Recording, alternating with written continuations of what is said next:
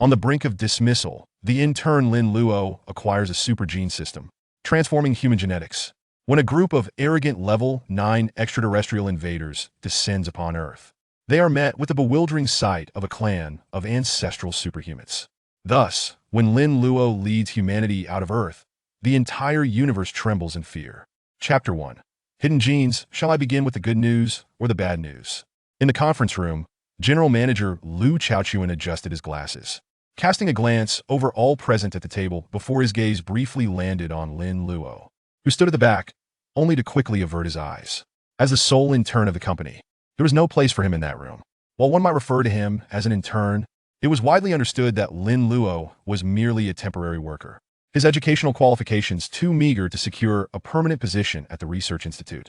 However, Lin Luo remained indifferent, lost in his own thoughts as he stood there. "Brother Liu, let's hear the good news first," Deputy Manager Li Xiao suggested with a slight smile. To everyone's surprise, Liu Chaochuan also smiled as he declared, "The good news is, there will be no overtime tonight." The announcement was met with exuberant joy, some even burst into applause.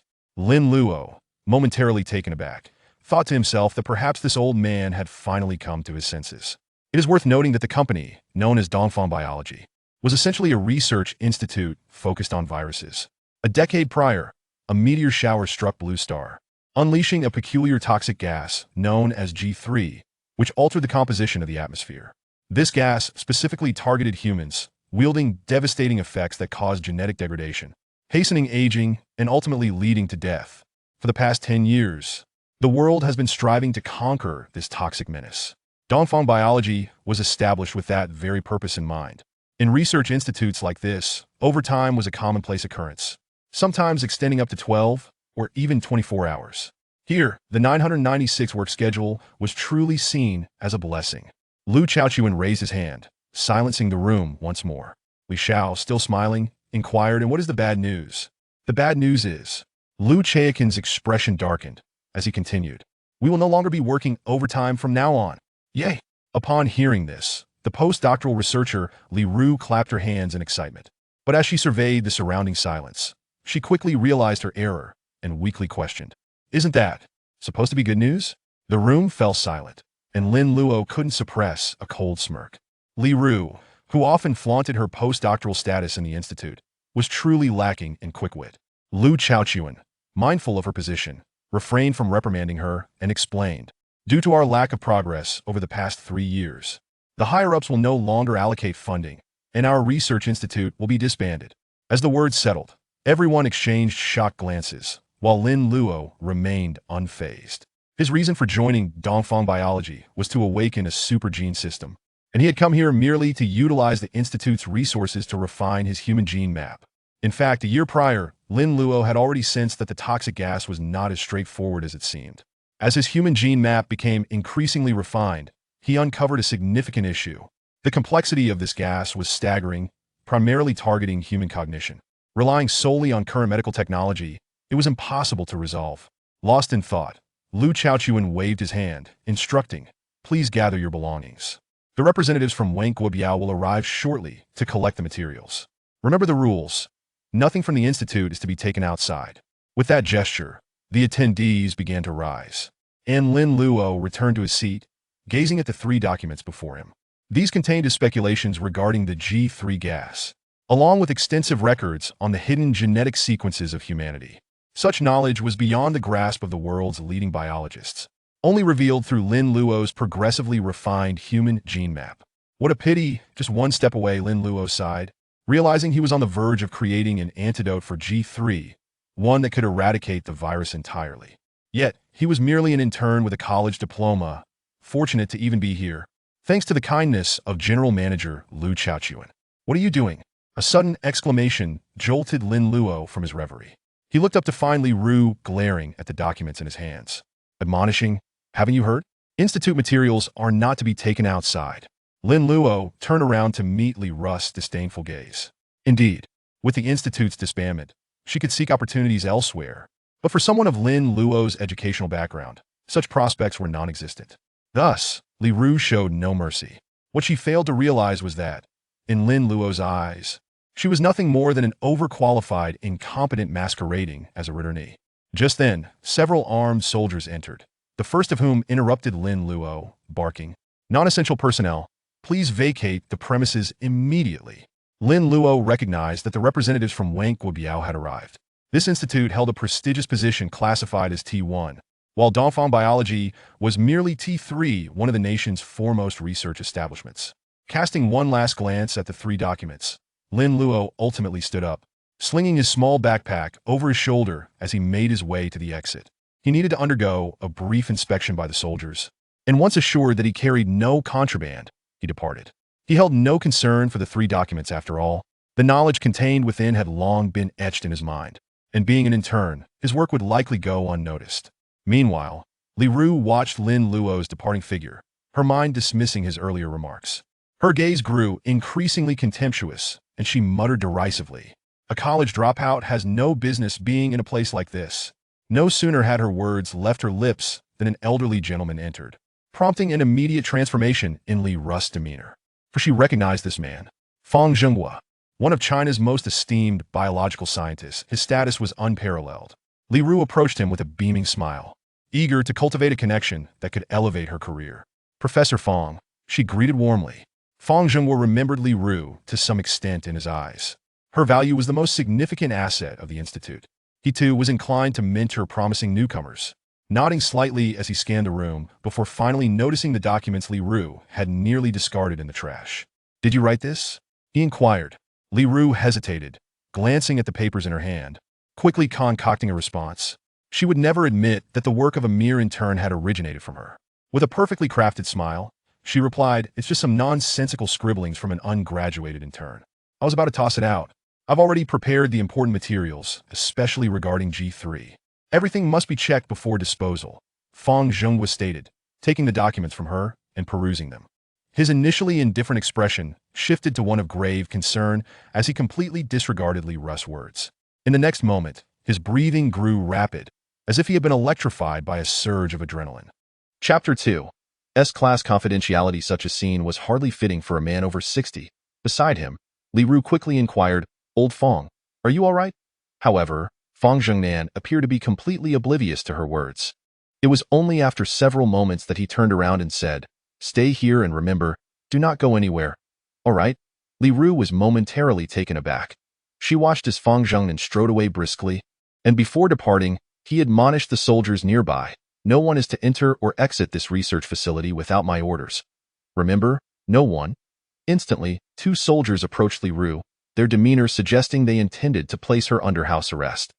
Anxiously, Li Ru swallowed hard and then muttered through gritted teeth, "That Lin Luo, could it be that he wrote something treasonous?" Ding.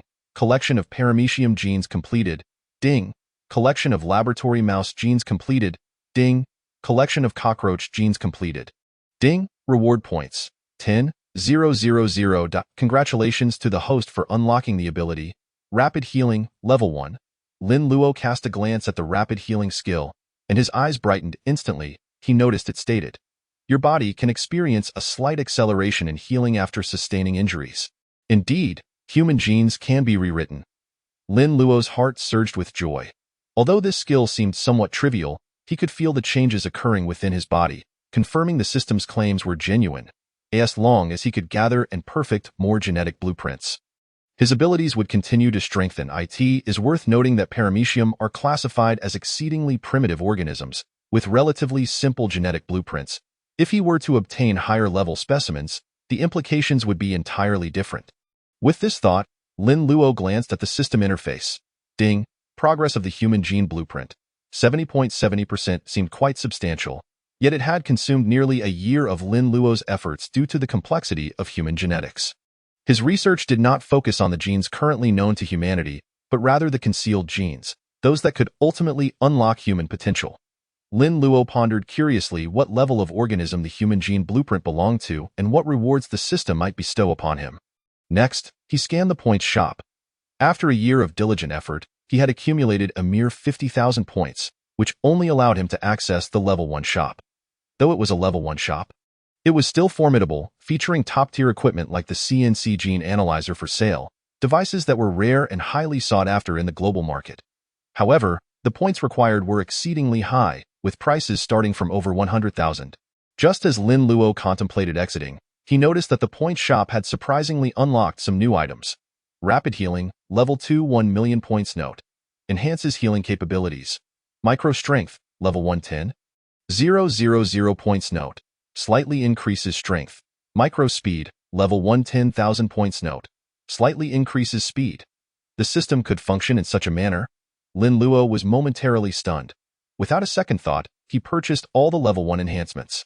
In that instant, he felt a gentle warmth coursing through his body, and he raised his hand, delivering a punch. Boom! Ouch! Lin Luo, you little rascal. Are you trying to murder your old father? Accompanied by a scream and a torrent of expletives. Lin Luo snapped back to reality, seeing his roommate Zhang Ming doubled over, clutching his stomach. He hurriedly asked, "Are you all right? What do you think?" Zhang Ming groaned, drenched in sweat. "What is wrong with you? I kindly came back to invite you to the graduation ceremony." Lin Luo quickly supported him, but Zhang Ming waved him off, saying, I'm fine. Yet, he sat for a while to catch his breath before adding, "Why has your strength suddenly increased? I've never seen you exercise." "You little brat, hiding your talents, Dotto, right? We need to hurry to the graduation ceremony. We're the only ones left, and I couldn't reach you on your phone." Lin Luo suddenly recalled that today was the graduation ceremony for his 3-year college program. He felt a twinge of nostalgia. His memory was excellent, and his grades were outstanding. Yet, for reasons unknown, he had performed poorly on the college entrance exam, with scores so low that neither teachers nor classmates could believe it. "What are you standing there for? Let us go. Are you expecting me to carry you?" Zhang Ming slapped Lin Luo on the shoulder, the sound echoing. Lin Luo winced at the pain and retorted, "You sly dog, are you taking this opportunity to get back at me? No, don't say such nonsense. Hurry up, let us go." As they spoke, Zhang Ming rubbed his palm and muttered, "Why do I feel like your bones have also become denser? It hurts like hell." Tap tap tap. Fang Zhenghua observed an elder approaching, one even older than himself, Qin Yuan, a venerable academician of Huaxia biology and Fang Zhenghua's mentor. Yet, this 80-year-old man moved with remarkable agility, rushing forward in a state of urgency, asking, "Where did this document come from?"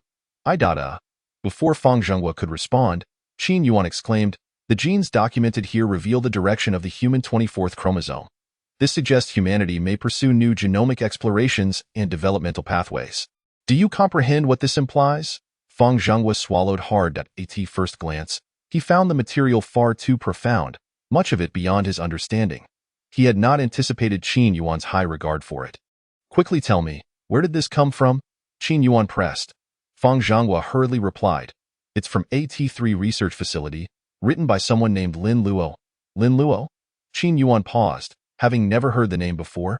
Instinctively asking which school did he graduate from, Jiangbei Biological Academy, Fang Zhenghua stated.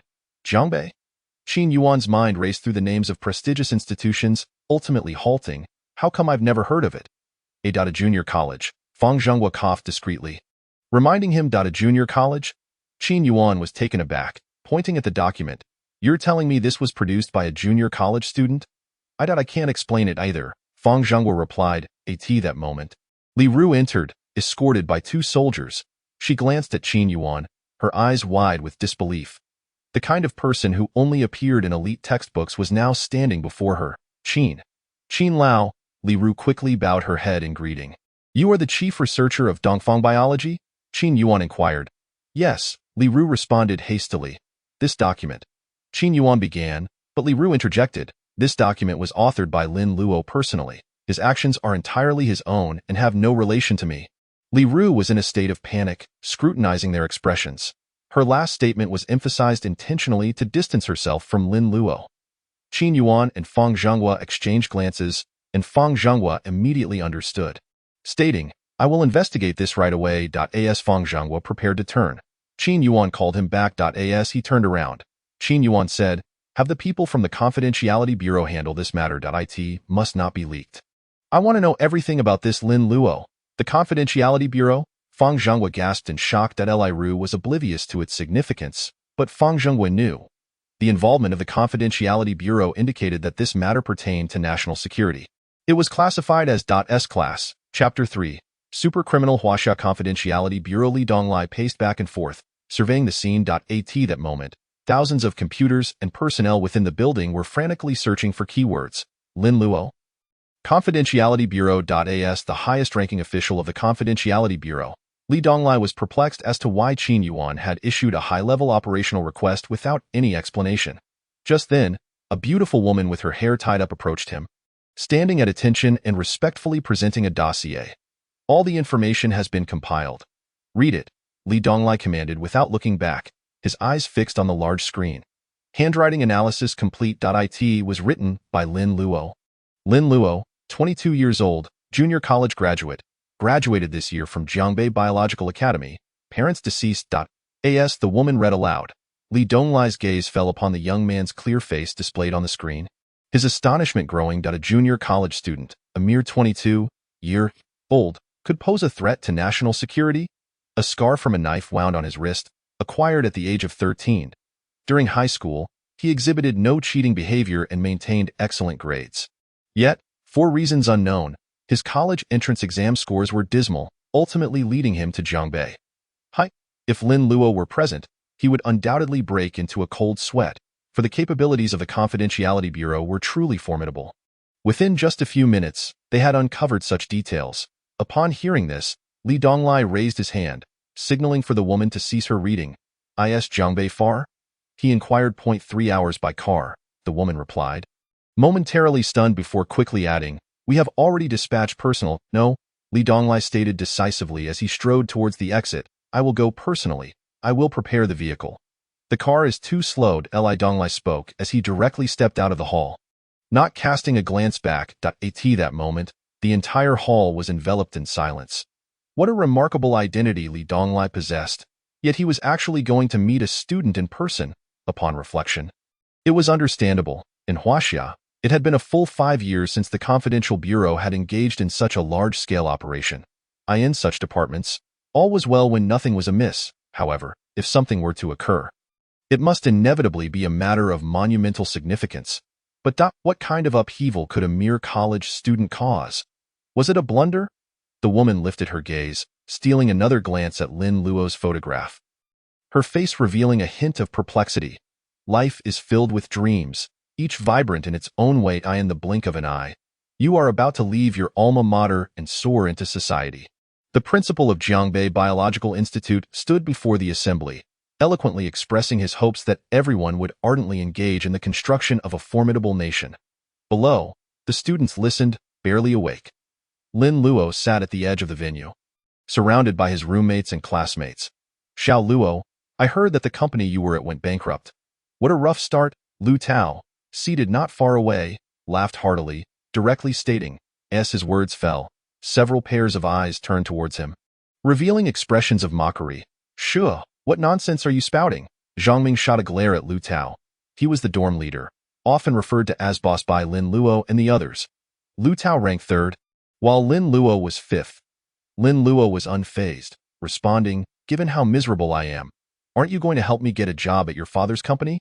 Upon hearing this, Lu Tao sighed. "Don't even mention it.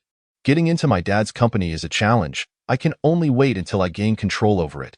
"You really do want to usurp the throne, don't you?" Lin Luo nudged him playfully, revealing a hint of gratitude.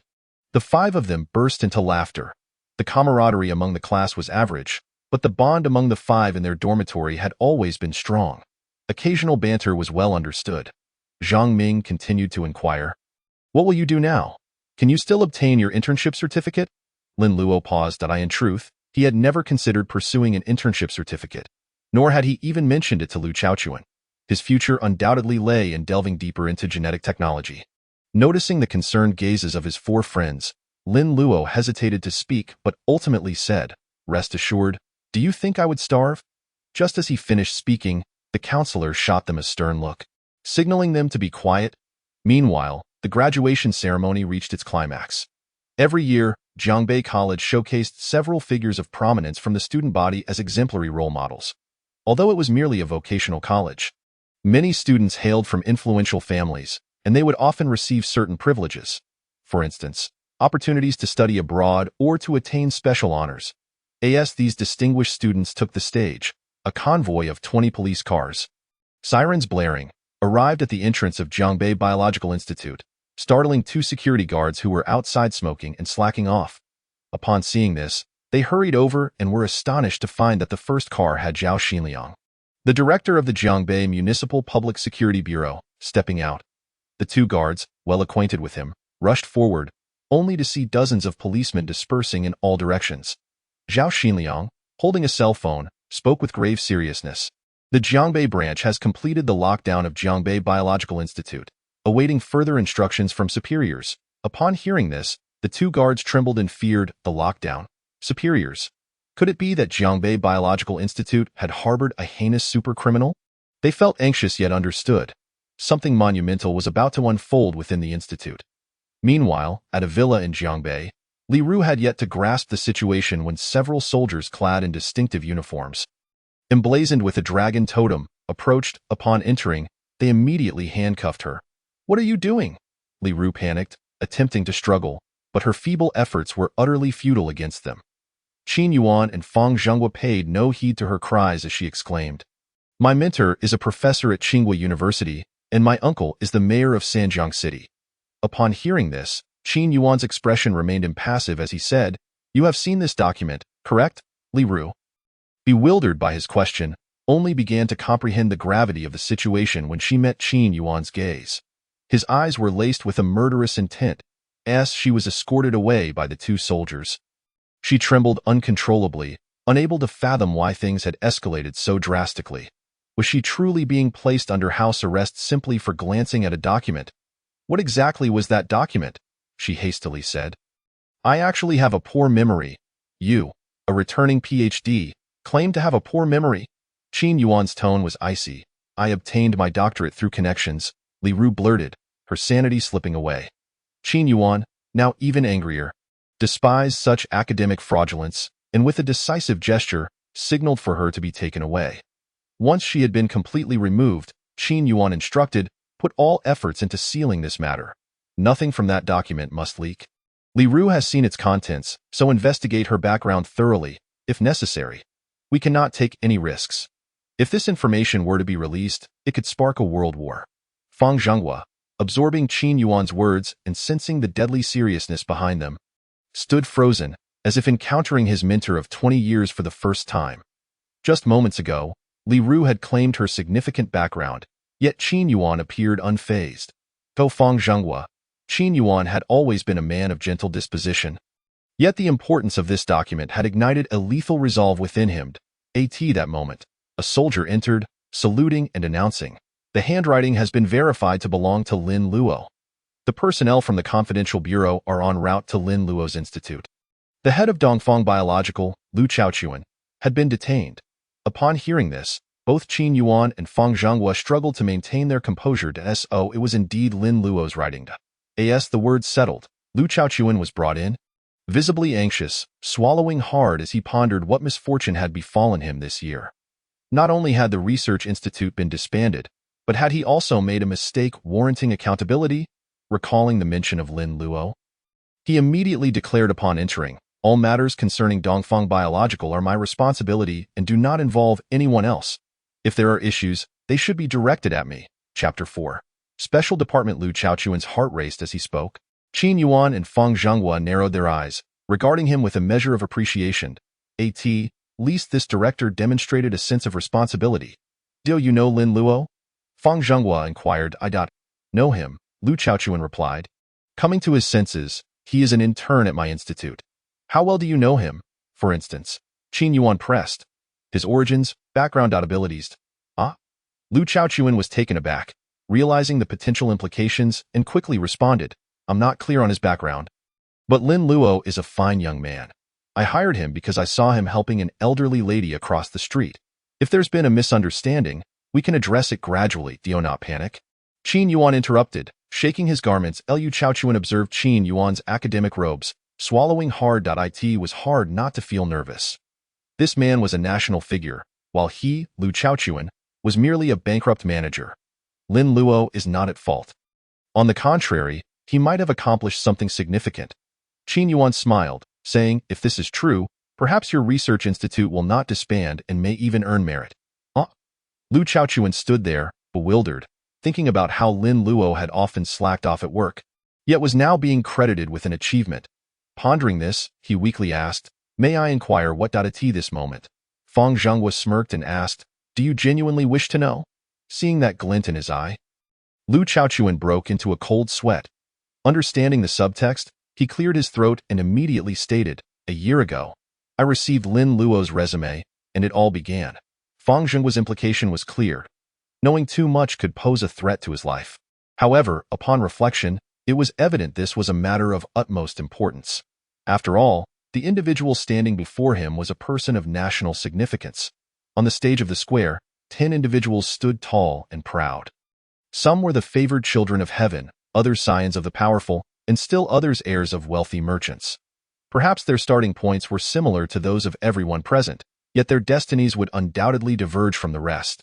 They savored the envious gazes from below, their postures akin to that of penguins. The principal extolled their virtues while murmurs of discussion arose from the audience. Only Lin Luo gazed upward at the sky.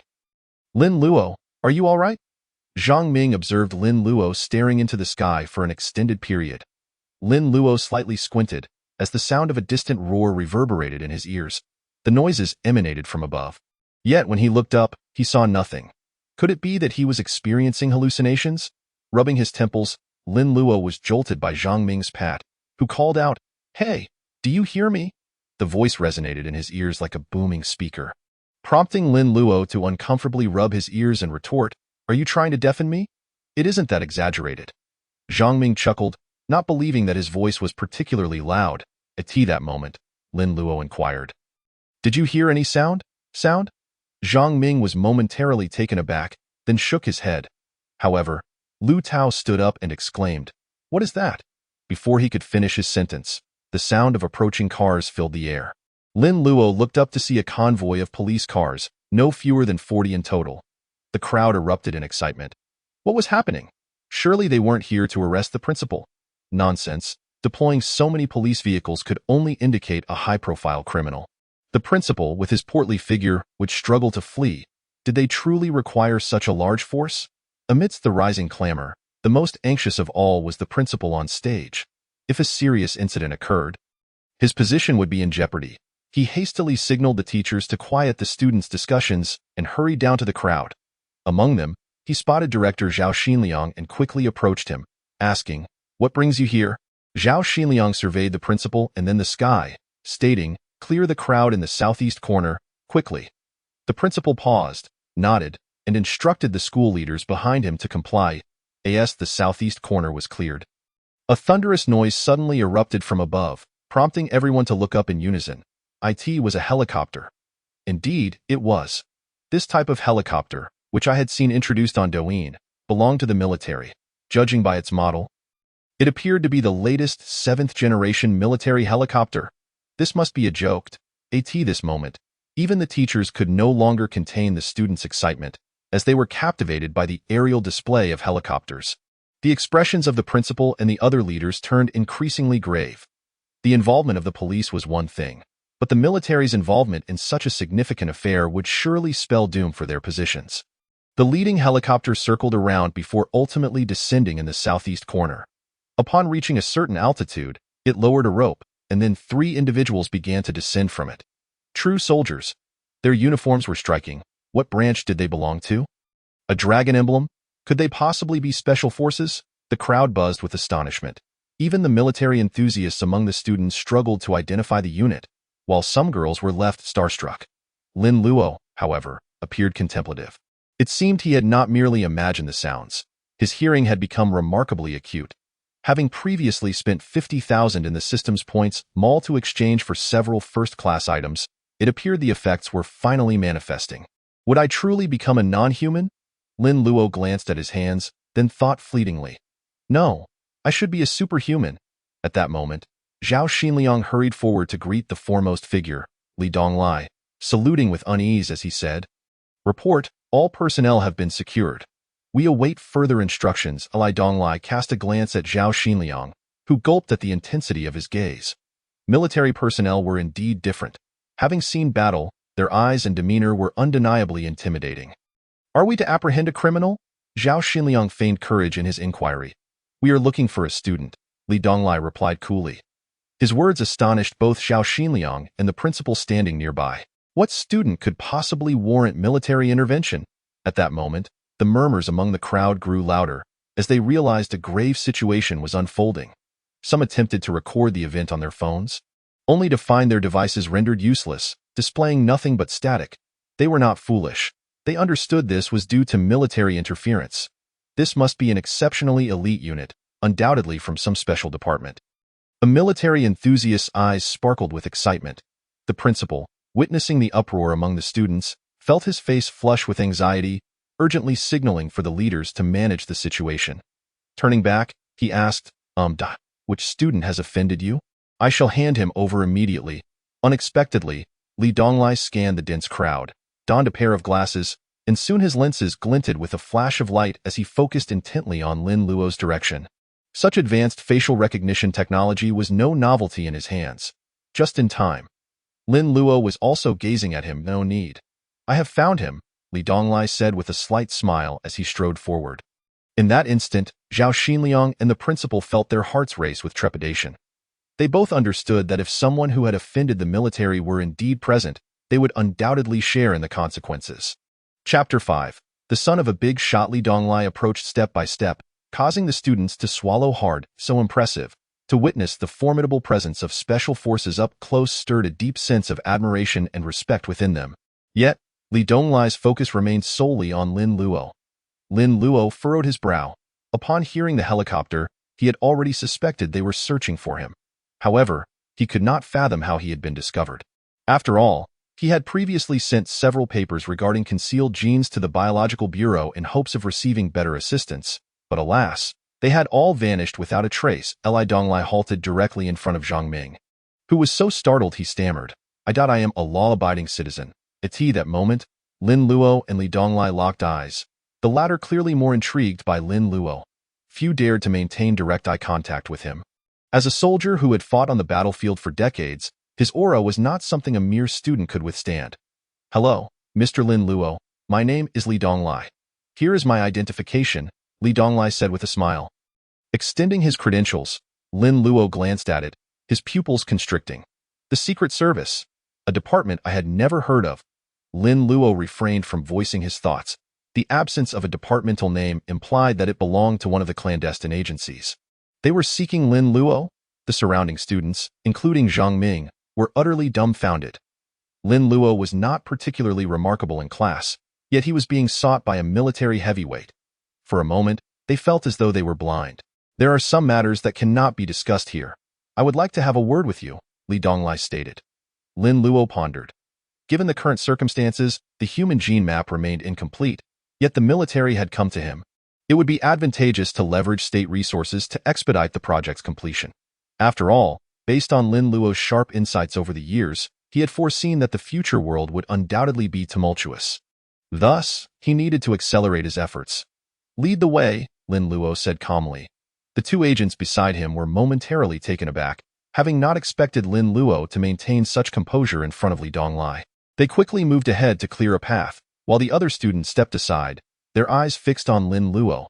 He did not appear to be a wanted criminal. His demeanor was quite courteous. Could it be that this Lin Luo was the son of some influential figure here to experience life in the countryside? It was a possibility. Perhaps he was preparing to inherit a fortune. You all read too many novels, someone remarked. Then explain how this is happening, others chimed in, scanning the three figures as they departed, while Zhao Xinliang and the principal followed closely, neither daring to linger too far behind, nor to get too close.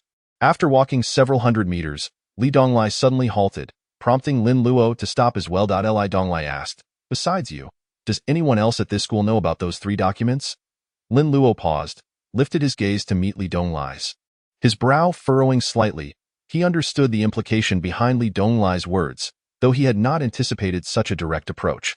However, in that moment, he grasped why they were seeking him. After contemplating, he responded, those three documents are not comprehensible to the average person, nor do they hold significance. Hearing this, Li Donglai felt a deeper appreciation for Lin Luo. Such a succinct statement encapsulated the entirety of the matter. Li Donglai's serious expression suddenly broke into a smile as he said, in truth, I cannot comprehend them either, which is why I intend to take you to someone who can. The sight of that smile caused the two agents beside him to tilt their heads in disbelief. Li Donglai, known as the Eastern Demon, was actually smiling. This was astonishing. The two quickly feigned ignorance. After all, witnessing such a scene was not favorable for them. Lin Luo, however, felt indifferent, simply finding Li Donglai's smile somewhat unsightly.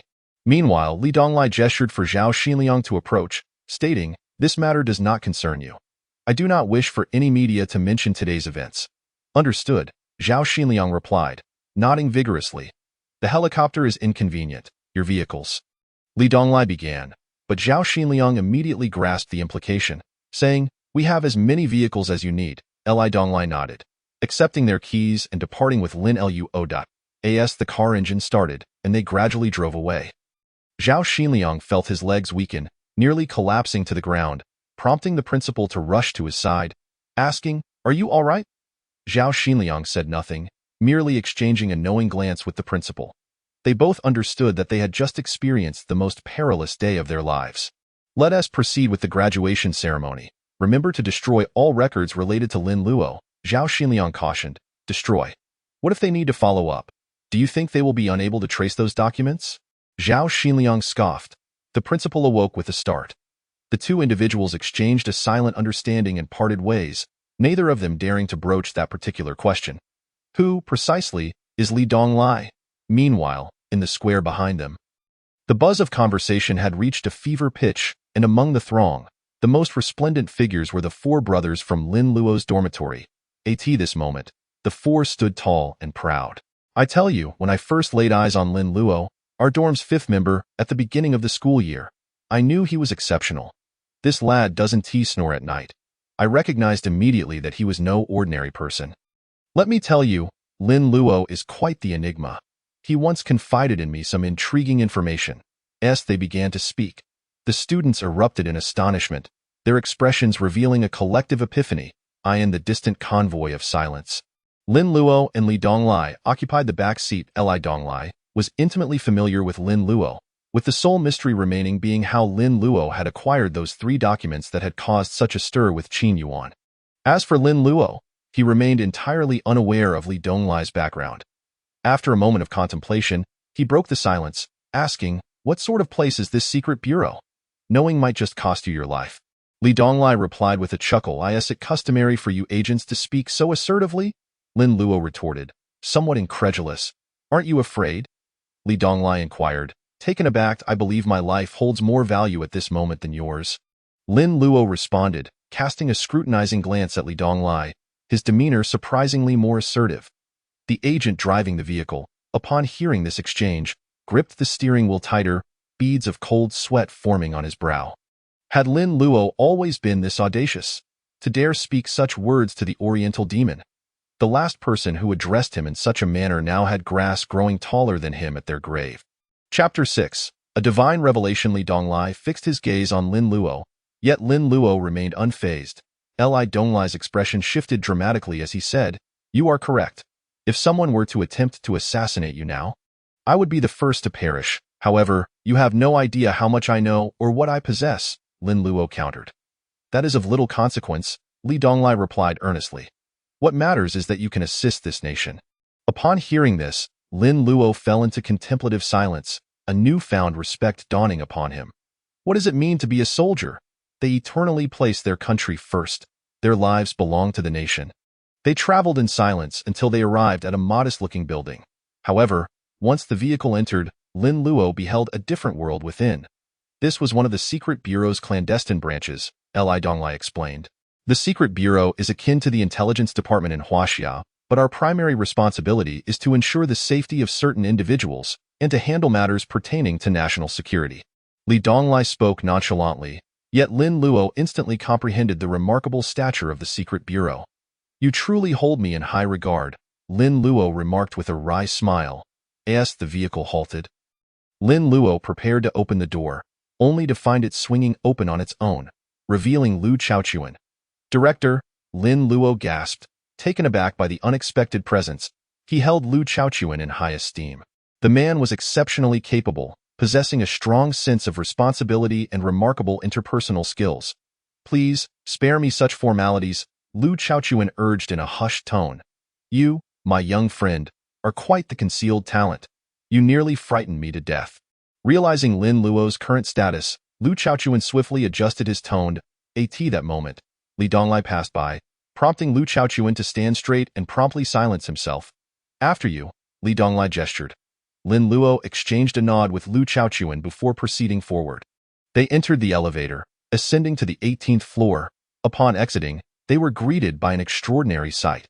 This unassuming branch housed a plethora of advanced machinery, many of which Lin Luo could not even name. Upon entering the conference room, Lin Luo was met by two elderly gentlemen, who both rose simultaneously upon his arrival.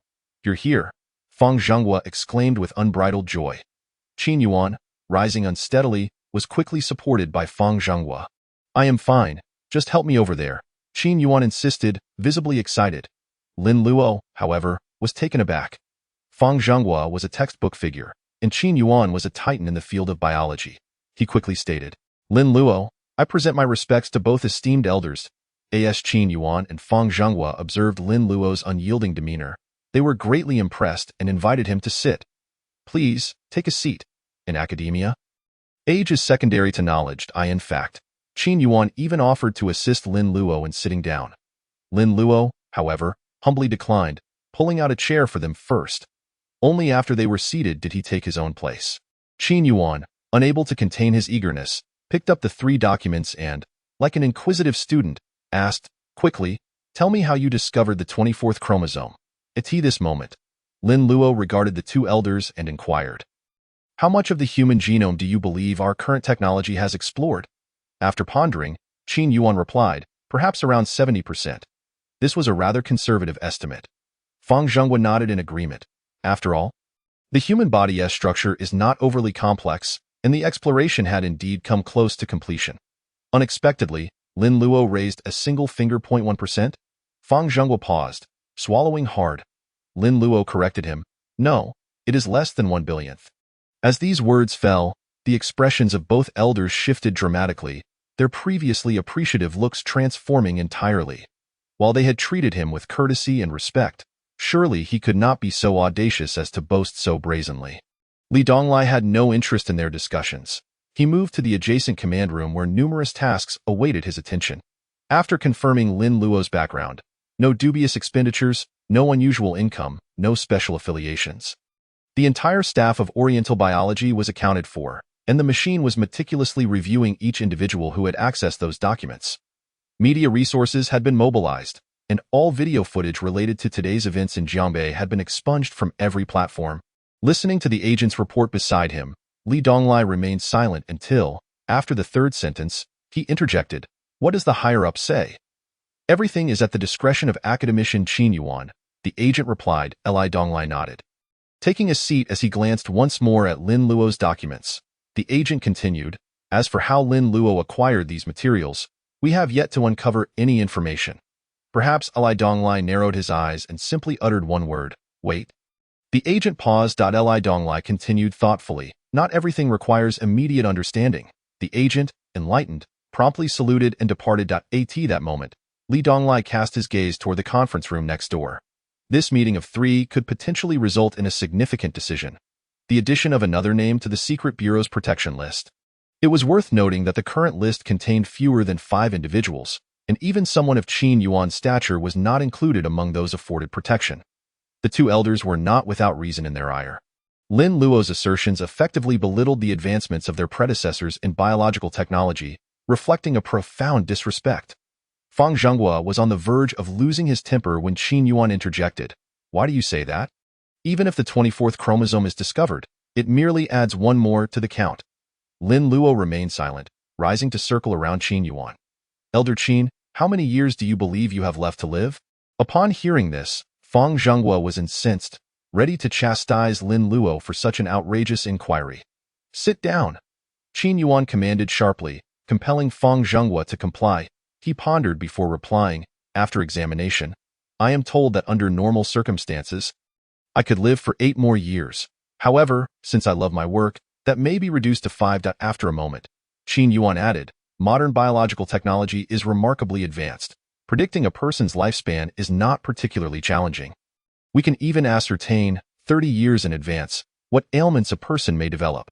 Before his words concluded, Lin Luo suddenly stepped closer to Qin Yuan, producing 3 silver needles with a swift motion. Without hesitation, he deftly inserted the needles into 3 acupoints on Qin Yuan's head. Fang Zhenghua gasped in shock. Those acupoints were fatal. Engaging all 3 simultaneously, even a divine being would struggle to intervene. Call for help, he shouted, preparing to confront Lin Luo. Hearing this, Li Donglai rushed in. Upon entering the conference room, he was met with a sight that sent chills down his spine. Fang Zhenghua's eyes were fixed intently on Qin Yuan's head, where a shockingly visible transformation was occurring. The white hair was rapidly reverting to black. Accompanying this change were the fading age spots on his skin. This scene resembled a miracle. Chapter 7. The limits of humanity. Li Donglai understood that the answer had been revealed. Lin Luo had substantiated everything. Lin Luo's name would soon be inscribed on the secret bureau's list. Fang Zhenghua swallowed hard, his voice momentarily lost.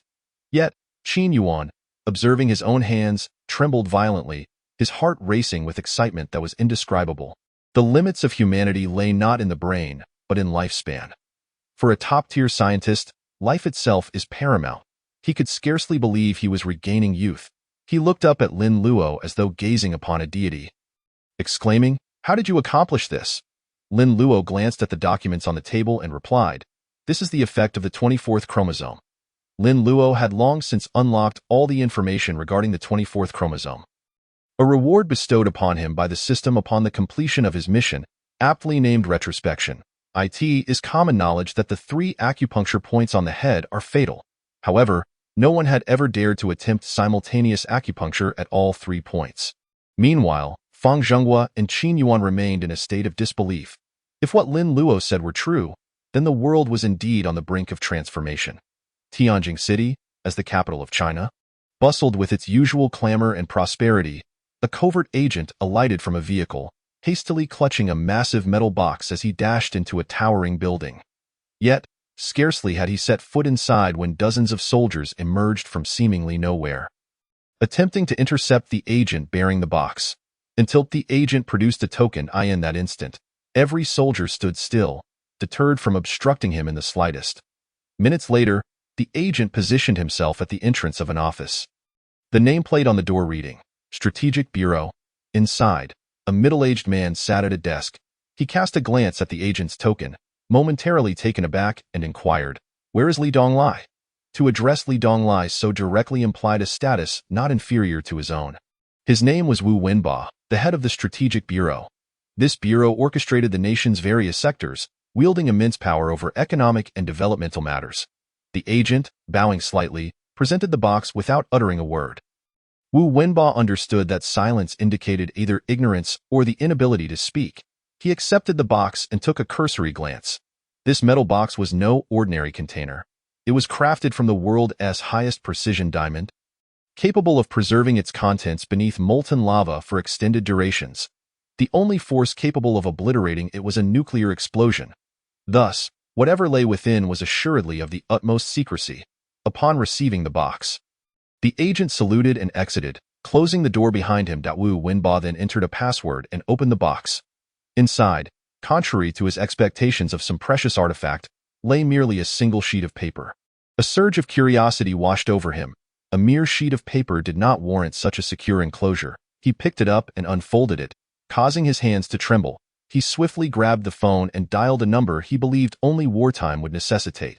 "This is Wu Wenba from the Strategic Bureau. I request a personal meeting." In essence, this was the situation. Lin Luo, observing the 2 men's expressions of reverence, stated, in simple terms, the 24th chromosome has the potential to restore youth, but it does not alter lifespan. Qin Yuan and Fang Zhenghua, however, felt no disappointment. The fervor in their eyes was such that even Lin Luo found it somewhat unsettling. This was a breakthrough. Humanity's advancement relied on the creativity born from youthful vigor. Yet, aging and limited lifespans heavily constrained humanity. If top-tier scientists could enjoy an additional 10 or even 5 years of vitality, how much would their creativity evolve? Qin Yuan exclaimed with great enthusiasm, and Fang Zhenghua nodded vigorously. Just as the 2 men were caught up in their excitement, Lin Luo's next statement nearly swept them off their feet. I merely said the 24th chromosome cannot alter lifespan. I did not say it cannot change. At that moment, a ripple of astonishment surged through them. Qin Yuan appeared somewhat rejuvenated, his resilience strengthened. However, Fang Zhenghua seemed utterly unhinged, nearly losing his composure, until Li Donglai intervened to steady him. Casting a reproachful glance at Lin Luo, speaking carelessly could be perilous. Lin Luo cleared his throat, but Fang Zhenghua remained undeterred, pressing Lin Luo with a fervent inquiry. Is what you said true? Can humanity truly rewrite the history of lifespan? Lin Luo replied, the hidden gene chain can utterly dismantle the previous constraints on humanity, as you have already perused in the materials. Lifespan, abilities, and even modes of action. Consider this. Why are humans weaker than tigers and lions, yet we dominate the continent? We have barely scratched the surface of our potential. This discourse ignited a fervor in the two scientists. They comprehended deeply that if true, this would be a historic turning point. Humanity was on the cusp of soaring. It would be China that first ascended. What do you wish to do? Qin Yuan gazed intently at Lin Luo. Realizing that this young man was not merely a target of their search, but had long harbored a comprehensive plan. Lin Luo exhaled inwardly, reflecting that conversing with intelligent individuals was indeed less taxing. He looked at Qin Yuan and stated, I require personnel, a new department, a new plan, a new strategy. Qin Yuan and Fang Zhenghua immediately grasped the gravity of the situation. However, given the enormity of what was at stake, they recognized they could not make unilateral decisions. They turned to Lin Luo and said, we need time to study your proposition. No problem. Lin Luo nodded. At that moment, both men stood and unexpectedly bowed slightly to Lin Luo. He halted, hastily lowering his head, not daring to accept their profound gesture of respect. Subsequently, they made their way towards the exit, requiring no further instructions. The remaining tasks were entrusted to Li Donglai.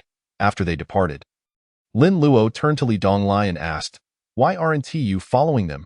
Li Donglai, his expression grave, stood at attention. At that moment, a man and a woman approached, both donning sunglasses with an air of coolness. Indeed, agents had a penchant for dramatics. Even as nightfall approached, Lin Luo muttered under his breath. Li Donglai and the others overheard, but maintained their stoic demeanor, feigning ignorance. What is this? Lin Luo inquired, observing as Li Donglai handed him a black ring, which bore an exquisitely lifelike black dragon. In the event of an emergency, you can present this to any department, and they will assist you, Li Donglai explained, omitting the fact that only 5 individuals in China currently possess such a ring. Lin Luo was the 5th. Simultaneously, Li Donglai addressed Lin Luo, you must select one of the 2 bodyguards. Still preoccupied with the ring, Lin Luo absent-mindedly heard Li Donglai's remark and replied, what are you joking about? I am just a student. Who would wish me harm? Unexpectedly, Li Donglai responded with utmost seriousness, Lin Luo, I am not soliciting your opinion. Either you choose one, or you will receive both. Chapter 8. Brotherhood. Sensing the seriousness in Li Donglai's demeanor, Lin Luo coughed lightly and said, I was merely joking. No need to take it so seriously. Lin Luo contemplated that this soldier was indeed not one to jest. He earnestly stated, what I mean is, no one would wish me harm. You'll not be under the illusion that China is entirely safe. Li Donglai replied gravely. The number of spies we neutralize in a single year far surpasses the total number of students at your school. Lin Luo's pupils contracted. Your current identity is not that of an ordinary individual, Li Donglai continued. All your information has been erased. Apart from the highest-ranking personnel, no one else can access any details concerning you. Lin Luo glanced at the 2 bodyguards, who had remained silent and expressionless throughout. More wooden figures, he mused, and pointed at the male bodyguard. The male bodyguard stepped forward, his demeanor serious and solemn. However, Lin Luo declared, you re-dismissed. I'm a normal man. Why would I choose a muscle-bound brute? If I must select, it would be a woman. The 3 exchanged incredulous glances. What sort of person was this Lin Luo? Li Donglai waved his hand, and Xia Qian stepped forward. She was indeed strikingly beautiful, her military bearing lending her an air of elegance. Xia Qian. Yet, her voice was cold and detached. Lin Luo regarded her for a moment and remarked, but having a woman protect me seems rather absurd. Would you like to test that theory? Li Donglai asked with a sly smile. At that moment, Xia Qian fixed her gaze on Lin Luo and, in the next instant, swiftly raised her hand. Her speed surpassed that of some dramatic television shows. Just as her hand was about to make contact with Lin Luo's shoulder, he exclaimed in mock terror. "Stop!" Observing Lin Luo's expression, both Li Donglai and Xia Qian felt a sense of satisfaction, a hint of triumph in their demeanor. Yet, unbeknownst to them, Lin Luo had perceived her every movement with clarity. He could have effortlessly dodged and countered. However, he deemed it necessary to grant these agents their due respect.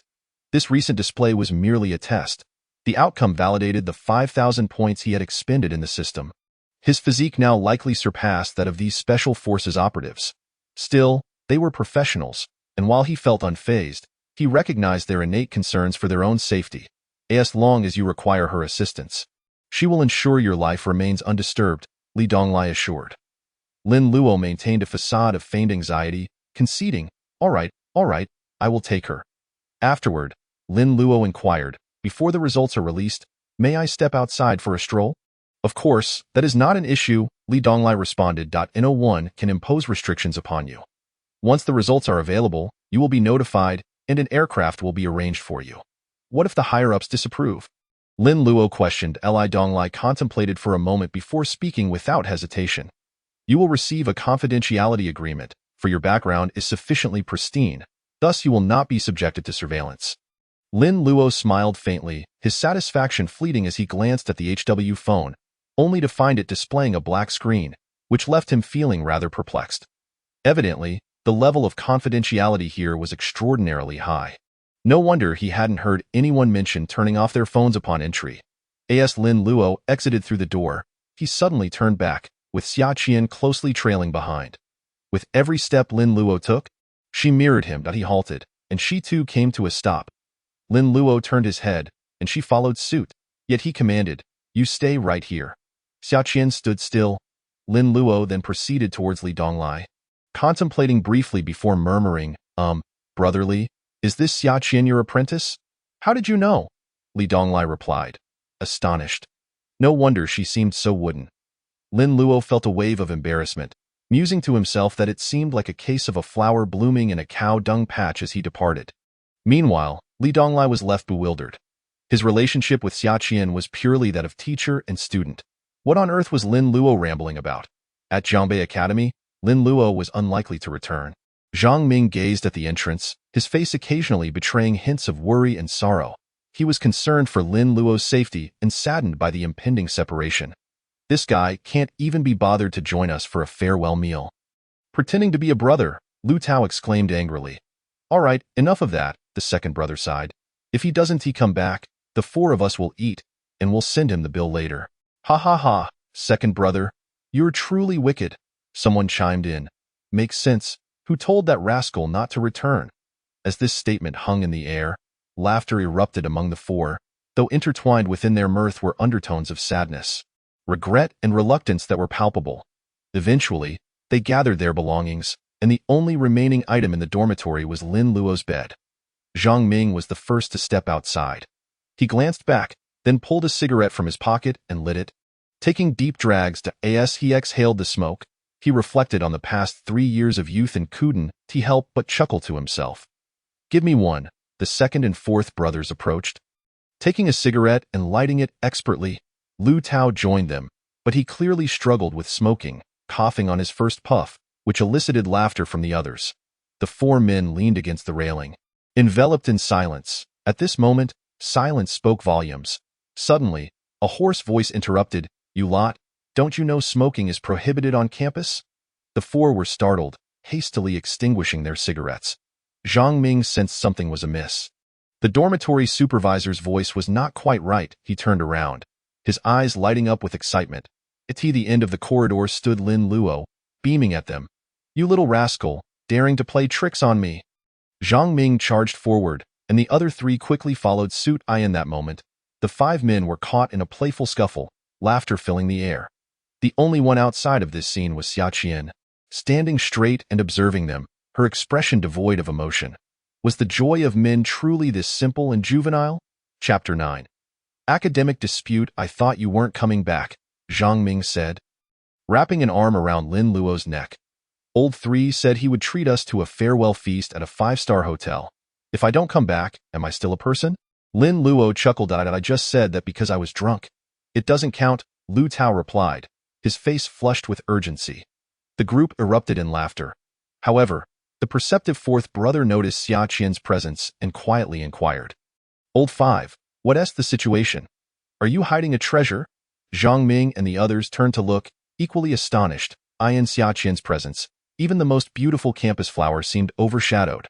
Lin Luo merely chuckled and replied, just pretend she's not here.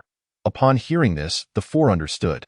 It was evident that Lin Luo had been taken by the military, thus his identity was no ordinary one. They felt no envy, only a sense of reassurance. At the very least, Lin Luo's future appeared secure.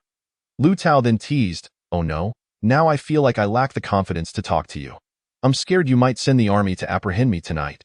The last time we played ranked, it wasn't me pretending to be you. I was really just bad. As soon as the words left his mouth, the five men burst into laughter again, while Xia Qian frowned once more, unable to comprehend what was so amusing about their banter. In the most luxurious barbecue restaurant in Jiangbei, the five men drank beer, boasting and reminiscing about the past. With no one inquiring about Lin Luo's activities that day, as the night deepened and drunkenness set in, it was time for them to part ways. The five embraced, each with red eyes, aware that this farewell held the uncertainty of when they might reunite again. I am leaving. Zhang Ming, the eldest brother, maintained his composure, having cared for them like a father over the years.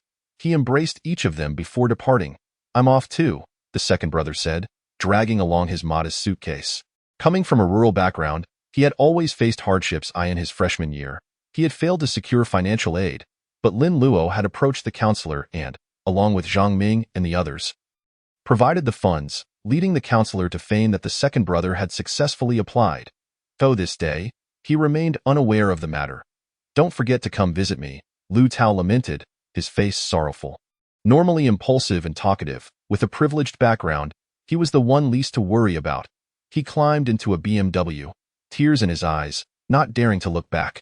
Finally, the fourth brother embraced Lin Luo, who personally saw him off to the taxi. The fourth brother was heading west to participate in construction, fulfilling his dream. Once they had all left, Lin Luo sat on the roadside greenery, covering his face with his hands. Xia Qian stood quietly beside him, her peculiar behavior attracting the attention of passers-by, who might have thought Xia Qian was bullying Lin Luo. However, Lin Luo was indifferent, and so was Xia Qian. Time passed, and Lin Luo eventually stood up, his emotions transformed entirely. Though sadness lingered, Lin Luo's future should not be anchored in this moment. Observing the revitalized man before her, Xia Qian paused before speaking. With your current power, should you wish, you both could live and work together indefinitely. Lin Luo merely smiled, glancing at Xia Qian, and quipped, if you don't speak, I might have mistaken you for a mute. Xia Qian, her expression unchanged, did not even furrow her brow at his remark. Let us go. Lin Luo waved his hand, and Xia Qian followed him until they reached a hotel front desk. Hello, you two, looking to book a room? One room, double bed, Lin Luo stated, taking out his wallet. The receptionist paused, glancing at Lin Luo and Xia Qian with an understanding look, then said, I'm sorry, but we only have a large single bedroom available. I apologize for the inconvenience. Normally, Lin Luo might have grasped the implication, but under the influence of alcohol and the day's events, he replied, then we'll take that. He opted not to book 2 rooms, knowing Xia Qian would undoubtedly choose to stay close for protection. All right, the receptionist accepted the payment, watching with envy as Lin Luo escorted Xia Qian away. Though she muttered softly, he helped her, yet didn't he even say thank you. Such rudeness. Lin Luo brought Xia Qian to the hotel, and as they entered, Xia Qian walked directly to the front, scanning the surroundings and becoming alert. Wait a moment, she instructed before proceeding inside. She checked every corner, the walls, the bathroom, beneath the bed. Finally, her cold voice rang out, it's clear. However, when she turned back, she found Lin Luo sprawled on the bed, fast asleep. Xia Qian closed the door and sat on the sofa, quietly gazing ahead. This night was destined to be unspoken. In the 12 hours following Qin Yuan's departure, the entire Tianjin, even the nation, was plunged into tremendous upheaval. Senior researchers and biologists had been laboring for 12 hours, striving to accurately compute the contents of Lin Luo's 3 documents. necessitating the collaboration of 9 T1 research institutes across the country. And there were only 9 of them nationwide. Ultimately, all the data coalesced into a singular piece of information. Encrypted and transmitted to the Tianjin Strategic Bureau.at this moment, 20 individuals sat around a circular table in the bureau. Wu Wenba, Li Donglai, Qin Yuan, and Fang Zhenghua were among them. Aside from them, the other 16 were either of ministerial rank or top-tier scientists in the biological field. Each one of them could create a sensation wherever they went, yet they now appeared extremely anxious. They were about to discuss matters that could impact the fate of the nation. I still oppose this. This young man's origins are murky, and these materials may very well be a deliberate ploy by the Eagle Nation to mislead you. An elderly man rose, resolutely objecting. His name was Zhou Hai. Holding a position of great authority yet extremely conservative. Are you questioning the integrity of our confidentiality bureau's work? Li Donglai retorted, displeased. Zhou Hai, unperturbed by the criticism, replied, "We are merely deliberating whether we should invest such substantial human and material resources into exploring something that may not even exist." "And what do you think I am?" Qin Yuan stood up, his head of black hair speaking volumes.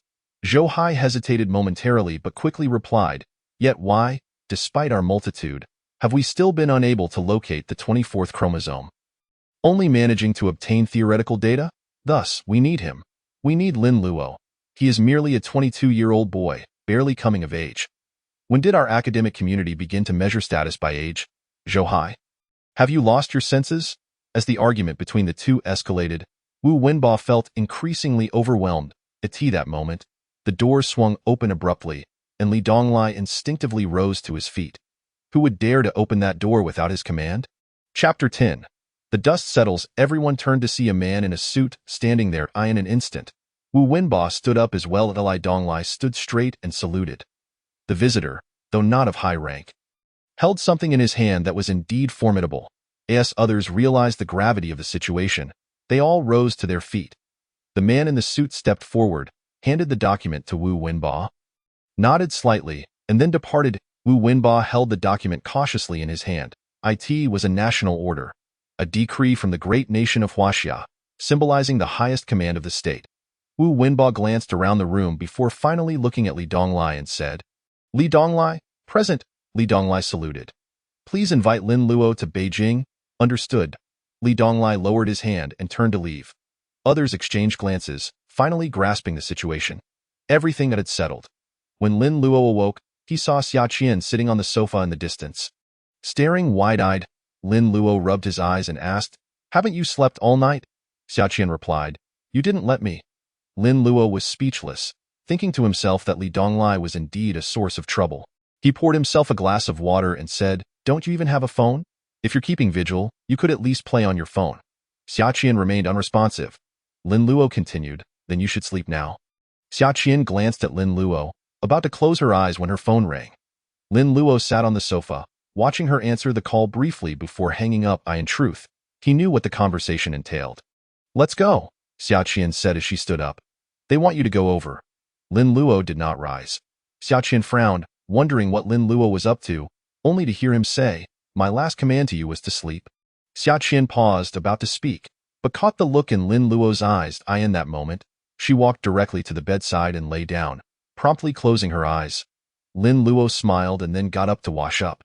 Nearly 5 hours later, when Xia Qian awoke, she noticed a thick stack of papers on the table, with Lin Luo engrossed in writing something. "Ding! Congratulations! You have successfully deciphered the hidden gene R13. The progress of the Human Gene Project is now at 71. Ding! Reward, 50,000 points. 50,000? Lin Luo paused at the sudden announcement. Points were only awarded for significant breakthroughs. Previously, after much toil, he had managed to accumulate nearly 200,000 points, including the recent 50,000, mainly from purchasing equipment. This time, however, he had received a substantial 50,000 points. It seemed the R13 gene was indeed remarkable. As Lin Luo pondered, he sensed Xia Qian had awakened. Without turning around, he asked, "Why did you turn your head?" "The document in your hand is classified. I cannot look at it until authorized by my superiors. But you wouldn't understand it anyway. However, my memory is quite sharp," Xia Qian replied calmly. Lin Luo then set down his pen, rubbed his forehead, thinking that having such a bodyguard was quite a burden, He organized his things, stood up and said, "Let us go to Beijing. Excuse us, we need to conduct our duties. Please make way at Tianjin International Airport." A team of uniformed personnel entered, instantly taking control of all airport access points. A celebrity arriving. Nonsense. What celebrity warrants this level of treatment? I suspect it's a foreign leader. The crowd buzzed with speculation. But this was not an uncommon occurrence in Tianjin City. However, the scale of this operation was unprecedented, with even normal boarding channels completely shut down. Many flights were delayed, and large groups of people were forcibly prevented from moving. Meanwhile, Lin Luo and Xia Qian traversed a deserted secret passage, arriving at their destination where Li Donglai and another man awaited. Wu Wenba, director of the Strategic Bureau, Li Donglai introduced. Lin Luo was taken aback. Not expecting such a prominent figure to personally greet him, he extended his hand and said, "Lin Luo." Wu Wenba's gaze was far sharper than Li Donglai's. He scrutinized Lin Luo, instantly gathering a wealth of information. The 22-year-old young man exhibiting such demeanor upon hearing his name certainly indicated considerable confidence. "Everything is prepared. We are merely awaiting you," Wu Wenba stated. Lin Luo nodded. Exiting the airport, they boarded a vehicle.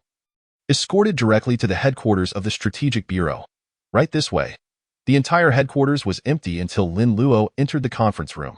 The room, designed for a roundtable discussion, could accommodate over 100 people. Lin Luo surveyed the room, aware that those present were not ordinary individuals. He strode confidently to the center of the stage.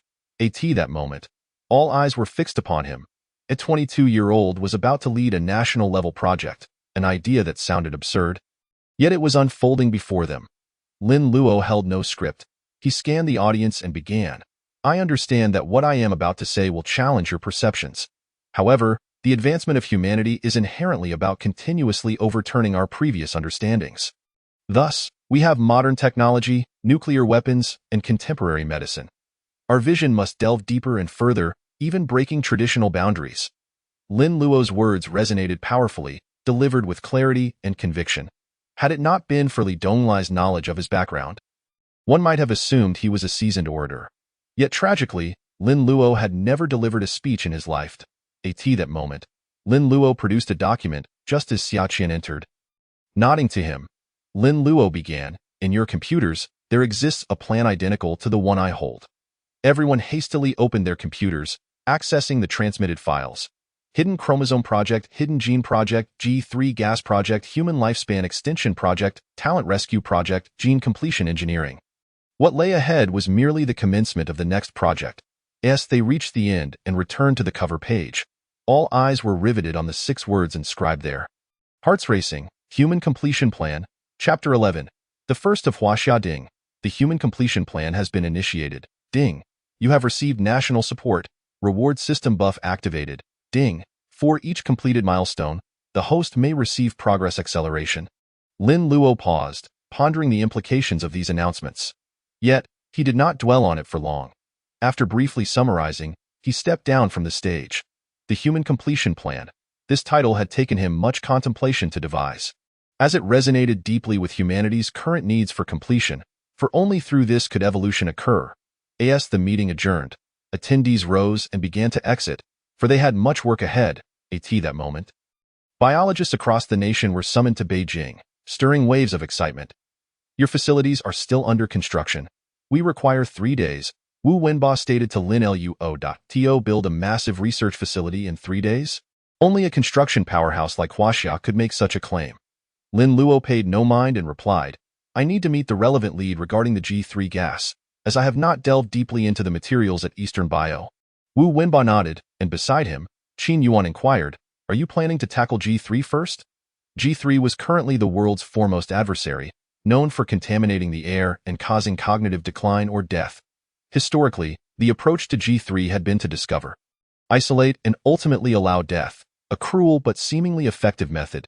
If you intend to pursue this angle, I can guide you to the Central Research Laboratory, where we have comprehensive research on the matter. Wu Wenba explained, pausing briefly. As for the lead, the head of the G3 project is Zhou Hai. Though the higher-ups had decided that Zhou Hai must comply, Qin Yuan and the others knew him too well. If he disagreed with something, he would make it exceedingly difficult for you. Lin Luo had no time to analyze their expressions and continued. Additionally, since you are all rather busy, it is impractical for me to require handovers for every task. I will need an assistant. What kind do you desire? Wu Wenba and Qin Yuan exchanged glances, not opposing but rather approving of Lin Luo's request. As the chief engineer of the human completion plan, effective management was as crucial as technical expertise. Lu Chaochuan, Lin Luo stated. Wu Wenba paused for a moment, recalling the name, then frowned and said, I do not approve. He cast a glance into the distance and remarked, the assistant you need must possess the ability to command respect. I am uncertain about Lu Chaochuan's managerial capabilities, but he has never dealt with individuals of such caliber. Upon hearing this, Lin Luo merely smiled. He understood the sentiment. However, Lu Chaochuan was a different entity altogether. Has the background check on Lu Chaochuan been completed? Wu Wenba inquired as he entered the office, addressing Li Donglai. It has been done? Li Donglai responded, he is quite cleaned. Wu Wenba frowned. This matter requires more than mere cleanliness. It was then that Li Donglai interjected. This project is, by nature, an impossible task. It resides in an uncharted domain. I believe we should heed his counsel. Wu Wenba was taken aback, as this sentiment did not seem characteristic of Li Donglai. It appeared that he held Lin Luo in high regard. As their conversation unfolded, the telephone on the desk rang. Wu Wenba glanced at it and immediately rose to his feet.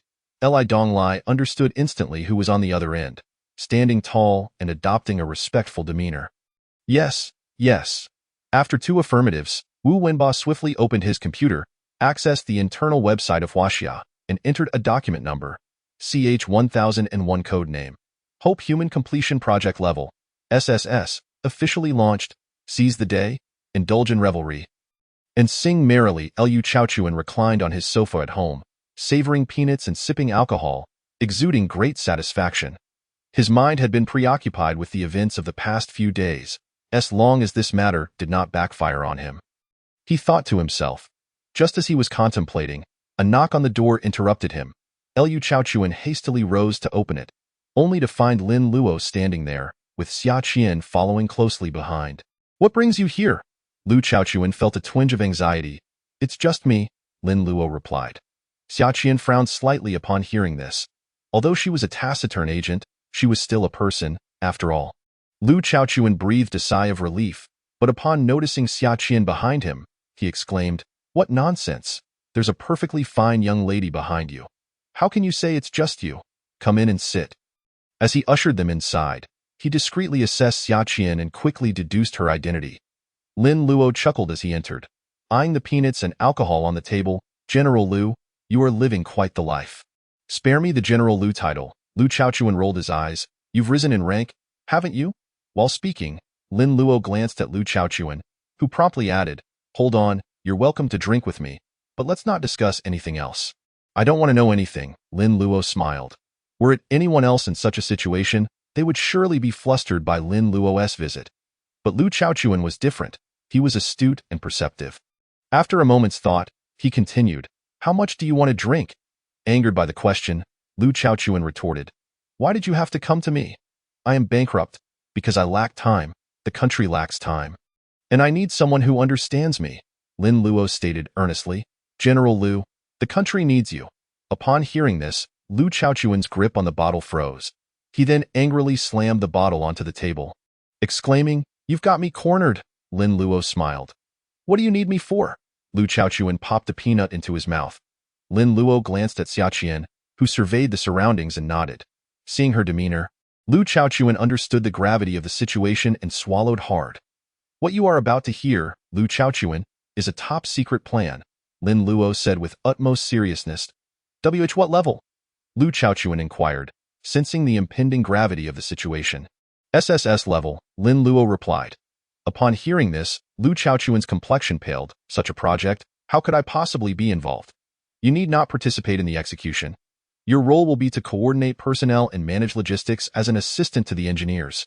Lin Luo clarified. Lu Chaochuan's fingers tapped rhythmically on the table as he suddenly fixed his gaze on Lin Luo.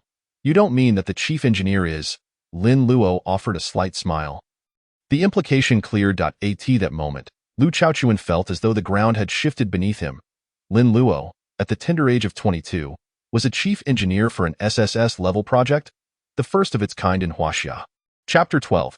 A shocking discovery the following day. Accompanied by Qin Yuan, Lin Luo arrived at the Zhongyan laboratory. This facility was one of only 2 G3 gas testing laboratories in the country, housing a plethora of samples and data. Upon entering, Lin Luo surveyed the surroundings, only to find no one approaching to greet him. It wasn't until Qin Yuan cleared his throat that someone finally came forward. "Where is Zhou Hai?" Qin Yuan inquired, irate. It was evident that these individuals dared not greet him without Zhou Hai's directive. "Academician Zhou is not present," the staff member said, eyes downcast and anxious. Is Zhou Hai contemplating resignation? Qin Yuan bellowed. The staff stood in a line, too intimidated to speak. Lin Luo intervened, smiling. "Since Academician Zhou is absent, please take me to the data archive." The staff member hesitated, fumbling his words. Qin Yuan furrowed his brow, ready to reprimand him, when Lin Luo produced a hand seal. This seal, recently acquired, bore the emblem of the golden dragon, symbolizing the utmost authority in Huaxia. Ordinary individuals would not recognize it, but none present were ordinary. The lead staff member trembled at the unexpected display of power from Lin Luo, who had just moments before appeared jovial. "Please, Chief Engineer Lin, this way," he stammered, not daring to delay. Lin Luo maintained a stoic expression as he followed, uttering not a single word. Upon reaching the densely packed data archive, he finally stated, "Within 5 minutes, I require all summary reports and core content regarding G3. Otherwise, this laboratory will no longer have reason to exist." Qin Yuan paused momentarily, but soon regarded Lin Luo with newfound admiration. A true strongman cannot afford to be overly lenient. Just then, a harsh voice rang out from outside. "What audacity! Do you truly believe that brandishing an obscure document can shield you from the nation's scrutiny?" As Zhou Hai stepped forward, exuding an imposing presence, Lin Luo did not deign to look at him even once.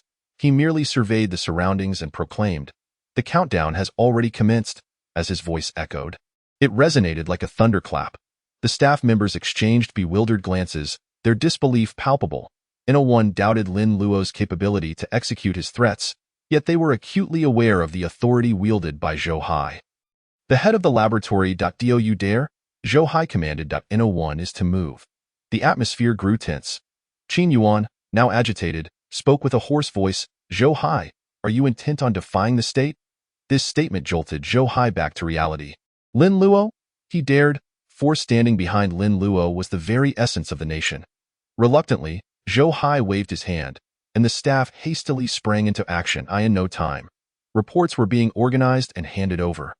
Lin Luo perused the documents, becoming engrossed. Hours slipped away unnoticed.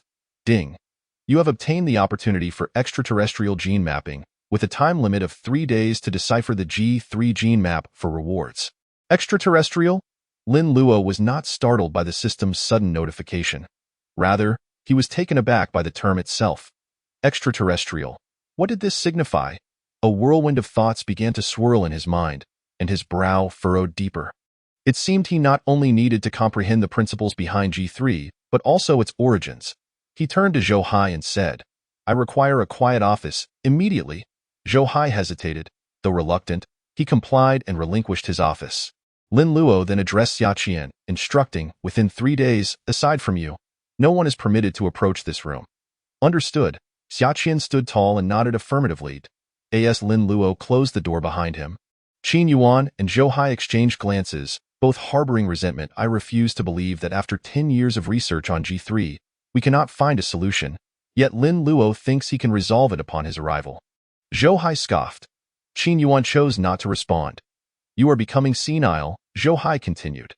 Qin Yuan remained silent, for only through experience could one grasp Lin Luo's extraordinary capabilities. After a moment of contemplation, he sought a place to sit. Thus, a day and a night swiftly passed. Inside the room, not a sound was heard, save for the occasional disappearance of the food left on the windowsill. At this moment, having finished his meal, Lin Luo's gaze quickly fixated on an image. The conventional method of viral invasion involves overtaking human cells and exploiting their internal resources for replication, ultimately wreaking havoc on the body. However, G3 was different. It required just one entity to induce lethality. After a decade of research, no cure had been discovered. An overwhelming influx of data and information caused Lin Luo's head to throb. Rubbing his temples, he scanned the data affixed to the walls until his gaze halted upon a G3 structural diagram. Though seemingly simple, Lin Luo recognized this structure from somewhere. K19. Enlightenment struck him. He recalled encountering a similar structure when he was deciphering 50% of the human gene map. Lin Luo's eyes widened in disbelief as a chilling hypothesis surfaced in his mind. Someone was conducting research on humanity. Indeed, someone was studying humanity? The system had just prompted the two words extraterritorial, which made Lin Luo take a deep breath. He swiftly searched through the human gene map provided by the system and, indeed, discovered data pertaining to K19. It was almost identical. The only distinction was a small red dot present on G3. This little red was the key to unraveling everything. No wonder countries had spent a decade researching without any results. They were utterly oblivious to the existence of this hidden gene. Lin Luo gasped in astonishment. Because of G3, the global landscape was in chaos. Distrust brewed among nations, and who could have imagined that the true enemy might not be humanity itself? Lin Luo understood that this truth needed to be clarified. However, first, he needed to investigate a solution for G3. If there was an issue with K19, employing a reverse approach that wouldn't work if he forcibly severed this gene chain. That too was unfeasible. Lin Luo's mind began to simulate various scenarios. Hours later, he opened his eyes, a hint of joy illuminating his expression as he exclaimed, "I understand." At that moment, the system chimed. "Ding! Congratulations, host! You have obtained the G3 gene map. Progress on the human gene map has increased by 3. Now at 74, ding, reward points, 100,000, ding. You have acquired immunity to G3. Ding, new task. Assist humanity in resolving G3. Lin Luo was ecstatic. He knew he was on the right path. He rose and pushed open the door, revealing 100 staff members outside, including Qin Yuan and Zhou Hai. However, no one believed that a miracle could occur in just 3 days. "Let's see what you have to say," Zhou Hai remarked with a sudden smile, already concocting a way to ridicule Lin Luo. Chapter 13. Conquering the poison gas. Lin Luo stepped outside and cast a glance at Xia Qian. Noticing her dark circles, even more pronounced than his own, he couldn't help but frown.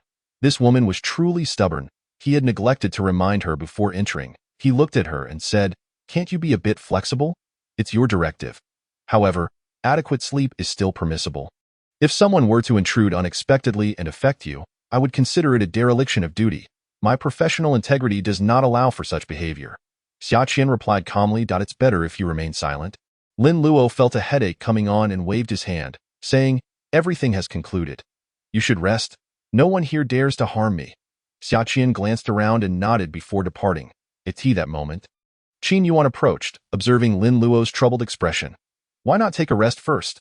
While Qin Yuan was aware that Lin Luo was extraordinary, he doubted that Lin Luo could solve this global dilemma in such a short time. In fact, Qin Yuan felt that Lin Luo was under immense pressure. This was the first hurdle. If he faltered here, the path ahead would only grow more arduous. Zhou Hai, following behind, couldn't suppress a smile as he said, "Young man, you should heed the advice of your elders and not assume you are invincible." As soon as he finished speaking, Lin Luo's steady yet profound voice resonated. "Old Qin, I believe we will soon be able to hold a press conference." Upon hearing this, Qin Yuan froze. Zhou Hai paused as well. The staff members working behind them all turned in astonishment to gaze at Lin Luo. "What did you say?" Qin Yuan exclaimed, instinctively grabbing Lin Luo's hand. The excitement palpable in his grip, G3 posed the greatest challenge to the world. Once infected with G3 gas, death was the only certainty awaiting them. The international medical community regarded it as a riddle without an answer. Lin Luo smiled and articulated each word with precision. "Indeed, I have deciphered the entirety of the G3 gas." His declaration sent ripples of shock throughout the room. Some individuals felt their legs weaken upon hearing the news, while others buried their faces in their hands, weeping. They were frontline researchers battling G3, bearing witness to colleagues succumbing to its torment. In mere moments, they would be reduced to mere bones. They lived in constant fear yet pressed on under the weight of their responsibilities. However, hope eluded them. Yet today, this young man had opened a door to possibility, suggesting he might have found the answer to this perplexing riddle. Boastful words. Utter nonsense, Zhou Hai exclaimed after a brief period of shock and silence. Laughing derisively, "Are Are you claiming to have unraveled the conundrum that eluded 300 of us?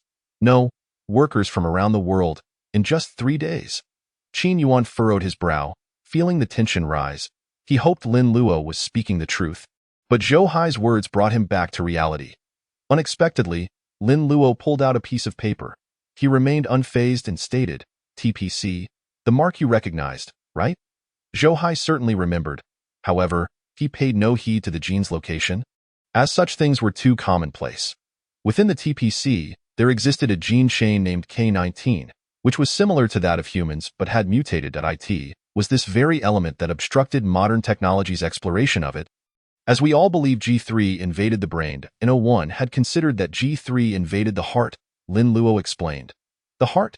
Zhou Hai trembled at the revelation. He seized the paper from Lin Luo's grasp, scanning it once, twice, thrice, until tears of joy streamed down his face. K19, K19. He laughed, genuinely crying before everyone present. Zhou Hai had long been overdue for retirement. When the meteor fell 10 years ago, coinciding with the emergence of G3, he was called back by the government. At that time, he was 66 years old. Now, he was 76. Time had not been kind. His hair had turned white. He had hoped to decipher this mystery one day and restore peace to the world. Alas, 10 years had passed without progress. He thought he would never see that day. But today, this young man had fulfilled Zhou Hai's long-held wish. Before Zhou Hai could regain his composure, Lin Luo had already ushered Qin Yuan into the office. I will contact the medical department immediately, Qin Yuan said excitedly, to formulate a medical plan. Lin Luo sat down, saying, Old Qin, don't rush. This concerns human lives. We need a successful case. Right. I see I'm too excited. Qin Yuan replied, awkwardly smiling. Once an esteemed academic, he now felt like a child before Lin Luo. Lin Luo gestured for Qin Yuan to sit and inquired, Are there any patients infected with G3 at present? Just as Qin Yuan was about to respond, Zhou Hai entered the room. Lin Luo glanced over, while Qin Yuan frowned at the lack of courtesy in entering without knocking. To his surprise, Zhou Hai bowed deeply to Lin Luo. Lin Luo quickly rose, glancing toward the doorway to find all the laboratory personnel assembled there, bowing respectfully. This scene stirred something within Lin Luo. I sincerely apologize for my previous disdain and disrespect. I will tender my resignation to superiors, but I implore Chief Engineer Lin to allow me to participate in this medical plan, I beg you. Zhou Hai's voice quivered, head bowed low. Lin Luo swiftly approached, attempting to straighten him, saying, Isn't this belittling the younger generation? Zhou Hai stood firm. Though aged, his physique remained robust. Lin Luo was struck by the dignity of the older generation. In Huaxia, indeed, there is no shortage of talent. Lin Luo's expression shifted as he remarked, You still harbor dissatisfaction with me? Zhou Hai lifted his head, his expression fraught with tension, struggling to find words. Lin Luo continued, Look, many projects behind may require your assistance. Yet you claim you'll leave after completing your work. Isn't that dissatisfaction with me? Zhou Hai hesitated. Then a smile broke across his face. Qin Yuan laughed heartily. Old Zhou, what are you still dawdling for? Zhou Hai finally reacted, saying, Then I shall not resign. Lin Luo chuckled and invited Zhou Hai to sit down. The mortality rate of G3 is alarmingly rapid. Those infected will surely age and die within 3 hours. Zhou Hai stated, Just an hour ago, we received a report from Anyang City, but we're uncertain if we can make it in time. Lin Luo sprang to his feet, exclaiming, Why didn't you say so earlier? This is a matter of life and death. His tone carried a sense of urgency. Zhou Hai, however, remained silent. It wasn't that he was callous. Rather, before approaching G3 patients, one must don a spacesuit. Indeed, only in absolute vacuum can one be shielded. Our spacesuits are currently under repair by the aviation department, Zhou Hai explained. They cannot be used just yet. Lin Luo, however, was resolute, asserting, I trust my judgment. We won't need that. Chapter 14. The Death Zone 1 hour later. In Anyang City, Lin Luo, Zhou Hai, and Qin Yuan disembarked from the helicopter, greeted by 2 soldiers. Ahead lay the restricted zone. Every city had such a zone. Those infected with G3 were brought here, left to await their demise. It was a cruel fate, but there was no alternative. Has she already entered? Zhou Hai inquired. The soldiers, already aware of the situation, nodded. After a moment, one of them, with reddened eyes, spoke up, It's a little girl, holding a teddy bear. His voice trembled with emotion. They had long been stationed here, witnessing far too many deaths on the monitors.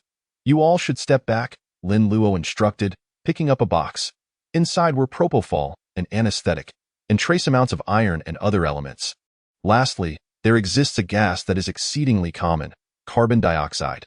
Are you willing to enter? Upon hearing this, Qin Yuan furrowed his brow. The life of Lin Luo was of utmost importance, and such an action was absolutely out of the question. Zhou Hai attempted to seize the box, saying, "Let me go."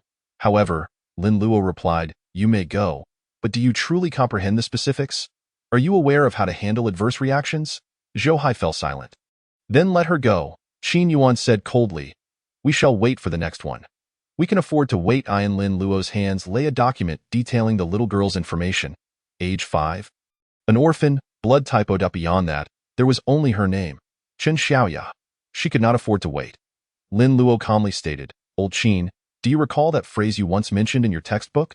Qin Yuan paused. "A physician must prioritize the welfare of the world. The world must prioritize the welfare of humanity. I have confidence," Lin Luo smiled. "If I cannot conquer this, then I shall never complete this 3S project." Qin Yuan, Zhou Hai, and the two soldiers behind them watched as Lin Luo stepped into the forbidden zone. In the next moment, the two soldiers stood at attention and saluted Lin Luo. Zhou Hai, looking ahead, remarked, "Old Qin, our Huaxia has a future." Qin Yuan remained silent, his hands clenched into fists, beads of sweat forming due to his anxiety. He regretted not incapacitating Lin Luo earlier to prevent him from entering. At that moment, Lin Luo crossed the threshold of the forbidden zone, where automatic sensors were in place. However, these had been pre-programmed, and upon detecting Lin Luo's identity, they functioned seamlessly. Upon entering, Lin Luo was confronted with heaps of bones, a sight that sent a shiver down his spine. Such imagery was only ever witnessed in films. The forbidden zone, a true realm of death. Suddenly, Lin Luo felt an unusual sensation in his body.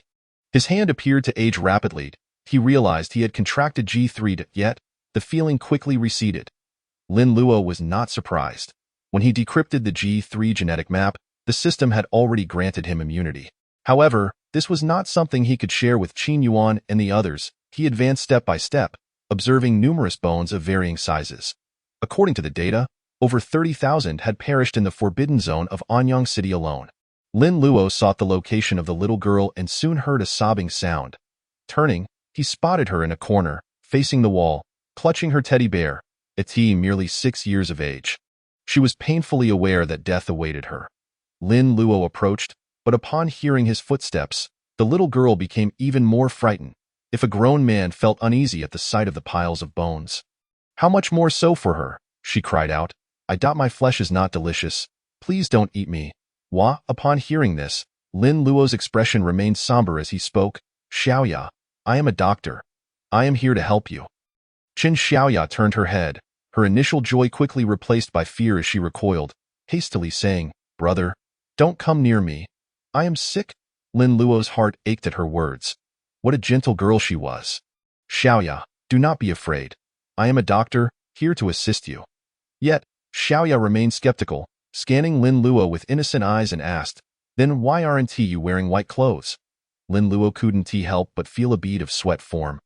The thoughts of children are so pure. They are often astonished by many things. For instance, the realization that teachers enjoy snacks just like they do, or that police officers wear uniforms. After a few minutes, Lin Luo finally managed to explain himself.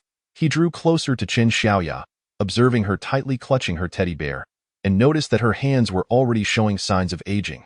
He understood that soon it would be her body, followed by her brain, leading ultimately to death. Lin Luo took out propofol and asked, "Xiaoya, are you afraid of injections?" "I'm not afraid," Chen Xiaoya replied, though her body betrayed her as she instinctively flinched. Lin Luo smiled, choosing not to call her out on it, assuring, "Don't worry, it won't hurt. When you wake up, we will go home." "Really?" Chen Xiaoya's eyes sparkled with joy. She missed her friends from kindergarten, even though she was in an orphanage. Lin Luo proceeded with the injection, and soon, Chen Xiaoya's eyes slowly fluttered shut. Seizing the moment, Lin Luo injected trace elements while simultaneously enveloping her in a significant amount of carbon dioxide. When a human inhales a large quantity of carbon dioxide, they fall into a state of unconsciousness. Lin Luo aimed to create a semblance of death, If he succeeded, it would indicate that G3 was indeed man-made. As he completed his task, he sat quietly by, awaiting the outcome. When the system chimed once more, ding, acknowledging the host's kindness, you have received a reward of 50,000 points. Lin Luo paused, his heart leaping with joy. After an hour, he was thrilled to observe that the aging spots on Chen Xiaoya's arm had faded away. Realizing the treatment was taking effect, he gently slapped her arm while shaking her. Administering anesthesia to a child was inherently perilous, yet if she awakened, it would signify success. Approximately 2 minutes later, Chen Xiaoya groggily opened her eyes. She felt pain in her face, but upon seeing Lin Luo's beaming expression, she murmured, "Did I fall asleep?" "You are fine now," Lin Luo responded with a smile.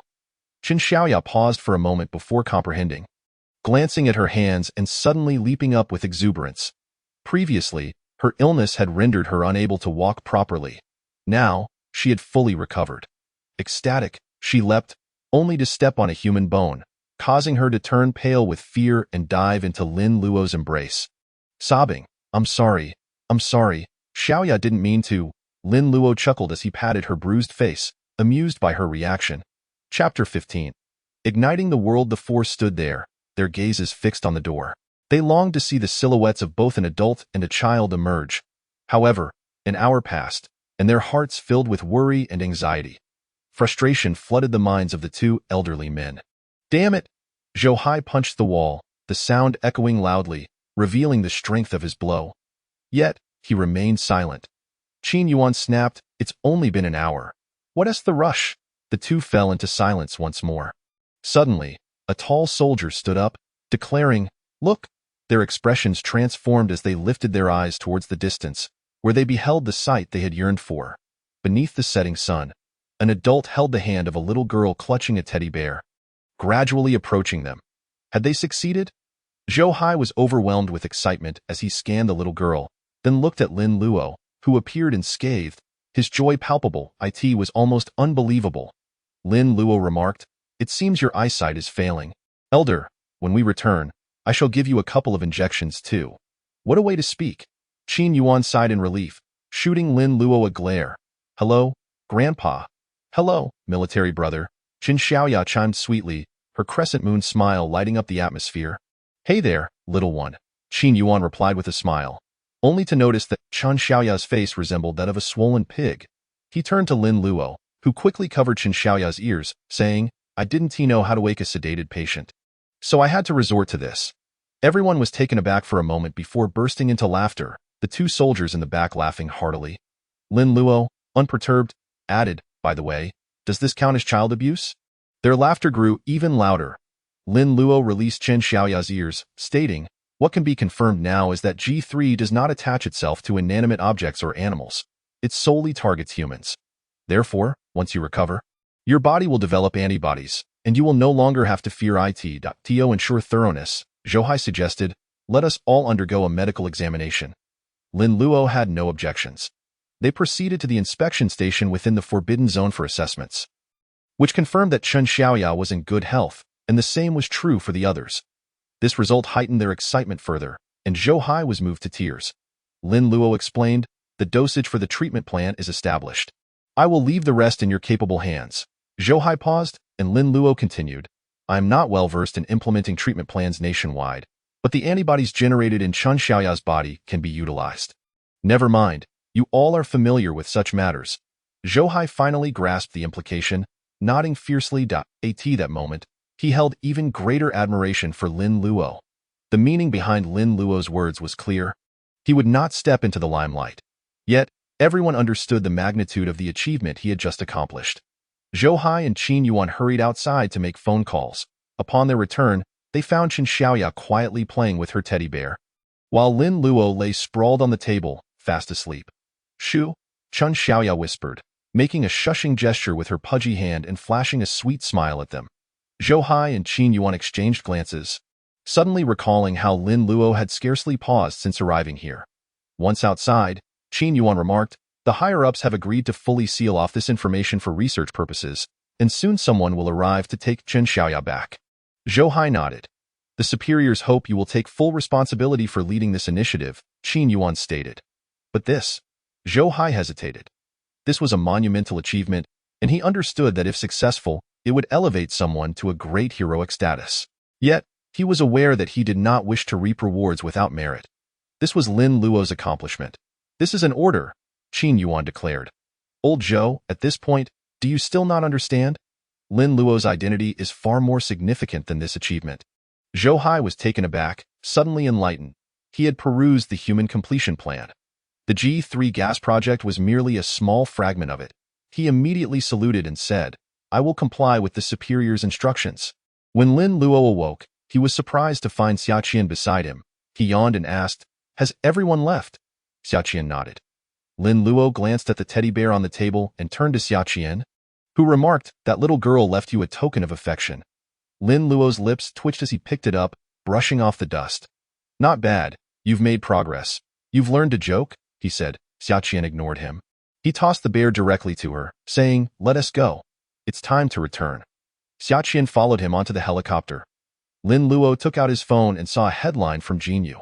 According to the latest news, the Central Research Institute has made a significant breakthrough with G3.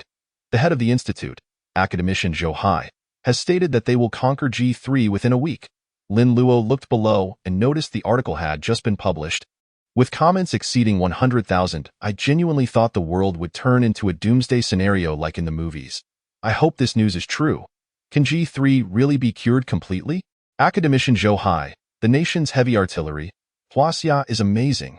Lin Luo couldn't help but smile at the news.at that moment. A message from WeChat arrived, sent from the 618 dormitory group. The elder brother, it's exploded. G3 can be solved. The third brother, I saw it. Academician Zhou Hai is indeed my idol. The fourth brother, haha. The second brother, what about the fifth? That guy always spoke highly of this.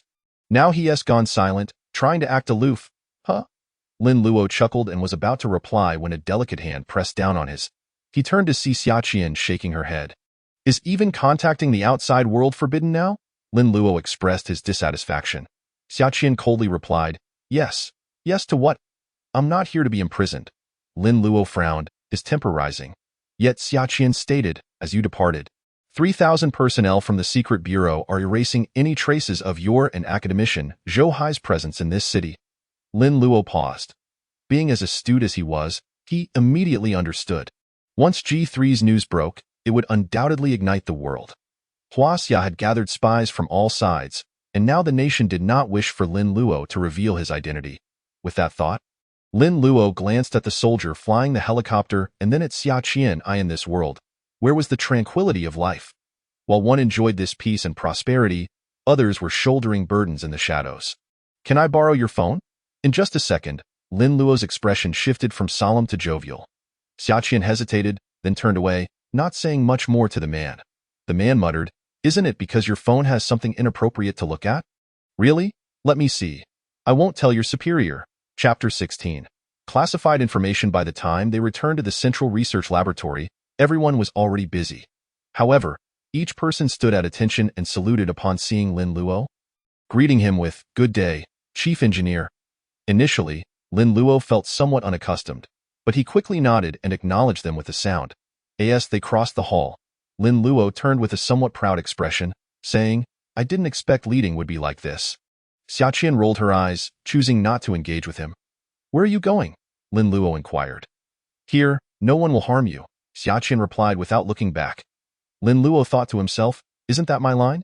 He muttered that women indeed hold grudges. Upon entering the office, he found Qin Yuan and Zhou Hai still engaged in discussion.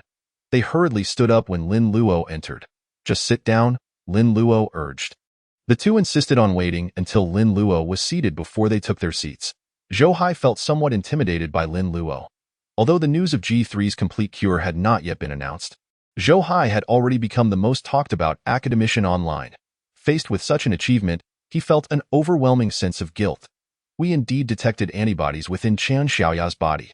Based on these antibodies, we can produce a medication to combat G3, which would eliminate the hassle you currently face. Qin Yuan explained, I don't understand this area. You handle it. Lin Luo replied with a smile, taking an apple from the table and taking a bite. Glancing at them as he said, more importantly, I want to know the truth about G3. What truth? Qin Yuan asked, appearing puzzled. Lin Luo shifted his gaze to Zhou Hai, who became even more hesitant to meet Lin Luo's gaze. Stammering, I don't know. Lin Luo and Qin Yuan were not naive. They understood. The latter urged old Zhou, if you have something to say, just say it. We are not outsiders. No, Zhou Hai said, feeling quite awkward. This matter cannot be disclosed. Lin Luo and Qin Yuan immediately understood. That moment, someone walked in from outside. Lin Luo turned to see it was Xia Qian. She wore a grave expression and said, the director of the secret bureau wishes to see you.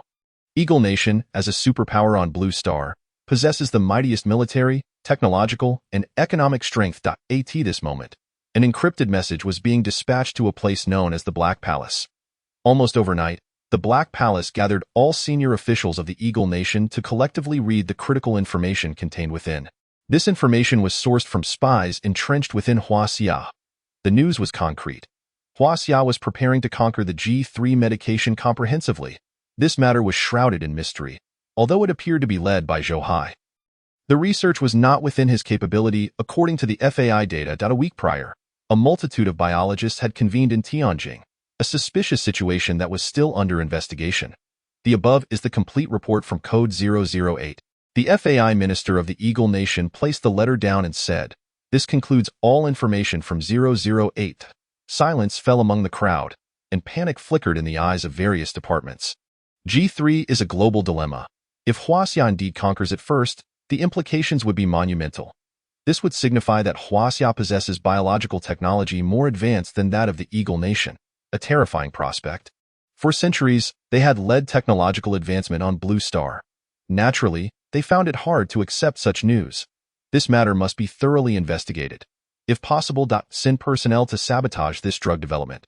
Do you think Huaxia is still the Huaxia of 100 years ago? Our ability to acquire such information is already commendable. Stopping it is impossible. An elderly man with white hair narrowed his eyes and remarked, I find the second piece of information particularly intriguing. If Zhou Hai is not a key figure, then who could be? Why does Huaxia wish to conceal this? The crowd snapped back to attention, and upon further contemplation, they were astounded. The FAI minister immediately stood up, stating, I will investigate this matter thoroughly. Lin Luo entered the conference hall, where an elderly man in military attire awaited him.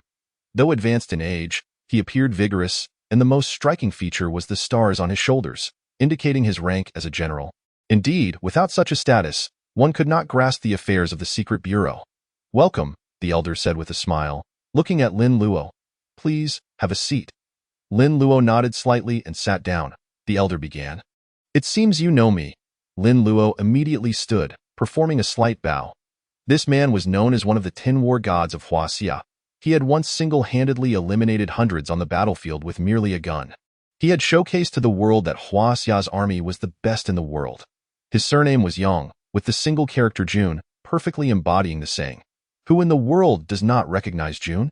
Sit down. Do not be so formal, Yang Jun said with a kind smile, appearing nothing like a general. I have heard that you wish to know about G3. That meteor shower 10 years ago could not have been so simple. Lin Luo stated.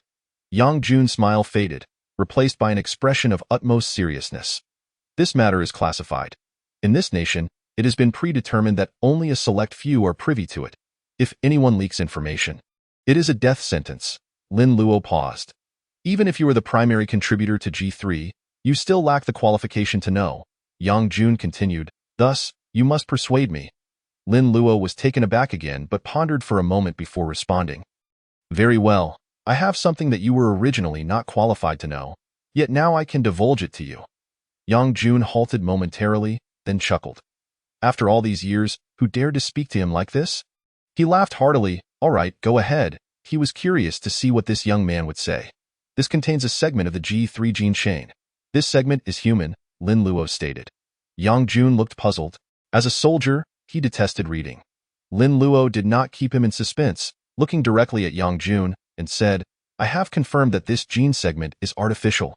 However, no one on Blue Star can replicate it. Upon hearing this, Yang Jun's expression changed, a hint of shock appearing. Are you certain? His voice altered. Lin Luo nodded. Yang Jun, upon seeing this, slammed his hand on the table with a fierce expression, his face betraying an indescribable tension.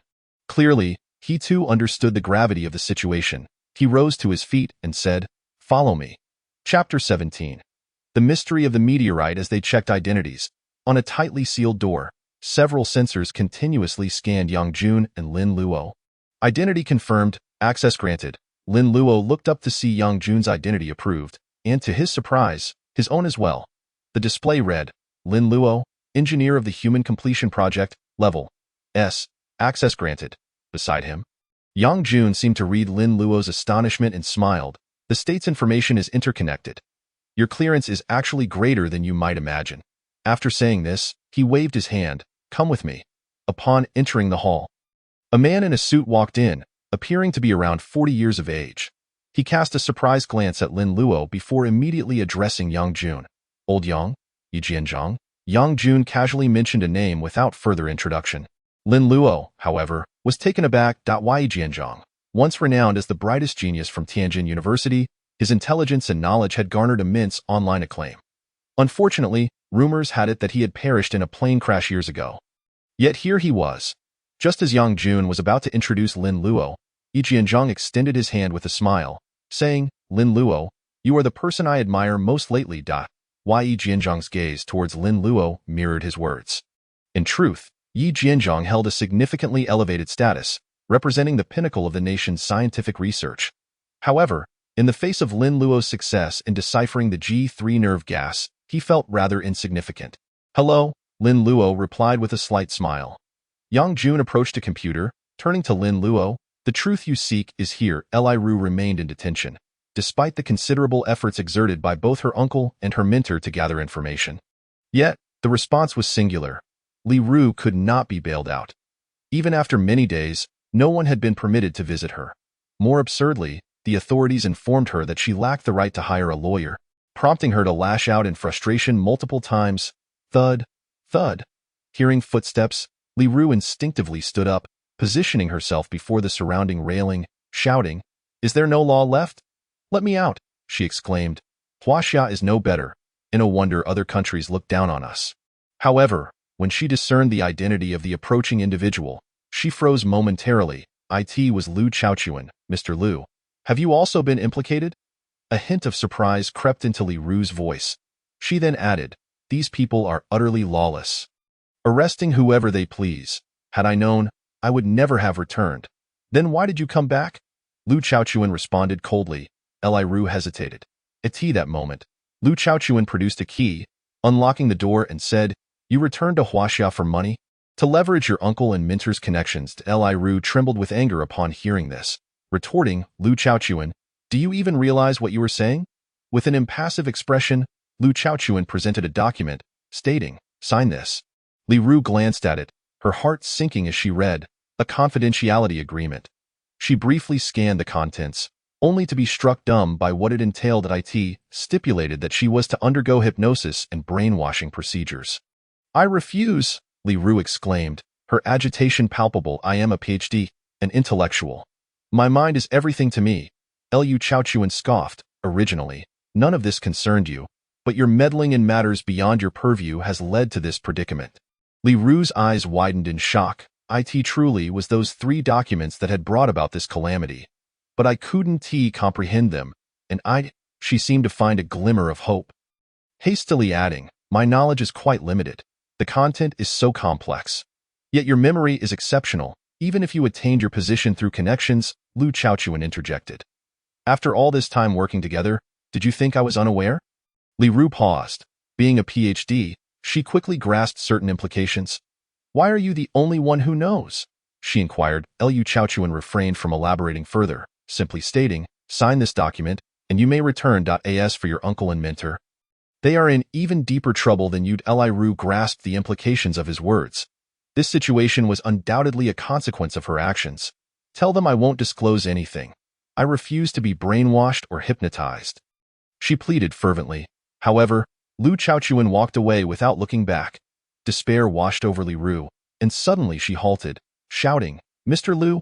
Liu Chaochuan paused and turned back. Was that document authored by Lin Luo? Li Ru asked urgently. Yes, Liu Chaochuan nodded. This revelation was hardly critical. Li Ru was destined to be brainwashed. In truth, she was still relatively competent. Even if she learned this highly confidential information, it would not change much, at worst. She'd join as a support staff. Unfortunately, those in higher authority had discovered her poor attitude towards Lin Luo, as well as allegations of favoritism, deceit, and academic fraud. This meant she could never join. Liu Chaochuan's affirmation sent a jolt through Li Ru. Akin to an electric shock, she staggered back, her legs giving way. Clearly, she could not accept this reality. She, a postdoctoral researcher, had been bested by someone merely an intern from a vocational school, the very person she had held in disdain. Moreover, Liu Chaochuan turned again, walking away while stating, "No matter how flawed this country may be, it owes you nothing. Li Ru, this is entirely your own doing." Lin Luo surveyed the surroundings, equipped with Huaxia's most advanced technology. Yang Jun glanced at Yi Jianzhang and nodded. The latter promptly pressed the play button on the computer, causing the entire hall to plunge into darkness. A panoramic video commenced. In that instant, Lin Luo felt as if he had entered a 3D realm. He gazed upwards to behold a nebula. This footage was captured by a satellite. Just as Lin Luo was captivated by the experience, a blinding light emerged, rendering him unable to open his eyes. He sensed something hurtling past at great speed. He forced his eyes open, battling against the brightness, and beheld a colossal meteorite approaching. Yet, on the surface of the meteorite flickered mechanical red lights. He witnessed the immense meteorite crashing into the atmosphere. Boom! The collision of the invisible atmosphere and the meteorite produced a violent explosion, giving rise to a massive mushroom cloud, while shockwaves rippled through the atmosphere. Zzz, the image began to blur. The scene shifted, the perspective now grounded, revealing countless meteors streaking across the sky. This spectacle unfolded against the backdrop of the night sky. Lin Luo had seen this moment on Douyin before. Each viewing left him profoundly awed. It was simply too magnificent and beautiful. Regrettably, as he stood there now, he felt no awe, only trepidation and coldness. Chapter 18. The Land of Radiation. As the screen darkened, Lin Luo felt as though he had returned to reality. Yang Jun observed Lin Luo's expression and remarked, "It seems you have come to a realization." Though it lasted but a moment, the mechanical red light flashing on that great meteorite was unmistakable. Lin Luo stated. Silence enveloped them. Lin Luo pressed on, "If you were aware all along, why? Because we found no relevant clues. If it truly is an extraterrestrial catastrophe targeting Blue Star, why not allow that colossal meteorite to fall directly?" Yi Jianzhang replied. "That meteorite is large enough to bring devastation to all life on Blue Star, potentially destroying half the planet. We have conducted simulations, and the power of that meteorite is equivalent to 5 million tons of TNT, or thousands of nuclear bombs. We speculated that perhaps they overlooked the atmosphere, but upon further reflection, a civilization capable of interstellar travel would not be deterred by something as trivial as an atmosphere." Lin Luo remained silent. If there truly existed an alien civilization, perhaps they were merely passing by, or perhaps humans may lie, but science does not. Lin Luo suddenly interrupted him, fixing his gaze on Yi Jianzhang. "Is that correct?" Yi Jianzhang fell silent, feeling perplexed. Meanwhile, Yang Jun found himself ensnared in hesitation and doubt. For a long time, he had been reluctant to acknowledge the possibility that Blue Star might be under the scrutiny of a superior civilization. Thus, they had endeavored to explore and validate their theories. Ultimately, they employed the aforementioned reasoning to explain everything. Yet today, Lin Luo presented them with genetic material identical to that of humanity, revealing their greatest fears may indeed be true. "I wish to see the meteorite samples you have collected," Lin Luo stated as he regarded Yang Jun. "Don't tell me you don't have any DNA." Moment. Yang Jun and Yi Jianzhang exchanged incredulous glances. The cold moonlight bathed the earth as Lin Luo treaded upon the sandy terrain, feeling a sense of unreality. This was a tropical coastal region. How could a desert landscape exist here? Ultimately, he halted before an iron fence. Where a sign marked restricted area stood, alongside, a solitary gravestone. A decade ago, a meteorite plummeted to this very location, which was once a vibrant rainforest, reducing it to ashes in an instant. The number of firefighters dispatched during that catastrophic event exceeded 3,000. Yet all perished. Yang Jun spoke. He instinctively clenched his fists. "A wildfire? Radiation?" Yi Jianzhang remarked with a trace of trepidation in his voice. "Every blade of grass, every tree, even the microorganisms here have been obliterated." He recounted his invitation to investigate the site, where he witnessed the ground strewn with corpses. Overcome with nausea, he understood that the lifeless forms beneath him were all heroes, yet he remained unable to suppress his revulsion at the haunting images he had beheld. This episode had become the most significant burden of his life. He yearned to unravel this enigma, to unveil the truth for the fallen firefighting heroes. The three donned custom-made space suits and ventured further inside. Lin Luo inquired, "What is the area?" "Over 3,000 square kilometers," came the reply. "And the size of the meteorite?" "It is somewhat oval, with a diameter not exceeding 2 meters." Lin Luo gasped in astonishment. Realizing the terrifying extent of the radiation, 3,000 square kilometers was equivalent to a substantial portion of a city. He pressed on. "What are the research findings?"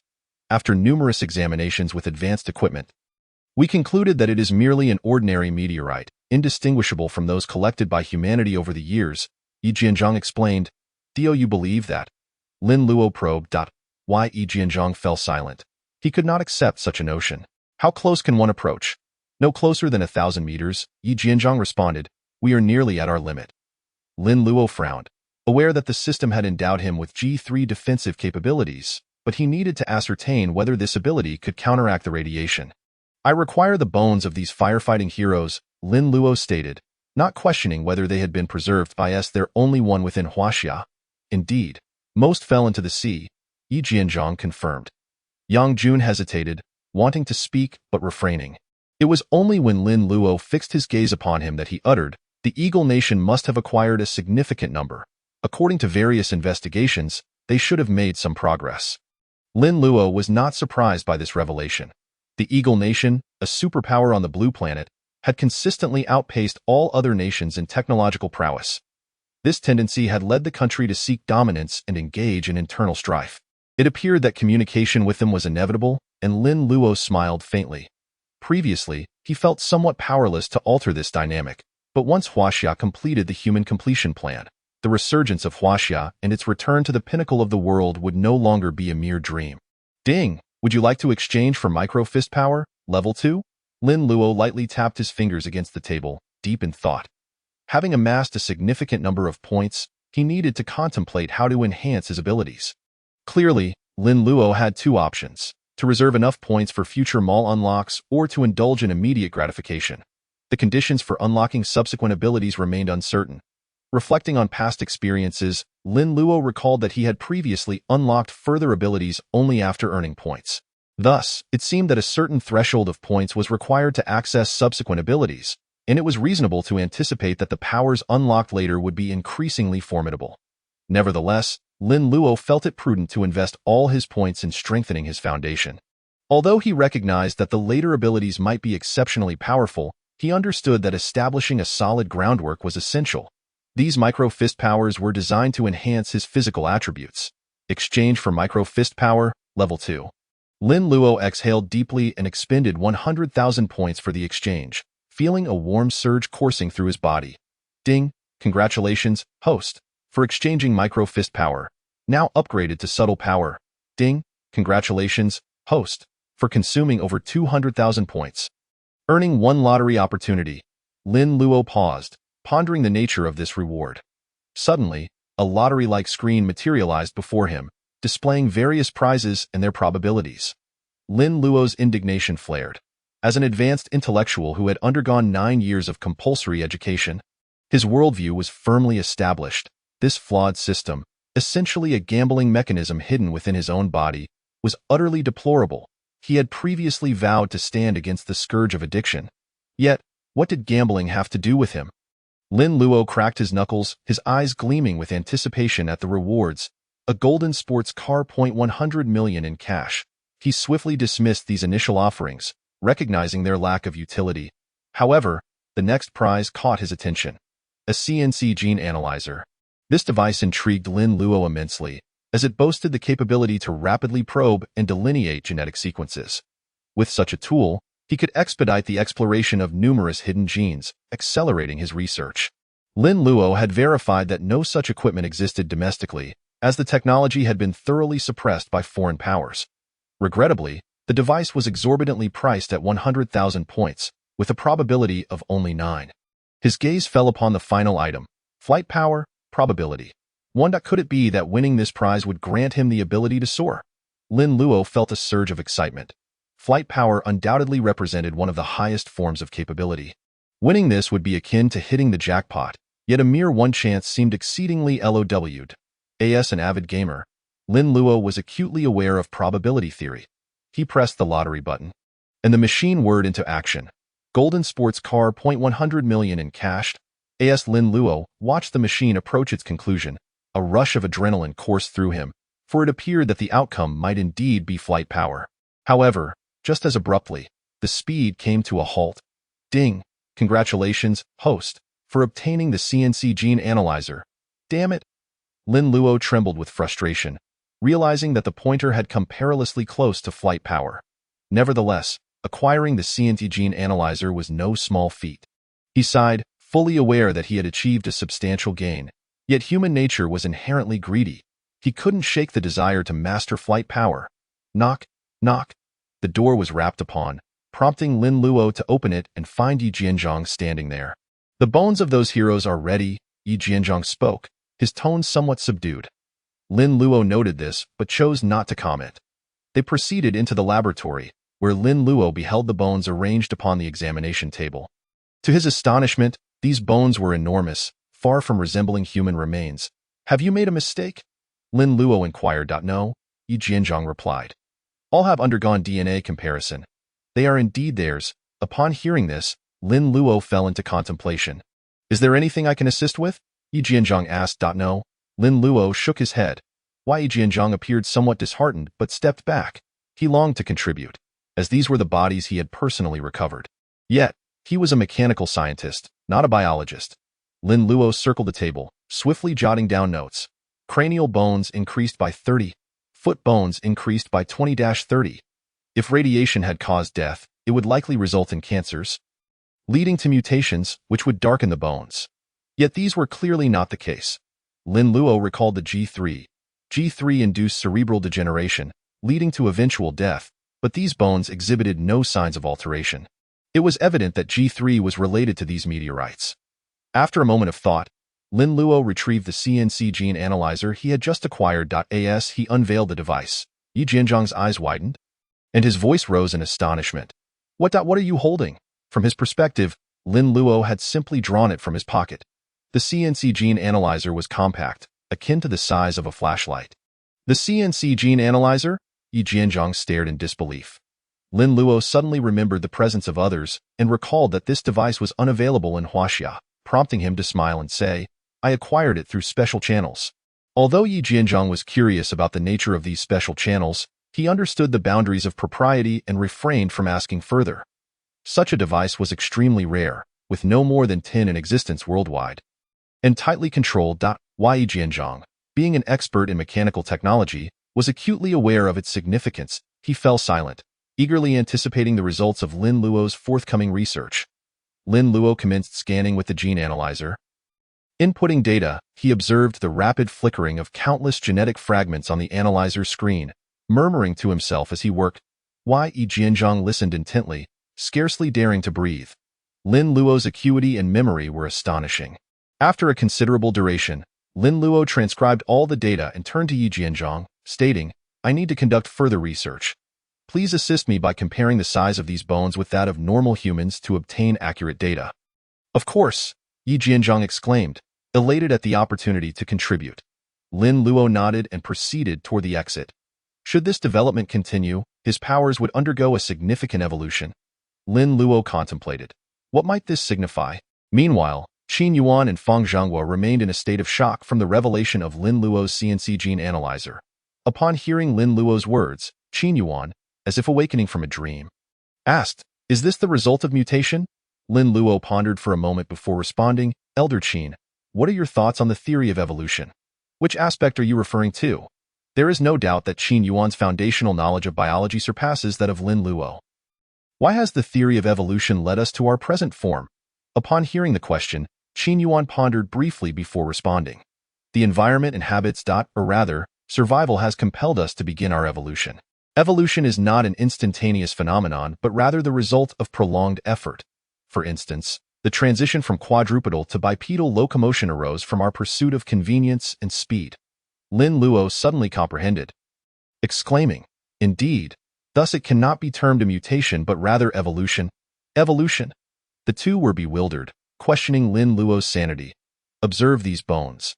Each comparison with their contemporaries or their original bones reveals a similarity. With a fluctuation rate of merely 1 to 2%, Lin Luo stated. If it were a mutation, why would this be the case? A mutation could even result in the reduction of these bones. As they processed Lin Luo's words, their confusion deepened. Fang Zhonghua stared blankly at Lin Luo, inquiring, "Are you suggesting that the meteorite aimed to induce our evolution?"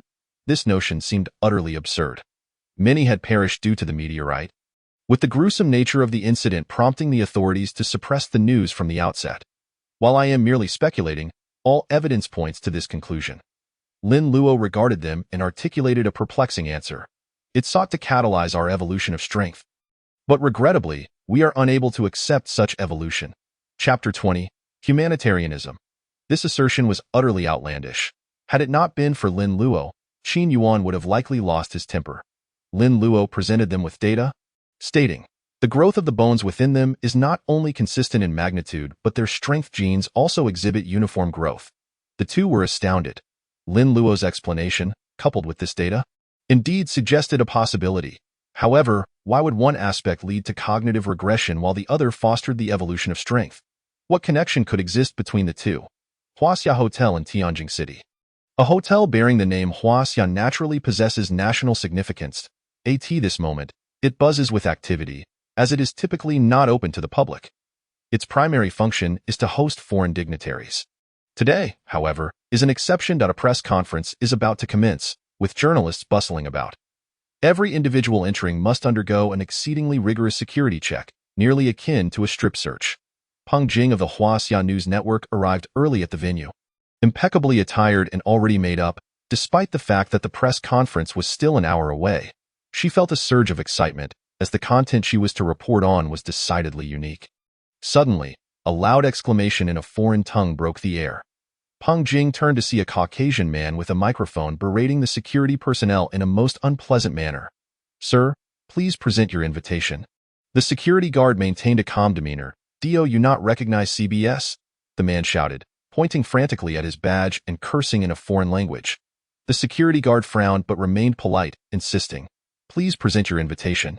The man became increasingly agitated, prompting Peng Jing to step forward and coldly admonish, "Davis, please be mindful. This is Huaxia, not a place for your antics." At that moment, several security personnel appeared, evidently prepared to take action. Davis, likely a bully who preyed on the weak, turned and smiled, saying, "Ah, is that Miss Peng Jing? Long time no see." Peng Jing felt a wave of revulsion at his lecherous gaze. CBS, a media outlet notorious for maligning Huaxia, was well known. Upon witnessing Davis produce an invitation, Peng Jing found herself perplexed as to why her superiors had extended an invitation to such a media organization. Davis entered, stating, "I hear you are about to announce something regarding G3 today. I find that hard to believe. If we, the Eagle Nation, could not accomplish it, how could you, Huaxia?" Peng Jing chose not to engage with him, turning away instead. After approximately 50 minutes, as numerous journalists arrived, the press conference was finally set to begin. Peng Jing noticed that among the invited guests were a significant number of foreign media representatives. What was her superior's intention? "They're here," a photographer alerted. Peng Jing turned to Si Zhongyong, the head of the Ministry of Health, leading the procession, followed by Zhou Hai and several others of considerable rank. Instantly, the media erupted into a flurry of photography, as astute reporters sensed the significance of this press conference. All domestic journalists were wide-eyed with anticipation, eagerly watching the stage. Under the watchful gaze of many, Zhang Yong commenced, "Welcome, friends from the press. Today, we are here to announce something of great importance. A decade ago, a gas attack brought about a global transformation. For 10 years, the Huaxia biological research community has been tirelessly laboring. After 10 years of research, we have finally achieved results. Under the leadership of academician Zhou Hai, the Chinese Academy of Sciences has successfully conducted trials on 1,000 individuals. The results indicate that we have succeeded. The medication we have developed, Blueberry, effectively counteracts all negative effects caused by the gas. Upon uttering these words, the venue erupted into a cacophony of excitement and discussion. Minister Zhang, may I inquire if this implies that G3 has been conquered? Academician Zhou, could you elaborate on the specific process? Questions poured forth, one after another. Zhang Yong, accustomed to such events, smiled at Peng Jing and encouraged. You may ask first. Peng Jing rose, bowing slightly, her voice tinged with excitement. Minister Zhang, does this mean we no longer need to fear G3? Indeed, Zhang Yong affirmed with a nod. As his words settled, the uproar intensified. Everyone understood that this news would reverberate globally, akin to the explosion of a nuclear bomb. Peng Jing posed a few more questions, albeit of lesser significance, recognizing that further inquiries were unnecessary at this juncture. After several media outlets had their turn, Zhang Yong finally pointed to CBS. Minister, I would like to ask if Huaxia will share the results of this achievement with other nations? Davis, with keen insight, posed the question that foreign media were most concerned about. Zhang Yong smiled and replied, regrettably, due to limited resources, we are currently only considering assistance actions with friendly allied countries. At this statement, the room erupted into a frenzy. Some sighed in relief, while others were agitated. You Huaxia constantly speak of humanitarianism. This is anything but humane. If resources are limited, then you should hand over the formula. Davis shouted. Unfortunately for him, Zhang Yong feigned ignorance, continuing. We will be awarding academician Zhou Hai for his contributions the day after tomorrow, and we welcome all of you to attend. This concludes today's press conference. Zhang Yong and Zhou Hai rose, yet the journalists still had many questions, which the security personnel were already blocking. Only Peng Jing continued to observe intently. She was not focused on Zhang Yong, but rather on Zhou Hai. Throughout, Zhou Hai had spoken little. Though his expression was one of joy, there was a hint of guilt in his smile. He was about to receive an honor, a momentous occasion. Why did this seem so incongruous? She could not fathom. As the press conference concluded, the nation rejoiced, and the internet exploded with excitement. Academician Zhou Hai was truly remarkable. 10 years. Do you know how I have endured these past 10 years? G3, prepare to vanish.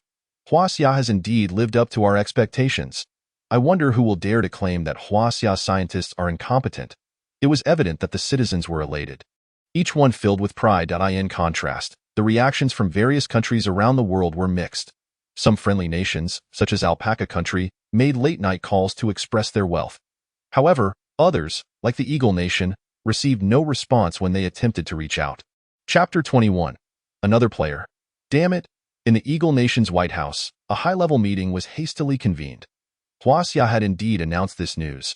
The unanswered calls signified their exclusion from the developments. Upon further reflection, this was hardly surprising. The two nations had long been embroiled in various confrontations, and they had previously engaged in technological blockades against others, so how could they expect to receive assistance without cause? A group of inept individuals. Seated at the head of the table was the man in power, Timus. He slammed his hand on the table, demanding, "Where are the researchers from the academy? Speak." The head of the research institute trembled, too afraid to utter a word. The analysis of the medication obtained from spies had yielded absurd results, as it contained a component they could not replicate. This was not due to complexity, but rather ignorance. It comprised a traditional Chinese medicinal ingredient, a legacy from Huaxia's ancestors, and could only be found within its borders. Amidst the silence, one individual stood up. Blake, the FAI minister. He snapped his fingers. And a video of the press conference began to play. What are we watching this for? Tempest trembled with rage, casting a malevolent glance at Blake. Was this man courting death? Now, his anger only intensified with each passing moment. Upon closer observation, it became evident that Davis, while posing questions, had been discreetly scrutinizing Zhou Hai. He informed me that he attempted to inquire about Zhou Hai, only to be met with vague and evasive responses. What does this imply? Blake inquired. It signifies that they, the Huaxia, are disregarding us. Tempest retorted coldly. Incorrect, Blake interjected. Mr. Guochang, I urge you to reconsider this. With a snap of his fingers, another image materialized. It was a video from a past press conference held by Zhou Hai, at which he had just unveiled a new product. Blake remarked, "This is also an interview conducted by Davis." The onlookers gazed at the screen, where Zhou Hai appeared vibrant and assertive, in stark contrast to his demeanor in the previous video. I consulted with experts in human behavior, who asserted that such a drastic change in demeanor is implausible. They also investigated extensive materials concerning Zhou Hai. Blake turned to Tempest and said, Mr. Guochong, I believe our prior conjectures may indeed hold true. Zhou Hai is merely a fade they have presented. The true researchers lie elsewhere. Lin Luo reclined in his office chair, with Xia Qian seated nearby. As his bodyguard, she was virtually on standby around the clock. Lin Luo had pondered an unresolved issue for several days, and feeling overwhelmed, decided to set it aside. Suddenly, Xia Qian rose to leave, prompting Lin Luo to ask, Where are you going? Standing tall, Xia Qian replied, A soldier must maintain their training. I haven't trained in 2 days and need to do so. Upon hearing this, Lin Luo immediately stood up and declared, I shall accompany you. Xia Qian hesitated. Lin Luo questioned, What is the matter? Am I not allowed to join? No, Xia Qian responded. The intensity of training in such a place is exceedingly high. Lin Luo understood her implication and said, So? You mean I am better suited for the gym? Xia Qian offered no reply, yet her eyes conveyed everything. Lin Luo was merely curious to test the limits of his own strength, though he did not voice this intention. Instead smiling and saying, I'll just observe and soak in the atmosphere. Xia Qian nodded and turned to head outside. After an hour's drive, they finally arrived at the training base of the Confidential Bureau. After confirming their identities and undergoing stringent security checks, the two entered. Xia Qian stated, I will change my clothes first. Lin Luo nodded, observing the equipment around him, which was indeed quite different. Traditional weightlifting apparatuses had weights exceeding double what one would expect. There were even specialized devices for combat training and defensive drills. Just then, a muscular man approached, his dark skin contrasting sharply with his gleaming white teeth. Lin Luo merely smiled, offering no response. The muscular man assumed his silence was acquiescence and remarked, With that physique, you must not have undergone any training to be here. What kind of physique is required to enter here? A well-defined one, he replied. The muscular man flexed his muscles, simultaneously lifting a nearby dumbbell, exclaiming, This weighs 100 kilograms, while those entering here must start at a minimum of 200 kilograms. Impressive, Lin Luo approached and inquired, Is this 200 kilograms? The muscular man was about to assert it was 250 kilograms when he saw Lin Luo bend down and rushed forward to intervene. This was no trivial matter. Although he was eager to see Lin Luo falter, he did not wish to witness any fatal mishaps. However, an astonishing scene unfolded as Lin Luo effortlessly lifted the 220-kilogram dumbbell. Displaying no signs of struggle, the muscular man was left dumbfounded. Lin Luo gently swayed the weight. The muscular man was rendered speechless. After 8 years of training, he could barely manage to lift such a weight. Yet here stood Lin Luo, handling it with ease. It's not exceedingly difficult, Lin Luo remarked. The muscular man was at a loss for words. Finding the situation uninteresting, Lin Luo set the weight down just as Xia Qian returned. Having missed the entire spectacle, she had changed into training attire that accentuated her flawless physique and lines. Please wait here a moment, Xia Qian instructed. Lin Luo offered a faint smile. Once she left, the muscular man suddenly realized, Are you her friend? Is there a problem? Lin Luo replied, In a wonder, all monsters. The muscular man muttered under his breath. Lin Luo caught this and, astonished, asked, Is she that formidable? The muscular man tensed slightly, surprised that Lin Luo could hear his quiet comment, and explained. Since joining the Confidential Bureau, she is ranked first in all categories, except for the written examination. Lin Luo chuckled. You're such a large fellow. And you can't even best a woman? The muscular man earnestly replied. You truly have no idea. Let me show you. The two advanced forward, spotting Xia Qian practicing combat techniques. With each punch she threw, the sound of air being displaced was audible, revealing the immense force behind her strikes. For someone of her caliber, power was secondary. Speed was of the essence, capable of incapacitating an ordinary soldier in a single blow, leaving them unaware of their demise. The muscular man commented, but Lin Luo remained contemplative. He observed her movements, noting a certain slowness, perhaps even a hint of lethargy. After 10 minutes, Xia Qian seemed to conclude her training and prepared to engage in bag work. Noticing the two of them, she remarked, The equipment here is of the highest quality. You may try your hand at the punching bag. With that, Xia Qian delivered a powerful punch to the bag. Producing a thunderous crack, and the bag's deformation was nothing short of dramatic. The muscular man trembled at the sight, while Lin Luo felt a surge of excitement. He truly wished to gauge the extent of his own strength. Approaching the bag, Xia Qian stepped aside, picking up a bottle of mineral water and taking a refreshing drink. Having worked up a sweat, her perfect physique and appearance, coupled with her form-fitting attire, rendered her even more alluring. However, the muscular man dared not stare, while Lin Luo remained unperturbed by such considerations.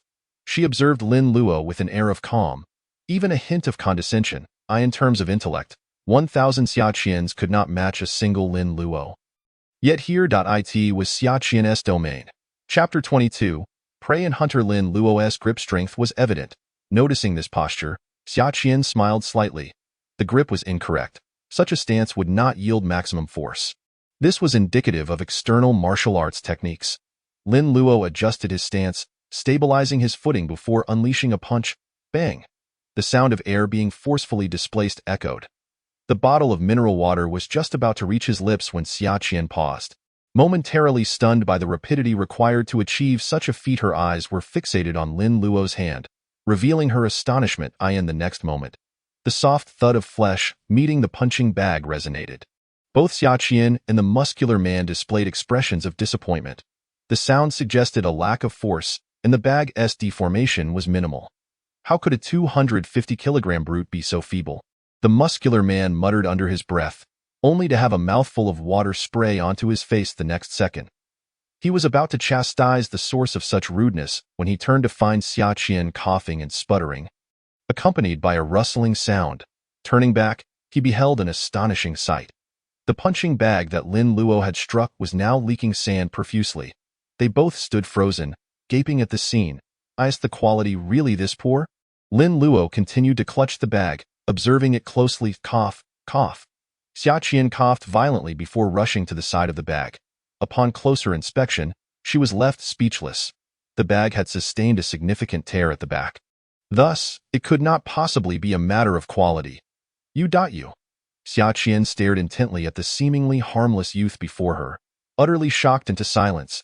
To burst a punching bag was beyond her capabilities. Lin Luo smiled faintly, prompting Xia Qian to exclaim, "Why keep this a secret?" "What secret? You clearly possess such formidable strength," Lin Luo replied. "So, are you suggesting that you wish to resign?" Xia Qian stood at attention, declaring, "Xia Qian has no such intention." The muscular man was bewildered. What was happening? This lad was the one Xia Qian was protecting. Wait a moment. Wasn't she guarding someone named Lin Luo? The muscular man suddenly realized that the confidential bureau was aware of Lin Luo's identity and knew he was the one who had deciphered G3. He quickly straightened himself, saying, "I was unaware of your identity. My apologies for any offense caused. Please forgive me." The muscular man's eyes brimmed with admiration. In his eyes, Lin Luo was nothing short of divine. Capable in both intellect and combat, how could he not be considered a deity? Lin Luo found their words irritating and stated, "You people at the Confidential Bureau have truly been misled by that old fogey Li Donglai. Everything is so regimented, and you fail to engage your minds. If you just thought for a moment, you would realize I am not the type to..." "Wait." Lin Luo abruptly halted, his eyes gleaming with understanding. At this moment, it felt as though a revelation had struck him. I comprehend it now. I truly understand. The genuine intentions of this group are thus. Everything is not mere coincidence. It has all been preordained. Lin Luo's demeanor shifted to one of fervor and exhilaration as he dashed out. The two behind him had yet to react when the muscular man urged, "What are you waiting for?" Xia Qian, realizing the situation, hastily followed. They left behind the muscular man, who stood there, dumbfounded, staring at the ruptured punching bag. Oh my, could it be that we possess inner strength? Qin Yuan, Fang Zhonghua, Zhou Hai, along with all the biologists involved in this human completion project have been summoned. Among those present are also Li Donglai, Zhang Yong, Yang Jun, Yi Jianzhang, and Wu Wenba. You urgently called us here. Have you discovered something? Qin Yuan promptly inquired. All eyes turned to Lin Luo. If there were any who had previously doubted Lin Luo's authority, they now regarded him with newfound respect, especially in light of the resolution of the G3 issue. The G3 project is an integral component of the Human Completion Project, and in a remarkably short span, Lin Luo had managed to address it. Devolution and evolution, seemingly disparate concepts, have now become clear to me, Lin Luo stated earnestly. While others remained bewildered, Qin Yuan and Feng Zhenghua exchanged a knowing glance. In ancient times, rulers maintained control over the lower classes through cultural domination. They would prevent education, for learning would liberate minds and advance intellect. Lin Luo articulated swiftly. The assembly listened, perplexed.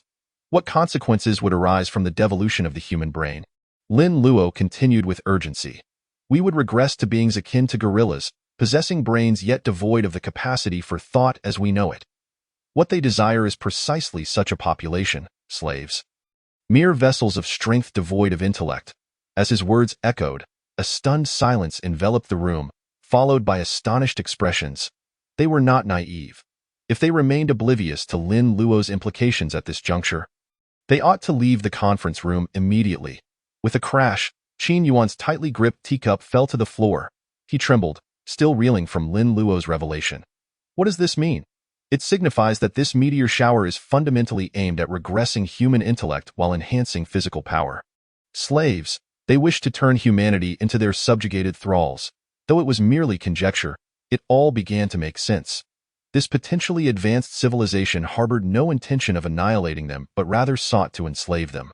The sound of the shattered cup did little to disrupt the meeting's silence. Each attendee clenched their fists, exchanging glances filled with anxiety, fear, and uncertainty. After a prolonged pause, Yang Jun, gazing intently at Lin Luo, furrowed his brow and asked, "What do you think we should do?" All eyes were upon Lin Luo.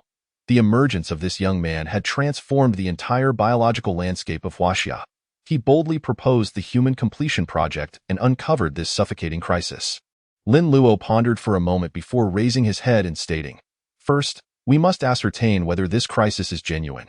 I require all data and information regarding the meteor, if it indeed pertains to an extraterrestrial civilization. There must be information contained within. Second, the Human Completion Project must be expedited. We must mobilize the nation's resources, even at the expense of our economy. Third." Lin Luo scanned the room, saying, "Let us hope that all of this is merely speculation and not reality." Although Lin Luo had anticipated such a revelation, confronting the truth was still a formidable challenge. Unbeknownst to them, humanity had already become prey in the eyes of others. Chapter 23. Rare creatures long ago. Humanity subsisted through hunting, embodying the role of predators.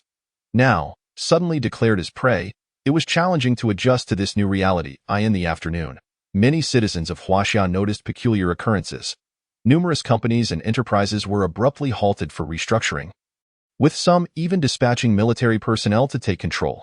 Consequently, the stock market in Huaxia was rife with anxiety. Many speculated whether a significant event had transpired. "This is for you," Wu Wenba approached, presenting Lin Luo with a golden card and a contract. Upon inspection, Lin Luo was momentarily taken aback. It detailed shares of the Blueberry Biotechnology Company, in which he held an 80% stake. The remaining 20% belonged to the state, Wu Wenba explained. Lin Luo chuckled wryly, stating, "I do not lack for money, and besides, if I desired funds, would you not provide them?" Wu Wenba countered, "The world thrives on money, desire, and such. That is what makes it vibrant. What is rightfully yours belongs to you." Lin Luo chose not to dwell on the matter, setting it aside and declared, "The preliminary plan is established.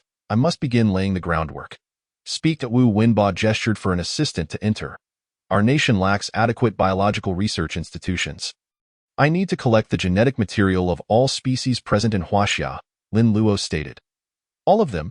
To the fullest extent possible, including some lesser-known varieties," Lin Luo replied. Wu Wenba, though unfamiliar with these intricacies, understood the magnitude of the undertaking and responded affirmatively. "No problem. We are already in the process of establishing numerous biological laboratories across various provinces and will dispatch biologists involved in the Human Completion Project to assist." Lin Luo nodded, saying, "This project will be entrusted to Feng Zhenghua." "Very well," Wu Wenba agreed, turning to ask, "Is there anything else?" Lin Luo continued, "This is foundational work for the Human Completion Project. Until it progresses, pursuing additional endeavors would be futile. Although time is of the essence, we must proceed one step at a time." Wu Wenba paused, then nodded in understanding. Science inherently requires time for accumulation. Lin Luo took a seat and offered Wu Wenba a glass of water, inquiring, How much information does the Eagle Nation possess regarding the meteor? Upon hearing this, Wu Wenba narrowed his eyes and contemplated. They have nearly 300 laboratories worldwide. And according to the records from our intelligence agency, over 90 of them are dedicated to researching related information. Indeed, they possess significant resources. Lin Luo exhaled. At present, the gap between the two nations remains considerable. If you require assistance, we can. Wu Wenba hesitated but was interrupted by Lin Luo. There is no need for haste. We are not in a rush. They will be the ones to feel urgency. Wu Wenba paused, quickly grasping the implication, and regarded Lin Luo with newfound admiration, stating, "You have made your decision?" "Rest assured," Lin Luo replied. "We will not be at a disadvantage. The times have changed." Upon hearing this, Wu Wenba clenched his fists tightly. Such words from others might be deemed arrogant, even somewhat amusing, but before him stood a man who had wrought miracles. International United Organization as the largest international organization in the world. It encompasses over 90% of nations. Initially, we signed the Human Community Agreement. We advocate for the establishment of a peaceful, free, and democratic human society. However, certain nations, possessing the means to restore humanity to a state of peace, refuse to share. At the expansive conference table, the representative from the Eagle Nation passionately articulated his stance, his trembling beard betraying his emotional turmoil. In that moment, all eyes turned to the Huaxia representative. Everyone was acutely aware of what he was alluding to. Indeed, the solution to G3 is a shared global achievement and should be accessible to all. As a major nation, is Huaxia not being excessively selfish? If they do not comply, I propose impeachment of their status within the United Organization. Agreed. Following this declaration, numerous nations echoed the sentiment. These were merely the sycophants of the Eagle Nation. The Huaxia representative remained silent. Yet the representative from the Bear Nation rose abruptly, exclaiming, "You people, how dare you speak of selfishness now? When you united to stifle their technological advancement, did you foresee this day? Did you utter a single word of concern?" The room fell silent as the Bear Nation representative smirked and resumed his seat, basking in his sense of triumph. Let them make a ruckus. The Bear Nation and Huaxia are on amicable terms. And the G3 issue has long been resolved. If you withhold information, it constitutes a detriment to humanity, I suggest. The Eagle Nation representative stood once more to speak. At this juncture, the Huaxia representative finally rose. Surveying the assembly with a smile, the concept of the human community was initially proposed by us. We certainly have not forgotten. We have stated that resources are currently limited, and only a select few nations can address the situation. But we will not forget the others. However, there is an order to all things. With that, I must attend to some matters and will take my leave. Having said this, the Huaxia representative exited, leaving a chaotic conference hall in his wake. That night, the door to the Huaxia representative's hotel room was nearly battered down. Some arrived openly, while others came stealthily. 14,354 species. Fang Zhonghua handed Lin Luo a densely packed document. It contained the genetic maps of existing animals. Lin Luo glanced over it, feeling overwhelmed. It appeared that his desire for a shortcut was futile. He needed to acquire new genetic maps or concealed genes for any significant impact. Since these genetic maps did not trigger any alerts from the system, it indicated their lack of utility. Observing Lin Luo's troubled expression, Fang Zhonghua inquired, "Is there anything I can assist you with?"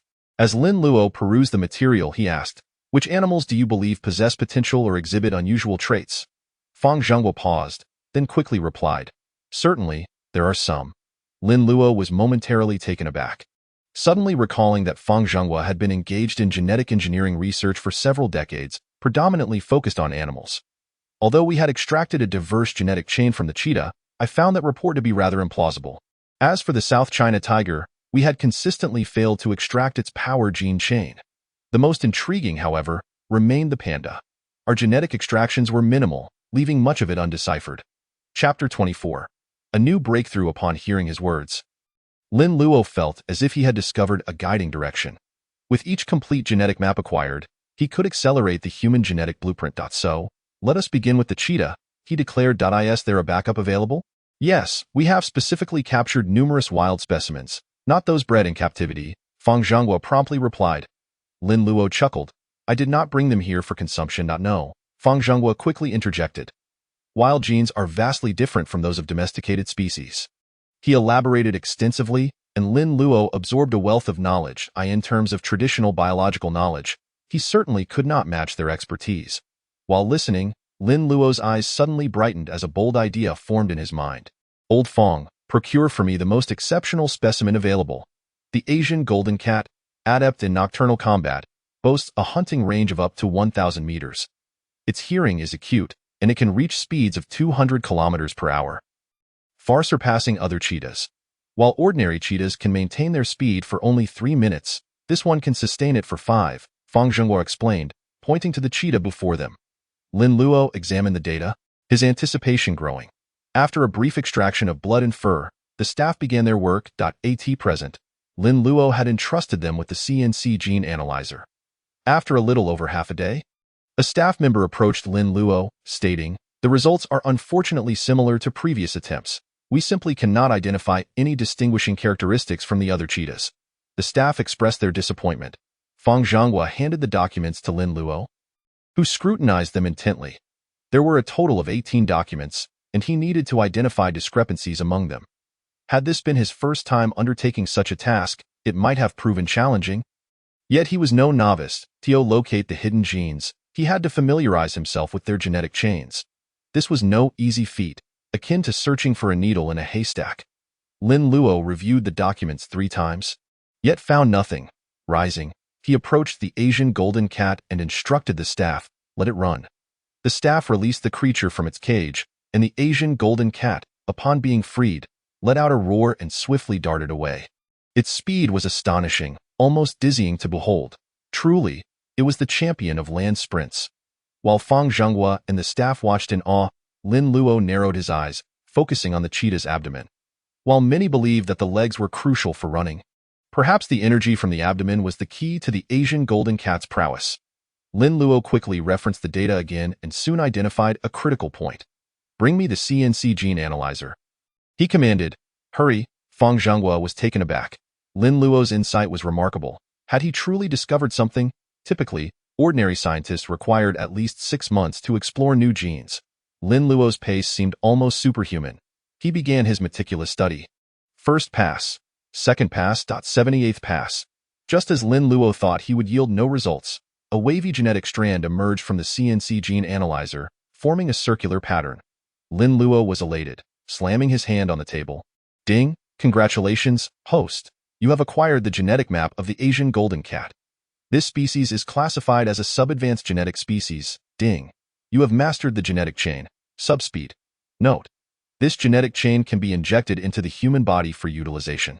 Ding! Reward: 3 progress in the human genetic map, granting a national buff acceleration of 1. Ding!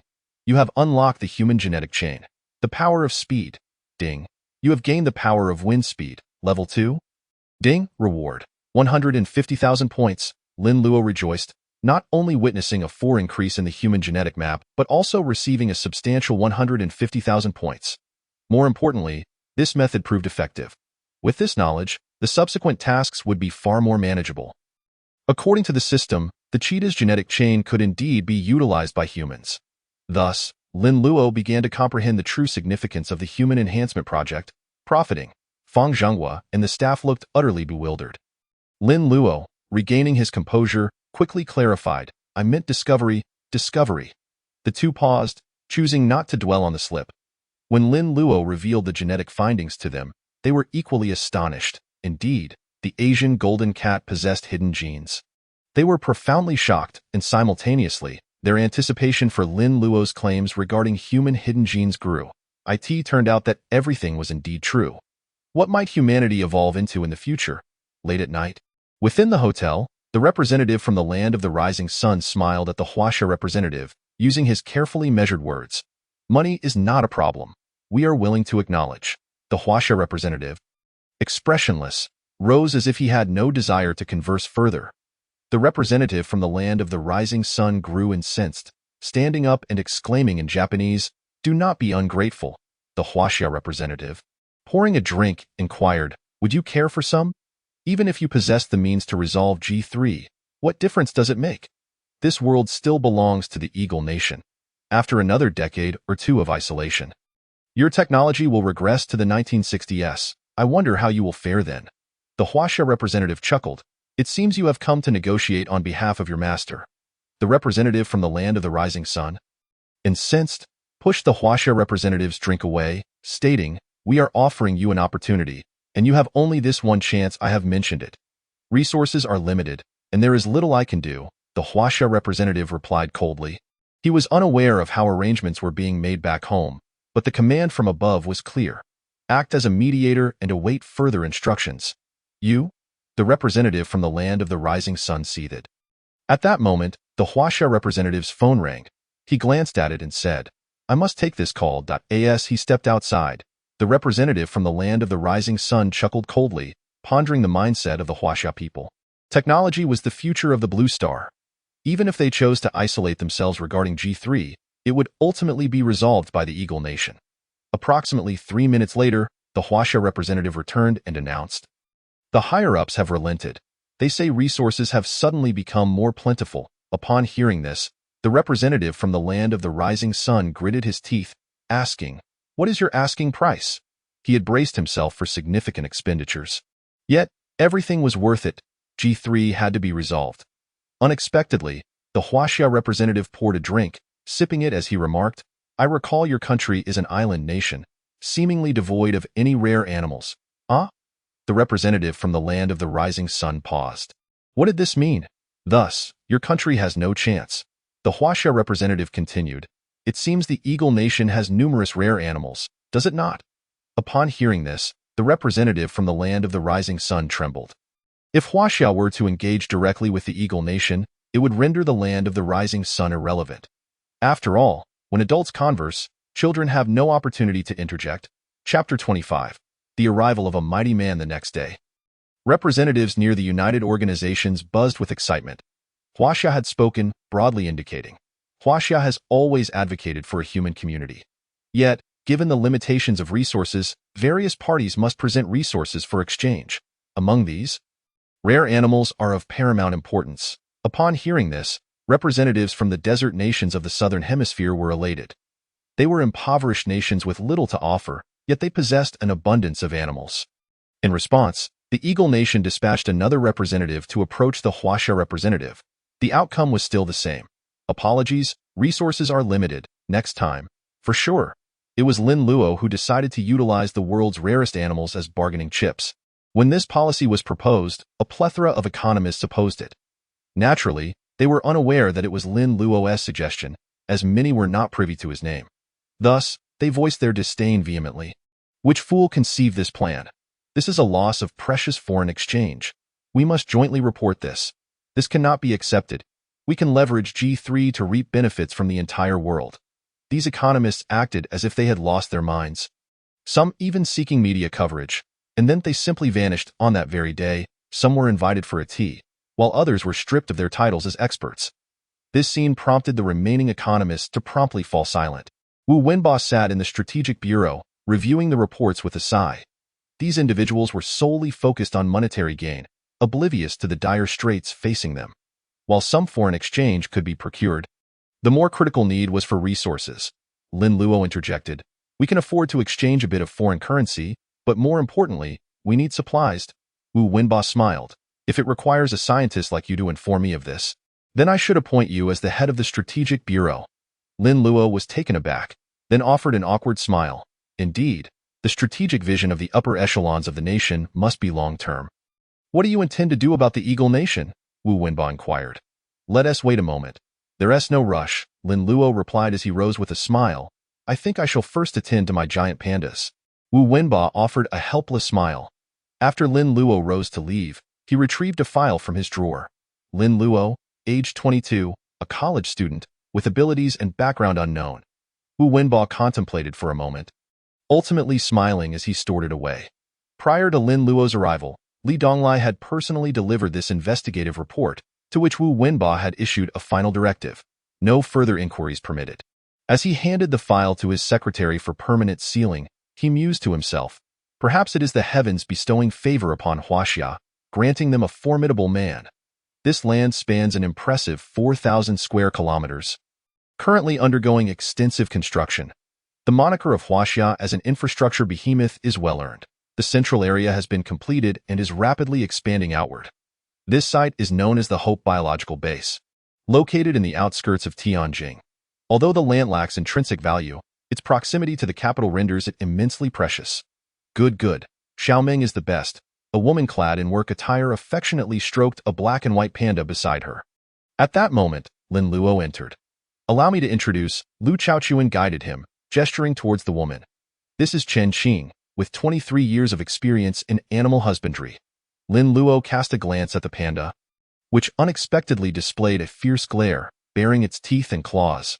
Undeterred, Lin Luo approached as Chen Qing stepped forward, regarding him with astonishment. Is this him? Hello. Lin Luo extended his hand. Hello. Chen Qing hurriedly reciprocated, though merely an ordinary keeper. She possessed a keen sense in any case. Lin Luo was no ordinary individual. What is its name? Lin Luo inquired. Xiaoming, 3 years old, Chen Qing replied, turning to smile at Xiaoming, gazing at the panda as if it were her own child. Lin Luo attempted to approach, causing Chen Qing to gasp and quickly caution, young man, don't. Though Xiaoming has Ming in its name, this panda can be quite fierce. Over the years, only I have been able to get close, making me her exclusive caretaker. Yet, to her astonishment, the once menacing Xiaoming not only accepted Lin Luo's touch, but also displayed a rather endearing demeanor. However, Chen Qing noticed the fear lingering in the panda's eyes. This young man is formidable? Chen Qing scrutinized Lin Luo but could only perceive an amiable aura. They engaged in extensive conversation about the panda's diet, habitat, and more. Ultimately, he asked, is Xiaoming different from others? Chen Qing nodded, a hint of embarrassment crossing her face as she replied, this little one, while lacking in other talents, has an extraordinary appetite. An appetite? Lin Luo was taken aback, not expecting the panda's unique trait to be centered around feeding. Across the ocean, in the Eagle Nation, on the eastern coast, lies a dense cluster of buildings.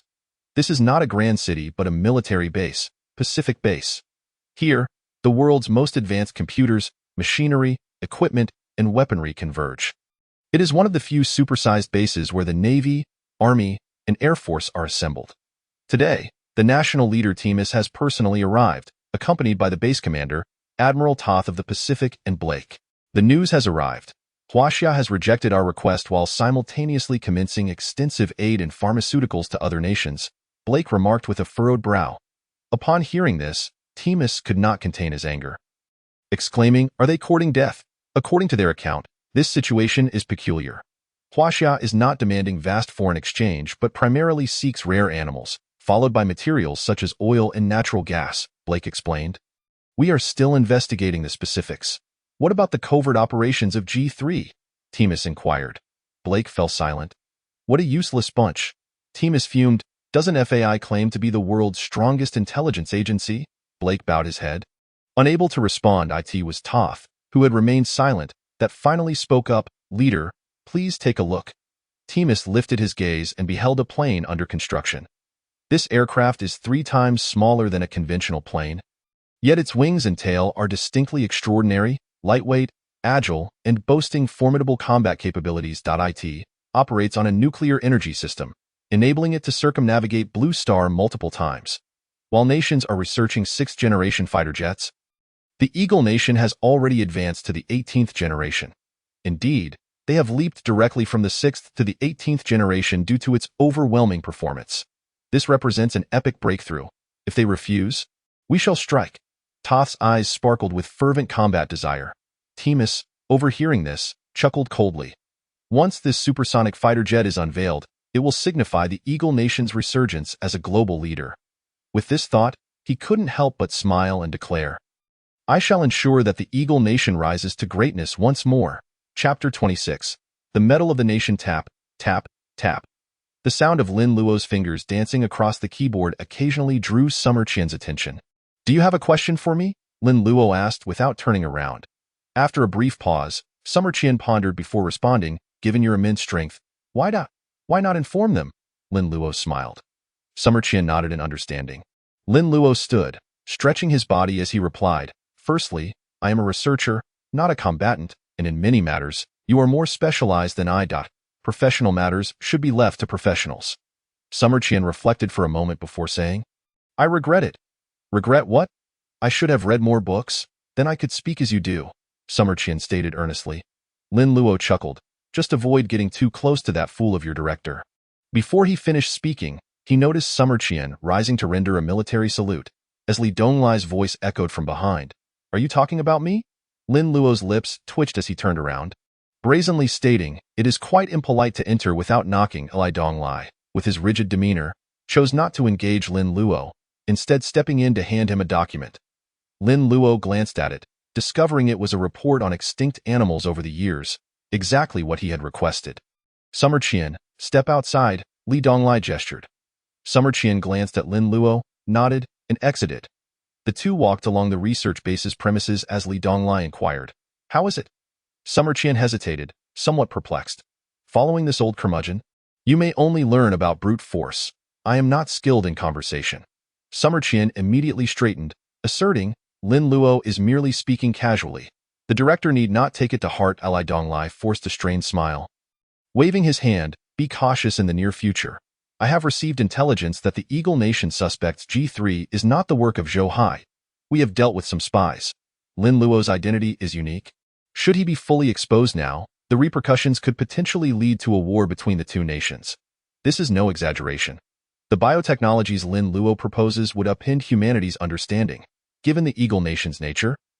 If they cannot obtain it, they will stop at nothing to destroy it.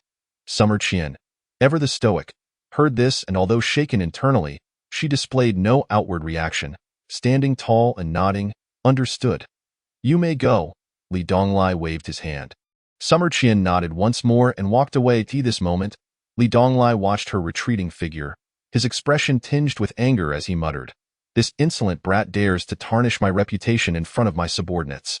It is truly excessive. It seems I must find an opportunity to give him a rigorous training session. All comparative charts have been compiled. The panda is a national treasure of Huaxia, and its significance is self-evident. Hence, pandas are exceedingly precious. However, despite their plump appearance, pandas exhibit a remarkable humanity. Some even jest online that pandas are merely actors portraying certain personalities. Lin Luo meticulously compared all the genetic data but found no anomalies. Huaxia naturally places immense importance on its national treasures, conducting thorough research on their genetics. Lin Luo also compared the genetic profiles of several pandas, discovering that Xiaoming bore no differences from the others. There is a theory in traditional biology called the regional biology theory, Qin Yuan remarked. Lin Luo, without turning, replied, what is traditional biology? Qin Yuan cleared his throat. What you propose now is a new biological theory. That is how old Zhou and the others refer to it. Lin Luo was at a loss for words, never anticipating that he would inadvertently establish a new school of thought. Old Zhou? Why has Zhou Lao been avoiding me lately? Fame has gone to his head. He looks down on others. Qin Yuan chuckled. Lin Luo paused, quickly realizing that Qin Yuan was speaking in jest. Initially, Zhou Hai had some misunderstandings with Lin Luo, but the real reason was his inflated ego. Such individuals often possess a strong sense of pride. Due to recent circumstances, Zhou Hai was compelled to acknowledge Lin Luo's contributions regarding G3. Only a select few insiders are aware that it was all Lin Luo's doing. Now, he is the most popular figure online, an idol to countless people. Naturally, he feels guilty and finds it difficult to face Lin Luo. Qin Lao, why don't you offer him some guidance? Lin Luo suggested. This matter is futile to discuss with me. Qin Yuan remarked. Moreover, a national medal is to be awarded soon. Initially, he was not intended to be included, but considering his recent surge in popularity, it would raise suspicions among other countries if he were omitted. One must complete the performance in its entirety. Lin Luo nodded in agreement and said, then I shall invite him for a drink another day to congratulate him. Are you trying to make him feel guilty? Qin Yuan laughed heartily, then inquired, Lin Luo, having contributed so much to the nation, do you truly have no desire for the national medal? Without a moment's hesitation, Lin Luo smiled and replied, if a person is indifferent to glory, then they bear little distinction from a salted fish. However, if an individual requires accolades to embellish their strength, then that person is indeed a weakling. Qin Yuan, upon hearing this, felt an immense admiration. You've digressed. You haven't yet explained what the theory of regional biology is, Lin Luo interjected. In simple terms, it pertains to symbiotic existence, Qin Yuan explained. For instance, a highly venomous snake, once it bites a person, leaves no antidote. Yet, if you search in its vicinity, you may very well find medicinal herbs. This is also referred to as adaptability, Lin Luo mused. What Qin Yuan intended to convey was that individuals residing in a given region often share similar adaptive traits. As the two delved into their theoretical discussion, a series of resounding footsteps approached, synchronized and vigorous. Lin Luo turned curiously, while Qin Yuan gazed expectantly toward the door. That moment, Xia Qian pushed the door open and saluted Lin Luo. As the footsteps drew nearer, a squad of soldiers led by Yang Jun appeared before Lin Luo. Behind Yang Jun, two soldiers carried a tray, one bearing the national flag of Huaxia and the other showcasing a gleaming medal. Lin Luo recognized the medal from television, and his eyes ignited with fervor. As he had stated, this medal represented a significant affirmation of an individual. If anyone claimed they did not want or care for it, that would be exceedingly hypocritical. This is a specially made medal. The head of state expressed regret for not being able to attend personally, but has authorized me to present the award and extend his apologies. Yang Jun stated earnestly. Upon hearing this, Lin Luo instinctively straightened his posture, standing at attention. Salute. Yang Jun returned the gesture with a military salute, and the two rows of soldiers saluted collectively. Academician Lin Luo, in recognition of your contributions to the nation, pursuant to National Order No. 735, we hereby bestow upon you the National Medal. Your remarkable achievements defy expression. The nation is fortunate to have you, and Huaxia is blessed. As Yang Jun's words resonated, he advanced with a distinct military gait, bearing the emblem of Huaxia's highest honor and the national flag. At that moment, Lin Luo's emotions were tumultuous. Chapter 27. Gene synthesis. The instant Lin Luo donned the national medal, he clenched his fists tightly, a surge of passion coursing through him. Yang Jun observed Lin Luo and adjusted his attire, asking, "Do you have anything you wish to say?" Lin Luo pondered briefly before responding. "Next time you come, could you lessen the volume of your footsteps? It disrupts our discussions." Yang Jun, upon hearing this, rolled his eyes, exclaiming, "You cheeky rascal, can't you say something pleasant?" Lin Luo smiled, and others joined in laughter. Except for Xia Qian, who maintained her stoic expression. "All right, back to the matter at hand," Yang Jun said. "I am here today for another purpose." "Speak," Lin Luo urged. Although blueberries have a significant impact on the world, the current reliance remains on technology. Yang Jun continued. "Is someone seeking to take advantage of this to revive the economy?" Lin Luo comprehended. Yang Jun nodded. "I never intended to conceal the blueberries. They are not cutting-edge biotechnology." However, as he shifted his tone, Lin Luo added with a smile, "If certain countries wish to acquire them, they must lower their demands to negotiate." Yang Jun, upon hearing this, raised his thumb in appreciation, saying, "You, my friend, would be wasted in technology. You ought to doubt what's wrong with pursuing technology?" Qin Yuan interjected, visibly displeased. Yang Jun, realizing his oversight, felt a moment of panic. "I momentarily forgot you were here. Esteemed elder, my rank as a general holds little weight here. I spoke too hastily." Yang Jun quickly clarified, "What I meant was, what is wrong with engaging in technology? Does that make one lesser?" Qin Yuan pressed on. The two old men began to bicker, while Lin Luo observed the exchange, unperturbed about mediating. Suddenly, Yang Jun's expression changed, and he collapsed straight to the ground. Xia Qian and Lin Luo were startled. Lin Luo reacted swiftly, catching Yang Jun as he fell. Yang Lao," Lin Luo called out. I'm fine," Yang Jun gasped, "just an old ailment. I walked a bit too far." Lin Luo summoned a doctor for an examination, and upon confirmation of Yang Jun's well-being, he felt relieved.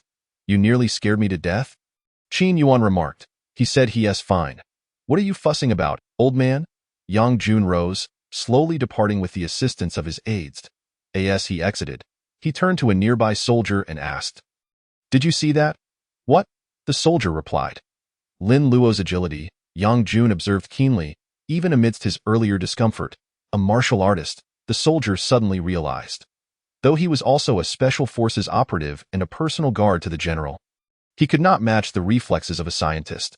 This was astonishing. It appeared that Lin Luo had many secrets yet to unveil.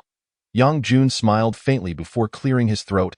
Medal presentation ceremony. Zhou Hai stood on the stage. Though aged, he stood upright. He regarded the presenter of the medal before him and executed a standard salute, though his mind was a blank slate, akin to someone who had committed a transgression. After the formalities concluded, he descended the stage, where Fang Zhenghua sat nearby, also a presenter of this award. However, his recognition was based on achievements from a year prior. Observing Zhou Hai's expression, Fang Zhenghua could easily discern his thoughts. "Uncle Zhou," he addressed, given that he was a junior to Zhou Hai. Noticing Zhou Hai's lack of response, he nudged him gently. "What now?" Zhou Hai replied impatiently. Fang Zhenghua, accustomed to Zhou Hai's temperament, continued, "In truth, you are assisting Lin Luo?" Zhou Hai looked puzzled. "Consider this. If Lin Luo were to be exposed now, it would be detrimental to him and to the nation, I understand." But Zhou Hai sighed. "However, what if one day Lin Luo's plans come to fruition?" Fang Zhenhua's tone shifted, his eyes sharpening. Zhou Hai's body jolted. "When that day arrives, we will have nothing to fear," Fang Zhenghua asserted. "This honor will eventually be returned to him." Zhou Hai's excitement surged, and he declared, "Indeed, that day will come. I have decided to temporarily halt the gene collection issue," Lin Luo announced. Qin Yuan beside him asked, "Why is that?" As Lin Luo watched the medal presentation on television, he responded, "How many individuals in our country are like them?" Qin Yuan was taken aback. "You all have aged. You have contributed so much to the nation, yet time is relentless," Lin Luo stated. "With each passing day, we lose another elderly scientist. I intend to change this circumstance." Qin Yuan paused, then said, "You could employ the 3 acupuncture point technique like I do. That only addresses the symptoms, not the root cause," Lin Luo countered. "As I have mentioned, the issue of human longevity lies within the 24th chromosome. I now possess 90% of its genetic chain, and I am confident that I can alter this reality." Upon hearing this, Qin Yuan could not contain his excitement. Did this not imply that they could transcend the limits of human lifespan? Once Lin Luo's plan was revealed, it immediately ignited the spirits of those at the Hope biological base, each individual brimming with enthusiasm. Lin Luo divided the 24th chromosome into 5,483 segments, and all personnel worked tirelessly day and night. Achieving this was no small feat. While Lin Luo had mastered all the hidden genes, to fully possess this chromosome, they needed to conduct a comprehensive dissection. In such an environment, the base invested a full 7 days into this endeavor. These 7 days became a period of profound revelation for 3,488 individuals within the base. They finally understood just how exceptional their 22-year-old chief engineer truly was. One person had deciphered a hidden chromosome. Most of the time, they merely cross-referenced data. After 7 days, a complete information report landed on Lin Luo's desk. He glanced over it, while Qin Yuan looked on eagerly. "Excellent," Lin Luo remarked. "Everything is prepared." Qin Yuan rejoiced and promptly asked, "Does this mean—" "Not quite yet," Lin Luo interjected. "While we understand the concepts, I am not a doctor. We can summon any doctor you need immediately." Qin Yuan offered. "Not even a professor or physician will suffice." Lin Luo shook his head. "I have already reviewed the qualifications of all the top doctors in the country. None are suitable. What I require is not merely a physician, but a doctor well-versed in biological genetics." Qin Yuan paused, momentarily at a loss, before asking, "What precisely will need to be done?" "Under advanced nanotechnology, we will synthesize the genetic chain," Lin Luo explained. "What?" Qin Yuan exclaimed, utterly bewildered. "Synthesize the genetic chain? That sounds like something out of a science fiction movie." Chapter 28. The psychiatric hospital. Setting aside the conceptual issues, this extraordinary nano device is something I have never even heard of. Although Qin Yuan lacks understanding, he harbors an unwavering belief in Lin Luo deep within his heart.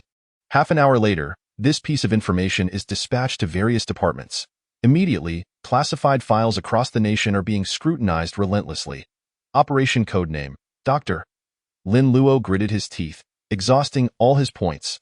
"Ding, would you like to spend 150,000 points to exchange for the Ultra Nano Gene device?" "Exchange," Lin Luo declared. "This machine is of utmost importance." In truth, Lin Luo concealed a crucial detail. He is capable of personally performing the gene stitching this time. However, he refrained from stating this explicitly, for he understood that to accomplish the human completion plan, he could not rely solely on himself. He needed someone who comprehended him. Clearly, while Qin Yuan and his companions possess an exceptionally solid foundation, regrettably, they are constrained by their past knowledge. Therefore, Lin Luo is keen to nurture an individual who can assist him, much like Lu Chaochuan. Presently, Lu Chaochuan has garnered the admiration of all. He has meticulously organized all personnel relationships within the Hope biological base, to the extent that Lin Luo can locate anyone he wishes at a moment's notice. Even those who initially opposed him, like Qin Yuan, are compelled to acknowledge his capabilities. However, time is of the essence. 7 days have elapsed since the doctor operation, and still, there are no results. Strategic Bureau Wu Wenbo furrowed his brow, gazing at the densely packed documents on the table. These materials have been transmitted from the Confidential Bureau, the Security Bureau, in various regions over the past few days. They have cross-checked a multitude of personnel, yet not a single one meets the criteria. Perhaps we should consult academician Lin Luo on how to proceed, suggested an assistant in a way. Almost simultaneously, Wu Wenbo, Li Donglai, and Yang Jun responded. The assistant was taken aback. If such matters must trouble him, what distinguishes us from mere ornamental figures? Yang Jun exclaimed. Indeed. Wu Wenbo nodded vehemently. Li Donglai, however, remarked seriously. We are men. We cannot be referred to as mere ornaments. Before he could finish, Wu Wenbo and Yang Jun shot him incredulous looks. Li Donglai wiped the sweat from his brow. In terms of rank, he is inferior to them. Yet, he merely repeated what Lin Luo had said. Tio speak more, particularly to share more jokes. However, why are they not laughing? That little rascal, once again, has put me in a bind. Li Donglai mentally noted this grievance against Lin Luo. That moment.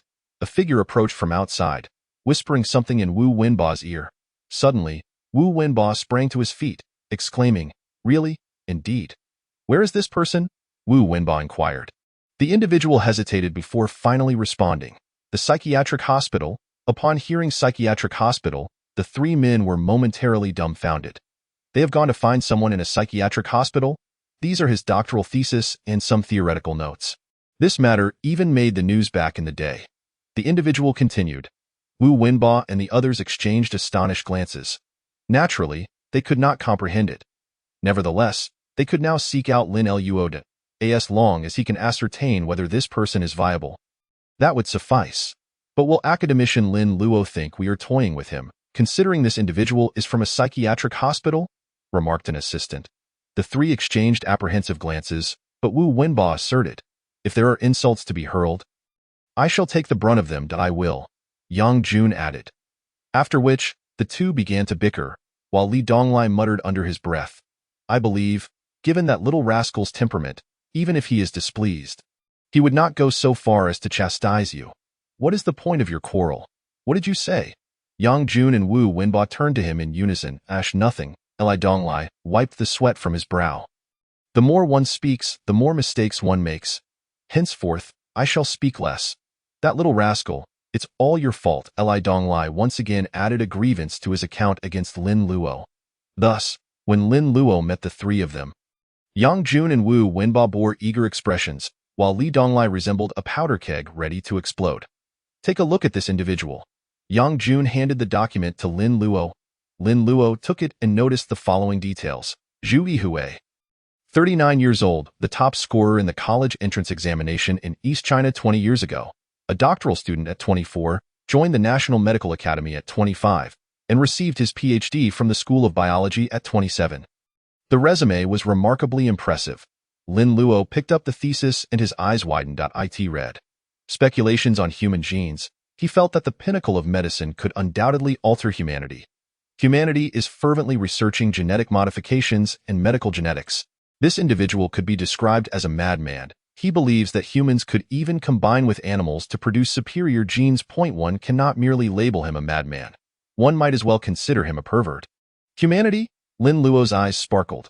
The three exchanged glances, and ultimately, Wu Wenbo apprehensively stated. The psychiatric hospital. After speaking, the three cast guilty looks at Lin Luo. Yet Lin Luo affirmed, We indeed should go. The three felt even more guilty. Lin Luo further inquired, Who sent him there? His former mentor, Wu Wenbo replied. Lin Luo nodded, saying, Neither he nor Zhu Yihui is in the wrong, so what you imply is, the three paused. Are we truly going to the psychiatric hospital to invite him? East China Psychiatric Hospital. This is the largest psychiatric hospital in the country. A disheveled middle-aged man, wearing glasses, lies on the balcony, listening to two patients nearby discussing a game of chess. The scene of mentally unstable individuals playing chess is, naturally, one that can be imagined, crying out, "You cannot take my baby. This is my piece. Do you dare to move it?" As their argument escalates, it seems they are on the verge of a physical confrontation. The middle-aged man, feeling irritated, turns his head, attempting to evade the familiar squabble. However, at that moment, he notices the sun being obscured. He feels discontent. He prefers sunshine, dislikes rain, and detests overcast days, just as he enjoys the outside world. Just as he prepares to return by lifting his stool, a voice from the medical staff calls out, "Patient C39978, Zhu Yihui, there are visitors for you." He does not turn around, as he wishes to avoid any encounters. For years, he has maintained this stance. However, the next statement from the medical staff halts him. "Zhu Yihui, if you do not meet this person today, you will not be allowed to eat dinner." Upon hearing this, Zhu Yihui turns back, glancing at the staff's smiling face, and instantly loses his irritation. These medical staff know his Achilles heel. Who is it? Zhu Yihui inquires listlessly. In truth, he is deeply avoiding everything. Chapter 29. Changing the Era. Zhu Yihui, in fact, possesses excellent logical reasoning and is quite a decent person. However, the head of the psychiatric hospital nervously observes Wu Wenba and Lin Luo before him. He is astonished to see that Wu Wenba, a man of considerable rank, seems to revolve around the words of the young Lin Luo. Has he said anything noteworthy over the years? Lin Luo asked. Nothing. The head chuckled awkwardly. The words of patients in this psychiatric hospital are often bizarre. Most people cannot comprehend them. Then how did he end up here? He was diagnosed with a psychiatric disorder. The head explained. There is a latent potential for criminal behavior. You should be aware of the events from back then. Lin Luo nodded. At this moment, footsteps are heard at the entrance, and he looks up to see Zhu Yihui standing there, surveying them and saying, "Are you the ones looking for me?" The head immediately turned back, saying, "How can you speak like that?" "They are." Lin Luo promptly interrupted. "Sir, thank you, but you may leave. I wish to speak with Mr. Zhu." The head paused, catching Wu Wenba's gaze, and quickly took his leave. Zhu Yihui cast a glance at Wu Wenba, naturally recognizing him as a member of the relevant authorities, and regarded him with a degree of disdain, stating, "If you have something to say, please do so quickly." Wu Wenba found his attitude rather displeasing, while Lin Luo remarked, "You are attempting to use words to conceal your inner evasion." "What nonsense are you spouting?" Zhu Yihui retorted coldly. "I have read your thesis. It is quite perverse, as it touches upon ethics and the moral boundaries of humanity." Lin Luo continued. "Everyone will consider you a deviant. Be quiet," Zhu Yihui shouted loudly. "After that incident, your wife chose to separate from you, and your son no longer recognizes you. They know you are a good father, yet they fear society's judgment." Lin Luo pressed on. "Therefore, despite having numerous opportunities to prove your sanity, you still refuse to leave, for you no longer wish to re-enter that disillusioning society. I do not know what you are talking about." Zhu Yihui turned away, preparing to leave. At that moment, Lin Luo called out to him, "Zhu Yihui, do you truly wish to spend your life like this? In this psychiatric hospital, listening to the cacophony of others, and continuing to isolate yourself?" Zhu Yihui halted. He fell silent. Ultimately, he clenched his fists, turned back to Lin Luo, and said, tears streaming down his face, "So what? I am a deviant." "No," Lin Luo replied. "You are merely articulating a perspective that may exist, yet you do not genuinely harbor such thoughts. Speculation is innocent. Countless scientific theories and laws have emerged from once impossible conjectures. Your thesis has been cast aside by society. However, this does not necessarily imply that it is erroneous."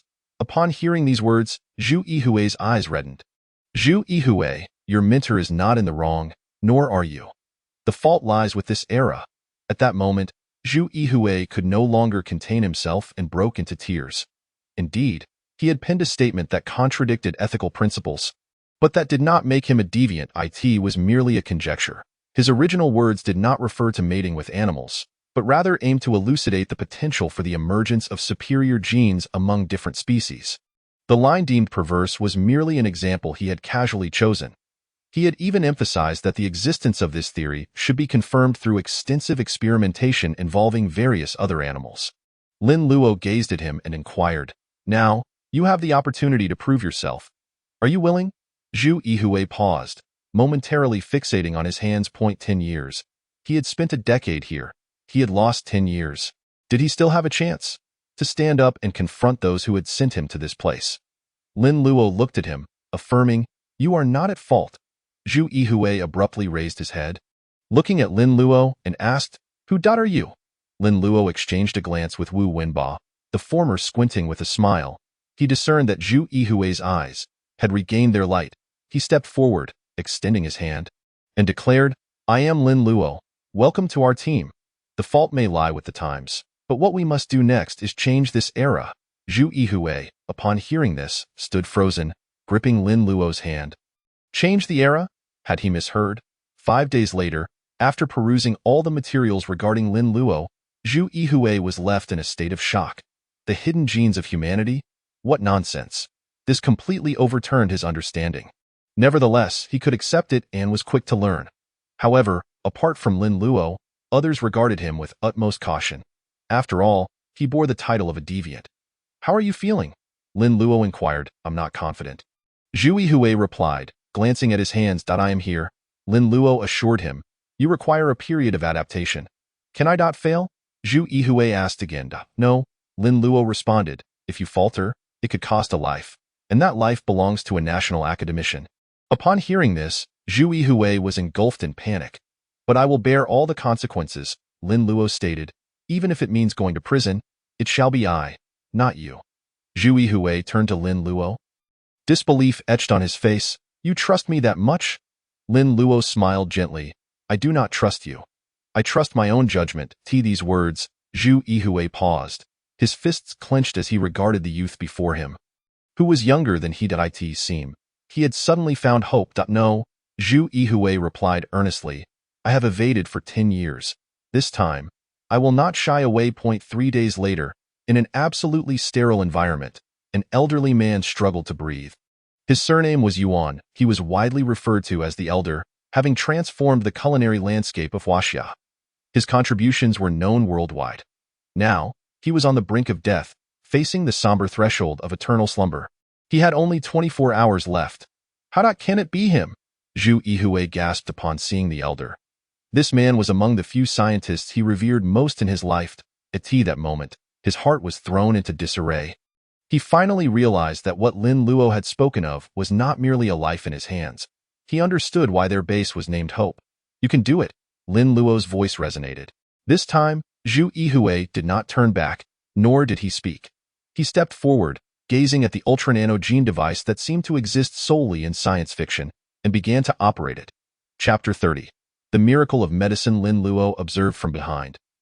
He could not allow anything to happen to the Elder. Yet, Zhu Yihui was indeed a talent. After 3 days and nights of practice, he began the operation. Anesthesia. 40. Wait, the patient's vital signs are showing abnormalities. Hold on. Zhu Yihui's palms were sweaty.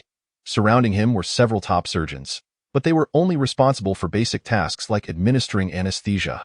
Thus, they waited for 2 hours before Zhu Yihui finally said, "Continue with the anesthesia." The anesthesia proceeded. Once the Elder was fully in a semi-conscious state, Zhu Yihui commenced the genetic work. The first step was to sever the gene chain. Gene stitching involves bringing to light the 24 hidden gene chains. Therefore, a stitching operation was necessary. Simply put, it entailed cutting a portion of the 23rd chromosome and then attaching the 24th. This process also required rewriting the sequence of the 24th. While it may sound simple, the execution was exceedingly complex. Considering the importance of the individual before him, Zhu Yihui took a deep breath. He maneuvered the ultra-nano surgical knife, locating the 23rd chromosome. The positioning was accurate. No, that was wrong. He realized he had a slight deviation in angle. He quickly corrected it. Lin Luo, observing from behind, understood the gravity of the situation. Had Zhu Yihui attempted to proceed, Lin Luo would have intervened. The main switch of the machine was under his control. Zhu Yihui operated with utmost caution. Clicked, the gene was severed. At that moment, the Elder's breathing became rapid. Tension filled the room. Once severed, there would be less than an hour remaining. If the operation was not completed within that time, the Elder would be beyond saving. Yet, at that moment, Zhu Yihui felt a sense of calm. His eyes even sparkled with clarity. Genetic engineering was, indeed, miraculous. This was all real. Lin Luo. Zhu Yihui murmured to himself, "What a genius." As he spoke, he began to search for the 24th chromosome, needing to emit a form of superwave radiation to reveal this hidden chromosome. Simultaneously, he had to rewrite the DNA, organize it, and correct it all within 3 minutes. This was the most challenging step that IT demanded not only an incredibly profound understanding of genetics, but also experience. Each pair of DNA had unique pairings, and Zhu Yihui might need to observe tens of thousands of combinations within those 3 minutes. The difficulty was unimaginable. Ultimately, he needed to execute with precision to achieve stitching. Thus, this step was crucial. At that moment, a torrent of information surged in. Human genetic pairing, chromosome adhesion, equivalent biological factors. Zhu Yihui's eyes remained unblinking. His back was drenched in cold sweat. He could not afford a single mistake. A misstep could doom him to live in shadow for the rest of his life. Yet, his eyes bore no fear. Only determination. He could do this. He had absolute confidence in himself. To inscribe the genes. Zhu Yihui swiftly entered data into the ultra-nano gene apparatus while delicately maneuvering the nanosurgical knife for the next step. 1 minute. 2 minutes. Separation successful. The next step, DNA docking. Success. Zhu Yihui's eyes gleamed. However, he held his breath. The operation was not yet complete. Superwave stitching, as the machine emitted a green light wave towards the junction of the 2 chromosomes. Zhu Yihui grew tense. The theoretical knowledge Lin Luo provided transcended his understanding, encompassing everything he had learned in his life. If this knowledge could indeed succeed, Zhu Yihui knew humanity would undergo a monumental transformation. In that moment, under the pull of the superwave, Zhu Yihui's eyes widened. He saw it. The 24th chromosome gradually surfacing. At this instant, Zhu Yihui's heart raced with fervor. He loved science and was enamored with it. It was this passion that had led him to write that paper violating ethical standards. A smile broke across his face as he clearly observed the miraculous gene chain beneath the machine. It resembled a new life being birthed. Yet, just then, an urgent alarm sounded. Zhu Yihui jolted back to reality, noticing the surrounding surgeons hastily approaching. The life support machine blared with warnings. Elder, vital signs are critical. Unstable pulse. Requesting emergency defibrillation. A doctor urgently grasped the nearby resuscitation equipment, while Zhu Yihui stared at the now pallid elder, his mind blank. Had he failed? Failed. I was certain I was correct. He felt fear, helplessness, and an overwhelming guilt he could not place. In that moment, his heart nearly shattered. Yet, at that instant, a voice rang out. No need for defibrillation. Everyone turned to see Lin Luo. A surgeon glanced back, his fist clenched in discontent as he glared at Lin Luo. He was the elder's attending physician. Had he not brought him here, the elder could have enjoyed his final day of life. Now, what was this person saying? In the eyes of the doctors, life was always paramount. He yearned to strike Lin Luo, but he understood the urgency of saving a life. He turned away, stating, "Activate secondary defibrillation." The physician's assistant beside him remained unresponsive, prompting him to repeat firmly, "Hurry. This is my domain." Lin Luo cast a glance at Xia Qian behind him. Within a heartbeat, she approached the doctor, firmly restraining him. The doctor, thoroughly enraged, bellowed, "I don't care who you are. Do you even comprehend the contributions the elders have made to us?" To cough, coughed. At that moment, a sharp cough echoed. Everyone paused. The life monitor, which had been nearly flatlined, transformed into a series of peaks. The surgeon stepped forward and declared loudly, "Life has been revived. No, his life force is on the rise." All eyes widened in astonishment, as if witnessing a miracle belonging to the realm of medicine. Care for a smoke? At the entrance of the research institute, Zhu Yihui sat on the ground, gazing up at the sky. Lost in thought until a voice from behind interrupted him.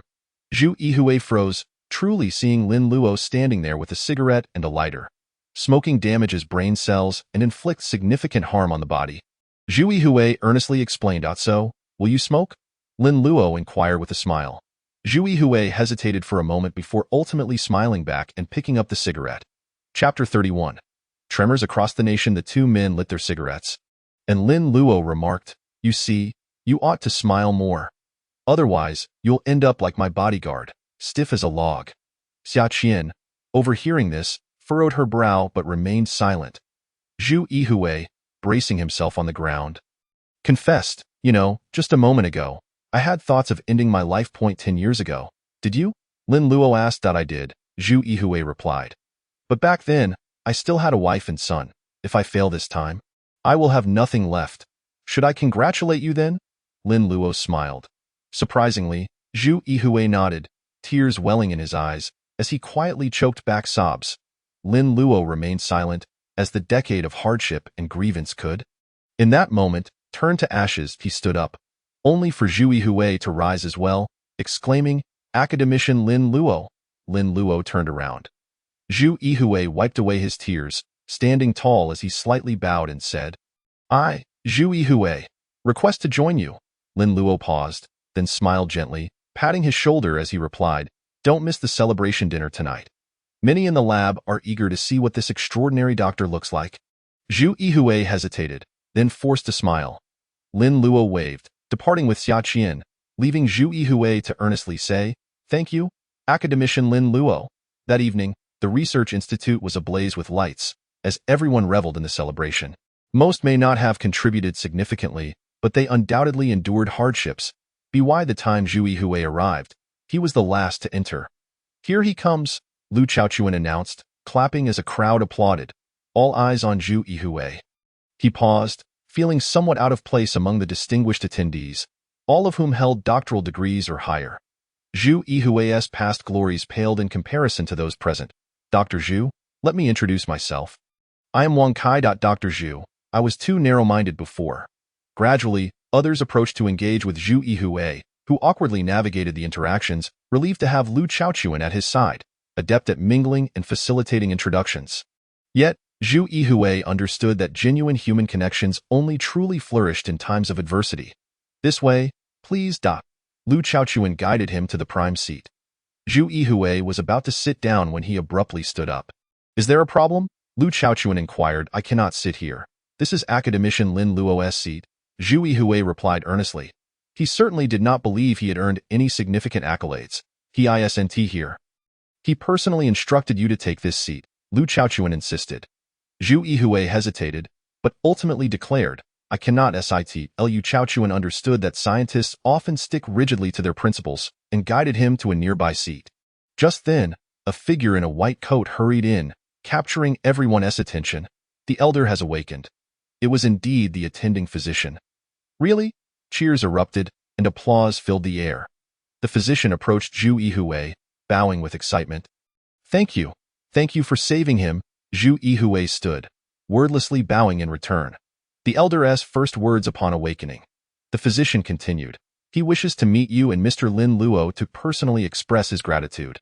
With that, he scanned the room. Where is Mr. Lin Luo? In truth, the physician had come not only to deliver this splendid news, but also to offer an apology to Lin Luo. Everyone exchanged glances, as none knew Lin Luo's whereabouts. Beneath the tombstone lay the deceased.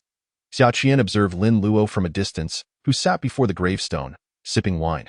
The inscription read, "Father of Lin Luo, mother of Lin Luo." Lin Luo's father was a soldier who tragically perished in battle, while his mother succumbed to illness under the weight of despair. This was also the reason Lin Luo later pursued studies in biology. He yearned to learn how to save lives. Much of his philosophy stemmed from his father, the soldier. Thus, it is said that Lin Luo's background is impeccable, for no one dares to question the lineage of a soldier. "What's today's date?" Lin Luo asked. Xia Qian paused, then replied, "The 6th. Indeed." Lin Luo smiled faintly, rising just as a military vehicle approached. Xia Qian remarked, "I'll have them wait a bit longer." "No need," Lin Luo replied, standing and glancing back at the gravestone before walking over.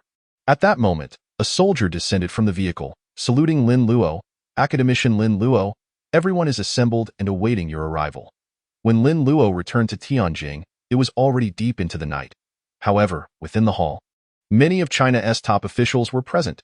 If G3 merely acknowledged Lin Luo's achievements as an engineer, the current initiative on extending human lifespan was bound to send ripples through the upper echelons. As Lin Luo entered, the man seated at the head of the table stood. Qian Yunyi, a figure of immense authority, commanded immediate respect. Everyone rose, taken aback by his gesture. Lin Luo paused, quickly returning the salute.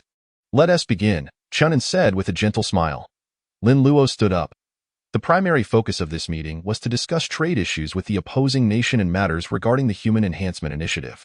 The first point on the agenda was to announce that henceforth, all economic resources would be directed to support Lin Luo and the Human Enhancement Plan, in other words. Whatever is needed, the state will provide. Is there any issue with the list of academicians? Chunin inquired. Lin Luo glanced over it and replied, "You can finalize this. The one spearheading the project is Zhu Yihui. He needs to familiarize himself with the work and cultivate some new talent." Chunin nodded, asking, "Is there anything else you require?" Lin Luo responded, "Talent." Without a moment's hesitation, Chunin said, "Name the individuals you desire, and we will make it happen." Lin Luo frowned. "What's wrong?" Chunin asked with a smile. "Are they abroad?" Lin Luo shook his head. "The talent I seek does not exist on this planet." Chapter 32. A shocking revelation at this, murmurs rippled through the crowd. "Are you suggesting we venture into outer space to recruit them?" Someone chuckled. Chunin, however, frowned. Lin Luo was no fool. He wouldn't make such a statement lightly. Suddenly, Lin Luo squinted his eyes. "Not everyone can be Zhu Yihui, but we can cultivate countless individuals like him." "Indeed," Chunin replied, "that I will promptly arrange for some individuals with strong learning capabilities to be sent your way." No. Lin Luo shook his head. "The Human Enhancement Plan is a long-term strategy. We cannot predict how many years it will take to complete. Therefore, I wish to establish an academy dedicated to this initiative." Chun's eyes widened, a knowing smile spreading across his face. "It appears you have everything planned out. I require the nation's top talent. Though 99% will be eliminated," Lin Luo stated. "Not a problem," Chunin replied. "I will personally oversee the arrangements." Upon hearing this, Lin Luo felt assured. Currently, competition among major universities for talent was fierce, and without someone of his caliber stepping in, it would be difficult to effect change. "Next, we will discuss trade relations with that country," Chunin said. "I hear you have a proposal. Our true enemy is not them, but rather the vastness of outer space. We possess little to no information about them, yet they seem to know everything about us," Lin Luo explained. Chunin nodded. "I wish to know if our nation has ever captured or witnessed extraterrestrial beings." Lin Luo inquired, looking intently at Chen and facing Lin Luo's gaze. Chunin did not speak, but merely nodded. This subtle gesture allowed Lin Luo to exhale a sigh of relief. Before them lay a dossier concerning extraterrestrials. Compiled over nearly a century, in an office, Chunin handed the documents to Lin Luo. A quick glance revealed a substantial stack of materials. As Lin Luo turned a page, he noted that it contained mere records, such as sightings of unidentified flying objects in a certain year and city. Those early entries were from a time when Chinese technology was not particularly advanced. It wasn't until the technological boom of the 21st century that the records became more precise. Among them were many clear photographs and even bodies. "Did you kill them?" Lin Luo inquired. "Certainly not," Chunin replied with a wry smile. At that time, our military was prepared to apprehend them forcefully, and we even engaged in combat, resulting in significant casualties on our side. However, we had no intention of killing them. Facing what could be extraterrestrial beings, we dared not be negligent and sought to coexist peacefully. Yet, when we captured one of these creatures, we discovered it had already succumbed. The flying craft was also destroyed. Our biological experts immediately commenced research, but regrettably, as you know, we could not even decipher the G3, let alone uncover anything from it. If you hadn't sought me out, I would have intended to discuss this matter with you personally." Lin Luo nodded and asked, "What is the condition of the body?" "It's been many years," Chunin replied. "We are unclear about it now." Lin Luo nodded again, glancing at the documents, only to find that the subsequent pages were fewer in number. He tentatively asked, "Is something amiss?" "What do you mean?" Chunin responded. "Logically, with the advancements in technology in the 21st century, we should possess more information. We have investigated this aspect." Chunin indicated a report signed by someone named Lin. "I believe that the rapid technological progress has led to increasingly cautious contact with extraterrestrials. In fact, I suspect they have been observing us for many years. Due to historical reasons, I feel that much of the extraterrestrial data has fallen into the hands of the Eagle Nation. During that period, we were in a state of backwardness, while the Eagle Nation possessed the most advanced technology of the time and could uncover more secrets. My personal conjecture is that over 80% of the information in the world is in the possession of the Eagle Nation." The signature read, Lin. After reading the conclusion, Lin Luo could not help but find the expert's reasoning compelling. "We attempted to use probes to gather related information, But as you know, these matters are exceedingly covert, and the Eagle Nation would not be inclined to share anything with us, Qianan remarked. Lin Luo produced a piece of paper from behind and handed it to Qianan, stating, I believe that our dealings with the Eagle Nation should be based on this. Qianan glanced at it, then smiled, saying, though negotiations will be challenging, we shall endeavor to do our best. Lin Luo retorted with a grin, Uncle Chun, times have changed. It is no longer us seeking them, but rather they seeking us. Qianan paused, then vigorously nodded, as if releasing a pent-up frustration. The following day, the News Center, National Daily, and Education Daily issued a joint statement announcing the establishment of a new higher education institution in Tianjin, named the Huaxia Biological Academy. This sudden joint declaration initially went unnoticed, yet some astute journalists sensed a shift. At that moment, the Huaxia Biological Academy was highlighted as a key project in the National Five-Year Plan. With vigorous land acquisition underway in the central area of Tianjin. 3 days later, construction commenced on the Huaxia Biological Academy. The entire situation was met with astonishment. On the same day, the Education Department released a statement indicating that the academy would be completed before the start of the academic year, simultaneously calling upon students nationwide to apply. Initially, many paid little heed. Education is a legacy, and few were willing to explore new institutions. What if this academy turned out to be subpar, rendering the college entrance examination meaningless? However, that evening, a piece of news sent ripples throughout the internet. It was rumored that those accepted into the Huaxia Biological Academy would receive a reward of up to 200,000 yuan, with all tuition fees waived. Furthermore, it appeared that graduates would be guaranteed job placements, and even the possibility of immediate entry into the civil service. What a joke. I heard graduates might even receive a house in Tianjin.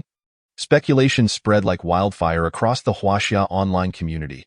Everyone was astounded. What exactly was this academy that it could offer such extraordinary benefits? That same day, a source from the Uncle Party revealed that the information circulating online was not entirely accurate, as the recruitment incentives were not merely 200,000 yuan but rather a starting point of that amount. Additionally, academician Zhou Hai was set to assume the position of vice president of the Huaxia Biological Academy. The revelation sent shockwaves through the community. If Zhou Hai could only serve as vice president, who would take on the role of president? Chapter 33. Suppressing the world, is this for real? Can universities in the Qing nation tolerate this? This was a blatant attempt to poach talent. Reports indicated that several universities had united in signing a petition for an explanation, only to have their demands quashed from above. With such generous rewards, I must ensure my child applies here this year. Wait a minute. Academician Zhou Hai is merely the vice president, who could possibly take on the role of president. Indeed. Let us just hope that someone who understands education is appointed. Another rumor circulated that many academicians and doctors had already signed on as advisors. The internet was ablaze with discussions, as this news shattered conventional norms in the educational sphere. Some high schools received directives from above, urging them to counsel outstanding students, though not forcefully. This created an atmosphere of anxiety among this year's college entrance examination candidates. Although there was no coercion, some sensed an underlying current. Often, the first to dine may well be the one to savor the feast. Lin Luo spat out his water as he looked at Qin Yuan's grin and exclaimed, What, me as president? Is there not a problem? Qin Yuan replied with a look of sheer confidence. Have you lost your mind? Lin Luo retorted, I don't have time to be a president, and besides, my identity's supposed to be confidential. For now, no one has disclosed it. We'll keep it under wraps for a while. You can't hide behind the scenes forever, Qin Yuan laughed. But I truly wouldn't know how to be a president, Lin Luo insisted. Just a nominal title, it's nothing, Qin Yuan chuckled. Seeing Lin Luo about to protest again, Qin Yuan added, Don't argue with me.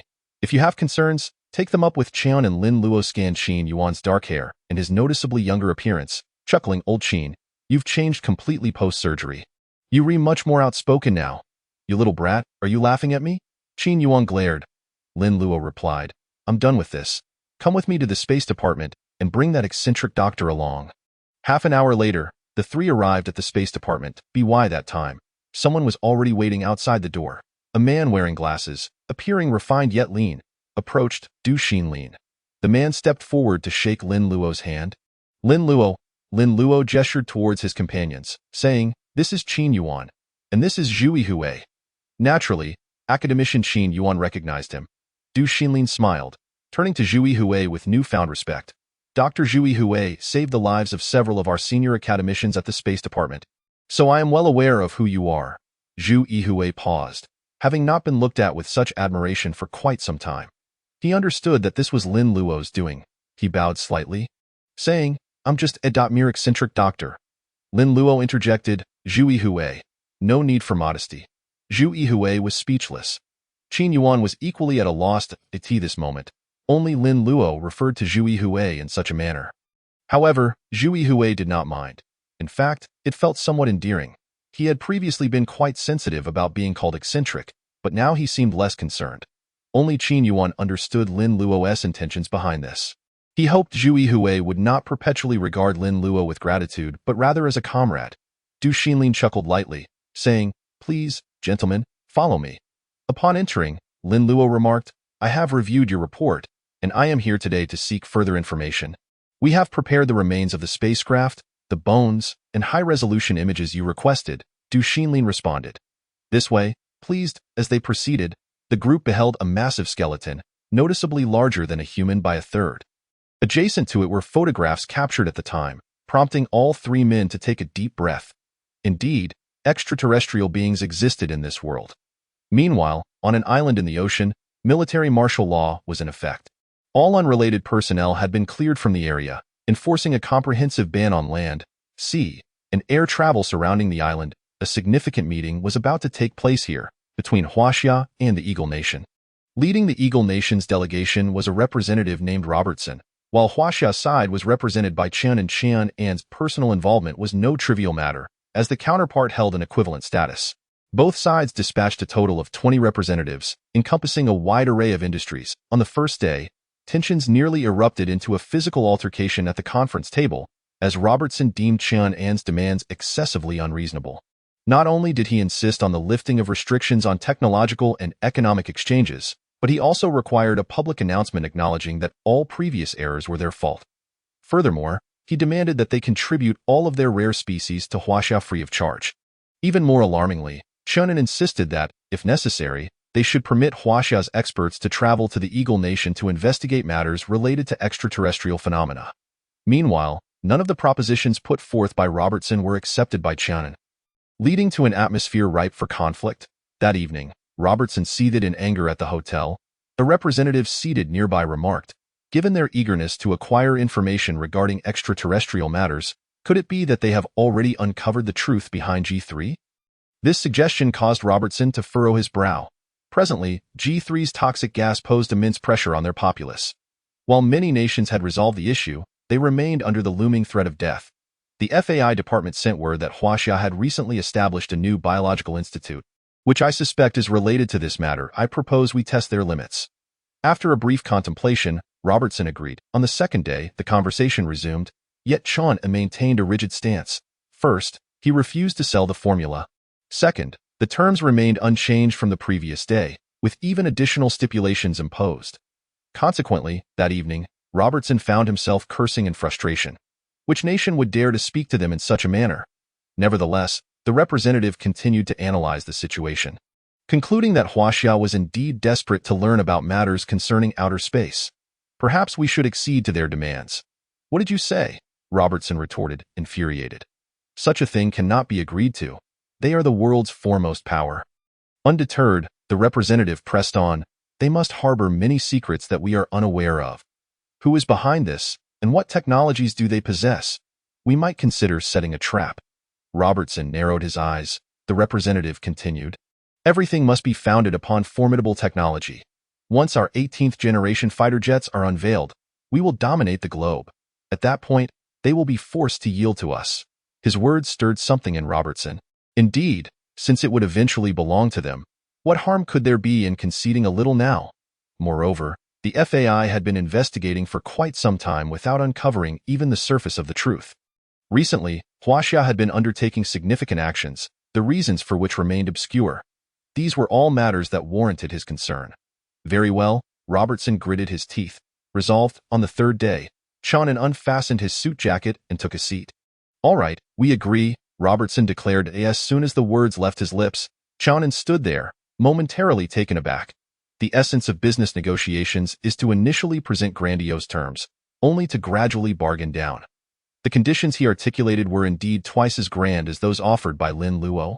He had intended to lower the price today. They had agreed. It was a surprising stroke of fortune. Clearing his throat, the assistant beside him coughed, prompting Chen to regain his focus, only to be met with Robertson's unfriendly gaze. Chen seemed dissatisfied despite the agreement. Could it be that he intended to raise the price? Fortunately, Robertson was astute. Otherwise, the cost would surely escalate. Under the terms of the previous day, any additional demands would render further negotiations unnecessary. Robertson maintained an unyielding stance. After a moment of contemplation, Chen finally acquiesced. Okay, wearing an expression that suggested he felt slighted. Robertson rejoiced, saying, "Let us prepare to sign the agreement, although some details must be amended, such as our lack of necessity to apologize to you." Chen glanced over the document, noting that the contents were trivial. Only children require apologies. Adults only seek benefits, as long as the interests align. Matters can be discussed. The supergene system exhibited no reactions, indicating the absence of genes within, or perhaps my current level is insufficient. Lin Luo gazed at the bones, lost in thought. From the photographs, the extraterrestrial creature appeared bipedal with 2 hands. Yet its cranial structure diverged significantly from that of humans, possessing 2 distinct frameworks. Could they potentially have 2 brains? Zhu Yihue inquired. Lin Luo observed for a moment before responding, "What we must contemplate and confront is an entirely novel domain. Our familiar human anatomical structures may not apply to them." Academician Lin Luo's assertion resonated with Du Xinlin, who recounted, before the body decomposed, "I had discussed it with another medical doctor. He was in charge of the autopsy. And we were astonished to find their organs peculiar. For instance, the heart was encased in a remarkably hard skeletal structure." As he spoke, Du Xinlin pointed to various images for Lin Luo's perusal. "Their bones surpass iron in hardness." Then, they observed photographs depicting bent iron rods, results of the collision, prompting astonishment among the group. Lin Luo's reaction was calm. He had already realized that the trajectory of technological advancement was flawed. The sole correct path lay in the continuous exploration of human potential. "We should preserve some of these bones and return them to the base," Lin Luo suggested. He did not anticipate completing everything on the first day. At that moment, a soldier approached, saluted them, and quietly delivered a message to Lin Luo. "Really?" Lin Luo exclaimed with delight. "The officer said you can go anytime. I will head there immediately." Lin Luo nodded, instructing Qin Yuan beside him. "You two may return first." They nodded in agreement. Lin Luo turned to Du Xinlin, stating, "The protective suits we procured from the Eagle Nation have arrived. I hope you will accompany me to the meteorite site." Du Xinlin hesitated, clearly surprised, yet eventually nodded in assent. Upon their arrival at the radiation-affected area, they found someone waiting with protective suits. As Du Xinlin donned the attire, he remarked, "Ultimately, we are lagging behind others." Lin Luo countered, "Everything is temporary. Being ahead is also fleeting." Du Xinlin shook his head, looking at Lin Luo. "That's not what I meant. I'm merely contemplating that if we must wear this to approach them. What if they harbor ulterior motives?" Pausing, he gazed into the distance. "Will we truly be able to thwart their advance in the future?" In truth, Lin Luo and his team were unaware that Huaxia could develop this protective suit. However, in recent years, Huaxia had been overly focused on economic pursuits. Had Lin Luo not raised the issue, few would have considered the radiation zone. Upon reaching the meteorite crater, both men inhaled deeply. The meteorite, measuring no more than 2 meters, had created a crater 100 meters wide and over 10 meters deep. After considerable effort, they finally descended into the pit. Du Xinlin was naturally more familiar with meteorites. Having studied numerous specimens and UFOs over the years, even personally handling fragments of UFO wreckage, he examined the surface. Normal. This meteorite bears no distinction from previous ones. Yet, why does it emit such extensive radiation and possess such remarkable impact force? Du Xinlin pondered, perplexed. At that moment, Lin Luo stepped forward and touched the meteorite. Du Xinlin gasped. This was a perilous action. "Did you hear anything?" Lin Luo inquired. "Sound?" Du Xinlin paused. "What sound?" Yet Lin Luo was certain. His hearing had been enhanced by the system. Beep, beep, beep. A faint, yet persistent sound. Lin Luo narrowed his eyes, immediately scanning the point of contact between the ground and the meteorite. "Step back," Lin Luo commanded.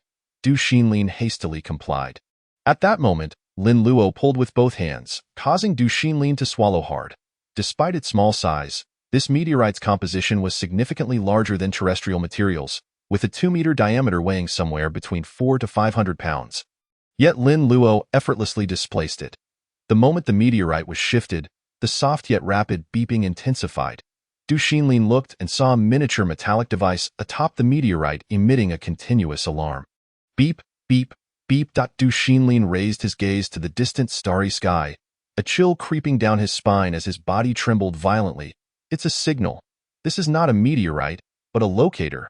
They are coming. They are truly coming. Chapter 35.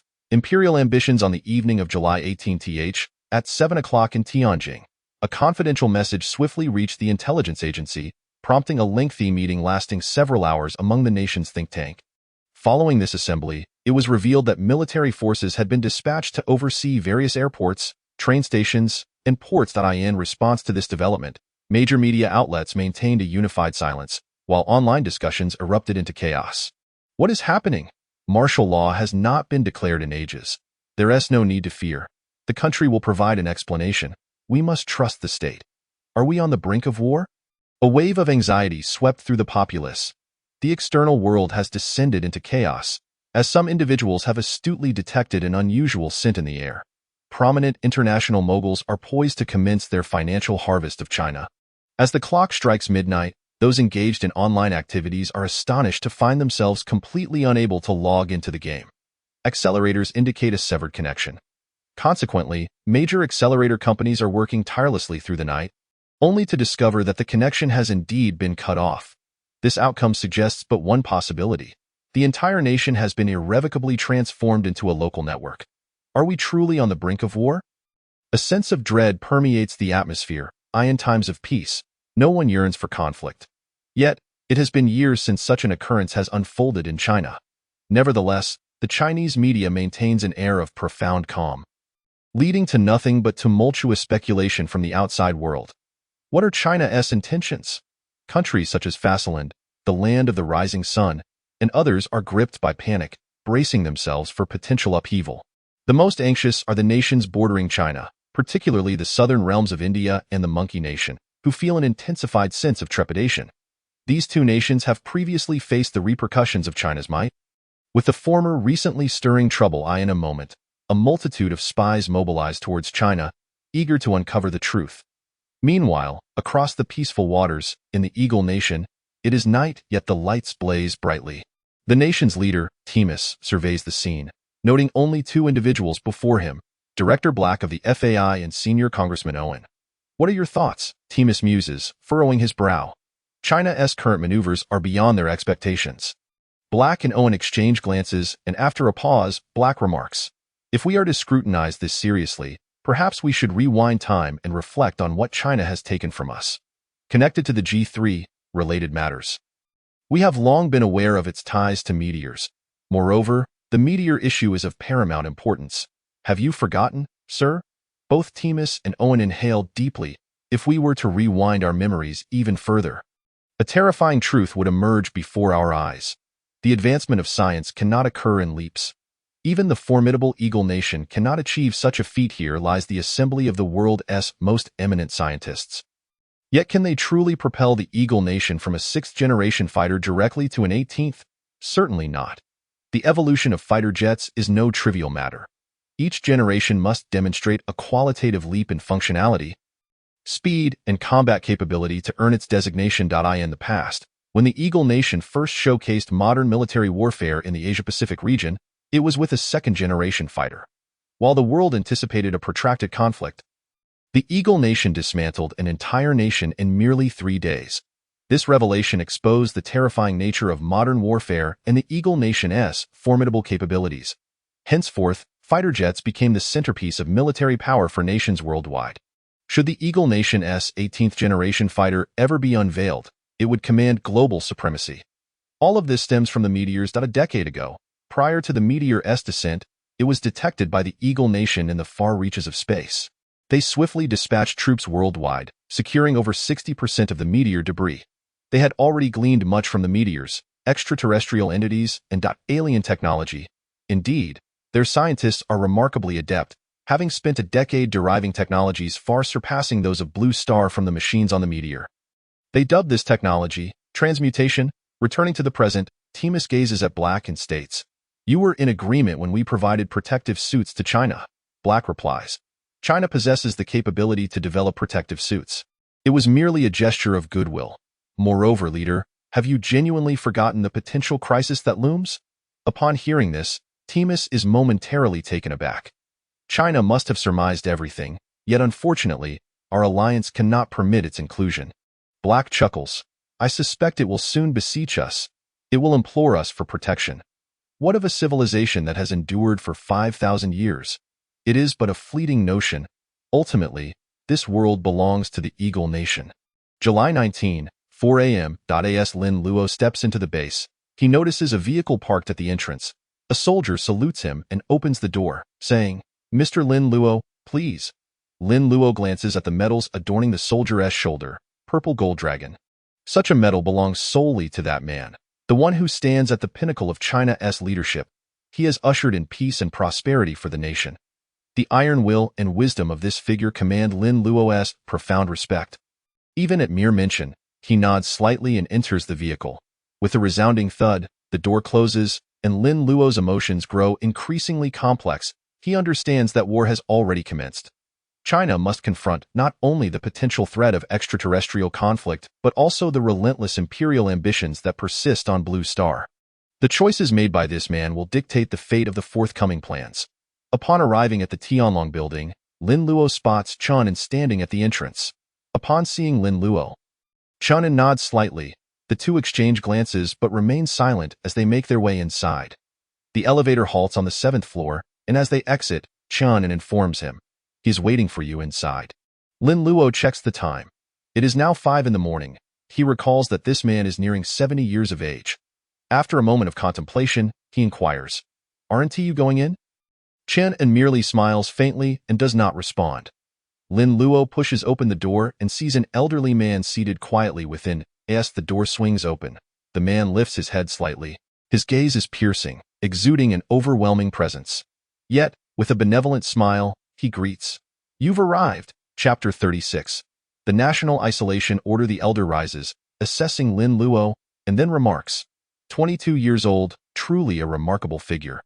"We shall see what the future holds." He stands and extends his hand. Lin Luo reciprocates, sincerely saying, "Thank you for the compliment." They take their seats, and at that moment, someone outside pushes the door open, delivering 2 cups of tea before swiftly departing. The elder scans Lin Luo, picks up the documents on the table and states, "Take a look." Lin Luo nods, taking the document in hand. This dossier is not authored by him. It originates from the nation's think tank. Behind every nation exists a cadre of exceptionally intelligent teams. Operating from the shadows, they can simulate various scenarios. Extraterrestrial civilization has been confirmed. The Eagle Nation may have long been aware of this fact. 10 years prior, relevant information indicated that the Eagle Nation was present at various meteor crash sites. In light of the intelligence gathered by Mr. Lin Luo, it is suspected that the meteor may harbor extraterrestrial technology. We suspect that the Eagle Nation may already have access to alien technological advancements. All of this has been meticulously concealed by the Eagle Nation. Following this is a proposed course of action, with the most substantial and weighty document bearing the words, "Cooperation." Upon reaching this point, Lin Luo is not surprised. He had anticipated this outcome. The elder's keen observation captures Lin Luo's demeanor, prompting him to query, "What is your perspective?" Lin Luo responds, "You are aware that their imperialistic aspirations remain unquenched." The elder furrows his brow slightly. Throughout history, China has adhered to principles of peaceful development, treating all with equality. Yet regrettably, not all share this mindset. He then speaks slowly. "What do you believe should be done?"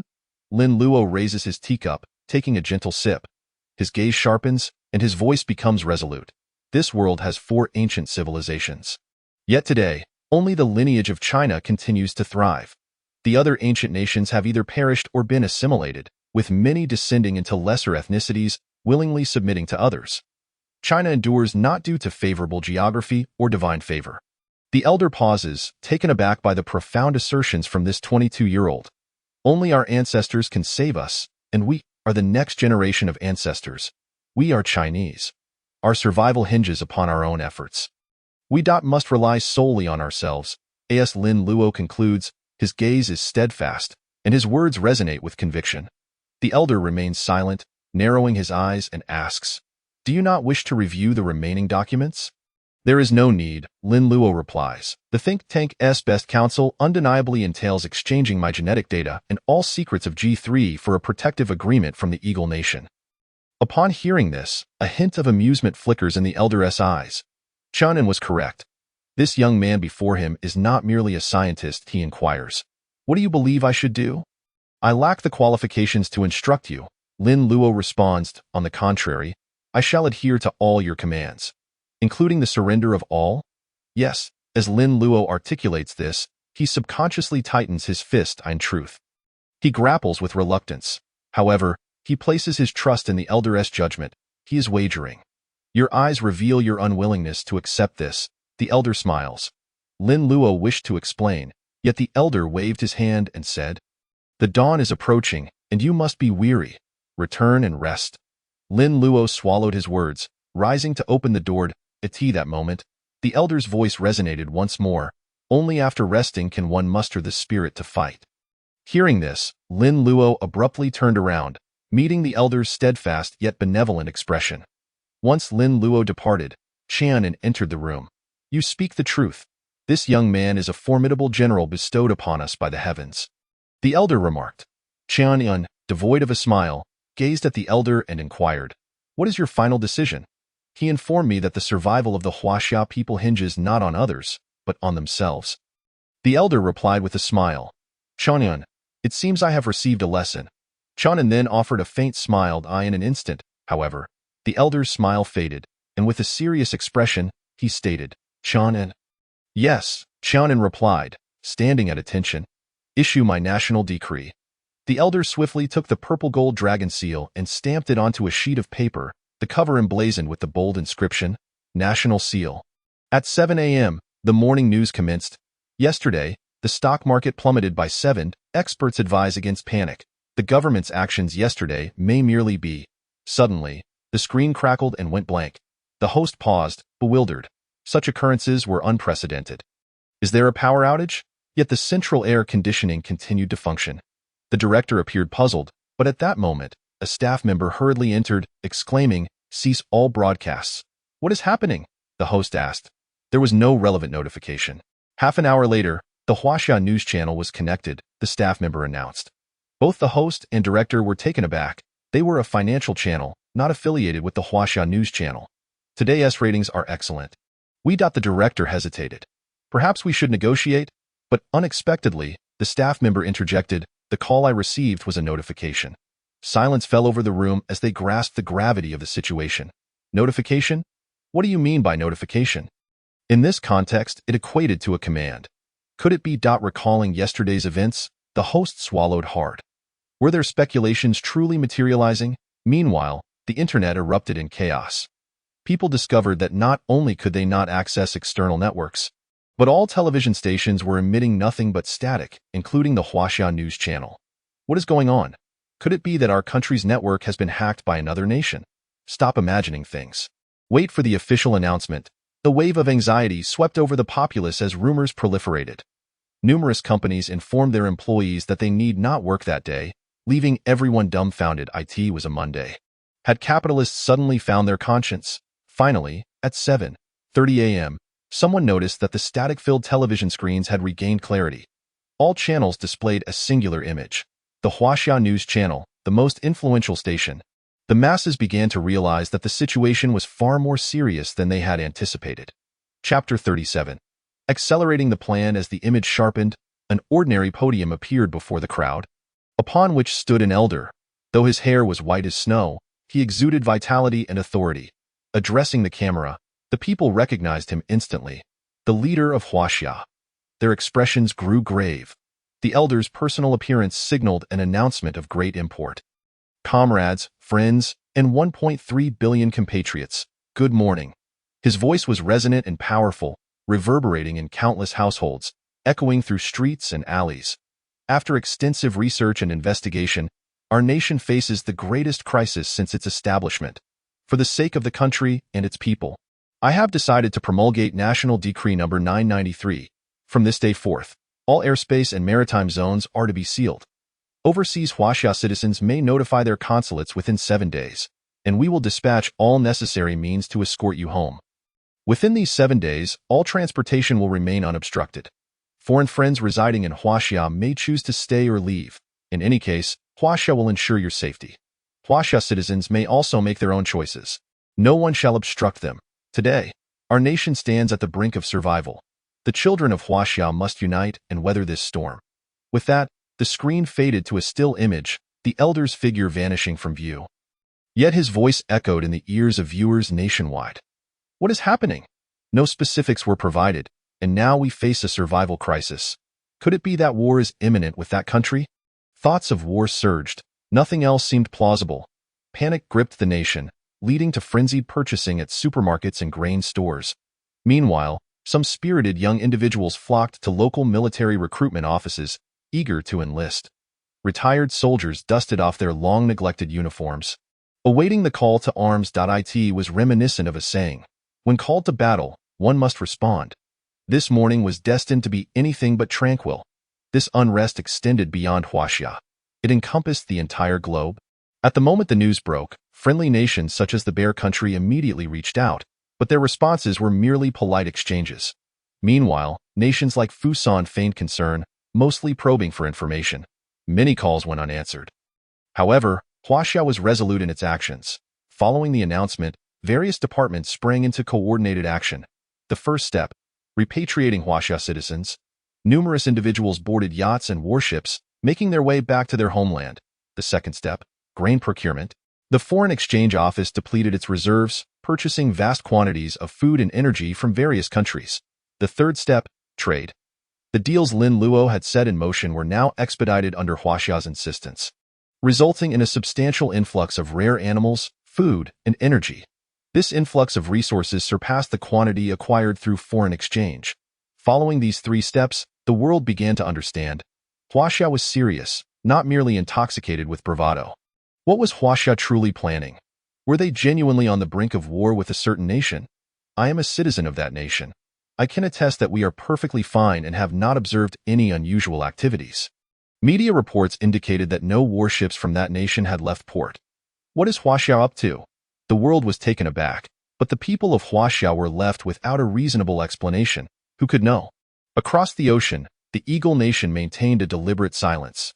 This silence only fueled speculation, igniting even more intense discussions.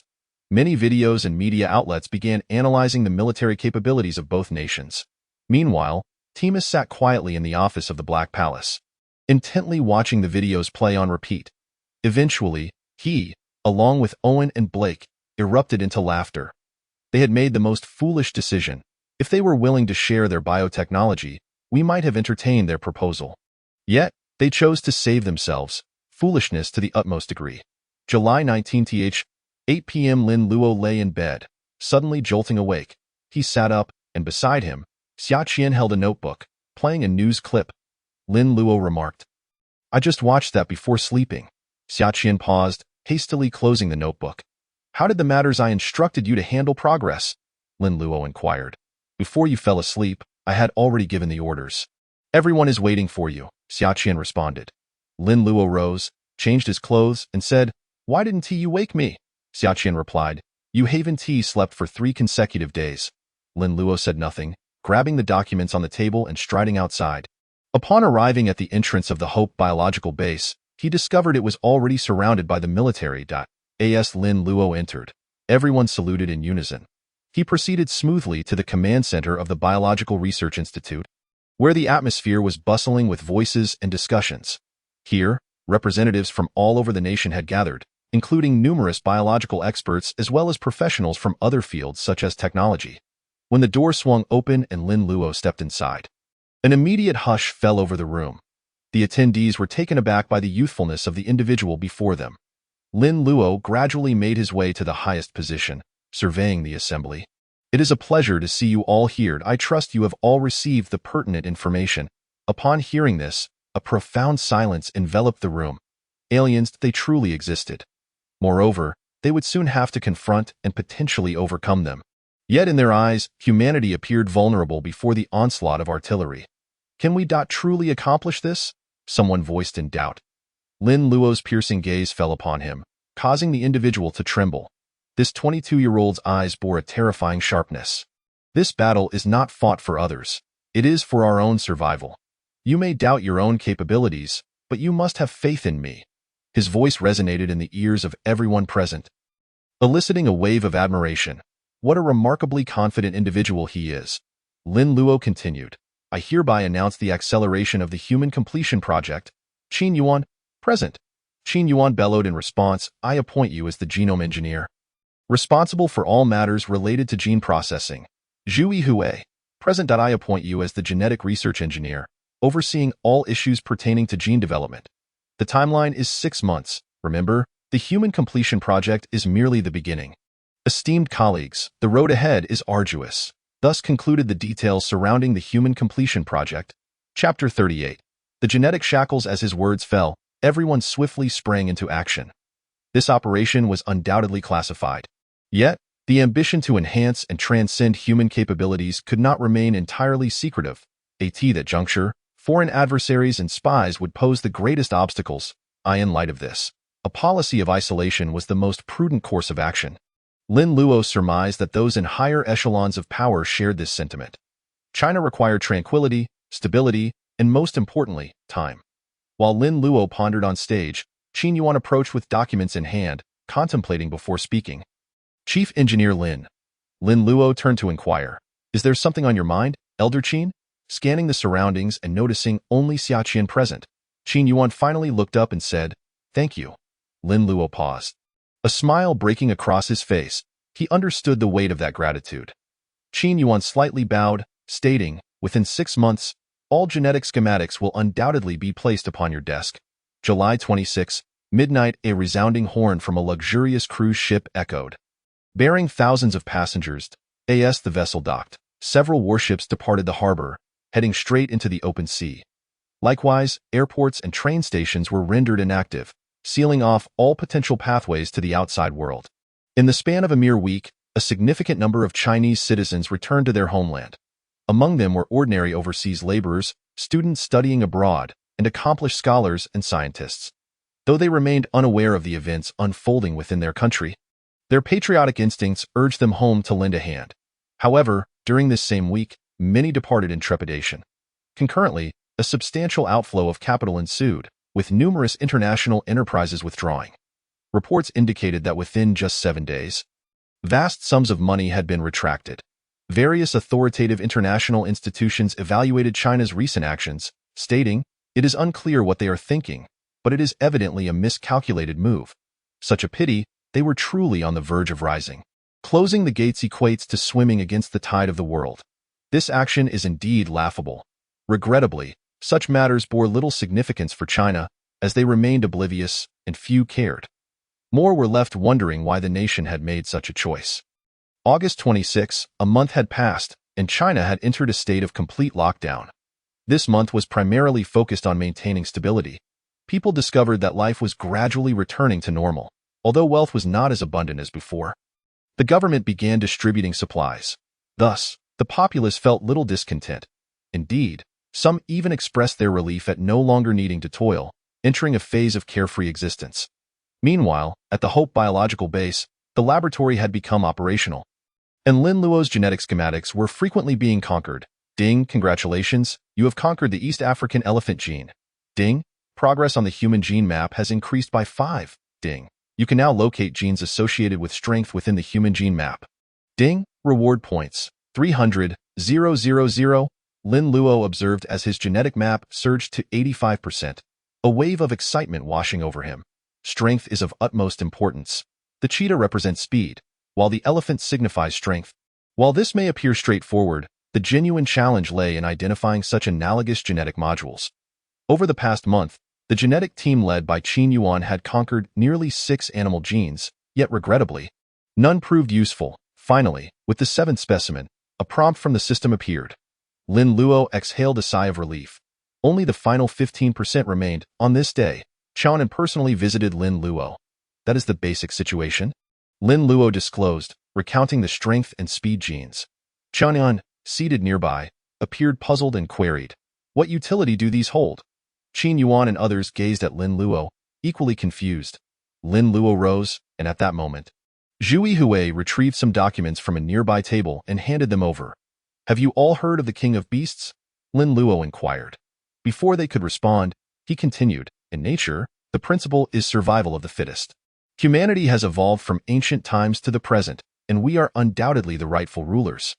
But did we truly lack other genes in our primordial era? For instance, how did we conquer the cheetah? Or might we even possess the ability to fly? Qin Yuan and the others paused, taken aback by the notion. They believed in Lin Luo's genetic reforms that could endow the human body with greater strength and formidable physique, even enhancing speed. Yet, could the idea of flight be too far-fetched?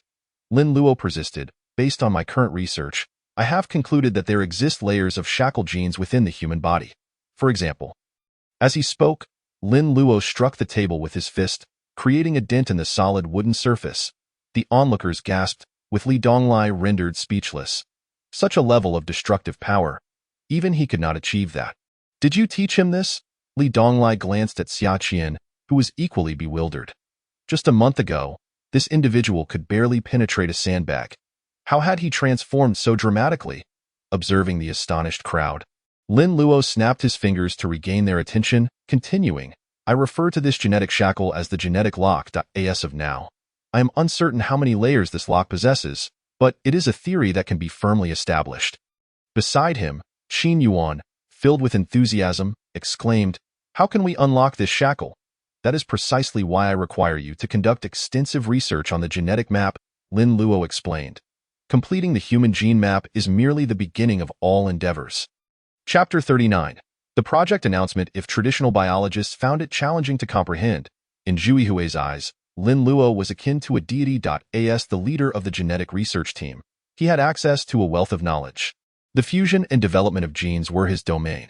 The gene for speed resides on the M10 gene chain of the 25th chromosome. As for the gene for strength, it is believed that it will soon be unveiled as well. Lin Luo looked at them and asked, "Do you understand?" The group shook their heads. Lin Luo sighed. Indeed, this was a complex topic to elucidate. It was akin to persuading an atheist to believe in a higher power. However, this is not a matter of divine intervention, but rather the strength of biological science. Lin Luo turned to Qianyan. "I understand you are here due to the National Leader's Directive. Please convey to him that the first phase of the Human Completion Project has been completed, and we are ready to proceed to the next step." "What preparations are necessary?" Qin Yuan inquired. Perplexed. At that moment, Zhou Hai approached, handing a document to Qian, and upon glancing at it, Qian'an's expression shifted to one of shock, anticipation, and concern. "Very well, we shall deliberate thoroughly," Qian'an nodded before taking his leave.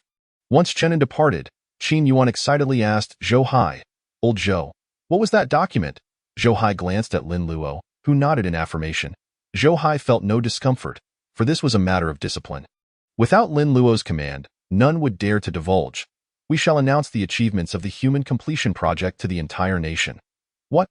The revelation left Qin Yuan and the others in stunned silence. Was this not too hasty? Qin Yuan looked at Lin Luo, questioning. "There exists an unwritten rule within the scientific community. Results are not publicized until they are confirmed, particularly concerning such a significant matter." The borders had been sealed. Those who wished to leave had done so, yet some who should have departed remained. These individuals were the spies from various nations. In this era of peace, espionage is rarely discussed among the populace. Yet, one often fails to realize that standing before you could very well be a spy from another nation. Guan Jiangwen, the owner of a printing factory in Tianjin City, oversaw the printing of various publications and newspapers, including official ones. This business was quite lucrative. However, Guan Jiangwen's ascent to this position was no simple feat. 20 years ago, at the age of 25, he encountered an individual from the Eagle Nation, arriving destitute. Initially, he held onto his principles, but driven by the allure of wealth and power, he ultimately turned his back on his homeland. In just a year, he transitioned from patriotism to treachery.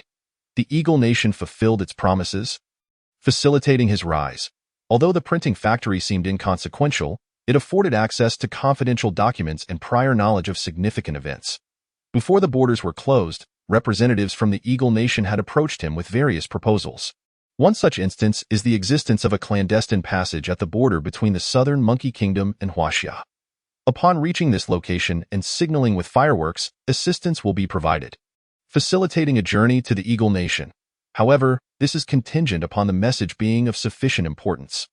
Guan Zhangwen believed that this secret passage would never be activated, until one day, when he awoke to find officials from the Tianjin City Propaganda Department seeking him out. For the subsequent 3 days, all other printing activities were to be suspended. Your printing facility will be temporarily requisitioned, they stated. Yes, I shall arrange that immediately, Guan Zhangwen replied, fully aware that significant events were about to unfold. It seemed that Huaxia was on the verge of announcing something regarding the national borders. His heart was filled with a mix of trepidation and anticipation. In truth, he longed to escape this country. Now that he had acquired wealth, he yearned for a realm of freedom and democracy that others aspired to. This moment represented an opportunity. 18 noon on August 28th, as people finished their work and studies. They held their meals, some seated at computers, others in front of televisions, and still others gazing at their phones. At that moment, the screen crackled before going dark. It was once again the Huaxia News Network. Many eyes widened in shock. The state had once more seized control of all online platforms, signaling a momentous announcement was imminent.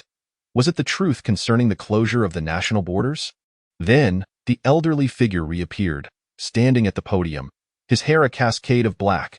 He appeared markedly different from the image held in the hearts of the masses. He surveyed the audience, fixing his gaze upon the camera, and began with the familiar opening line. Comrades, friends, fellow compatriots, good afternoon. He smiled and continued. Since the announcement of the border closure, we, the children of Huaxia, have united as one. I am gratified that you are willing to remain for the sake of the nation. Among you are farmers, workers, and merchants in Huaxia. You are all equal. You have chosen to stay, to return. Therefore, congratulations. Upon the utterance of this declaration, confusion enveloped the crowd. Congratulations for what? Oh dear, esteemed leader, do you not realize I can scarcely afford a meal? Indeed. Do not fret. Has the state treated you poorly? While we are willing to contribute to the nation, developing the economy remains paramount. In an instant, the barrage of comments on the live stream exploded, platforms like Douyin and other bullet screen services nearly crashing under the weight of the responses. Lin Luo, seldom seated at his computer, rubbed his eyes as Lu Chaochuan handed him a cup of tea. Thank you, Uncle Lu. Lin Luo smiled. Lu Chaochuan chuckled wryly. You've truly impressed me, but I too possess my own merits. What's the matter? Consider this. I once managed you, Lu Chaochuan said with a proud look, gazing at the elderly figure on the screen.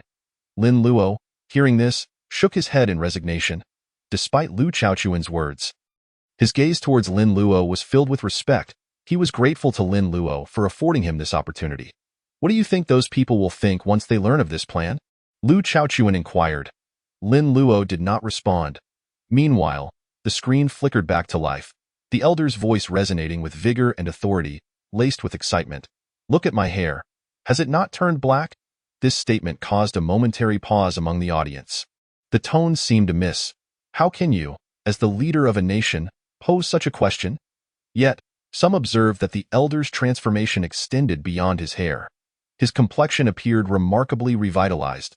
I have not dyed my hair. I have grown younger. With this revelation, the comments exploded once more. Chapter 40. A nation in uproar. Younger. What does that signify? The crowd was perplexed, though some sensed an underlying implication. The phrase growing younger reverberated like thunder. The elder continued, we have resolved all issues pertaining to G3, and in so doing, we have uncovered humanity's hidden genes. Indeed, there are latent genes within our bodies. It is for this reason that we must fully harness them. However, this world is not entirely peaceful. You may wish to advance, but imperialism will not permit your progress. Fellow compatriots, our nation requires your cooperation. What? Hidden genes? Surely, I am not endowed with some extraordinary abilities? No, I believe I might possess the power of immortality. Laughter erupted. As the comments flooded in, I always felt I had a unique capability that others lacked. The barrage of comments overwhelmed the nation. Were it not for the fact that everyone was watching, the surreal nature of the events would have been hard to believe. Yet, the luster of the elder's dark hair served as testament to the veracity of his claims. We, as humans, are not merely creatures that tread the earth. We, as humans, are not confined to a mere century of existence. It is time for humanity to undergo transformation. With these three declarations, fervor ignited within every heart. Was humanity on the brink of change?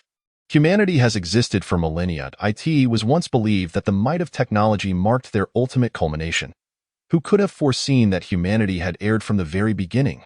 We do not believe in theology, nor do we adhere to it. All our transformations stem from the pursuit of science. Herein, I announced the 1001 Plan, the Human Completion Initiative, which primarily encompasses. Presently, we have already achieved remarkable results in the first phase. Citizens must cooperate with the relevant department's actions and investigations. Elderly individuals must cherish their lives, registering at major hospitals and awaiting further instructions. Priority will be given to the elderly and the seriously ill. Those who are young should refrain from crowding. The elder smiled, his demeanor lightening, before shifting gears, proclaiming, however, all must adhere to one initiative, the 6-hour fitness plan. Effective immediately, all citizens may voluntarily participate in fitness activities, with designated leaders to guide you. Military personnel are stationed across various locations, ready to assist. Rest assured, all food supplies will be funded by the state. This initiative is not merely to enhance your health. It serves as the foundation for the next grand plan. A single stone stirred 1,000 ripples. As soon as these words were spoken, some individuals trembled with excitement. Foundation? Is it possible that one day they might truly gain powers surpassing those depicted on television or in novels? This, then, is today's communique to our compatriots. With that, the screen went dark and the Huaxia internet erupted. Goodness. Can someone please tell me this isn't a dream? I just woke up. What has transpired? Does anyone have elderly relatives? Let's try the hospital. No time to waste. I'm heading to the gym. I trust the nation. The fervent discussions ignited a frenzy across major online platforms, while the streets buzzed with chatter about the event. Huaxia was also not devoid of practitioners. Greetings, everyone. I am your Uncle Damo. A rather ordinary-looking, dark-skinned middle-aged man appeared on screen. This individual was no ordinary person. He was CMO, the top streamer with over 10 million followers online. His videos garnered millions of views within a single day. In light of the nation's news being rather hard to digest, I shall, on behalf of all my compatriots, venture out to investigate. Stay tuned. We are setting off now. CMO mounted his bicycle from 1998 and pedaled away with a cheerful chime. This was his style, simple yet unpretentious. Upon arriving at the hospital, he found it not overly crowded. With 2 young nurses stationed at the entrance, CMO approached them with a grin. Hello there, ladies. Good day, sir. One of the nurses replied with a smile. I heard things here aren't chaotic. CMO began. The nurse beamed, sir. There's no chaos here. This is a national policy. Ha ha ha. You're the one causing chaos. Quick, ask her, are you eligible? The nurse, possessing a lovely appearance, was asked for her WeChat. The comments erupted in jest. CMO, unfazed, continued to smile. So, what do you think? Am I eligible to register? The nurse appraised CMO and replied, sir, you should only be 50. No need. You're barely 50. I just turned 40. CMO retorted in indignation. I merely have a darker complexion and appear anxious. The nurse, slightly embarrassed, was met with laughter from her colleague, who remarked, Uncle Damo, don't put the poor girl in a bind. You don't meet the criteria? But if you wish to enter, we can seek approval. Really? CMO paused, suddenly filled with astonishment. Can this be live-streamed? There should be no issue. Isn't there a risk of leaks? CMO inquired anxiously. The nurse squinted her eyes and revealed a sweet smile as she said, the chief engineer of the Human Completion Project stated that we are not afraid of leaks. Upon hearing this, CMO paused and the audience did the same. The chief engineer? Oh, who could that be? Academician Joe Hai. However, hasn't Academician Joe been busy with the school recently? As the crowd pondered in confusion, CMO inquired again. Who is the chief engineer? The nurse, upon hearing this, waved her hand and replied, I cannot answer that. Even if you were to ask our director, he probably wouldn't know either at that moment. Nurse Xiaoqing, having just hung up the phone, said, Uncle Damo, our director has agreed. You may enter now, and someone will attend to you. Conveniently, we have an elderly patient who requires surgery, and you can observe from the side. Really? CMO exclaimed, taken aback. He initially intended merely to gather information, never expecting to witness a live surgery. specifically, a rejuvenation procedure. It was hard for someone who had lived for 40 years like CMO to believe what he was about to witness. Chapter 41. The day of the century. CMO followed the nurse into the operating room, while the online comments erupted in speculation about the identity of the elusive chief engineer. The likelihood pointed towards Zhou Hai, but if it were indeed Zhou, then the state would have surely made an announcement. I don't believe it's academician Zhou, one audience member remarked. Consider the president of the Huaxia Institute of Biology. At this, the crowd was struck with sudden realization. The Huaxia Institute of Biology was established hastily, shrouded in mystery, and its actions were bold. However, aside from Vice President Zhou Hai, the identity of the president had remained undisclosed. Yet, the celestial surveillance indicated that such a position indeed existed. Could it be him? As the audience debated, CMO had already arrived at the operating room. Inside sat an 85-year-old man. Upon entering, CMO exchanged a few pleasantries before taking a seat nearby. A doctor glanced at CMO and said, "You may stay here, but please remain silent during the procedure." "All right, I won't make a fuss," CMO nodded vigorously. At that moment, two security guards entered, eyeing CMO. Their presence suggested precaution. Rather than feeling angered, CMO regarded them with a newfound respect, acknowledging the doctor's regard for human life. Observing the doctor preparing for the operation, CMO noticed a black dragon emblem hanging from the doctor's chest, with faint inscriptions etched on the dragon's forehead. Upon closer inspection, he finally recalled and whispered, "Hope." The two security guards shushed him, and CMO quickly nodded. At this juncture, the doctor commenced the procedure. The elderly man was wheeled onto the operating table, and the doctor began administering anesthesia. Once completed, with a command from the doctor, the machines activated in unison. This apparatus was not the gene stitching machine used by Lin Luo, but rather a highly advanced gene detection device. Following the precedent set by the first case, many subsequent steps and machines were streamlined. As Lin Luo's understanding of human genetics deepened, the future may allow humanity to achieve such results simply through medication. The doctor deftly manipulated the machine, and CMO, understanding the gravity of the moment, shifted the camera aside. Soon after, he witnessed the doctor injecting a vial of serum into the man's arm. Finally, the doctor nodded to the nurse and declared, "The surgery is complete." Upon hearing this, CMO abruptly stood up, his face a mask of confusion.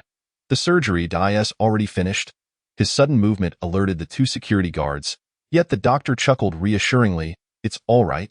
The guards relaxed and the doctor approached CMO, instructing, "Point the camera away from me and towards the patient. It is now time to witness a miracle." CMO hesitated, but when he redirected the camera to focus on the elderly man, the scene before him sent chills down his spine. He watched in astonishment as the man's white hair rapidly transformed to black, and age spots vanished before his very eyes. CMO rubbed his eyes in disbelief, staring at the doctor. The doctor merely smiled gently and addressed the camera. "Dear viewers, do you see? The country has not deceived you." In an instant, the entire live stream audience was electrified. My goodness, what am I witnessing? This is not mere medicine. It is akin to sorcery. Who discovered this? My heavens, the fate of humanity is truly on the verge of transformation. Within a mere half-hour, the video surged beyond the streaming platform, spreading like wildfire across the internet, garnering billions of views in just 3 hours. Concurrently, a plethora of discussions regarding the Human Completion Project erupted. The Huaxia Daily published a communique to the citizens of Huaxia, with all newspapers synchronously disseminating the news.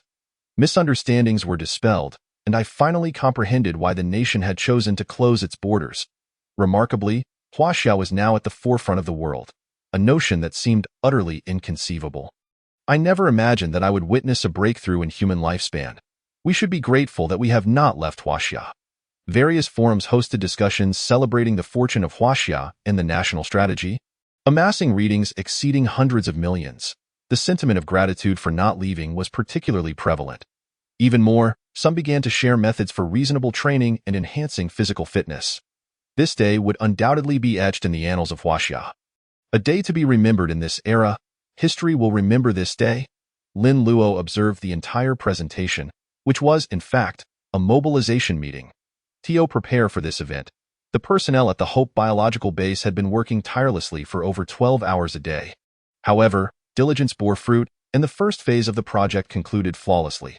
Next, the final stage of the human completion project awaited, mapping the human genome. Once implemented, the transformation of humanity would officially commence. Lin Luo aptly named this initial step the first gene lock. Yet, uncertainty lingered regarding the impending threat from beyond the stars. Contemplating this, Lin Luo glanced at the date. Currently, the Ministry of Science and Technology was decoding the machinery obtained from the meteorite site. However, whether they could crack it with existing technology remained a daunting question. Yet, this was not a concern for Lin Luo. Let them have a day off, he stated. Liu Chaochuan paused, looking at Lin Luo, and remarked, time is of the essence. I doubt they would desire rest. Lin Luo shook his head, smiling. Even the most resolute will require respite. Moreover, this will be a day worth commemorating for Huaxia. They deserve proper rest.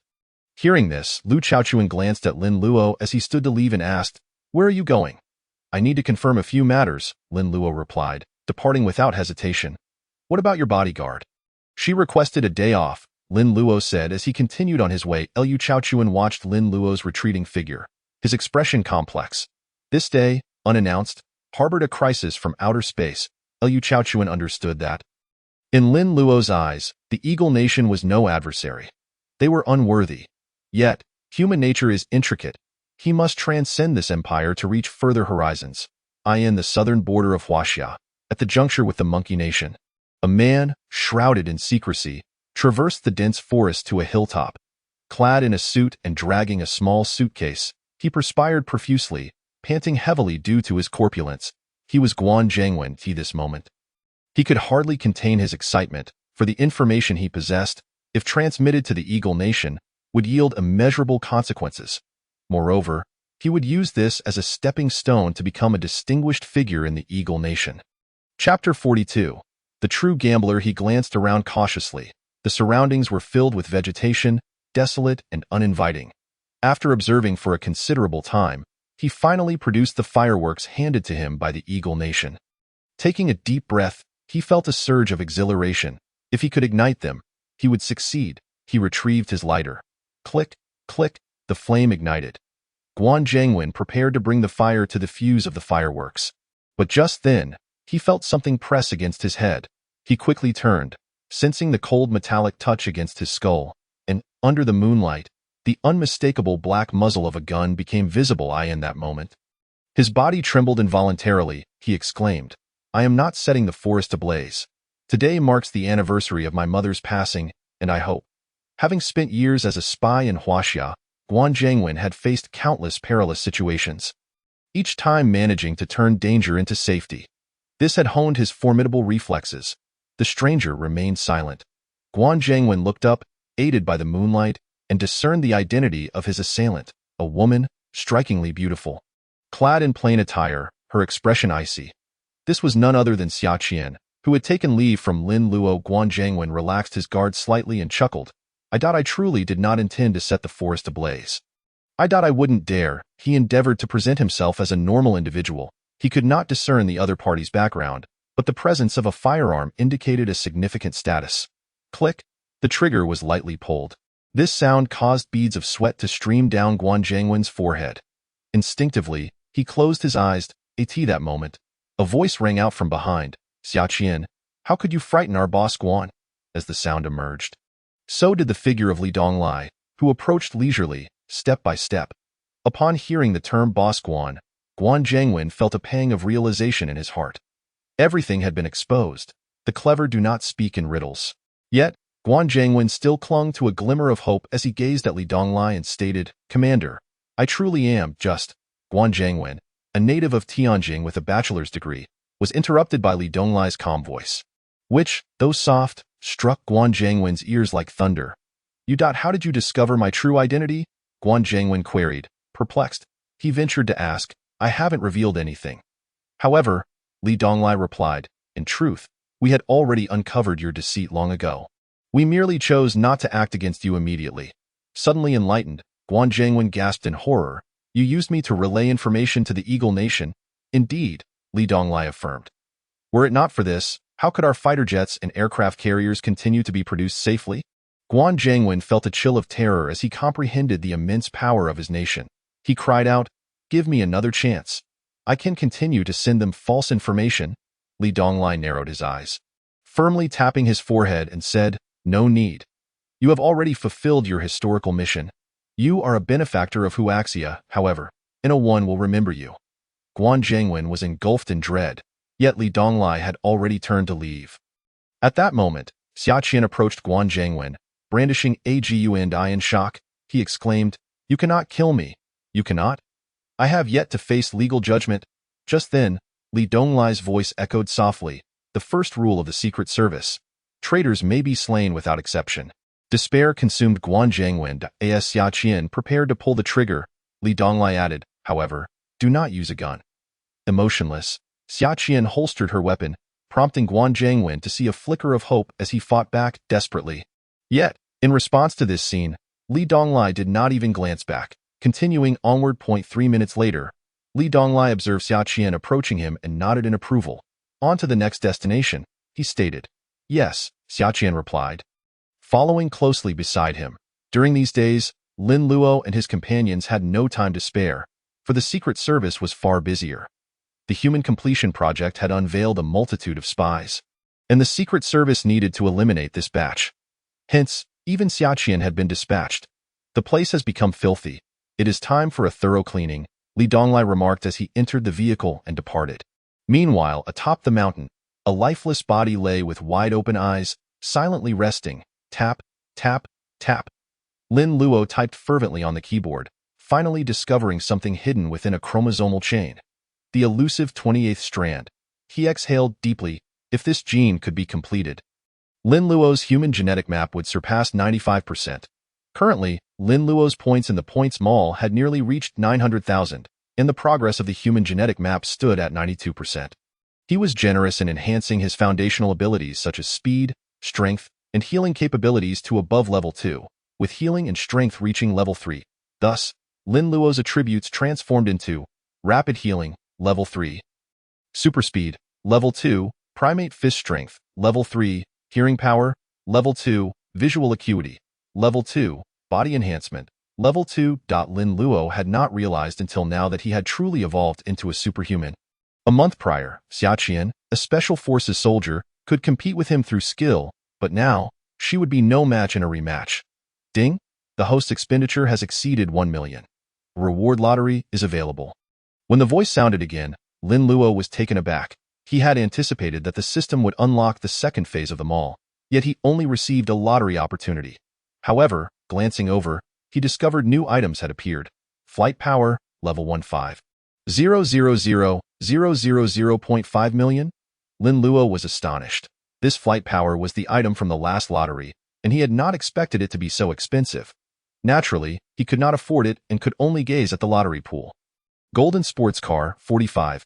Exquisite beauty, mixed race, 45. Lin Luo mused, surprised that the system even offered beauties. Looking further down, his eyes narrowed. Flight power, 9. The probability of obtaining flight power had surprisingly increased by 8%. Lin Luo couldn't contain his joy. He thought to himself that the last item was not worth looking at, given its mere 1% chance. Gambling, gambling. Lin Luo's eyes sparkled, for true gamblers hold a principle. At the gaming table, the odds are always 50-50. Only win or lose. Chapter 43. System Creation of Humans. Ding, the wheel spun. As Lin Luo fixed his gaze intently on the turning wheel, he noticed that the final 1% probability item seemed to have a lengthy title. However, the wheel spun too quickly for him to discern the words. The spinning accelerated. It reached its peak. No, the speed began to slow. Gradually, it came to a halt, and Lin Luo's eyes gleamed with hope as the pointer appeared poised to land on flight power. Ha ha ha ha! Lin Luo laughed heartily, watching as the pointer rotated step by step until it finally stopped. In the next moment, Lin Luo's expression changed dramatically, for the pointer shifted forward just a smidge. Damn system, are you toying with me? Lin Luo cursed in fury. Yet, the next moment, the system's voice chimed. Ding, congratulations, host. You have received a super reward, artificial human. Lin Luo's eyes narrowed, instinctively assuming it to be a mixed-race beauty, perhaps fueled by a semblance of careless expectation, a him. Lin Luo then noticed that the pointer had indeed landed on the last item, which read, capable of shaping humanity. To be honest, Lin Luo was dumbfounded for quite some time. He never anticipated that he would have the fortune to hit something with a 1% probability. However, was this item even more valuable than flight power? Apologies for my earlier loudness if given a choice. Lin Luo would still prefer the stylish flight power, but a super reward must surely be different. Lin Luo diligently examined this so-called artificial human, discovering an abundance of descriptions. The host can conjure a human being from thin air, defining traits such as personality and gender. Furthermore, the host can exchange new abilities for the subject through the system. The required points are significantly reduced. Upon reading this, Lin Luo felt a surge of indignation. Why should he, or she, be able to exchange attributes for fewer points? After the exchange, the exclusive mall for the artificial human would automatically unlock. At this moment, Lin Luo became intrigued. It appeared that it was not a shared mall. Ding! If the host chooses to decline, it can be converted into 1 million points. 1 million? Lin Luo squinted. Ding! Will you convert? Get lost. Lin Luo spat angrily. Flight power is worth 5 million. Do you think I'm a fool? Exchange for artificial human, Lin Luo commanded. Ding! Exchanging for artificial human. Please select appearance. The host should activate their imagination. Lin Luo pondered for a moment, realizing it was akin to character creation in an online game. He recalled a face from an ancient-themed anime he had watched. The shaping was successful. Please select gender, male. Lin Luo internally reprimanded the system for its redundancy, as he had just envisioned a male face. However, it was true that distinguishing between genders had become increasingly challenging. Please select attributes. Attributes? Lin Luo understood the critical aspect was at hand. Intelligence, strength, agility, speed. The host may only select one of the above. Note, the initial choice is of utmost importance, affecting the foundation of the artificial human. As Lin Luo read on, he became increasingly fascinated. This flawed system indeed possessed some intrigue, indicating that the artificial human would only develop singularly. Intelligence. Lin Luo ultimately chose intelligence, as the current research required assistance. Ding! You have selected intelligence. Please select personality, cheerful. With Xia Qian, a wooden block, already by his side, Lin Luo found it difficult enough. He did not desire another. Ding! Should it be designated as a slave? Lin Luo paused momentarily. However, he quickly understood that since a person was being created, the system intended for this individual to maintain absolute loyalty to Lin Luo as the host. No, Lin Luo promptly responded. Having undergone 9 years of compulsory education, he understood that if a person were bound against their nature, they would not be human. Ding. All settings completed. Birthing in progress. Please provide a name. A name? Lin Luo contemplated briefly before chuckling. Let us call him Yi. Ding. Yi is being generated. Damn. Lin Luo thought to curse, saying, I meant Yi. Ding. Would you like to spend 1,000 points to modify the name? Lin Luo felt furious but helpless. It was rather unfortunate for Yi to be born with an unappealing name. He sighed. Change it. Change it. Ding. Yi is being generated. A burst of light appeared, and Lin Luo beheld a handsome young man before him, his hair styled in a way that required no restraint. Indeed, just as he had imagined. Ding! Yi expressed gratitude for the host's salvation. Affection level 100. Note, until the slave's personality is set, the affection level will determine their relationship. The host may also spend points to restore affection levels. Lin Luo mused to himself, this Yi is undoubtedly a money pit. Regret fills me. I doubt I've awakened? Yi groggily opened his eyes, examining his hands and then the world around him. This was his first glimpse of the mortal realm. Awake. Lin Luo was at his side, tossing him some clothing, saying, Put this on. Yee, still somewhat dazed, quickly donned the garments, no longer bare. Lin Luo observed him closely, and after Yi was dressed, he stared back at Lin Luo. What's the matter? Lin Luo regarded this money-draining individual. Yi scratched his head and burst into laughter. Ha ha ha, I'm a bit hungry. Sigh, truly a money pit. Lin Luo retrieved some food from the refrigerator and prepared a meal for him. Yi devoured it with gusto, taking bite after bite. Lin Luo, feeling quite pleased, inquired, Is it delicious? Yi, with food still in his mouth, smiled widely and replied, No, it's quite awful, but I'm very hungry.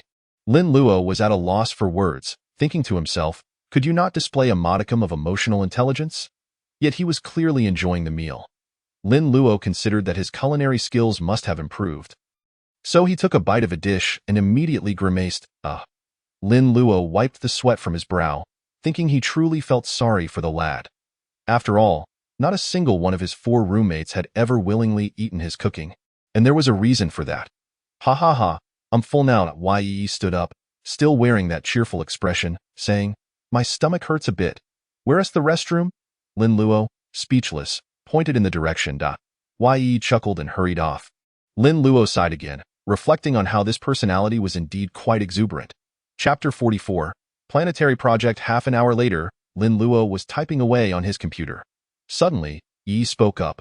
I can't assist you with research on the locator. Lin Luo paused, turning to see Yi wearing that bright expression again. He stepped forward quickly, grinning.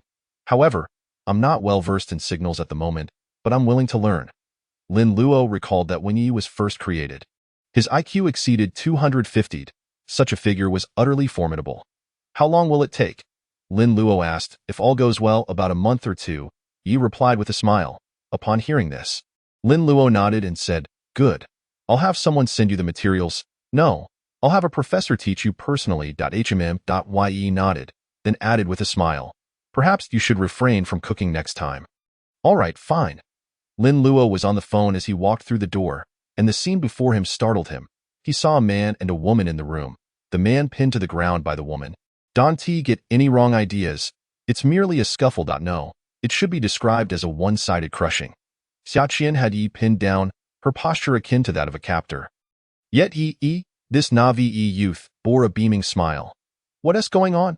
Lin Luo rushed over. He remembered from the settings that Yi's combat power was only 8, akin to that of a fighting chicken. Your person? Xiaqian looked up at Lin Luo. As if it were obvious. Do you think just anyone could enter here? Lin Luo replied. Only then did Xiaqian release her hold, coldly stating, I just walked in and saw him using your computer. So. It's fine, sister. Yi continued to smile, saying, I forgive you. Xiaqian remained expressionless. Lin Luo felt a bead of sweat form. Others haven't even apologized to you yet, and you're forgiving them for nothing.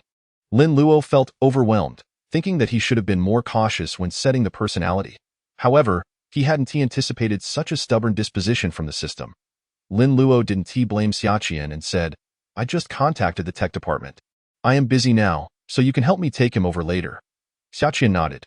Lin Luo entered the room and emerged with a document. Seeing Xiaqian still lingering, he asked, Why are you still here? Didn't you say you'd wait? Xiaqian replied flatly. Lin Luo was both amused and exasperated, waving his hand, but just then, Xiaqian remarked, Aren't you going to ask what I've been up to these past few days? Lin Luo paused, then chuckled. You seem to have a bit of a murderous aura. Xiaqian was taken aback, and only then did she turn around, leaving with the smiling Yi. Who on earth are you? Xiaqian wondered, observing Yi. This individual is so young. He's surely isn't educated. Moreover, he possesses no combat prowess. How did he come to be alongside Lin Luo? As someone from the Confidential Bureau, she naturally maintained a high level of vigilance towards all people and matters. I don't know. Don't know. Xiaqian frowned. A secret agent was quite unsatisfied with such a response. She glanced over, only to see Yi's sunlit smile. Sister, are you going to make a move again? Sister, I truly am not deceiving you. His cheerful demeanor, coupled with the incessant calling of sister, was enough to thaw even the most frigid of hearts. Xiaqian pondered. Lin Luo had too many secrets, and Li Donglai had even specifically instructed against probing too deeply. Then Yi added, Sister, could you refrain from slapping my face next time? Time flew by, and before long, another month had passed. The lockdown in Huaxia had significantly altered the global landscape. Due to the massive capital exodus, many nations experienced robust economic growth. Huaxia is truly foolish. I suspect they will soon be unable to withstand the pressure. Even if they reopen, what difference would it make? Capital has been firmly anchored in other nations. I can't fathom how the people of their country think. Currently, Huaxia's economy has undoubtedly regressed by over 50 years. Foreign netizens were abuzz, particularly those from the A3 nation. They had always held a grudge against the people of Huaxia, and now they were reveling in their misfortune. They even began to boast, declaring themselves the world's third largest nation and predicting they would enter developed country status within 50 years. Meanwhile, others remained silent, especially in developed nations. If given the choice, they would indeed prefer products manufactured in Huaxia. For the quality of A3 products was simply abysmal. Now, although 3 months had passed since Huaxia closed its doors, it remained the focal point of global discourse. Nonetheless, after 3 months, the world had returned to a semblance of normalcy. Everything seemed poised to continue peacefully. At this moment, the radar of the Bear Country detected numerous Eagle Country aircraft carriers appearing over the Pacific Ocean, while, concurrently, the Eagle Country launched a staggering 7 rockets into the sky within a week. This news alarmed the Bear Country. However, with Huaxia's closure, they had lost an ally. Relying solely on themselves, it was impossible to prevent the Eagle Country from achieving global dominance. Eagle Country, Black Palace, I believe the time has come. Tam sat in his office, addressing Owen and Blake beside him. The two paused, fully aware of what this moment entailed.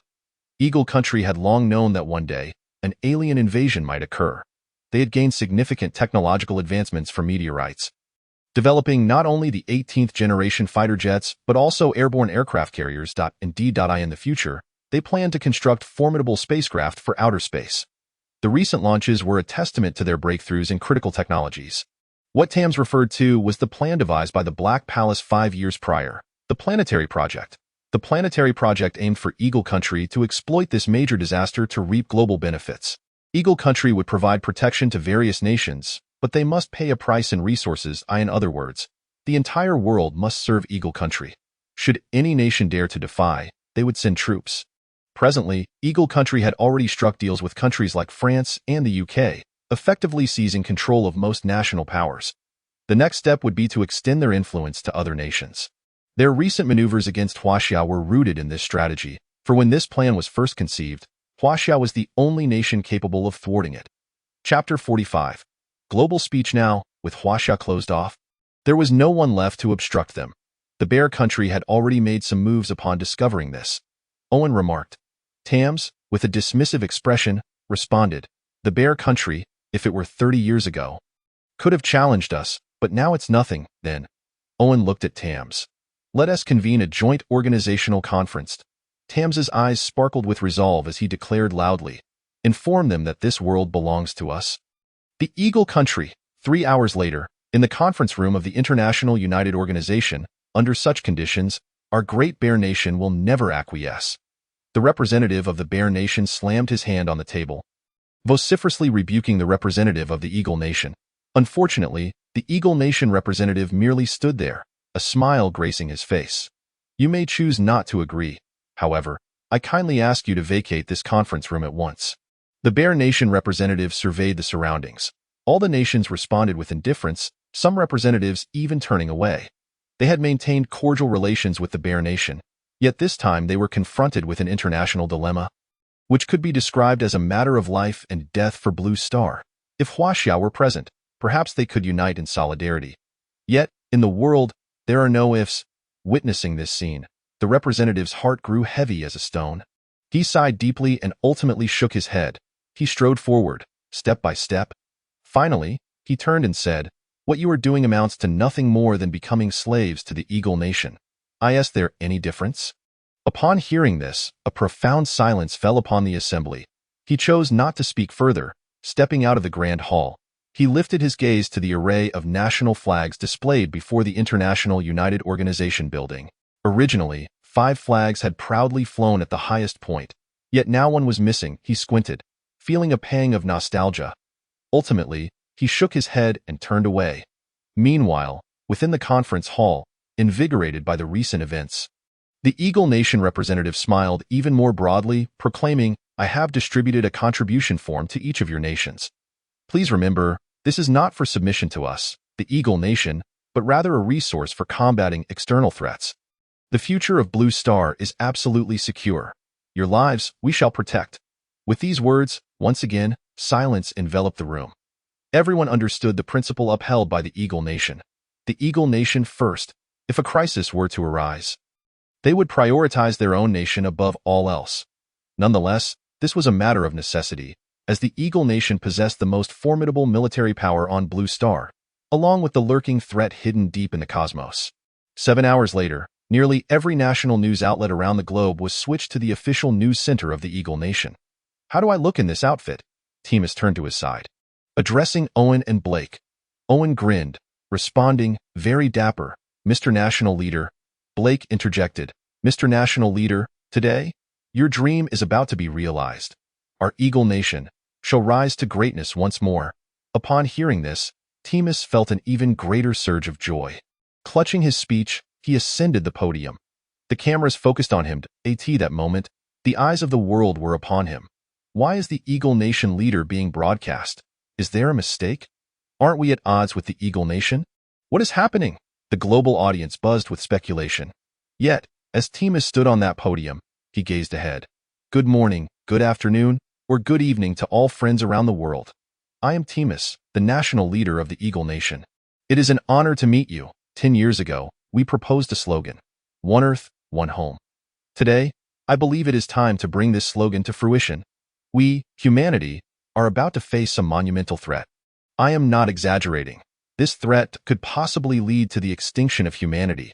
As his words reverberated, the global network erupted in chaos. Extinction? Humanity facing extinction?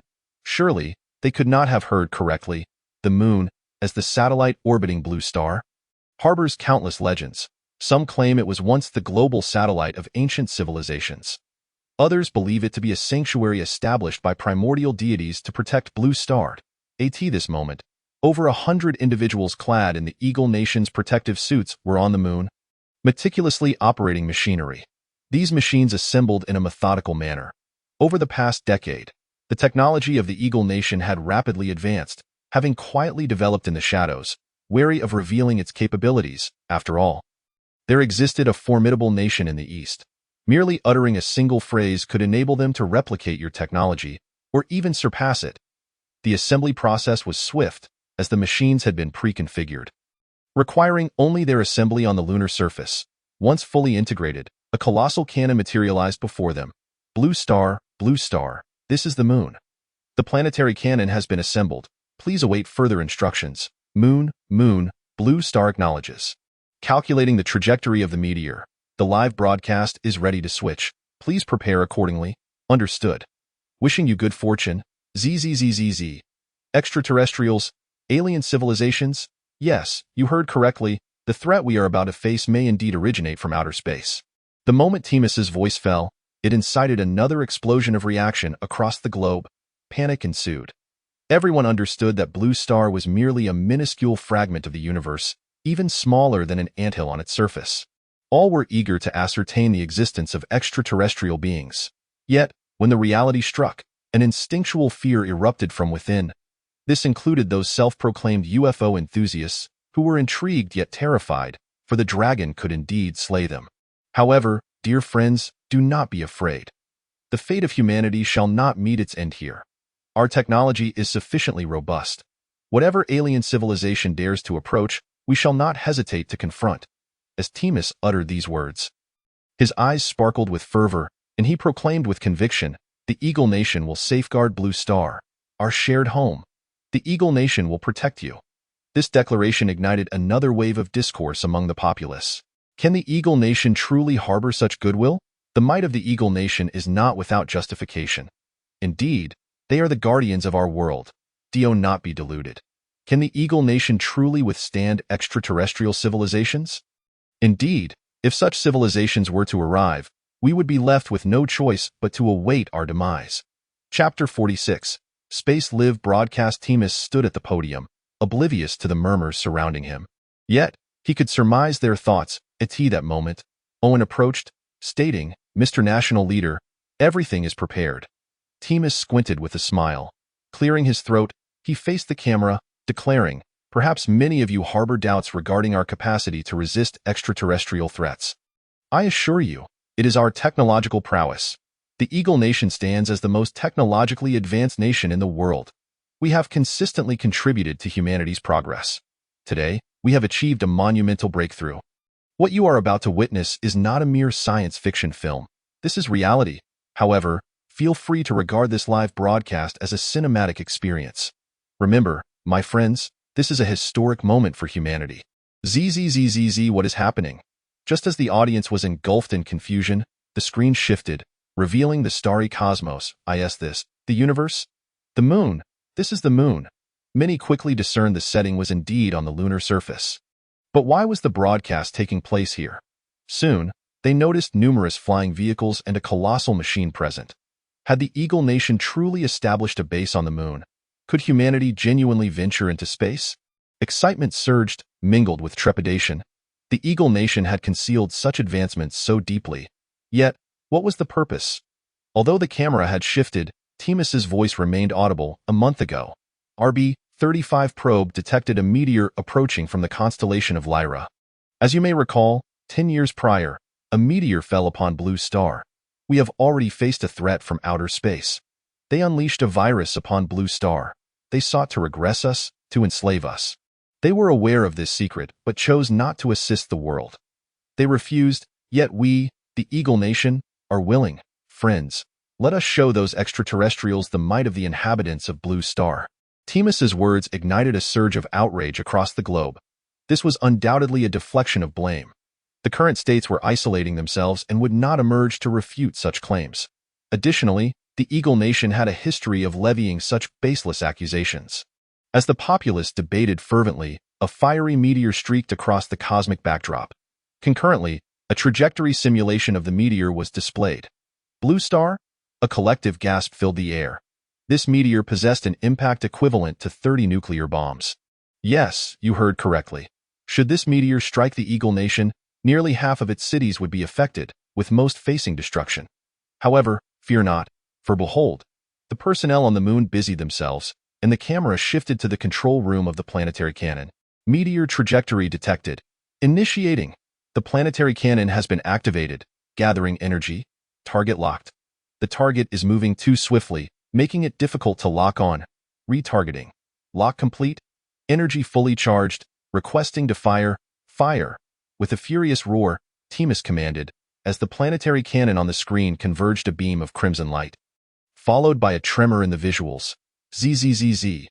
The image blurred, clearly suffering from signal interference. Yet, the spectators could still discern a colossal, flaming projectile, laden with an uncountable number of nuclear warheads, hurtling towards the trajectory aimed at the blue planet. ZZZZ boom! In the next instant, a roar akin to a tidal wave erupted, illuminating the dark expanse of the starry sky. A shower of sparks cascaded through the cosmos, resembling resplendent fireworks, challenging the very perceptions held by the onlookers. The immense meteor, in their eyes, was utterly reduced to ashes. Awe gripped their hearts. Was this truly not a science fiction film? The Eagle Nation, indeed formidable. Long live the Eagle Nation. Long live Timus.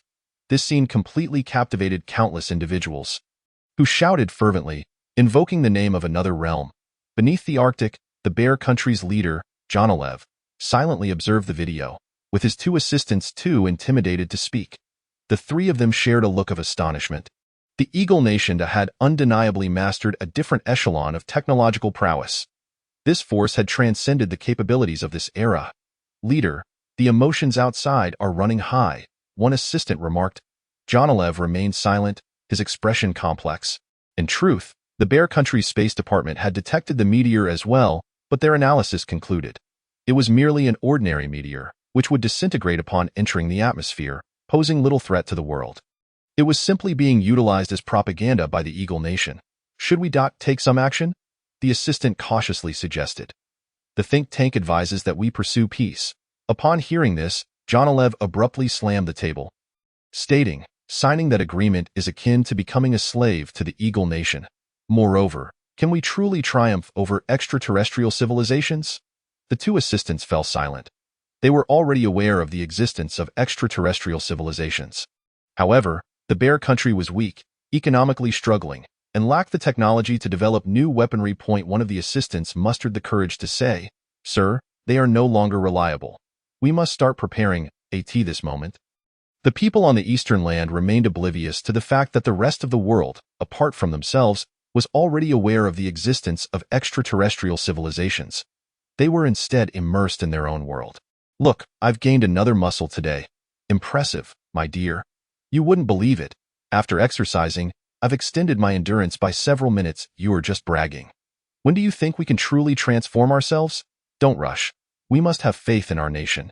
Who is the overall person in charge? Don't ask. Trust the country." Chapter 47. The final step, November 23rd. Ding. Human genetic map completion at 99. Lin Luo gazed at the genetic map handed over by Qin Yuan. Unable to contain his joy, Qin Yuan also shared in this joyous revelation, asking, "Is it useful?" "Extremely useful," Lin Luo replied. Looking at Qin Yuan, "We are just one step away." Hearing this, Qin Yuan was overjoyed, exclaiming, I will begin my research immediately." The personnel at the biological base were indeed working tirelessly, often enduring shifts that lasted an entire day. However, their compensation was exceedingly high, placing them among the nation's elite. Qin Yuan hurried off in excitement. A week later, he returned, brimming with enthusiasm, carrying 8 animal genetic maps. Unfortunately, they proved to be of little use. Qin Yuan couldn't help but feel disappointed. Lin Luo shook his head. Qin Yuan sighed but still insisted. "I will continue my research." However, Lin Luo stopped him this time. "Let us give it a try. There may still be a way." Qin Yuan suggested, "Perhaps with a stroke of luck, we could decipher a crucial part of it." Lin Luo motioned for him to sit and asked Xiaqian to pour him a glass of water, stating, "We have gathered invaluable data from various genetic maps, which can be applied to humanity. Currently, the genes we have developed include strength, speed, reaction, and defense." "Exactly," Qin Yuan nodded, acknowledging that most of these advancements were his contributions. Higher species significantly enhanced human capabilities, such as gorillas, sharks, dolphins, and the like. In contrast, lower species offered negligible improvements. They concluded that the higher the species, the more vital the gene pool became. In my view, if we consider the first stage of gene locking, it should be the enhancement of these 4 abilities. Lin Luo stated. Qin Yuan paused, quickly responding, "Then we have already completed the development." Lin Luo pointed to the diagram, saying, "However, we are missing a crucial step." "Stuck?" Qin Yuan chuckled ruefully. The human completion plan was nearing its final stages. It was indeed at a standstill, which was disheartening news. Lin Luo continued, "Qin, let the research team take a break for now. I need to think." Observing Lin Luo's rather troubled demeanor, Qin Yuan also stood up, saying, "All right, just call us if you need anything." Lin Luo nodded. As Qin Yuan reached the door, he turned back and said, "By the way, Lin Luo, that old fellow from the Ministry of Technology called me the other day, saying that the talent you sent, Yi, is incredibly gifted.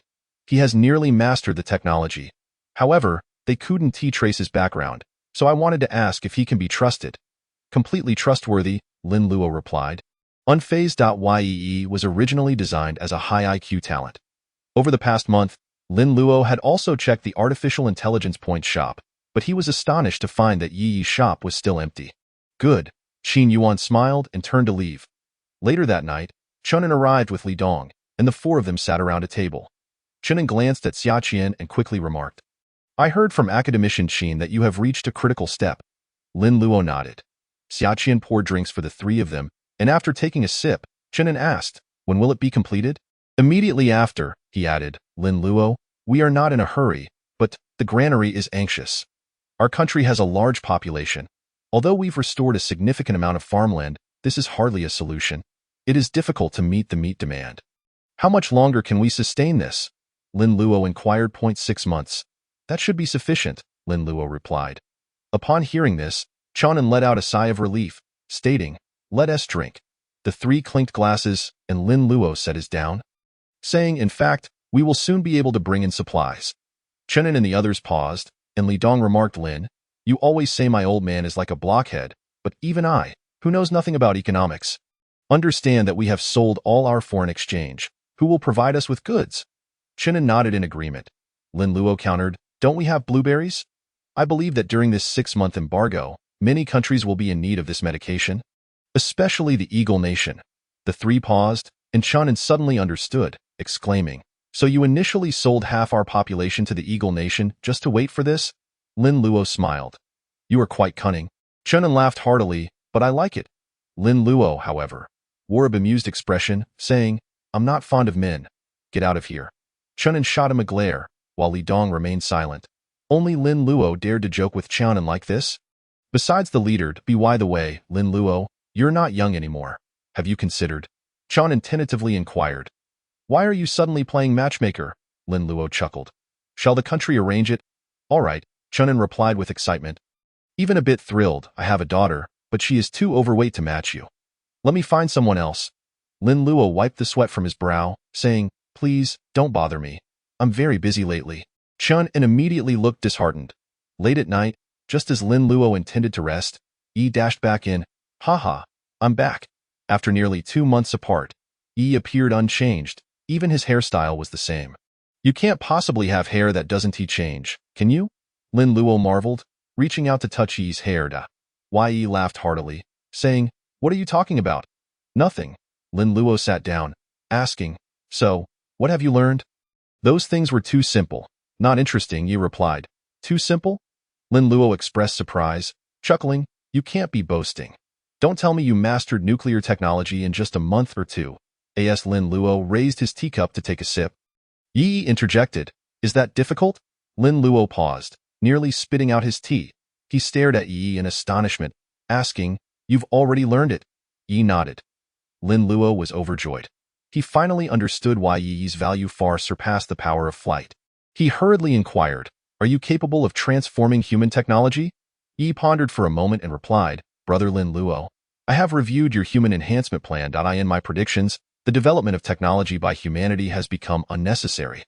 It suffices to wait until you complete your project. No, it is indeed quite essential." Lin Luo responded, "In the initial stages, it is crucial. Yi paused, and soon comprehended. People can grow stronger, but not overnight.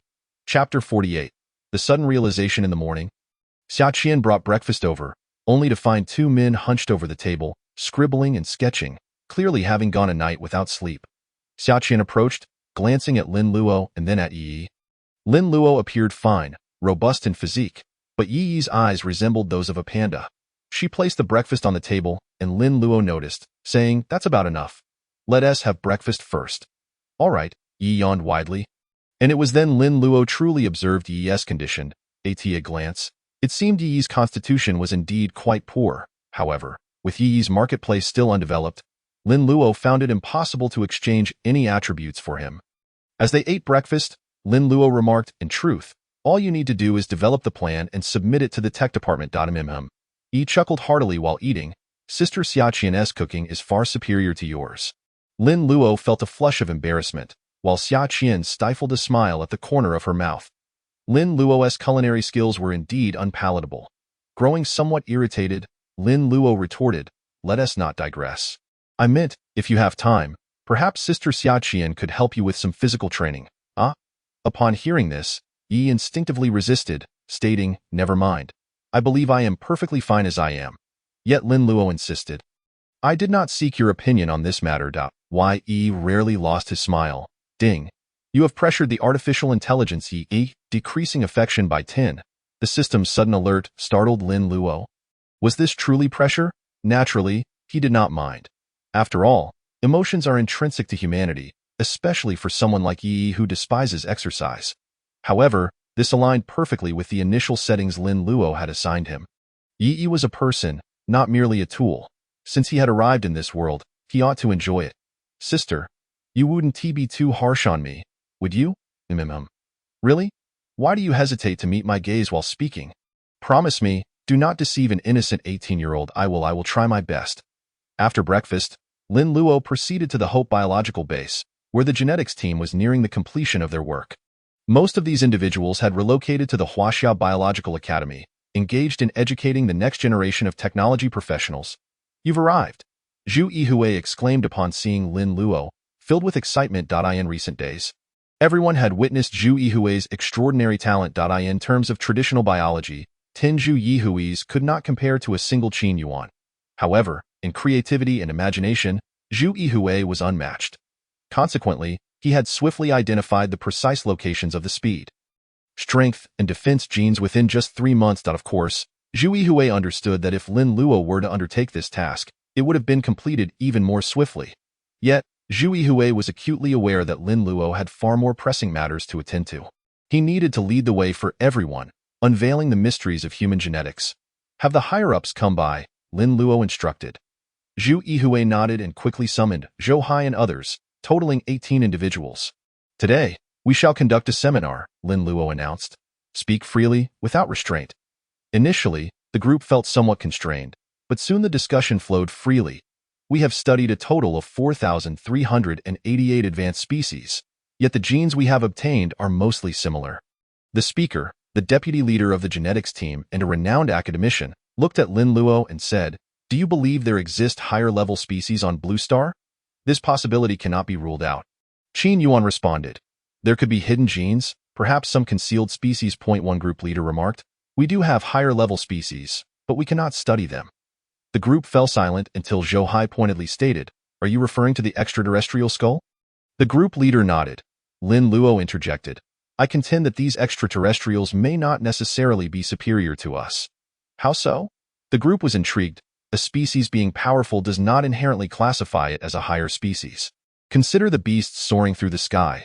They may appear to possess greater potential, yet the higher species in the sky are, in fact, quite few. They merely happen to exhibit the flight gene, Lin Luo elucidated. The group nodded in realization. The discussion then became fervent. The human enhancement plan had reached its concluding phase, yet Lin Luo remained at a loss. However, he had come to understand the missing step, the application of these hidden genes to humanity. This was the most challenging aspect. Hours passed, with traditional medications and injections being systematically ruled out. Just as they were at an impasse, Xia Qian entered, gesturing toward Lin Luo. "Is there something?" Lin Luo inquired. "Someone wishes to meet you," Xia Qian replied. Lin Luo stood. Seeing outside was Chen Qing, the caretaker of the panda Xiaoming.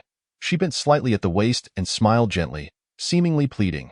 Lin Luo turned back and addressed the group. "Everyone, please enjoy your meal." "All right," the group stood, though their appetites were lacking. Lin Luo turned and walked outside, where Chen Qing approached him. Lin Luo asked, "Sister Qing, is there something you need?"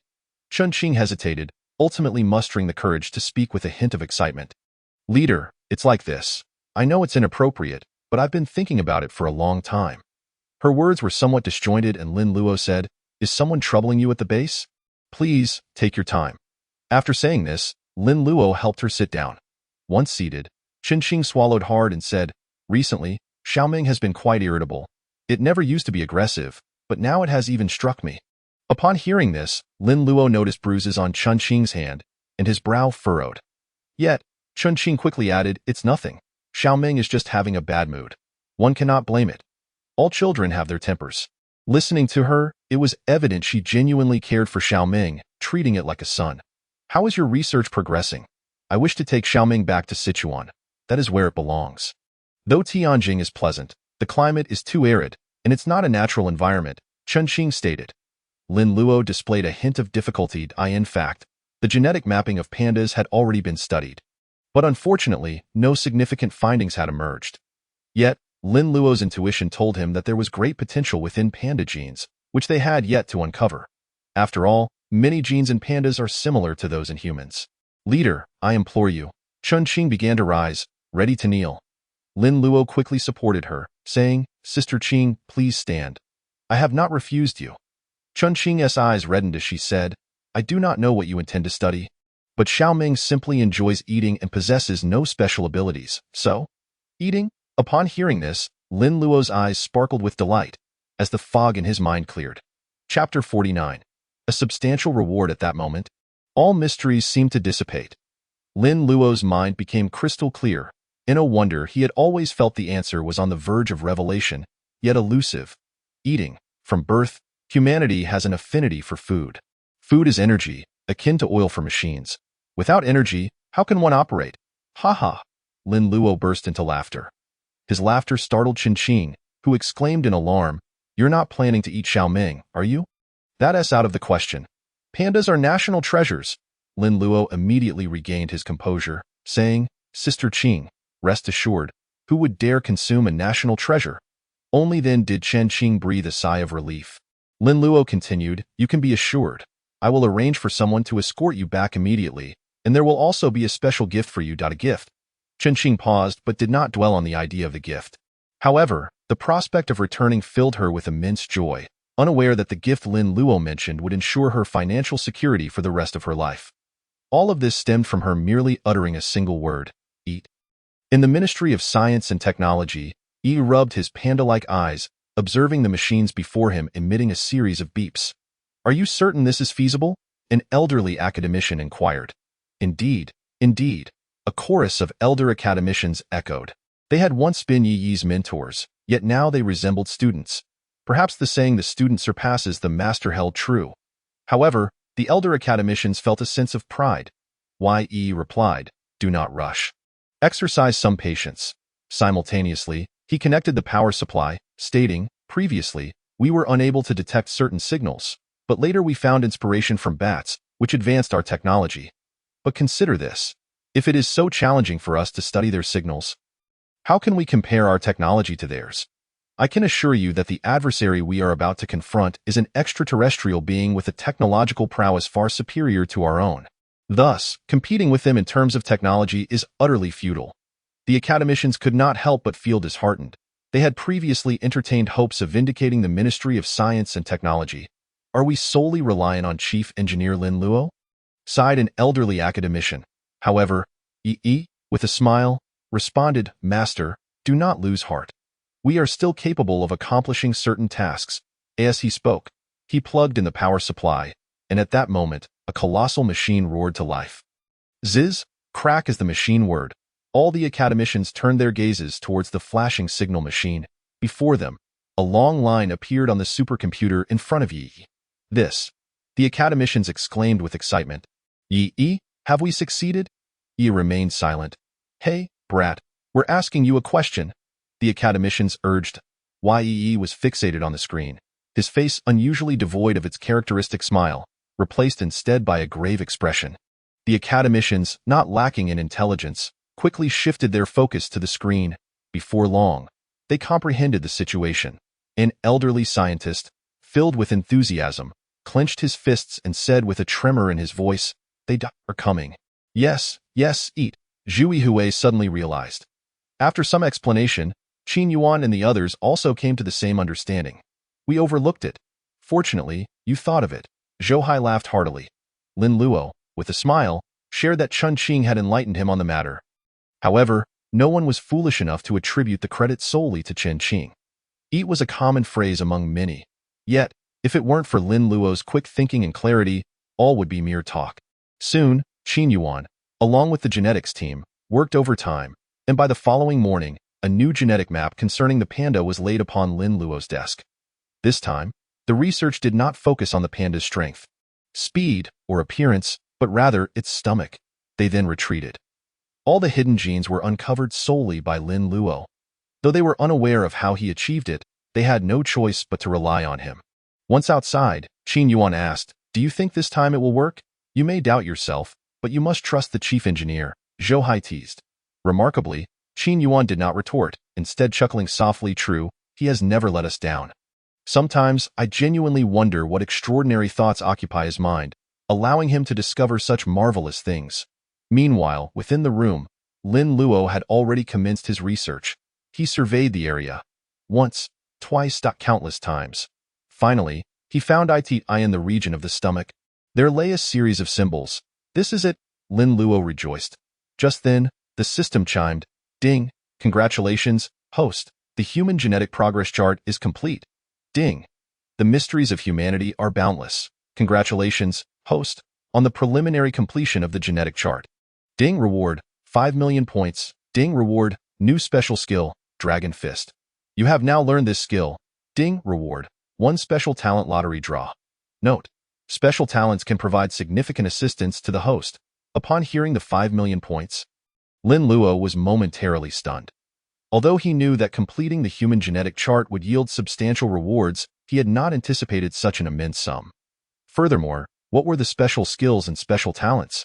While Lin Luo pondered this, the system chimed again. Ding! Please proceed with the lottery draw. Countdown. 3 minutes.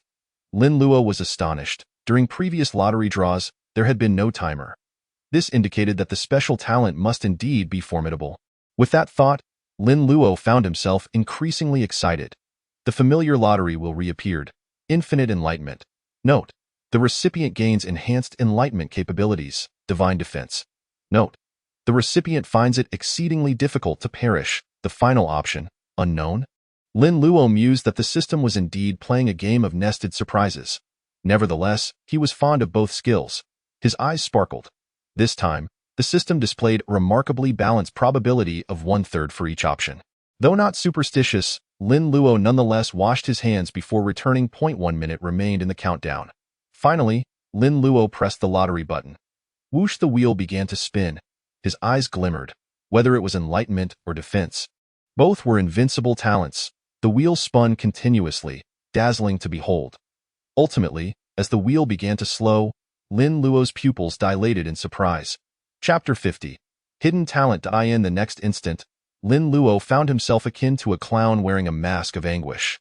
All his expectations turned to ashes the moment the wheel came to a halt. He did not obtain enlightenment, nor defense. When he saw the wheel land on unknown, his heart sank. Ding, congratulations. Ding your head? Lin Luo felt utterly despondent. The host acquired the super hidden talent. Infinite Devour? Lin Luo paused, utterly bewildered. Super hidden talent? Why didn't you say so earlier? He thought that it turned out that the real treasures were nestled within the unknown option. Lin Luo rejoiced, eager to explore the introduction to Infinite Devour, only to find a single line stating, "Do not look further. This talent is too formidable, with excessive functions that cannot be described. Please explore it on your own." Lin Luo thought to himself that this overbearing system was indeed impressive. However, according to the wording, devouring should not imply that he would directly consume beings to evolve, right? By literal interpretation, it should be thus. Yet, Lin Luo speculated that hidden talents likely encompassed more than that. Never mind, I shall investigate it later. He was not disheartened. 5 million points, Dragon Fist, hidden talent, and a comprehensive human genetic chart. This haul was immensely rewarding. In the Research Institute, many individuals appeared tense as they gazed at the entrance. Essentially, all personnel from the Biological Research Institute had gathered. Now, they awaited a single outcome in silence. No one dared to speak. Their hearts were fraught with anxiety. After nearly half a year of effort, they awaited Lin Luo's revelation. After several hours of silence, Qin Yuan and the others attempted to approach, yet feared disturbing Lin Luo and ultimately restrained themselves. However, that familiar figure had yet to appear. As night approached, Qin Yuan contemplated suggesting that everyone disperse. Just then, footsteps echoed. The crowd looked up, finally spotting their chief engineer striding towards them, though his expression was grave. This sight sent shivers down the spines of the onlookers. It seemed their direction was still flawed. Indeed, how could eating possibly be the ultimate solution? The answer was far too simplistic. Under the watchful eyes of the crowd, Lin Luo reached the entrance, scanning the assembly. His serious demeanor instantly transformed into a smile. "Everyone, congratulations!" The crowd's pupils constricted. "We did it." Many, upon hearing this, were momentarily stunned, while Qin Yuan and others eagerly inquired, What did you say?" Lin Luo's smile broadened, his voice ringing louder, enunciating each word. "Everyone, the human genetic chart is complete. The human reconstruction plan has come to a successful conclusion."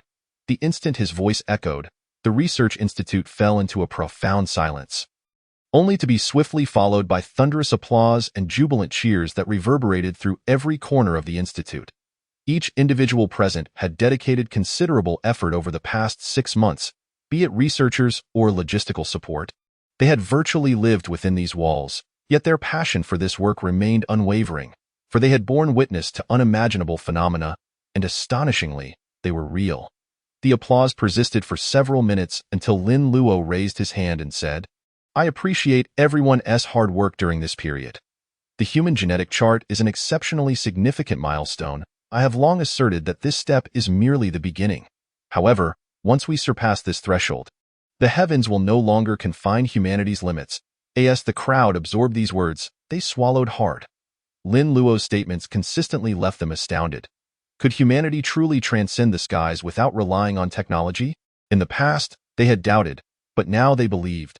However, as mere mortals, they required rest. "I decree that today shall be a holiday." As these words fell, someone whistled, causing Lin Luo's expression to shift. Who whistled? The crowd fell silent, a heavy stillness enveloping them. 1 individual cautiously raised their hand, swallowing hard. Lin Luo's smile returned. "Well done. Keep it up next time." Laughter erupted among the crowd. Lin Luo rarely smiled in their presence, yet he never adopted an air of superiority. It was only now that they realized Lin Luo was also human. However, in their hearts, he had already become a deity. Once the crowd dispersed, Qin Yuan and a few others made their way to Lin Luo's office. While they were told to rest, Lin Luo could not afford such luxury. With the genetic chart completed, it was time to move to the next phase. Shortly thereafter, Qinan hurried in, accompanied by several high-ranking officials from various nations. Upon entering, Qianan confirmed several times before finally clenching his fist and bursting into laughter. After quite some time, they finally took their seats. The first phase was completed sooner than we had anticipated. Yet we remained unaware of how much time remained. Lin Luo remarked, "Thus, I must formulate the second plan immediately." The group paused momentarily. "Give me some time. I need to organize my thoughts," Lin Luo continued. "Zhu Hui, stay behind. The rest of you may disperse." The others nodded, aware that their presence would not significantly assist Lin Luo. Once they had departed, Zhu Hui said, "Although we understand that sustenance is fundamental to human evolution, the implementation proves to be quite challenging. The beginning of any endeavor is often the most difficult." Lin Luo chuckled in response. The two of them bowed their heads, gathered around the table, and engaged in a fervent discussion that lasted an entire day and night. This prolonged deliberation prompted Xia Qian, who had stood outside for the same duration, to decide that if they did not emerge soon, she would forcibly enter. After all, the safety of the two was paramount. The following morning, the door creaked open, revealing Lin Luo. Despite his excellent physical condition, traces of fatigue were evident on his face, albeit tempered by a hint of excitement and exhilaration. "Please deliver this. They must be awaiting it," Lin Luo instructed. "Understood," Xia Qian nodded, swiftly taking the document and hurriedly exiting. Xia Qian was dutifully observant of the protocols expected of an agent. She would not pry into matters not meant for her eyes. Yet she could discern from the cover that Lin Luo had inscribed, "Human Evolution Plan, Chapter 51. Infinite Devouring." Having completed a series of tasks, Lin Luo's spirits were understandably high, unable to contain his drowsiness. He succumbed to a deep slumber, awakening to find Qianan in the room. "Why didn't you wake me?" Lin Luo sat up. Qianan, having not been involved in any pressing matters, recognized the importance of Lin Luo's decision-making regarding national affairs, which were indeed of great consequence. Qianan smiled and replied, "I noticed you were sleeping soundly. It's all right, I just arrived." Xia Qian, standing nearby, merely nodded before quietly leaving, discreetly withholding that Qianan had been present for 2 hours. "Let us eat. We can talk while we dine," Qianan suggested, eyeing the food on the table. Lin Luo nodded, picking up a piece of chicken and bringing it to his mouth. "Ding!" Lin Luo paused, instinctively thinking he had bitten into something hard, until the system's voice announced, "You have consumed a low-grade biological food item. Attributes unchanged." Lin Luo's expression shifted to one of bewilderment. Could this be infinite devouring? He picked up another piece of chicken, glancing at it. Qianan, visibly anxious, inquired, "Is there something wrong with this chicken?" If the food posed a problem, Qianan would certainly pursue the matter further. Lin Luo, regaining his composure, dismissed the notion, stating, "No, I merely find today's chicken particularly savory." Qianan exhaled, his demeanor turning serious as he remarked, "The higher-ups have approved your human evolution plan." Lin Luo set down his chopsticks, unperturbed by the news. Qianan added, "You mentioned gathering over 100 test subjects. Is that true?" Lin Luo pondered briefly and replied, "Everything is subject to change. Currently, the mapping of human genes is progressing smoothly, and we need to test various conclusions based on different physiques, genders, and so forth. The secret of the gene lock remains unknown, even to me." Qianan quickly interjected, "It's not that I doubt you. I merely express concern for the safety of these individuals." Lin Luo reassured him, "You need not worry. In critical situations, I will ensure their absolute safety." "That's good to hear," Qianan nodded, observing Lin Luo as he resumed eating. "Lately, we plan to send some individuals out to procure supplies." Indeed, Lin Luo had previously discussed this with Qianan. "Look here." Qianan handed Lin Luo a notebook. "Huaxia, too bold for its own good." Inside the Black Palace, Timus was enraged. The reason?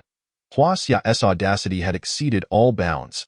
They had initially expected the nation to remain sealed off, reverting to an agrarian state. Yet, after half a year, this group of Huaxia individuals had the audacity to send emissaries bearing G3's miraculous blueberry for resource exchange. This infuriated Eagle Nation to no end. However, there was little that could be done. Previously, Huaxia had claimed a lack of production capacity, stating they could only provide a limited amount of medication. Now, they had sold another batch. According to Eagle Nation's investigative data, Huaxia had managed to exchange at least 10 trillion in resources relying on blueberries. This figure was staggering. Given Eagle Nation's current global financial dominance, they should not be overly concerned about the monetary aspect, yet the thought of Huaxia's cunning tactics infuriated Timus. After all, only Eagle Nation had previously engaged in such behavior. Nearby, Owen chuckled, saying, "Why should Mr. Guo be so agitated? Consider this. Huaxia's isolation has granted us the opportunity to commence the planetary initiative. We now control over 50% of the world's nation's authority and economy. We are at the pinnacle of our power." Indeed, Blake concurred, adding, "At present, we need not concern ourselves with Huaxia. Let us first address the more troublesome nations and finalize the planetary plan." A.S. Timus's anger subsided.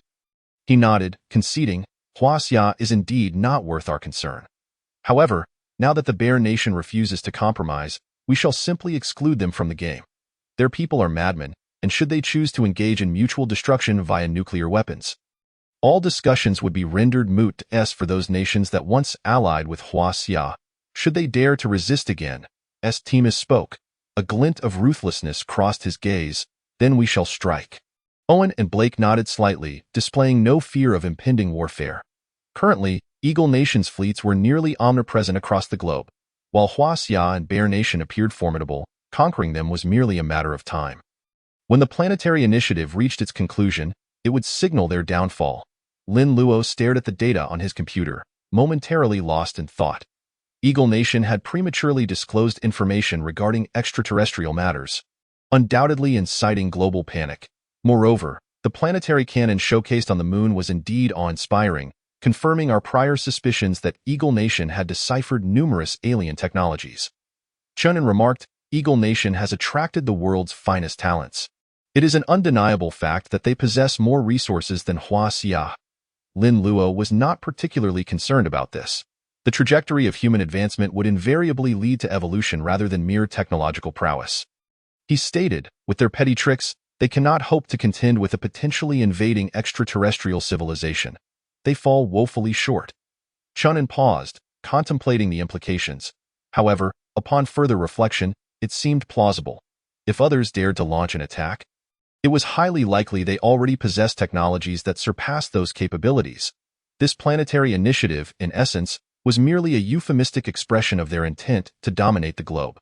Chunin coldly asserted, "It is well known that Eagle Nation prioritizes its own interests above all else." After a moment of contemplation, Lin Luo inquired, "How long has the planetary initiative been underway?" "A few months now," Chunin replied. Lin Luo furrowed his brow. "What is it?" Chunin asked. Lin Luo responded, "Once you attain control over everything, you will find it intolerable to tolerate any grains of sand." Chunin was taken aback, having momentarily overlooked this detail. IT was either sealing the borders or ensuring safety. "I shall return to discuss countermeasures immediately." Chunin rose and Lin Luo bid him farewell. The unspoken words that lingered in Lin Luo's mind were, "Unless, of course, this grain of sand could prove fatal." Lin Luo mused that the human evolution plan must be expedited beyond his initial expectations. At that moment, footsteps and heavy breathing resonated from outside the door, revealing Yi, whose frail form leaned against the doorframe, panting as he looked at Lin Luo and declared, "Lin Luo, they are on their way." Initially taken aback, Lin Luo then gazed skyward. All he could see were the blue skies and white clouds. "Have they already arrived?" Chapter 52. Do not respond. Yi seated himself and unfurled a map before Lin Luo. Though it was indecipherable to him, it was a cosmic directional chart drawn by Yi, indicating, "This is the direction of the M13 nebula, a distance of 50,000 light-years. Based on the fluctuations and signals received, they may be nearing the solar system." Upon hearing this, Lin Luo's eyes narrowed. To traverse interstellar space would undoubtedly imply that the other party possessed technology capable of transcending stellar confines. Consider this, a distance of 50,000 light-years. A light-year is a unit of length, representing the distance light travels in a vacuum in 1 year. The implications of such a distance are staggering. Therefore, the other party must possess the ability to exceed the speed of light. Perhaps even spatial jumping. Why has Blue Star become exposed? A question surfaced in Lin Luo's mind. Humanity has existed for so long without revealing its presence. Why now? Coincidence, or something more? This is no coincidence, Yi declared. Startling Lin Luo. The timeline rewinds to 1963, an era when modern technology was just beginning to take shape. Eagle Nation constructed the largest telescope of the time, named a bewildered. This type of telescope, which now also exists within the borders of Huaxia, not only monitors and analyzes signals from the cosmos, but is also capable of transmitting signals into the universe. This radar transmitter can send encrypted human messages into space in the form of signals. In that year, the Astronomical Union of the Eagle Nation initiated a groundbreaking project known as SETI, Search for Extraterrestrial Intelligence. In the same year, the esteemed scientist Frank from the Eagle Nation utilized the bewildered launcher to transmit a signal lasting 169 seconds to the M13 nebula within the Hercules constellation. Now, many years have passed, and this event has faded from the collective memory of most. Yee turned to Lin Luo and remarked, "My mentors at the Academy of Sciences and I speculate that this is undoubtedly not a mere coincidence. It is once again the Eagle Nation." Lin Luo felt overwhelmed. Over the years, the inhabitants of Blue Star have been curious about the existence of life beyond their planet. However, as a certain scientist once stated, if the day comes when humanity truly detects or receives a signal from an extraterrestrial civilization, remember one crucial piece of advice: do not respond. While the Eagle Nation's planetary initiative aims to harness the world for its own service, it continues to diligently develop space weaponry, albeit with limited technological capabilities. Among the proposals for the planetary project is the triangular cannon formation, utilizing the International Space Station, the Moon, and the emerging Starlink program.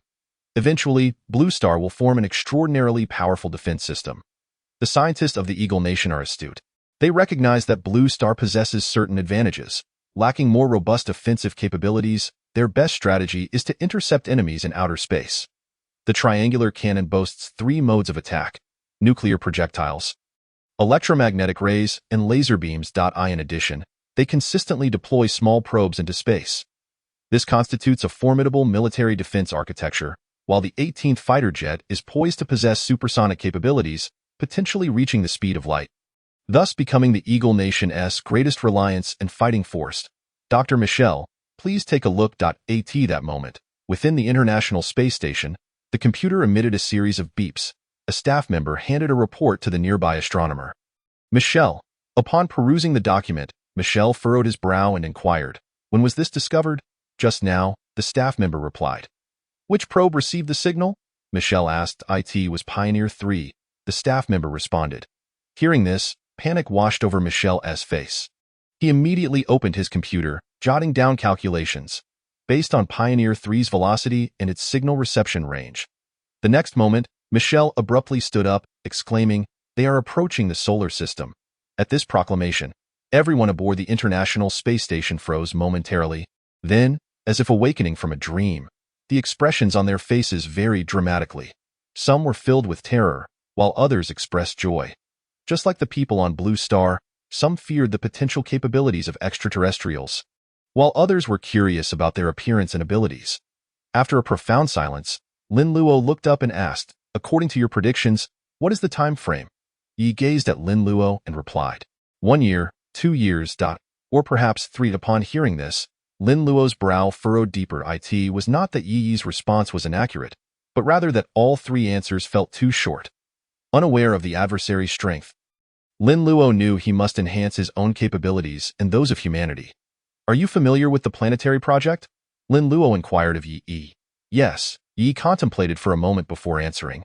In a sense, this plan is indeed valid. It is merely that a certain nation wishes to exploit it as a mere tool. Can you construct a weapon akin to the planetary cannon? Lin Luo looked at him with anticipation. Yee, a being born from the system, sensing Lin Luo's eager gaze, shook his head. Lin Luo did not feel disappointed. It was within his expectations, however, Yi then stated. "But I can create a weapon even more formidable than theirs." Lin Luo paused, then erupted with joy. Ye's eyes sparkled with fervor, resembling that of an old scientist as he declared, "Brother Lin Luo, what we are likely to face is a collective of technological civilizations. Even if your human evolution plan proceeds flawlessly, it will be challenging to contend with large-scale weaponry in a short time. I will do my utmost to assist you in addressing these challenges. However, Yi looked at Lin Luo and said, "The rest will depend on you." Lin Luo regarded the mature yet somewhat naive youth, nodding earnestly. At that moment, a chime from the system resounded. Ding. You have successfully helped the artificial being Yi integrate into society. Ding. You have gained Yi's favor, current level 100. Ding. The artificial being marketplace has been unlocked. Ding. You have assimilated Yi's intelligence. Ding. You have assimilated Yi's knowledge. Lin Luo was astonished, but at that moment, a deluge of information flooded his mind, encompassing fields such as astronomy and technology. In that instant, Lin Luo felt the world had transformed into something wondrous. It appeared one did not need to read books to attain knowledge. Chapter 53. The Might of the Dragon Fist. Regaining his composure, Lin Luo hurriedly checked Yi's intelligence, discovering it remained at 250. This indicated that Yi's knowledge was still intact. The system's notion of assimilation seemed to imply a form of replication. With this thought, Lin Luo felt elated and turned his attention to Yi's artificial marketplace. Strength, 10 points 10,000 credits. Speed, 10 points 10,000 credits. Stamina, 10 points 10,000 credits. Currently, only 3 attributes had been unlocked, yet there was one skill, Model Student, which granted enhanced learning abilities. Lin Luo pondered for a moment. He resolved not to be stingy and directly exchanged for one, costing 200,000 credits. Simultaneously, he boosted Yi's stamina to 100, given that the latter's previous stamina had been a mere fraction, quite pitiful indeed. Ding. Yi's stamina has reached its maximum limit. Further enhancement may jeopardize his life. Lin Luo paused, realizing that this attribute could not be infinitely augmented. Nevertheless, this was in line with the system's rigor, as the marketplace attributes for artificial beings were indeed economical. Brother Lin Luo, I must take my leave now, Yi stated, his expression somewhat peculiar as Lin Luo conducted the exchange. Very well, Lin Luo nodded, suspecting that Yi was aware of the existence of something akin to the system. However, he refrained from probing further. After Yi departed, Lin Luo attempted to exit the marketplace, only to discover new items had been unlocked. Enhanced Dragon Fist. The Dragon Fist can unleash a modicum of dragon energy, costing 2 million credits.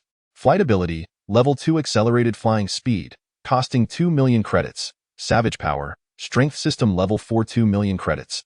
Lin Luo swallowed hard. He had initially thought that 500,000 credits qualified him as affluent, but the subsequent items were exorbitantly priced. Exiting the system, he gazed at his right fist. Since acquiring the Dragon Fist, he had yet to utilize it. He stared at the table and abruptly raised his fist. At that moment, he felt his body drained, yet his hand radiated immense heat. Dragon Fist, boom. Lin Luo's fist struck the table, producing a resounding crash. He felt a tingling sensation in his hand, but fortunately, he could still sense the solid wood beneath his touch. Upon inspection, he noticed a gaping hole had formed in the table. Lin Luo's eyes lit up, a jubilant smile spreading across his face. This Dragon Fist was far more powerful than he had imagined. After all, it was merely a foundational skill. After a brief respite, he finally made a decision. Dragon Fist, flight, level 1. Exchange, ding, exchange successful. Lin Luo felt a surge of information flooding his mind as his body made automatic adjustments. He lifted his right hand once more. The enhanced Dragon Fist was said to be capable of releasing a slight dragon energy. This meant, could it reach across space? Lin Luo was exceedingly eager about the prospect of dragon energy. He tilted the table, orienting the surface towards himself, and moved back a meter. Was this distance too great? Lin Luo assessed the space and decided to have it. If he could not achieve this with half a meter, he would be left with a mere 200,000 credits. With this in mind, he raised his right hand. Dragon Fist? Lin Luo thrust his right hand forward with force, feeling his body completely drained once again. However, his fist extended forward, and the table remained unchanged. Just as he felt disappointment creeping in, a low dragon's roar echoed in his ears. Roar it was but a fleeting sound before it was followed by a sudden, fierce impact, boom! In that instant, the table hurtled backward with astonishing speed, crashing into the wall with a resounding bang, splintering into pieces. Yet, this was not the end. The scattered wood fragments embedded themselves into the sturdy wall. One piece flew upright and narrowly missed Lin Luo, sending a shiver down his spine. This Dragon Fist was exhilarating. Lin Luo burst into laughter. Outside, Xia Qian heard the commotion and rushed over, momentarily stunned by the scene within the room. Clearly, she was bewildered by what had transpired, but her professional instincts kicked in as she scanned the surroundings warily. Lin Luo reassured her, "It was just a minor earthquake. There's no need for concern." Earthquake? Xia Qian paused, perplexed. She had been merely 5 meters away, engrossed in her phone, yet felt nothing at all. The following day, Lin Luo stepped into the Hope Biological Base, where all personnel had returned. A new journey awaited. A fresh beginning. The Human Evolution Project. Lin Luo, naturally, had not been idle. Although deep down he yearned to explore the effects of infinite devouring, the Human Evolution Project was of paramount importance. These individuals before him were the volunteers he had summoned. Qin Yuan looked at the few people in front of him and said to Lin Luo. Among them were men and women, young and old. Typically, young individuals are prioritized for any experiments, but Lin Luo's undertaking was a matter of evolution for all humanity, which necessitated a different approach. I understand that you all received a relocation fee upon your arrival, but rest assured, we are not conducting any terrifying experiments. Rather, this is an endeavor to empower us. Thus, there is no life-threatening risk involved. Before Lin Luo could finish speaking, an elderly gentleman suddenly turned to Qin Yuan and inquired, "Is this individual the one you mentioned? He is the chief engineer you have been inquiring about." Qin Yuan replied. Upon hearing this, all 10 individuals present looked up in unison at Lin Luo, their faces reflecting disbelief. They had previously imagined the chief engineer to be an elderly man. Who would have anticipated that he was merely a 22-year-old youth? The oldest of the group, however, stepped forward and knelt before Lin Luo. "What are you doing?" Lin Luo paused, hastily reaching out to assist him. "Unexpectedly," the elder replied, "if it weren't for your development of the longevity surgery, my spouse would have already passed away. Prior to the announcement by the state, she was terminally ill and on the brink of death. Thank you, truly, thank you." As he spoke, the old man repeatedly bowed his head. His eyes reddened with emotion. Lin Luo quickly helped him to his feet, but the elder insisted on completing 3 bows. He was already 90 years old this year, yet he had undergone longevity surgery and, out of gratitude for the state saving his wife, he voluntarily signed up for this experiment. The others looked at Lin Luo with expressions of immense gratitude.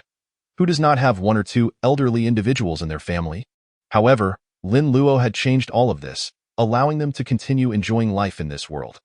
After recording their physical conditions and professions, Lin Luo watched them depart, increasingly convinced of the profound significance of the Human Completion Project.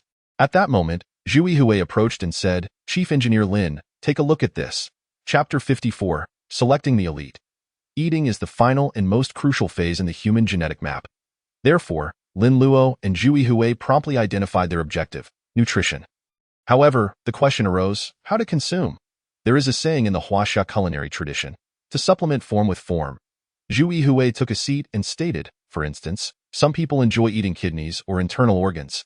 I have previously researched this and found it to be quite rational. Look here, during the 3 Kingdoms period, Hua Tuo documented this. Lin Luo glanced over and remarked, "Are you suggesting that everything is contained within food?" He had heard such claims before, but later Western medicine had deconstructed these notions into concepts like proteins, gradually transforming this belief into one regarded as unscientific. Zhu Yihui passionately asserted, "I believe that if this logic holds true, then humanity may indeed be capable of subtly absorbing unique genes from animals. Our task is merely to liberate this characteristic completely. In other words, we need to unlock this genetic code." At this point, Zhu Yihui was quite animated, but upon seeing Lin Luo's calm demeanor, he suddenly understood. He could surmise that Lin Luo had likely already contemplated this. "What do you intend to do?" Lin Luo inquired. Zhu Yihui replied, "I plan to have them train for a while also providing them with high-quality animal foods." Upon hearing this, Lin Luo nodded in agreement. A month later, Zhu Yihui examined a pile of reports in his hands, feeling disheartened. After a month of training, the 10 individuals had improved physically and their blood had become more fluid. Yet there were no significant changes. During this month, they had been fed bear meat, sourced from specially bred bears intended solely for this project. Observing Zhu Yihui's disappointed expression, Lin Luo remarked, "Have you given up?" "Not at all, just a bit of an effort wasted," Zhu Yihui replied. The work at the biological base was substantial. Beyond correlating data, they needed to continue researching other genetic maps. More importantly, they needed to investigate genetic pharmaceuticals. At this moment, Lin Luo closed his book and stated, "If we are mistaken, then we must alter our course." How long until the next genetic pharmaceutical is ready? The completion of the human genetic map was essential for this pharmaceutical, which would serve the purpose of inducing humanity's latent genes. Therefore, it was a necessity. However, over the past month, 5 types of genetic pharmaceuticals had already been utilized. They will be ready by tomorrow, Zhou Hai interjected. This project was under his and Qin Yuan's purview. Lin Luo observed the 5 genetic pharmaceuticals before him and commented, "If we can complete the human genetic map and successfully guide the hidden gene related to lifespan, it indicates that my direction may be flawed. Thus, the pharmaceuticals might not be at fault. It is likely that the subjects are the issue." The group fell silent, and Zhu Hui asked, "What do you mean?" Lin Luo looked at them and articulated, "What we may need are the elite among the elite." Elites? The group paused. Lin Luo turned to Zhu Hui and said, "Your earlier words reminded me that if humanity shows signs of unlocking genetic codes and can subtly absorb superior genes, then this ability may manifest more vividly among certain elites." That evening, while Lin Luo was reviewing the genetic pharmaceuticals, he suddenly noticed Xia Qian standing at the door, standing at attention with eyes shimmering as if gazing at an idol. This took Lin Luo by surprise. Could it be that Xia Qian was a fan? As he turned, he saw Yang Jun at the entrance, which no longer surprised him. Yang Jun, one of Huaxia's top 10 generals, known as the Eastern Shura. Unlike Li Donglai, who operated in secrecy and enjoyed playing devious games, often eliminating significant figures without a trace, Yang Jun's title stemmed from his prowess on the battlefield. "What brings you here?" Lin Luo, now in a high position, still maintained respect for these senior figures. Xia Qian, standing straight, bent slightly as she walked toward the door, her gaze frequently drifting toward Yang Jun. Clearly, as a military individual, she had once idolized Yang Jun. Yang Jun smiled and said, "You have helped this old man regain his youth and facilitated the human completion project. I come to express my gratitude on behalf of the nation." Lin Luo poured him a cup of tea and replied, "Do you expect me to believe that?" Yang Jun paused, then chuckled, saying, "Li Donglai is right. You are quite the cunning young man. Director Li has a penchant for speaking behind people's backs," Lin Luo teased. Yang Jun's smile faded as he looked at Lin Luo and sighed. In truth, the nation owes him. Lin Luo paused. Individuals engaged in intelligence work typically operate in secrecy. Once exposed, not only are they at risk, but their families are also in peril. Yang Jun continued, 7 years ago, he was a bright and lively person, but for the sake of the nation, he was compromised by a spy, and as a result, tragedy struck his home. His wife was killed, and his daughter narrowly escaped death, but now she exists in a vegetative state. Upon hearing this, Lin Luo held his cup suspended in midair. After a few moments of silence, he set it down and said, "You should have informed me of this sooner. Do not take it to heart. Li Donglai has never held your words against you. On the contrary, he is very grateful to you. He said you have allowed him to see his former self again. He placed his beloved disciple, Xia Qian, by your side, hoping you could help her change her character," Yang Jun explained. Lin Luo was taken aback, then laughed, saying, "It seems Director Li has some ulterior motives." Yang Jun also laughed heartily, taking a sip of tea, and said, "Now, let us discuss serious matters. I have heard that you intend to recruit volunteers anew. What do you think of me?" Lin Luo was still contemplating Li Donglai's situation, considering that the human genetic map might assist him, when he suddenly heard this and promptly spat out his tea, some splattering onto Yang Jun's clothing. Yang Jun remained unfazed. Having faced gunfire and treacherous circumstances, what was this to him? "Do not jest with me," Lin Luo said. "Did you not mention seeking elites?" Yang Jun narrowed his eyes and asked, "Are you suggesting that I am not an elite?" Lin Luo's lips twitched, and he quickly replied, "Of course not. But your status, as fellow sons and daughters of Huaxia. What difference does status make?" Yang Jun said earnestly. Lin Luo countered, "Your contributions to the nation are already substantial. If anything were to happen to you, do you think these soldiers like Xia Qian would not come after me? That is indeed a point." Yang Jun conceded. Lin Luo exhaled a sigh of relief. While he had absolute confidence in himself, the participants still carried a degree of risk. "It seems I am not fit for this. Only the national leader could take on such a role." Yang Jun stated. Lin Luo's eyes widened in disbelief as he exclaimed, What did you just say?" Chapter 55, Terrifying Speed. The national leader wishes to participate.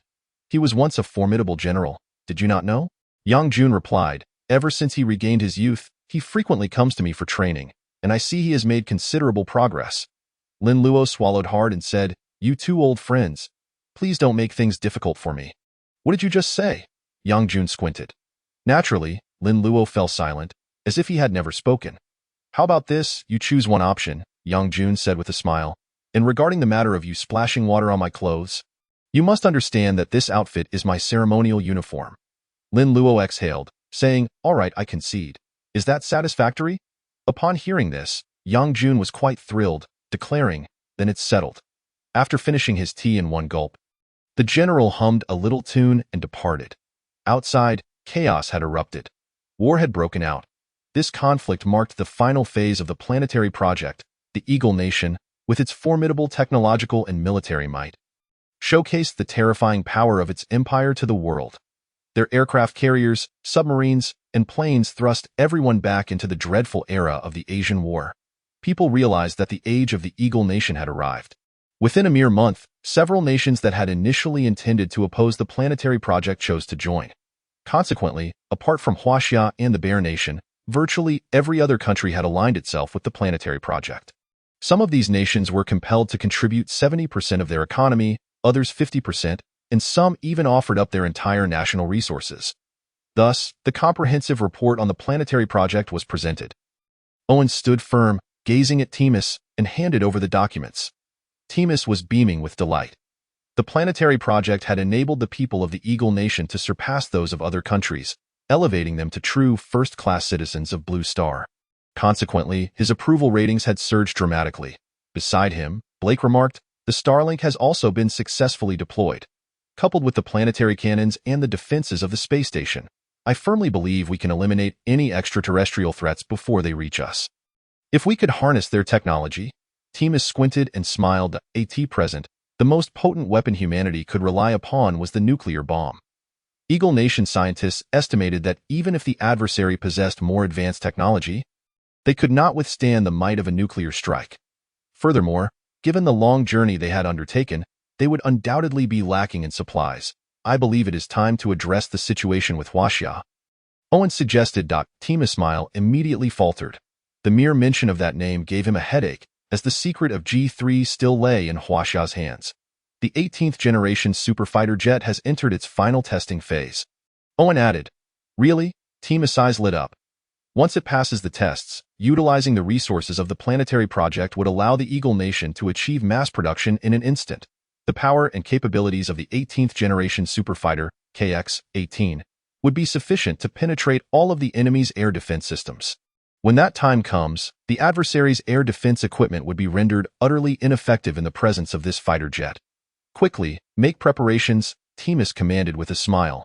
"Understood," Owen replied, bowing slightly before turning to leave. Behind him, only the delightful laughter of Timus remained. Among the gathered individuals were retired soldiers, outstanding students, repeatedly victorious lawyers, and immensely wealthy merchants. Qin Yuan handed a list to Lin Luo, who glanced at it and nodded slightly. Qin Yuan then remarked, "You truly dare to take this risk. General Yang Jun is quite—" Lin Luo's lips twitched as he replied, "Elder Qin, let us not discuss this matter, shall we? My head is already pounding." The others nearby erupted into laughter. "Then let us proceed with this plan," Lin Luo stated. "Let us conduct a trial period first." Afterward, Lin Luo handed Zhu Yihui a set of blueprints, saying, "Replace the induced genes with this version." "All right," Zhu Yihui responded, taking the documents. With everything instructed, the second human evolution plan commenced, set to last 1 month. On the first day, these elites clearly struggled to adapt, as their only tasks involved taking medication and consuming vast quantities of food, which contained powerful energy. As a result, a soldier like Yang Jun ran 1,000 laps around the track on the first day, leaving everyone astonished. In the following days, they adapted significantly, though one individual named Zhang San, a lawyer, seemed particularly out of place. Logically, as a lawyer, he should excel in communication. Lin Luo personally approached him. Upon learning Lin Luo's identity, the bespectacled and refined man expressed surprise, saying, "It's all right. I can endure. Do you suffer from claustrophobia?" Lin Luo inquired. "No." Zhang San shook his head. "I'm unsure why I feel this way. I just feel restless since entering here, as if something significant is about to occur." Hearing this, Lin Luo offered some reassurances. telling Zhang San that he could leave at any time if he wished. For over 10 days, nothing changed. Lin Luo found some time to experiment with his other ability, the power of flight. He ventured to an open area, scanning his surroundings to ensure there were no onlookers. He understood the necessity of keeping his ability to fly a secret from too many people. Humanity needed to gradually accept such phenomena. Nearby, Xia Qian furrowed her brow, pondering whether she was no longer considered human. However, the next scene left her utterly speechless. Lin Luo gently exhaled, then moved his hands downward as if channeling energy. Subsequently, to her astonishment, she saw Lin Luo slowly ascend about a meter into the air. Xia Qian's mouth fell agape. As a special forces soldier, she had witnessed many extraordinary feats, but flying was simply inconceivable from above. Lin Luo marveled at the experience of soaring through the air with such ease. He had initially thought that a normal human would feel fear when elevated above ground, but he felt none. Instead, it was a sensation of instinctive freedom. Xia Qian stared at him, her eyes wide with disbelief. Lin Luo looked down and chuckled, saying, "Help me gauge my speed." Xia Qian was momentarily dazed before regaining her composure. After 10 minutes, they measured the speed, a remarkable 200 meters per second.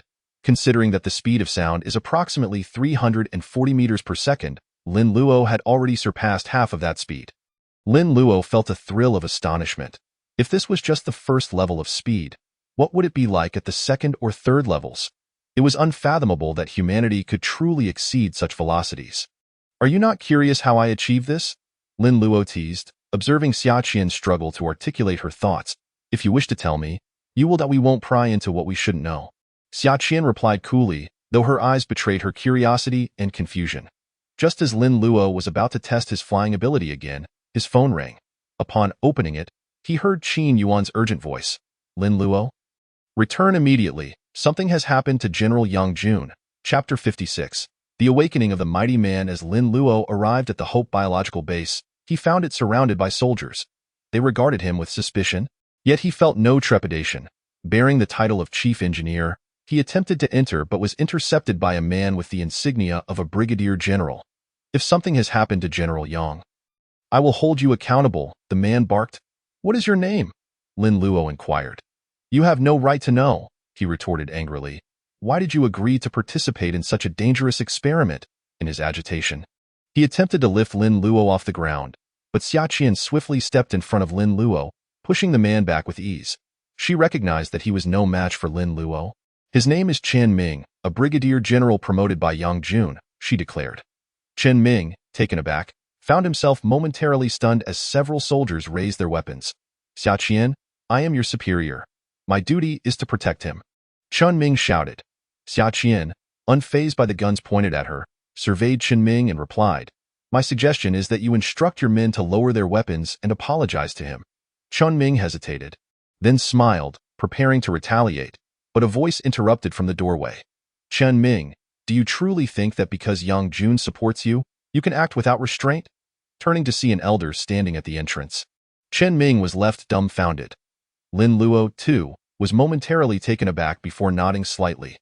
The elder, naturally, was the national leader. As he approached, he glared at Chen Ming and shouted, "What are you still doing here?" Chen Ming faltered, gritting his teeth, before ultimately lowering his head and saying, "I apologize." Lin Luo did not spare him a glance, stating, "I'll be going in now." "Very well," the elder nodded. Once Lin Luo had entered, the elder remarked, "Let us not forget that Yang Jun participated of his own volition. Lin Luo's contributions to Huaxia have already surpassed even those of Yang Jun, perhaps even my own." Chen Ming stood frozen, his body trembling. At that moment, he comprehended the magnitude of his folly. The elder ignored him, continuing forward, but after taking a few steps, he added, "You should return and draft a resignation report."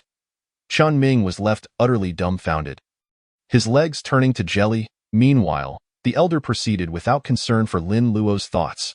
A brash brigadier general had no place in such a critical period. "He's here," Qin Yuan exclaimed as he saw Lin Luo hurriedly approaching. Quickly stepping aside, "No need to rush," Lin Luo reassured them. He stepped inside and beheld Yang Jun convulsing violently, frothing at the mouth. Nearby, a physician was examining his body. Blood pressure was skyrocketing, on the verge of rupturing the vessels. Administer a sedative. The heart rate has slowed. The sedative is ineffective. Prepare the level 3 emergency protocol. If necessary, perform an autopsy. The doctors, though proceeding methodically with traditional principles, were all internally shaken. This individual before them had contributed immensely to the nation. Lin Luo approached and glanced at the heart rate monitor, then addressed them. You all should step outside. The doctors hesitated. They were the most elite physicians in the nation. Upon noticing the insignia around Lin Luo's neck, realization dawned on them. This was the man who had altered the lifespan of the nation. The chief engineer had already ascended to the status of a deity in the hearts of all doctors across the land. Zhu Yihui, come in, Lin Luo commanded. Zhu Yihui entered hurriedly, presenting data to Lin Luo, saying everything was fine until today. After exercising, Yang Lao's heart rate accelerated, and our staff gave him some ice water. The food was tested and found to be safe. The personnel have also been confirmed. There are no issues. As he spoke, Yang Jun's convulsions intensified. Lin Luo stepped forward and felt Yang Jun's forehead, which was burning with fever. Based on this temperature, it must exceed 50 degrees. This is exceedingly alarming. Could it be due to prolonged consumption of bear meat, resulting in an excessive accumulation of blood energy within? Zhu Yihui speculated. Lin Luo seemed not to hear and inquired. Where is the blood sample? Right here. Zhu Yihui quickly handed over the blood report. All results are normal. Lin Luo took it and cast it aside, stating, bring the gene analyzer. Zhu Yihui suddenly realized the gravity of his previous oversight and hastily stepped outside to retrieve it. Lin Luo examined Yang Jun's blood with the gene analyzer. The chromosomes were normal. The genes were active. The blood exhibited remarkable fluidity. Lin Luo squinted, observing a long, red chromosomal chain within the blood. This chain represents the hidden chromosomal quantity, power, Lin Luo declared. Which gene reagent did Yang Lao take today? The 5th generation, Zhu Yihui replied. Continue to administer it. Lin Luo instructed. Upon hearing Lin Luo's words, the onlookers were momentarily stunned, and the surrounding doctors fell silent. From a traditional medical perspective, Lin Luo's actions were tantamount to recklessness. However, Zhu Yihui, after a brief pause, swiftly turned and seized a syringe, proceeding to add more. More, Lin Luo urged. As he watched the blood bubble vigorously, beads of sweat forming on his brow. More.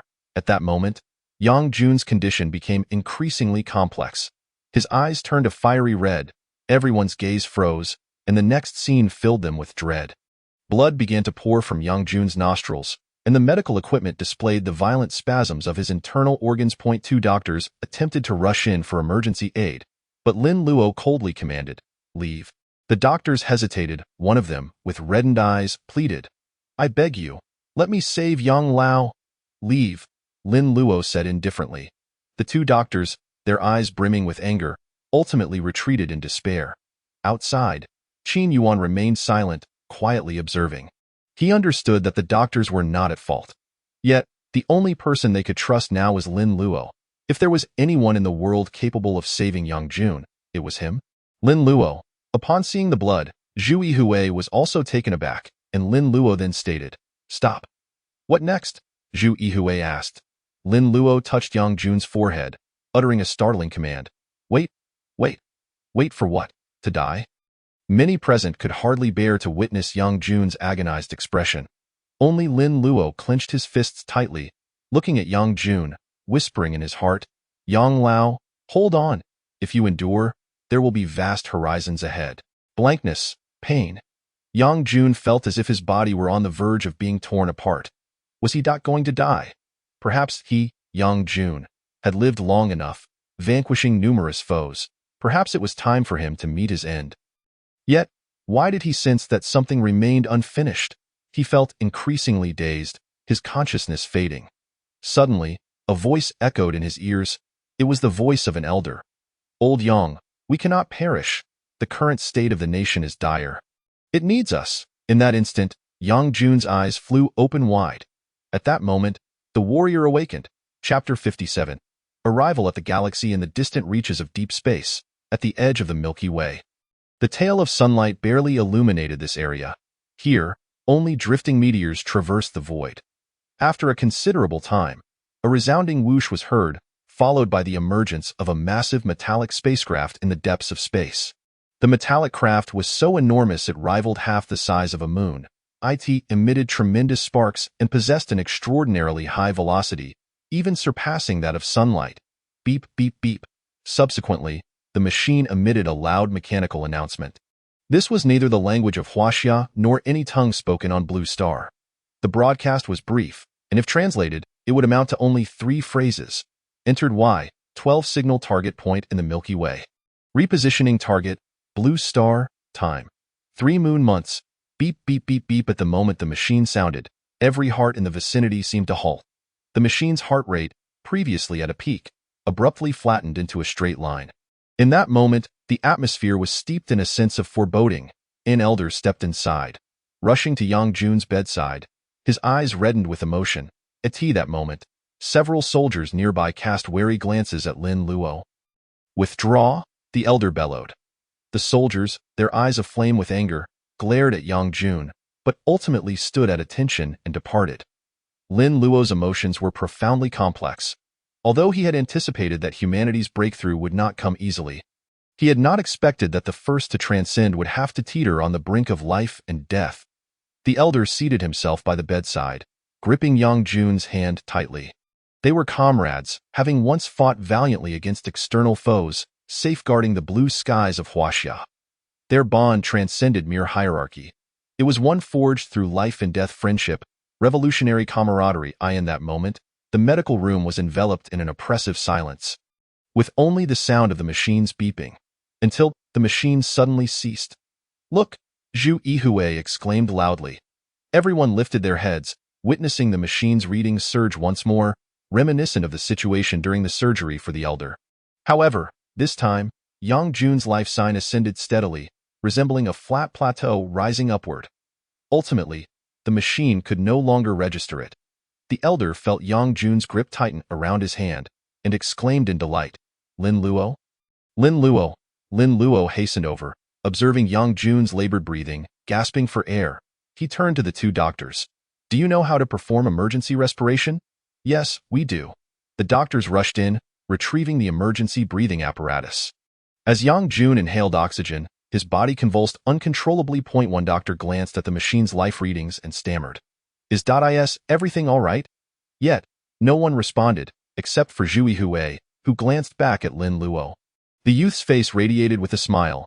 Zhu Yihue smiled in return. As long as Lin Luo believed everything was fine, then it truly was. Zhu Yihue's gaze became fervent. He eagerly anticipated what state Yang Jun would be in upon awakening. Moments later, Lin Luo and the others exited the medical room. After the swift respiratory aid, Yang Jun fell into a deep slumber. No one knew how long he would sleep. However, his life signs were no longer visible on the machine. Yet, the pulse, heart rate, and brain activity were all remarkably stable. "You must understand them." The elder looked at Lin Luo, expressing sincere regret. "Yang Jun is of utmost importance to them." Lin Luo paused and then smiled. "The military is whom I respect most in my life. Soldiers never betray their nation, so how could I blame them?" The elder nodded, relaxing as he sat down, slowly stating, "However, such circumstances as today will never occur again, ever." Lin Luo turned back, catching sight of the elder's grave and earnest expression. As night fell, Lin Luo sat before his computer, while Xia Qian handed him a cup of coffee, saying, "Chun Ming has been dismissed today." Lin Luo nodded calmly. In truth, you don't care about him at all." Xia Qian remarked, "Indeed, he belongs to General Yang. Yang Lao may have misjudged him as well." Lin Luo responded, "I believe his mistake is minor." Lin Luo set down his coffee, saying, "His error lies not in opposing me, but in his reckless actions." Xia Qian paused. "Have you ever led troops into battle?" Lin Luo inquired. "No, a true general must consider more than just martial prowess." Lin Luo remarked, moreover, that Chun Ming may not necessarily be as protective of Elder Yang as one might think. His true intention is merely to leverage Elder Yang's situation to exert pressure on me, thereby enhancing his influence within the military. The reason the national leader dismissed him was precisely because of this. If you have doubts about this matter, feel free to investigate." Xia Qian, taken aback, slightly bent her body and said, "I'm sorry." Lin Luo chuckled and replied, "What are you apologizing for? If you don't understand something, just ask. Don't act like a mute all day." Xia Qian remained silent, bowed again, and then departed. Lin Luo continued to focus on the computer, organizing Yang Jun's blood report. If all goes as expected, the first human to evolve is about to be completed. No, it should be the second. First or second? Lin Luo glanced at his own hands, then gazed vacantly into the vastness of space. Does this count as evolution? My existence is not solely because I wish to live, but because behind me, there are those whom I wish to protect. Yang Jun suddenly opened his eyes wide. Before him lay a shroud of darkness. And he had no intention of rising. He was aware that he hadn't slept long, yet it felt as if he had been in slumber for eons. Elder Yang has awakened. Elder Yang has awakened. Soon, the lights flickered on, and medical personnel rushed in, exclaiming with joy upon seeing Yang Jun instantly. The entire biological base was stirred awake, with personnel bustling about. Yang Jun pulled back the needle mark on his wrist. The nearby medical staff attempted to intervene, but he declared, "I'm fine. I'll go fetch Chief Engineer Lin." The medical personnel hastily moved to leave, only to be halted by Yang Jun's call. "What is the matter?" they asked, anxious, fearing Yang Jun was unwell. Yet unexpectedly, Yang Jun clutched his stomach and said, "First, get me something to eat, preferably meat." The surrounding medical staff all froze. Chapter 58, The Era of Madness. Hours later, everyone stood dumbfounded before the array of bowls and plates. Yang Jun had devoured the equivalent of half a bear. Considering the size of the human stomach, consuming half a bear leg was already quite impressive. "Bring me more," Yang Jun requested. "Huh?"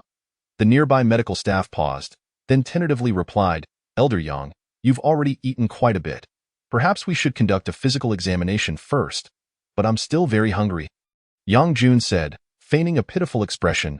That moment, Lin Luo happened to arrive, observing the pile of bowls and plates on the floor and pausing at Yang Jun's words. "Yang Jun," as if spotting a savior, exclaimed Lin, "You've come at the right time. Help me out here." Lin Luo smiled wryly and said to the nearby medical staff, "Get him some more." Understood, the medical staff quickly nodded. Since yesterday, encrypted orders had swiftly been dispatched, stating, "Henceforth in Huaxia, anyone daring to oppose Lin Luo shall be regarded as opposing a national leader. Anyone daring to threaten Lin Luo shall be deemed an enemy of the state." Upon hearing this, Yang Jun was instantly elated, like a child. Lin Luo entered and inquired, "Do you feel any discomfort?" Yang Jun paused before answering, "No, I feel invigorated now." "And?" Lin Luo pressed.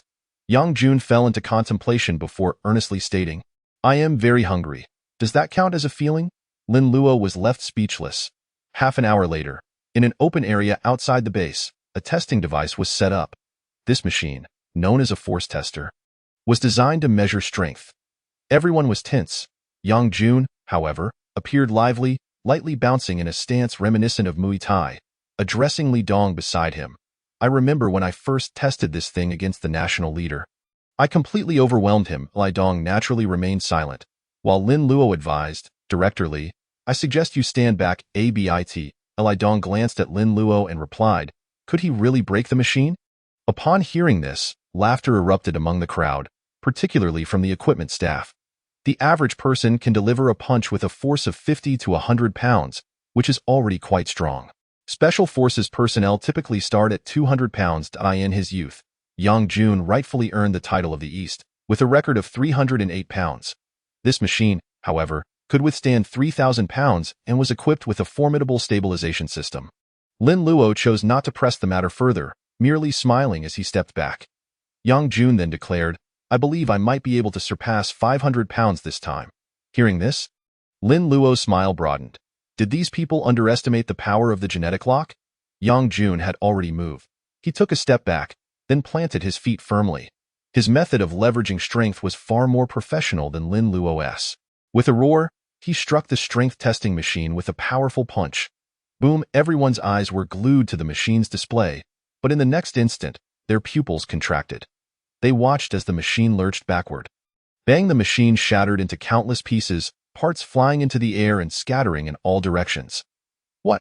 Some people's immediate reaction was to scream and seek cover, especially among the female research staff, who even shrieked in panic. Li Dong, who was nearby, was unfortunate enough to be struck on the head by a metal shard.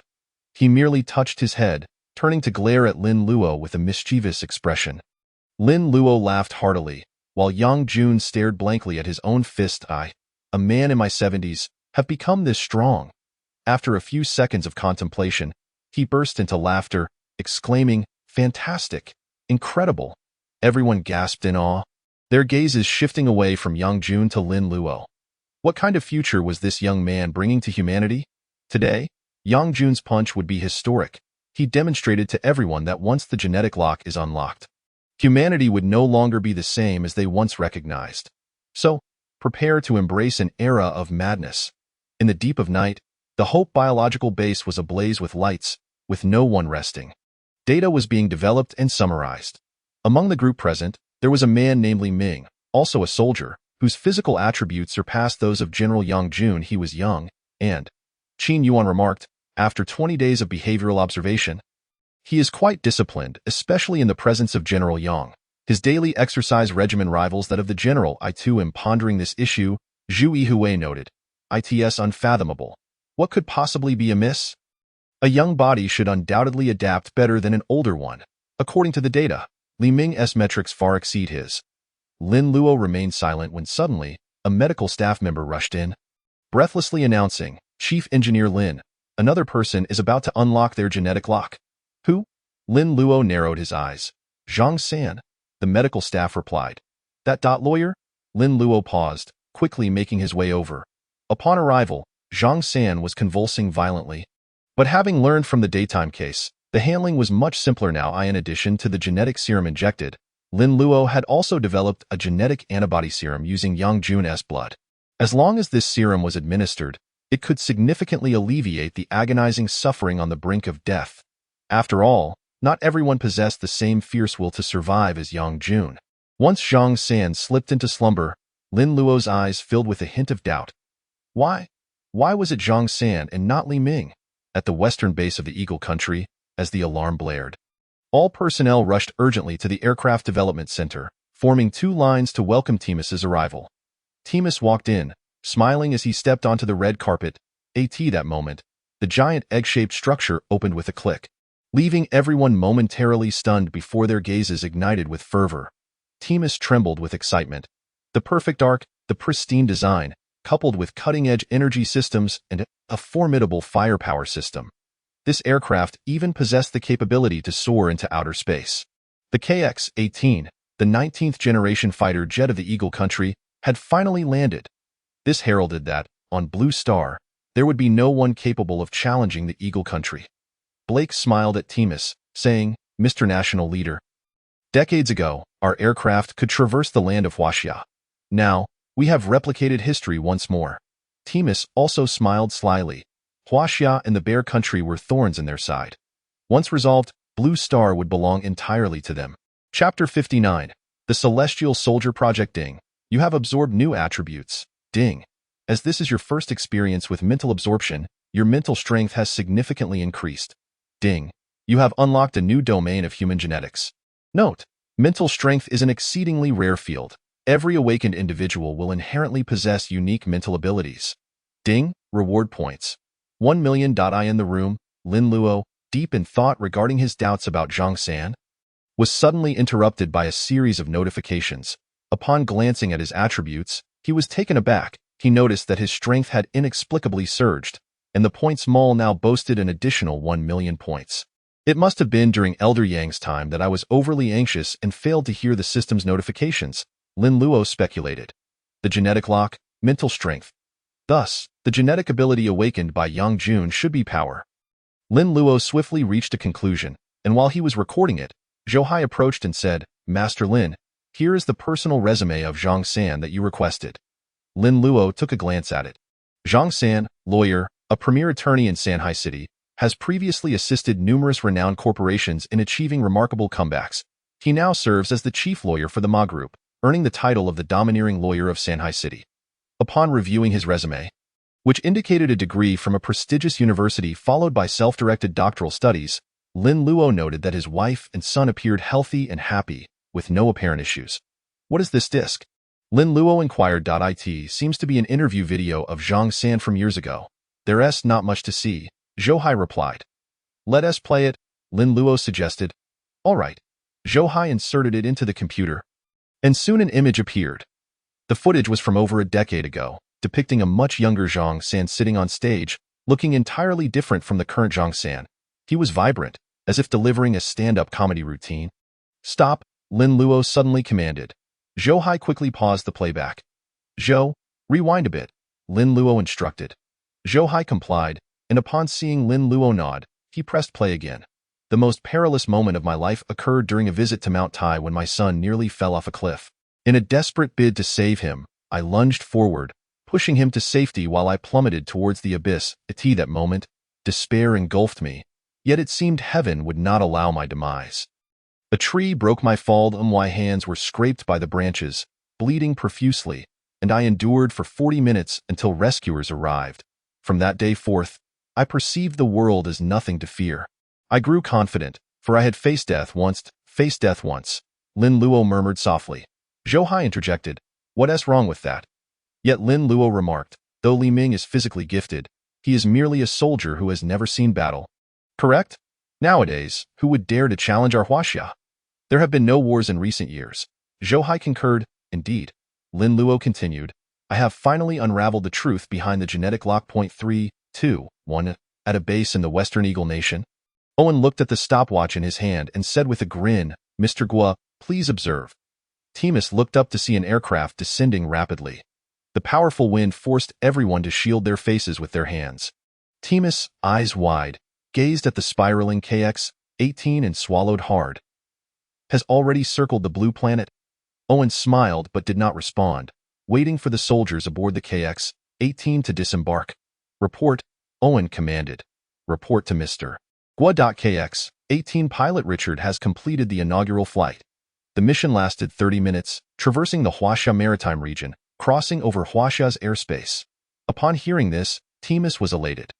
"What does it mean to fly across the blue planet in half an hour?" "The speed of sound requires 32 hours to circle the planet. Light speed is merely 0.13 seconds. Although the KX-18 does not reach light speed, it is approaching it." He eagerly asked, "What was Huaxia's response?" Huaxia's air defense radar detected the KX-18's presence but could not track it, and there was no action taken, the soldier replied. "Good, excellent." Timus rejoiced. He turned to Owen and asked, "How long until mass production?" "Given the current economic situation, with global resources centralized here, it will only take 6 months, Owen stated. Upon hearing this, Timus laughed heartily and said, "Well, in 6 months, I hope we can tread upon Huaxia soil together. Just like our ancestors." Beside him, Blake interjected, "Mr. Guo, we still lack a reason for war." Timus pondered. Historically, wars must have a just cause, as was the case in a previous conflict where soldiers went missing. G3, Owen interjected with a smile. G3 provides the rationale. We can simply tell the world that Huaxia is hoarding G3, an act against globalization. Owen added cheerfully, then the entire world will support us. Makes sense, makes sense. Timus chuckled, and the two others joined in the laughter. "Are you certain?" Lin Luo inquired. "Absolutely," he nodded. He handed Lin Luo the tracking data for the KX-18's flight path. However, it was unfortunate that it was moving too swiftly. At that moment, many individuals entered the room. Coming to a halt before Lin Luo and bowing in respect, Lin Luo immediately returned the gesture point one after another. He surveyed the crowd and was taken aback. The director of the Strategic Bureau, the Security Bureau, the Eastern Army of Huaxia, the Southern Army of Huaxia, and the Air Force of Huaxia. These individuals were all the nation's most elite figures, representing the upper echelons of Huaxia. "You stay?" Lin Luo instructed Ye hesitated momentarily but soon nodded, as he held Lin Luo's words in high regard. Yet, with so many prominent figures gathered, what monumental task could they be undertaking? Just then, the last man entered. An elderly figure followed by Yang Jun, both making their way to the principal seats. He surveyed the room and stated, "Before we commence the meeting, I must reiterate that this assembly is classified. Any breach of confidentiality will be considered an act of treason." Silence enveloped the room as the distinguished guests scrutinized Lin Luo. They had heard of him and were aware of his reputation. Yet his youth was astonishing to them. "Master Lin, please," the elder rose, looking at Lin Luo. Lin Luo stood and approached the center of the room, surveying the assembly with a commanding presence that rivaled the elders. This confidence stemmed not merely from his self-assurance, but also from his formidable strength, which surpassed all present. This sight left the distinguished figures momentarily stunned. Lin Luo's voice resonated in every ear. This is an era of peace. Yet, imperialistic ambitions persist. We are pursued by foes behind us and tigers before us. We must not only deter the imperialists across the ocean, but also confront potential extraterrestrial threats. Recent intelligence indicates that the Eagle Nation's planetary program is fully operational, and the three-star convergence plan in outer space has been established. New fighter jets have been produced and are now flying over our airspace. Upon hearing this, the Air Force leaders looked grim. However, I must emphasize once more, they are not our adversaries. They do not measure up. Our true opponents have reportedly entered the Milky Way and even the solar system. Today, Huaxia stands at a critical juncture. Lin Luo looked at everyone and proclaimed, "But there is no need to fear. Our human genetic map is complete.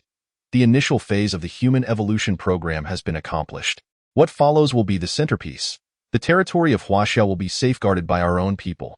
We must swiftly implement the human evolution program, rapidly develop a cohort of superhumans, and form an army to defend our Huaxia territory. I shall name it the Heavenly Soldier Plan, Chapter 60. A million-strong army. The Heavenly Soldiers. The Heavenly Soldier Plan." Everyone was profoundly shaken. Heavenly soldiers were mere figures in the ancient myths of Huaxia. Yet, the name Lin Luo carried significant meaning, for the enemies they faced hailed from the heavens. The only force capable of confronting them would be the Heavenly Soldier Legion. February marked the transitional period between spring and winter, a time of vibrancy across the Huaxia landscape. This was the season of the Huaxia New Year. Amidst the festive atmosphere, many sensed something amiss. Numerous veterans were being summoned back, leaving many perplexed. Not just soldiers, but even my neighbor's older brother was taken away by military vehicles. It was unclear why. A person who had previously been injured and hospitalized, supposedly permanently unable to stand, was also being called back. Could it be that the mysterious chief engineer has discovered new biological technology again? Upon hearing this, the crowd erupted with excitement, and the topic gained even more traction. The enigmatic chief engineer had become the most discussed figure in the past 6 months. With rumors growing ever more fantastical, amidst the fervor, an astute netizen unearthed a startling statistic. Over 1 million individuals had been summoned by the state. I can feel that the nation is preparing for something monumental. I sincerely hope to be among those called 1 million. What could they possibly intend to do? Master Lin. A soldier stood at attention, presenting a dossier to Lin Luo. Lin Luo nodded and asked, "How long until we commence?" 3 minutes remaining, Lu Chaochuan replied, glancing at the time. This moment. The shock within him was beyond anyone's imagination. A year ago, Lin Luo was still one of his employees, and now he had ascended to such heights.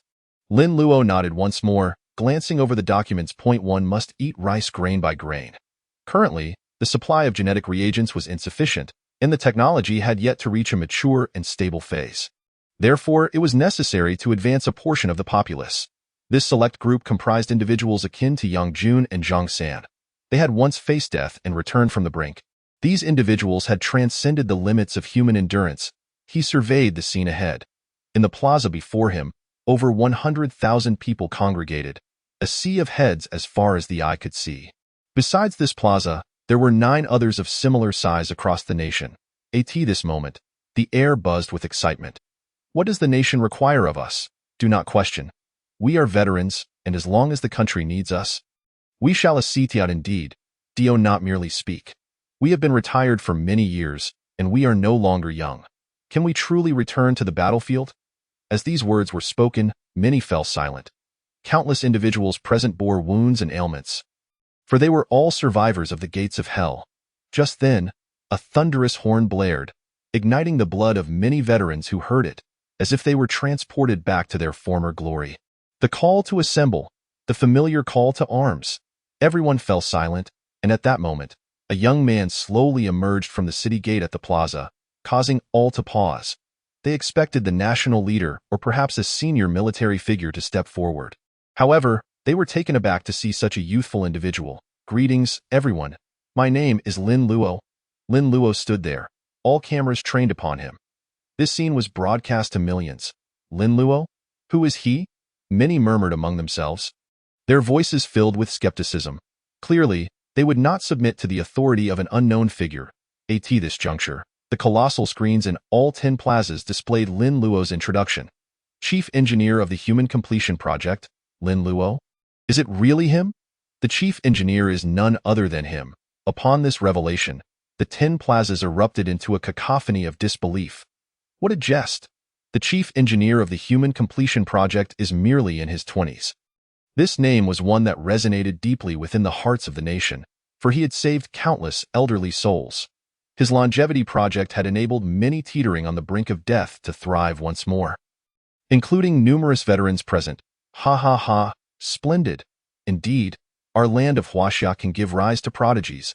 Many gasped in awe, some cheered, while others shouted in jubilation. At this moment, all were convinced. How could such an accomplished individual not speak directly to them? Esteemed guests, some among you were once warriors, while others were civilians. You hail from all corners of the earth, from every region of our nation. You share two commonalities. First, you are children of Huaxia. Second, you have all danced on the precipice of death. Many of you bear scars and marks left by the grim reaper. But do not despair. These are merely the remnants of your previous battles against death. In the near future, you will fully recover. Upon hearing this, all present felt their pupils constrict, followed by a collective exhale. Some in wheelchairs gazed at the screen in disbelief. You have not misheard. You will recover and grow stronger. You will embark on the next initiative, the Human Evolution Project. At that time, you will face two choices. First, to depart from here. Second, to join the Celestial Legion. Human Evolution? Celestial Legion? Had these words not appeared as real-time subtitles, they would have thought they were mistaken. What nonsense is this? A mere fantasy? Yet, they believed and anticipated, for Lin Luo had previously shown them miracles. The voices of the crowd could no longer be contained.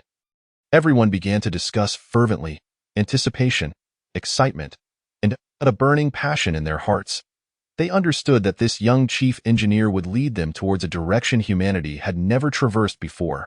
March, winter had passed, and spring had arrived. Standing atop the mountain, Xia Qian gazed at Lin Luo, who floated above, her emotions in turmoil. She had awakened her genetic lock, yet why could she not achieve what Lin Luo had? In just 1 month, the Celestial Legion had expanded rapidly, everything proceeding with remarkable order. As Lin Luo soared through the air, relishing the speed of his third-tier flight power, the system chimed incessantly. Ding! A strength-type geneticist has awakened. Strength increased. Ding! A speed-type geneticist has awakened. Speed increased. Lin Luo felt as though he were in a dream. The boundless absorption. No wonder the system termed it a hidden talent. It was indeed terrifying. As these individuals grew stronger, so too did he. His attributes were destined to transcend the ordinary. Hovering at an altitude of several thousand meters, he surveyed the land of Huaxia. The land lay in tranquil silence, yet in Lin Luo's eyes, it resembled a slumbering dragon, poised for awakening. Chapter 61. Luring the enemy deep. August 15. The world turned slowly along the trajectory of history, the planetary project rendering nations mere puppets. People began to realize that what the Eagle Nation proclaimed was a vast deception, one that had cost them dearly: labor, economy, talent. Yet, they had no choice. Among the reasons was the fear of extraterrestrial threats and their own powerlessness to resist. They often tuned in to FAM's self-important speeches, delivered monthly. Just as today. However, today was different. The first image to appear was not what they expected. They beheld a supersonic fighter jet soaring through the sky. Suddenly, a flash of electric sparks erupted, followed by a tremendous explosion. A shadow flitted across the screen, moving so swiftly that their eyes struggled to capture it. What was that? Had aliens arrived? The recently exploded aircraft appeared to be the 6th-generation fighter jet of the Sunman Nation. What? Wasn't the Sunman Nation boasting that it was the world's pinnacle? The world erupted in chaos. What did this sudden footage signify? Zzz, the scene shifted, revealing FAM's figure and his voice. Ladies and gentlemen, what you are witnessing is indeed the 6th-generation fighter jet of the Sunman Nation. However, it serves as today's backdrop. The image transitioned again, showcasing an KX-18 aircraft, with the Eagle Nation's flag prominently displayed. This moment sent shockwaves through the global community. The 18th-generation fighter jet, the Warhawk 18, KX-18. This is the fruit of the planetary project. It will aid in defending against the extraterrestrial beings lurking in the cosmos. It will firmly convey to those aliens that Blue Star belongs to humanity. Everyone swallowed hard, unable to deny that Phams possessed a gift for rhetoric. Even though they all knew he was merely spinning tales, before the aliens' arrival, he would assist them in addressing another matter. G3, indeed. A certain Eastern nation held the secret to G3. It appeared to have closed its borders, occasionally sending emissaries under the guise of resource exchange. Yet, everyone understood this was outright extortion, a blatant act of coercion. Now, at a time when humanity should stand united, we absolutely cannot allow such a situation to persist. Thus, Phams' gaze turned steely as he declared loudly, "Friends, we will utilize this latest model of fighter jet to compel them to yield G3. As soon as he finished speaking, the room erupted in uproar. Was a collision between nations truly inevitable? Yet, could the once mighty Eastern nation, which had retreated for a year, still possess its former valor? Beneath the Arctic, in the Bear Nation, cannot establish contact, continue trying, still unable to connect. In the conference hall, a heavy silence reigned. Bang! Jonolev slammed his palm onto the table, anger and anxiety flickering in his eyes as he exclaimed, "What is Huaxia up to? We cannot ignore them. We are merely allies." "What do you understand?"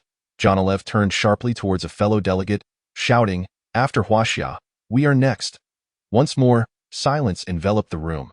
"Very well, we have done our utmost," Jonolev sighed. "I truly do not comprehend the mindset of this nation. Why suddenly retreat behind closed doors? Perhaps when the flames of war truly reach their territory, they will understand. Just as in the past. August 18, early morning. Beep, beep, beep, wail, wail, wail. Many awoke to the sound of air raid sirens, only to see police cars and soldiers taking control of various routes. What had happened? War? Panic began to spread among the populace.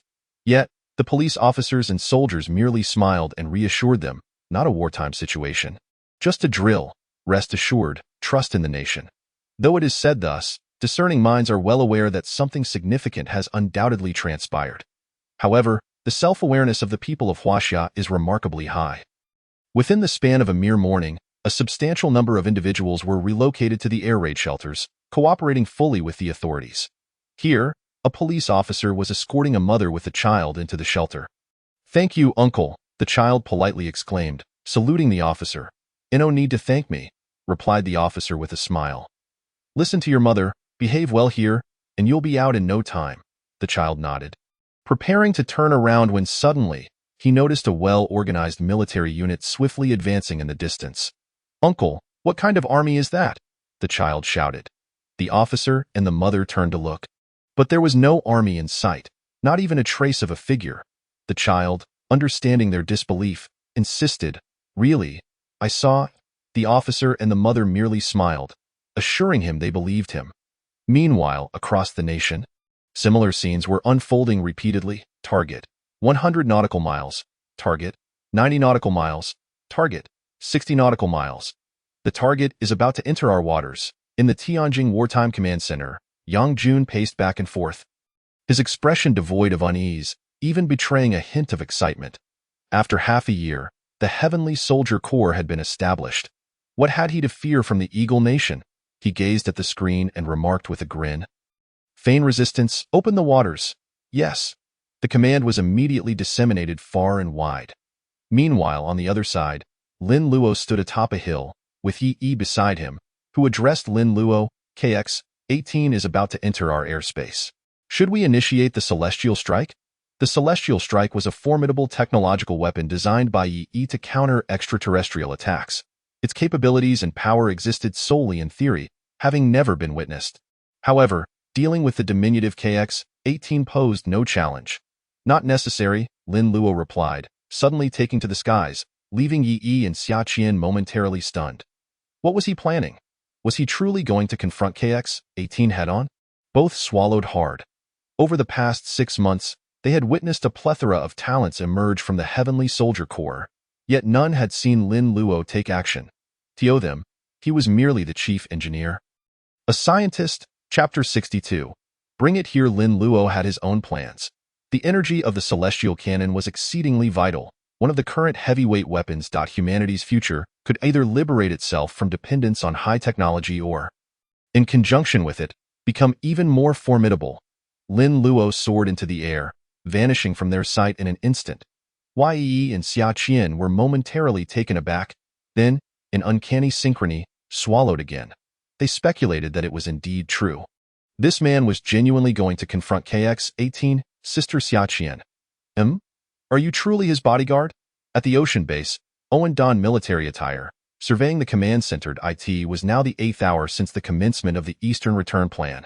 On the ocean, warships, submarines, and aircraft carriers were present. In the distant sky, KX-18 loomed. In space, the three-body Starlink was operational.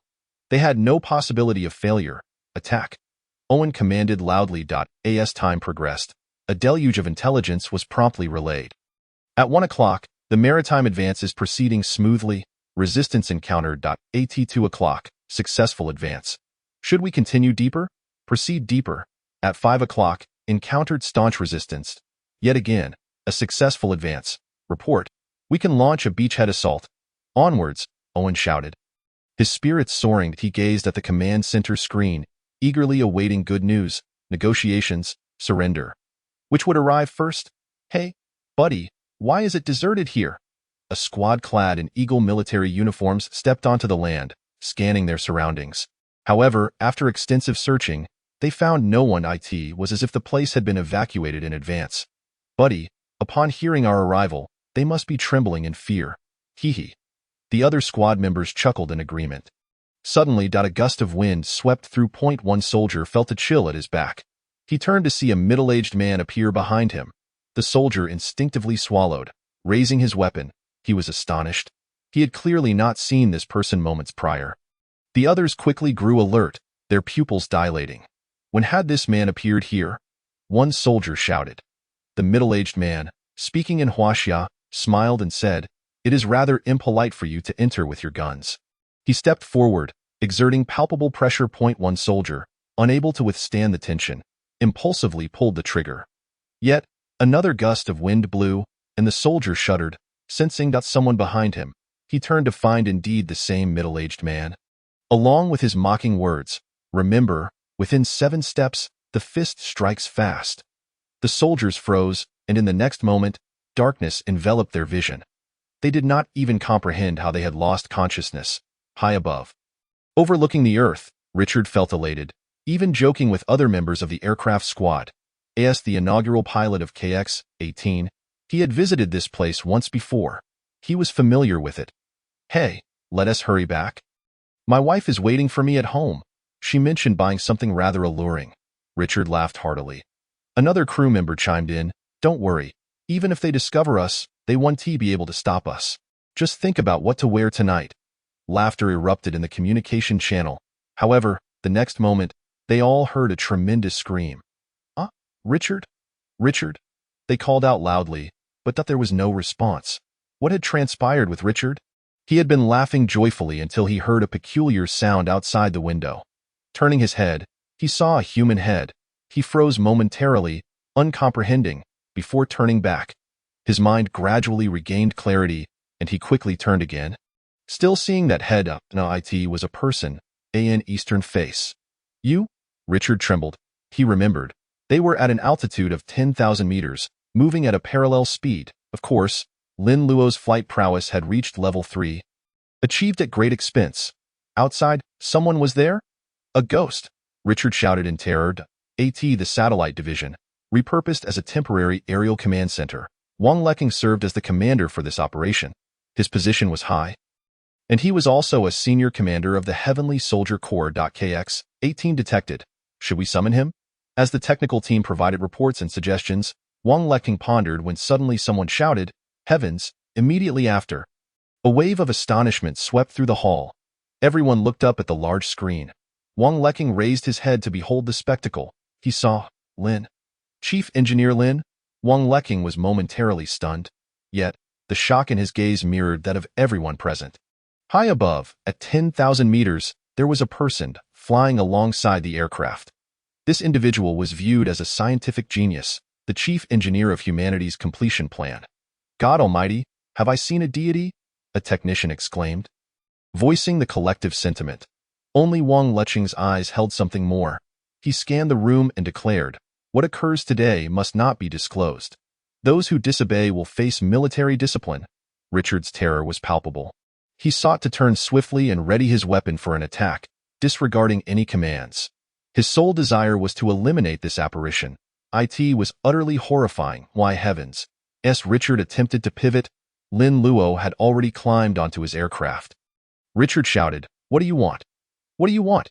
Only to see Lin Luo raise his fist. Witnessing this, Richard felt somewhat reassured.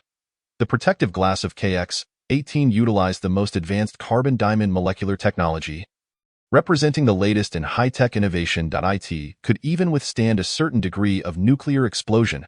Therefore, Dragon Fist, in the sky, a surge of dragon energy enveloped, striking towards the glass.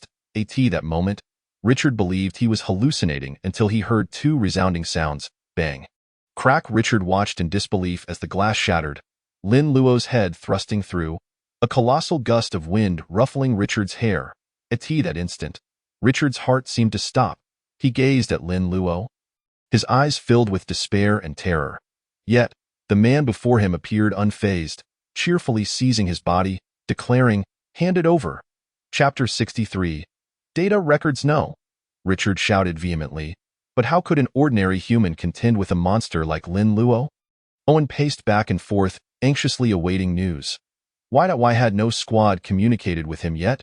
For instance, requesting an attack. Or inquiring about the situation. Yet, hours passed without a whisper. It was as if he had entered a ghostly abyss. Shrouded in silence. Contact, more contact. Owen was nearly tearing his hair out. What was happening? What on earth was going on? Owen simply could not fathom it. That moment, the computer beside him began to beep. The technicians glanced over, suddenly taken aback. The screen displayed an external intrusion. As a professional technician, he instinctively prepared to fend it off, but the virus was astonishingly brazen, appearing directly on the large screen. Two numbers flashed, 15441. What could it mean? The coordinates. The technician quickly regained his composure. Owen was also stunned. At that moment, the satellite switched its feed. It revealed a small island, a tiny speck in the vast ocean. Zoom in closer. Owen sensed that something was amiss. As the image drew nearer, a wave of terror washed over them. Owen saw their nation's soldiers, all sprawled lifelessly on the ground, without a sound. Nearby lay a KX-18, their most prized fighter jet. Everyone in the hall stood in shock as they read the words emblazoned on the aircraft in Chinese. Those who offend China, no matter how far, must be punished. Owen swallowed hard, and just then, a soldier entered the room and reported, "The second unit's reinforcements are on the way. Should we launch an attack? Retreat." Owen shouted frantically, "Retreat! Get out!" The soldier hesitated. Just moments ago, this commander had urgently called for reinforcements. And now the order had flipped. And why did everyone in the hall look so pale? A day. No, half a day passed, and China returned to its former tranquility. People emerged from the air raid shelters. Seeing no signs of war, nothing at all, they remained oblivious to the fact that, during this half-day, foreign troops had been present. Yet a mysterious unit and a young man had safeguarded their peace. It seemed that training had indeed paid off. Ha, I was overthinking it, making myself overly anxious. Enough of this, I'm off to exercise. Who knows when humanity's completion plan will finally be our turn. The Chinese were carefree, eating and drinking as usual. Meanwhile, vast legions of heavenly soldiers gathered urgently from all corners, numbering 1,000,000. However, this time only 100,000 were deployed, with the actual combatants being even fewer. At the military airport in Tianjin, several major generals looked up at a blue aircraft speeding into the sky. They were astonished, their gazes fixed as dust swirled around them. Everyone swallowed hard. The entire descent took less than 30 seconds. And that was only because the occupant was not a professional pilot. He was a scientist. No, he was a deity. The savior of China? Salute! Yang Jun shouted in unison. Several generals stepped forward to render a respectful salute. The only one who could command such reverence before had been the highest authority in China, and now there was another. Lin Luo opened the aircraft door, gazing down at Yang Jun and the others arrayed below. He paused for a moment, then leaped down, asking, "What are you all doing?" Yang Jun and the others waited until the salute concluded before stepping forward. "You scared me to death," Yang Jun said, while the other generals sweated nervously. If they had not witnessed it with their own eyes, they would never have believed that this man had soared from 10,000 meters high and commandeered a fighter jet. What was this? Even movies would not dare to depict such a scene. You needn't act this way, Lin Luo said, understanding their astonishment. In the future, you too will be capable of such feats. Upon hearing these words, everyone was momentarily taken aback, and then one general swallowed hard and asked, "Is it really true?" Lin Luo replied, "Could you have imagined possessing such abilities before?" The expressions of the crowd shifted to one of excitement. Indeed, humanity had never dared to envision the capabilities of the heavenly soldiers as they are today. However, currently, we have yet to locate the genetic material of flying organisms on Blue Star. Lin Luo smiled. "I told you, the sky will not be humanity's limit." With that, he shifted the topic. "Now, let us take a look at this fighter jet." As the crowd regained their focus, Yang Jun surveyed the surroundings, asking, "Is this the 18th generation fighter jet?" He gestured for the technical team to approach. This fighter jet undoubtedly held immense research value. The technology behind this aircraft from the Eagle Nation was derived from extraterrestrials. If they could extract its technology, not only would they gain a profound understanding of the extraterrestrials, but they would also achieve breakthroughs in humanity's interstellar navigation technology. Who would have thought they would once again be relying on the Eagle? Yang Jun laughed heartily as he patted the fighter jet. At this moment, chaos reigned in the Eagle Nation's Black Palace, with phones ringing and meetings in disarray. Hermes was fuming in his office, while Owen, Blake, and all the high-ranking officials bowed their heads, afraid to speak. "I need an explanation." "An explanation?" Hermes glared at Owen, barking. Owen felt utterly lost. How could he possibly know what was happening? Everything had initially gone smoothly with the assault. The enemy's maritime defenses were abysmally weak, and during the beach landing, Owen had believed victory was assured. He never anticipated that, in just a few hours, the first wave of personnel would leave almost no survivors. Those that remained were in a daze. The KX-18 fighter jets had vanished without a trace. None of this could be explained by any science. If you cannot provide me with a reasonable explanation, we will all have to face the military council. Hermes seethed. At that point, we will all be ousted. The crowd's pupils constricted as they realized the gravity of the situation. Just then, a soldier entered, saluting and holding a document. "Here is data returned from a KX-18. Chapter 64. Unknown forces ZZZZ whoosh." A group of people huddled around a computer, but after several minutes, only the sound of wind, clamor, and not the cheerful laughter of pilot Richard filled the air. The crowd's faces darkened. These pilots were discussing hastily concluding the battle to return for a celebration, yet they would never return. Amidst the heavy silence, a sudden scream pierced the air. Everyone squinted. What was happening? "Richard? Richard? ZZZZ, a ghost. What do you want? What do you want?" Bang whoosh, howling whined. "Hand it over." The crowd's pupils dilated sharply. What had they heard? A voice? A second voice. This person was undoubtedly speaking in Chinese, yet none of them understood. "Get a translator, quickly," Hermes shouted. "What is going on? Didn't we dispatch the warships?" "Indeed, but there has been no sign of cannon fire. The satellites detected no unusual activity. Honestly, I thought a day would suffice to resolve the conflict." Discussions erupted online. Among them, TT and a group were tagging the Eagle Nation's official account, asking why there was no attack.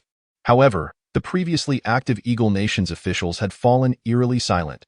By the afternoon, someone leaked a bombshell. Operations are proceeding as usual, but there have been unexpected developments. The crowd paused. At that moment, a video emerged, showing numerous warships and aircraft carriers swiftly heading towards the ocean base. The speed resembled a frantic retreat. In an instant, the entire internet exploded. Everyone was not foolish. The Eagle Nation had always been aggressive. If they could win, they would never give you a chance.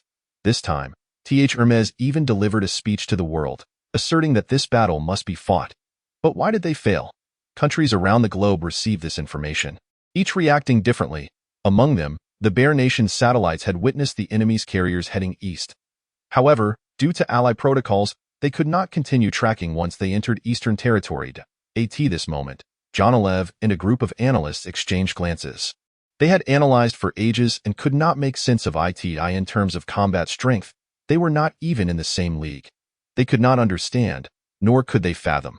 The Chinese, like cunning rabbits, were incredibly sly. Perhaps they had underestimated them. One analyst suggested, consider this.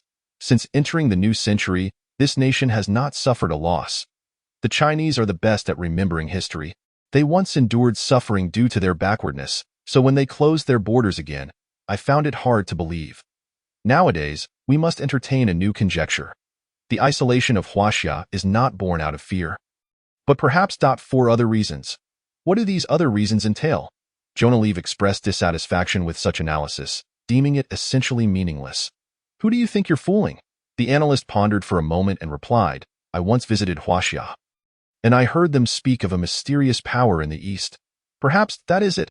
Upon hearing this, the crowd frowned, wondering how bold one could be to utter such words, fearing Jonalive might dismiss him on the spot. Unexpectedly, Jonalive remarked, It is not without its possibilities. In an instant, a deathly silence enveloped the room. Simultaneously, nations like the sun never sets and Fusang initiated investigations. Yet, no one dared to approach the eastern seas. For they had all confirmed the following intelligence.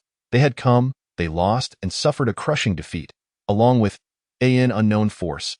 A month later, Lin Luo occupied the foremost position in the conference room. His status in Huaxia was now beyond dispute. The commander-in-chief of the Heavenly Soldier Corps was Yang Jun, but within the hearts of the Heavenly Soldiers, Lin Luo was the true commander. Presently, we had delineated 5 branches of military forces. The Strength Corps, our main force, constituted the vast majority and was dubbed the Vanguard Army, with me as the commander. The Speed Corps comprised those Heavenly Soldiers adept in swiftness, which I categorized into the Infiltration Corps. Led by General Wen Tianqing, the latter stood, saluted Lin Luo, and then resumed his seat. The third branch, the Medical Corps, was headed by General Cheng Rue.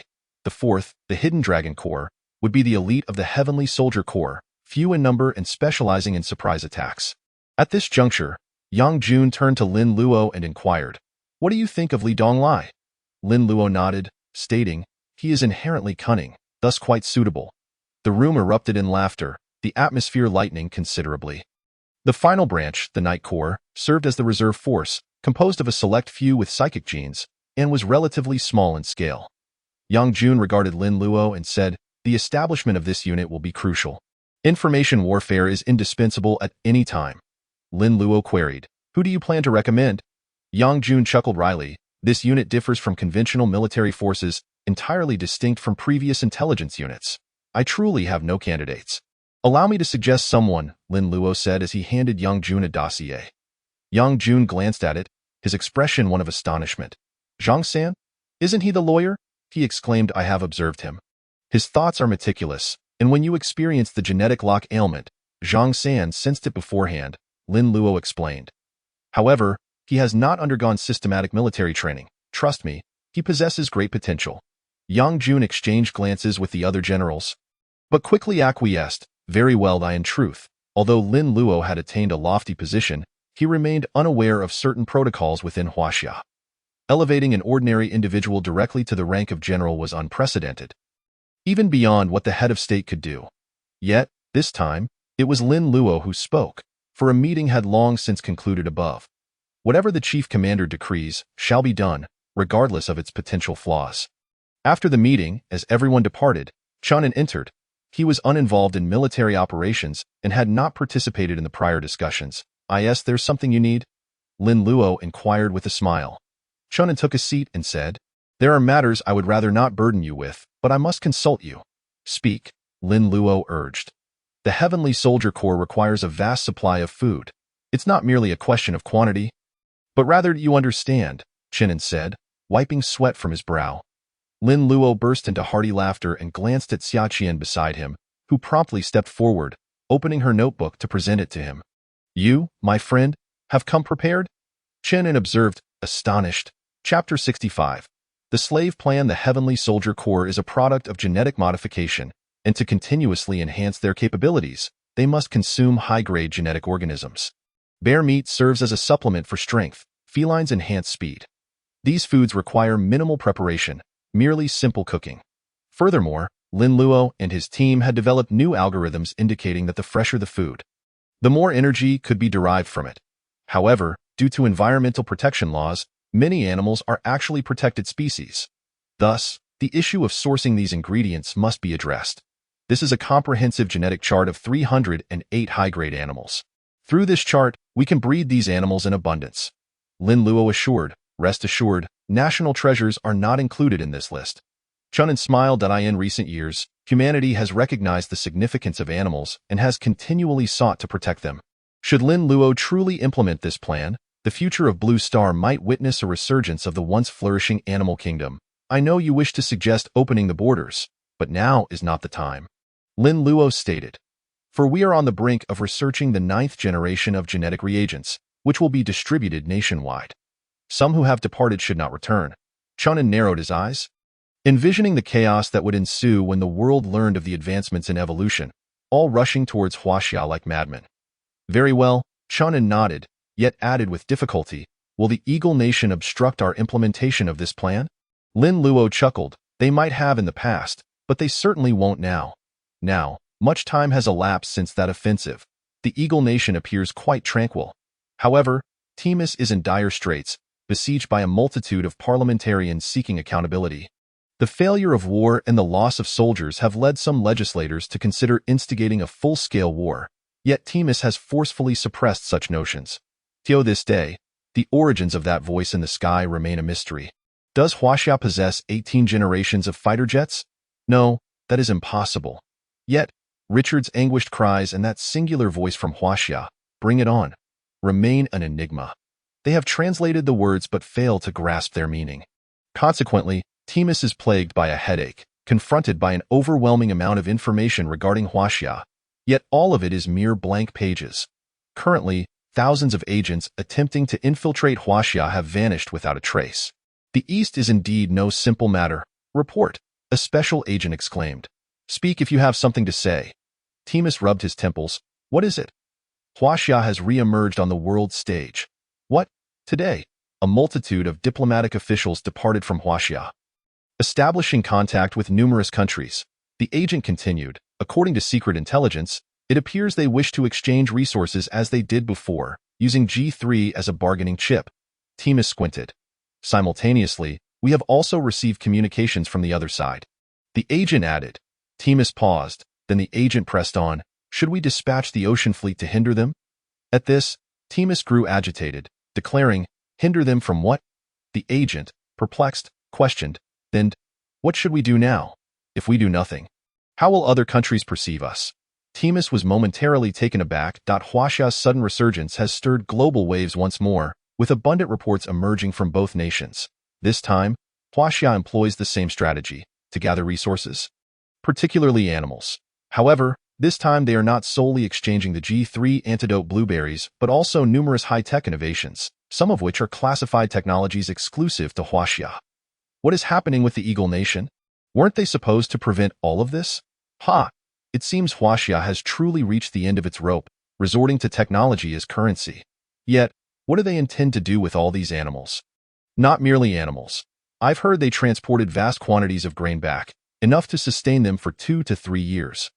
Consequently, the maritime trade routes are now filled with Huaxia's cargo ships, while the internal affairs of Huaxia remain shrouded in ignorance. Thus, the pressure has shifted entirely to the Eagle Nation, with numerous netizens criticizing them and attempting to incite a conflict between the two nations. However, regrettably, this time the Eagle Nation remains as still as a turtle, not budging an inch. At this juncture, a classified satellite infrared report arrived at the Black Palace, a private company's weather satellite, which had previously collaborated with Huaxia, thus granting it observational rights within its territory. Is this a person? Timus and his associates gaped in disbelief. What they beheld was a model of an aircraft, a model of a person. The aircraft is undoubtedly the KX-18, but why would a person be flying alongside it at an altitude of 10,000 meters? Divine, divine. Timus's hands trembled. He realized the foolishness of his prior decisions. Had they once been at odds with the divine? Ancient Huaxia is rife with myth and legend. Could it be that all of this is not mere fiction but a stark reality? Timus struggled to comprehend, while nearby Owen interjected, Mr. Head of State, what if it's merely a false projection? We have no recordings. Silence, Timus barked. Then explain why our KX 18 at 10,000 meters has entirely vanished. And why our soldiers have mysteriously disappeared. Owen fell silent. Relay my orders. Tim's eyes widened as he declared, without my command, none shall disturb Huaxia again. All reasonable requests from Huaxia must be honored. That is all. The senior officials beside him, including Owen, were left in stunned silence. They recalled a saying that the unknown is the most terrifying. What power lies within Huaxia? The Milky Way glittered with countless stars, resembling myriad silver pearls densely embedded in the deep black tapestry of the night sky. The galaxy stretched across the star-filled expanse like a faintly glowing white ribbon. Yet, this beautiful scene was abruptly shattered by a deafening mechanical sound. In the distance, a colossal beast soared through the cosmos, awakening the celestial bodies. The meteors colliding with the beast were akin to eggs striking a hard surface, shattering upon impact. It was not a primordial monster, but rather a massive spacecraft. Humanity could scarcely fathom its enormity. Beep beep approaching target. Blue star. Civilization level. 0.75. Difficulty. Easy. Species. Proto-hominids. A primitive race. Use. Potential laborers or food for secondary interstellar beasts. Deploy the vanguard. As the announcement was made, thousands of small spacecraft, akin to meteors, launched from the enormous ship toward the distant blue star. Initiating the slave plan for Star 7584, Chapter 66. Dawn Operation. Good morning, Professor. On the International Space Station, Michel awoke early, greeting a colleague with a smile as he poured himself a cup of coffee. Savoring the view of blue star. From this angle, the planet appeared truly magnificent, enveloped entirely by shimmering blue seas. If only blue star could remain. Beep, beep, beep, beep. Suddenly, the machine flickered rapidly, jolting Michel awake. He swiftly opened his computer, where a red shot across the screen, moving at a speed surpassing light. It originated from the direction of Jupiter, and suddenly, Michel recalled that the vanguard was in that vicinity. He urgently instructed, identify the material. Yes, the staff sprang into action. With their current technology, they could not traverse such vast distances, but they could utilize numerous probes and satellites for identification. Soon, they reached a conclusion. Its size is comparable to a space station. Suspected to be a meteor, Michel sighed in relief and inquired, what is its trajectory? A space station-sized meteor posed no threat to Blue Star. Lock onto its precise location and report to Blue Star for defensive preparations. The staff stated. Although Michel was a citizen of the Eagle Nation, his heart still harbored concern for Blue Star. Understood. Just as the staff began calculating the trajectory, one suddenly froze, his hand trembling in terror. He shouted, startling those nearby. They turned to see Michel, coffee cup in hand, spill the scalding liquid onto the floor, yet he felt nothing. The screen was inundated with red dots, countless in number. He gulped audibly, his voice trembling with fear. They have finally arrived. Beep, beep, beep, beep. The headquarters of the Eagle Nation on Blue Star received the report from space, plunging the nation into a state of emergency. A joint organizational meeting convened, with Tim's personally attending. The moment of human crisis had arrived. I need all nations to contribute, without reservation. However, fear not, for we, the Eagle Nation, shall certainly safeguard your safety, intercepting danger beyond the bounds of outer space. This meeting was broadcasted globally, igniting a frenzy. Were aliens truly coming? What was happening? Look at the video provided by the Eagle Nation Space Department. Just an hour prior, the Space Department had transmitted footage from a space probe, revealing the very scene Michel had witnessed, an array of red dots. Were they meteors or their spacecraft? I'm a bit frightened. Is a conflict imminent? What if they are not here to invade? Would you bring so many guests when visiting someone else's home? The world erupted in chaos, yet the strategy offered by the Eagle Nation was singular: annihilation. They would not permit any craft to breach Blue Star's atmosphere. In Tianjin, Lin Luo was training in his Dragon Fist technique. Having invested a significant amount of points into flight capabilities, the only technique he could master was the Dragon Fist. Within his points shop, several new skills were available for exchange, such as Dragon Blood Power and Void Slash, each exceedingly costly, some reaching tens of millions. However, Lin Luo was not overly greedy. Mastering a single technique provided him with an additional means of defense. Chief Lin. A sudden knock echoed, and Lin Luo turned to see a soldier adorned with a purple-gold dragon medal standing outside. His expression filled with reverence. Lin Luo furrowed his brow slightly. The vehicle is waiting outside, the soldier informed him. Lin Luo rose, and Summer quickly handed him his coat. As he walked, he instructed, "Have ye come find me?" "Understood," Summer replied. Once in the vehicle, Lin Luo sensed the gravity of the situation. Moments later, he arrived at the Military Strategic Research Institute, and upon entering, he noticed the somber expressions on everyone's faces. Yi was present. Along with Yang Jun and others, as Lin Luo approached, Yi came forward with a computer, stating, "This is footage sent back from our Southern Dipper team." Lin Luo looked closely, seeing a swarm of red dots, reminiscent of ants. "What is their size?" Lin Luo inquired. "Not large, comparable to ordinary meteors, heading straight for Blue Star." Lin Luo frowned. The intention of the adversary was becoming increasingly clear. "Can we confirm whether they are meteors or spacecraft?" Lin Luo glanced at Yi. Everyone turned their gaze toward Yi, eagerly awaiting his response. The 18-year-old remained silent for a moment before stating, "I cannot confirm. Our current technology only allows for this level of identification. If they all descend, what magnitude of threat would they pose to Blue Star?" Lin Luo pressed, "At the very least." Yi replied, "Most regions would be affected. Unless there are massive explosions, the damage would be minimal." "What is the time frame?" 2 weeks. Yi exhaled. Lin Luo paused, realizing that 2 weeks was faster than anticipated. Meanwhile, Chunin remarked, "The Eagle Nation has already arranged an interstellar interception network. We will utilize the celestial system to attempt to intercept them beyond space." Lin Luo remained silent until, after a lengthy pause, Chunin turned to Yi, who sighed, "The speed of the adversary exceeds that of light. We are highly likely to be unable to intercept them." Chunin grew anxious, exclaiming, "Then what purpose does our heavenly soldier's plan serve?" "It serves a purpose," Lin Luo replied, his eyes brightening. "As I have previously stated, the adversary's aim is undoubtedly not annihilation, but rather, they are likely seeking enslavement. Therefore, prepare to welcome the enemy." At that moment, an elder suddenly turned, standing at the forefront and surveying the entire assembly. "Chunin, present." Chunin stood at attention. "The nation is to enter a state of level 1 alert. All personnel must proceed to the air raid shelters." "Understood." Yang Jun, present. "The Heavenly Soldiers Legion will take charge of national security matters, dispersing across various regions and entering a state of emergency. Above all, prioritize the safety of the populace." "Yes." Lin Luo. The elder's gaze shifted to Lin Luo, and all eyes turned to him. "Present." Lin Luo met the elder's gaze. "You shall be responsible for all actions pertaining to this plan. Every matter, every individual must adhere to your commands. Disobedience will be deemed treason. This operation is codenamed Dawn." Chapter 67. Interstellar Interception. Half an hour after the Dawn plan was initiated, the order was disseminated nationwide. "Please remember, this is not a drill. All non-compliant individuals may face alternative measures. Above all, prioritize the safety of the populace."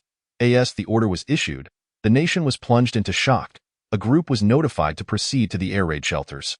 Realizing at that moment that vast, concealed shelters had been excavated in many cities' remote areas in the northwest, southwest, and even atop the Qinghai Tibet Plateau, numerous air raid shelters lay hidden.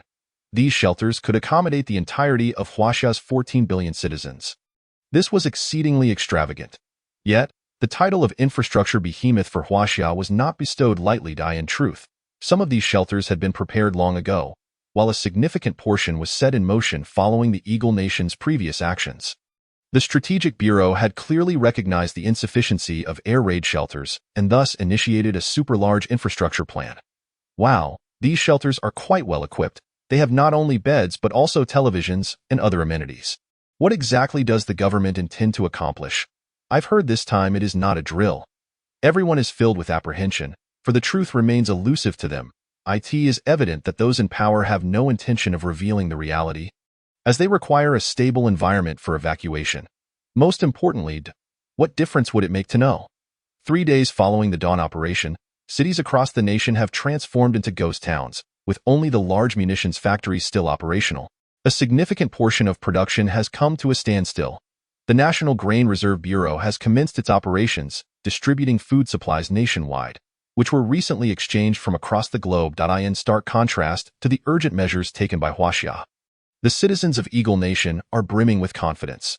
They have long planned the planetary initiative, bolstered by the Tri-Solar Defense Interception Network. The ambitions of the Eagle Nation are grand. as they aspire to fully conquer the inhabitants of Blue Planet, even preparing a live broadcast for the occasion. This broadcast will be transmitted via satellite to television channels worldwide. Moreover, they have outright rejected requests for assistance from Bear Nation. Their intent is unmistakable. This achievement belongs solely to them. No one shall usurp it. To this end, they have crafted various promotional slogans. Ladies and gentlemen, prepare your popcorn and tune in to the cinema, television, or internet for a live event that rivals a science fiction blockbuster. Rest assured, your lives are in no danger. Within mere days, the reputation of Eagle Nation has soared. Regardless of the circumstances, it is certain that the people of Eagle Nation wish to assist Blue Planet. As for their exploitation of the world, let us set that aside for now. The populace places their trust in Eagle Nation, believing in their technology and anticipating an extraordinary live event. Thus, Blue Planet continues to spin, and their lives remain unchanged. It seems that everything is of little consequence to them. Indeed, when the heavens fall, there are those tall enough to bear the weight. On November 24, with less than half a day remaining until the predicted approach of Blue Planet, Lin Luo entered the command center, prompting everyone to rise and salute him. Approaching the large screen, he found Yi and a cadre of scientists seated before him, all anxiously gazing into the void of space. As time drew nearer, an overwhelming sense of anxiety and tension enveloped the room. At that moment, Lu Chaochuan entered, addressing Lin Luo. The national evacuation is nearly complete. Lin Luo latched onto the word nearly. Indeed, with such a vast nation, not every individual would comply obediently. He nodded as Lu Chaochuan stepped aside. Lin Luo then inquired, "How many hours remain?" A professor replied, "The target is nearing Jupiter's position, less than 3 hours away." Lin Luo furrowed his brow at this revelation, his own tension mirroring that of the others as he fixated on the screen. How he wished for his suspicions to be unfounded. The Eagle Nation's planetary initiative was successful. They could save this Blue Planet. If that were to transpire, so be it. If they claimed the title of savior. Activate the celestial system. Stand by for interstellar interception. Yes. International Space Station, 1 hour and 48 minutes. Michel had not slept in quite some time. Having consumed a considerable amount of stimulant medications, he needed to summon every ounce of energy. For a scientist of his age, this was a considerable burden. Yet, Michel was indispensable in this scenario. As he watched the seconds tick by, the breaths of those present quickened. 1 hour and 47 minutes. 1 hour and 46 minutes. 59 seconds. The broadcast commenced. ZZZZ an hour prior. The Eagle Nation had activated the satellite transmission, relaying the images directly to television channels across the globe, accompanied by a male and female commentator. The pair, filled with pride, exchanged jovial banter. Viewers could see the moon, the starry sky, the space station, and the weaponry of the Starlink initiative. Our interception network is extraordinarily robust. Not even a meteorite, nor a mosquito could breach it, Anna, the female commentator, declared with a smile. Jack, the male commentator, chuckled heartily, adding, "Mosquitoes cannot survive in space." Transitioning seamlessly, he continued, "But we can achieve remarkable feats. In the future, we may even navigate the cosmos." As he spoke, the footage shifted to the personnel on the lunar base, where the formidable planetary cannon, previously demonstrated, stood ready. It would serve as the first line of defense. According to the predictions of the Eagle Nation scientists, it could intercept 80% of unidentified flying objects. After all, the power of a nuclear warhead is no trifling matter. Just as the scene shifted, a series of beeping sounds echoed through the command center. Simultaneously, everyone noticed that the countdown had entered its final 10 minutes. The footage transitioned again, revealing a satellite in the distance, where a red blaze ignited in the depths of space. At that moment, many around the world rose to their feet, some seated before televisions, others before phones or computers, their eyes alight with excitement. Unidentified flying objects, humanity, Blue Planet. Indeed, it was not a solitary civilization. They were witnessing history unfold. Its coming. On the space station, Michel felt the weight of the impending event. Shouting, "All personnel, enter emergency battle readiness. Initiate the interstellar interception plan." As his voice resonated across the globe, people erupted in fervor. "Shoot them all down. Blue Planet is not a place for you. Hee, how wonderful it would be to capture a few aliens. Rest assured, if you can conceive it, the Eagle Nation has already thought of it." They dreamt of the future, with few harboring concerns about what lay ahead. Chapter 68. The Final Line of Defense. Direction of Jupiter. From afar, a crimson glow emerged, initially a small spark that gradually expanded. However, as it grew, countless other fiery lights appeared behind it. Many gasped in astonishment as the dense array of fire resembled a swarm of bees, their speed making them nearly impossible to capture on film. Lin Luo, seated in the command center, observed a feed from Eagle Nation's global broadcast. His pupils scanned the screen, and he could hear the voices of the personnel on the moon. Planetary cannon activated, preparing to predict the trajectory of the flying objects, locking on, locked, awaiting the target's entry into range. In the eastern war zone, Zhang San sat in the command center, his hand trembling around a cup of water. He was the commander of the Night Army, tasked by Lin Luo to assist the main forces in annihilating the enemy.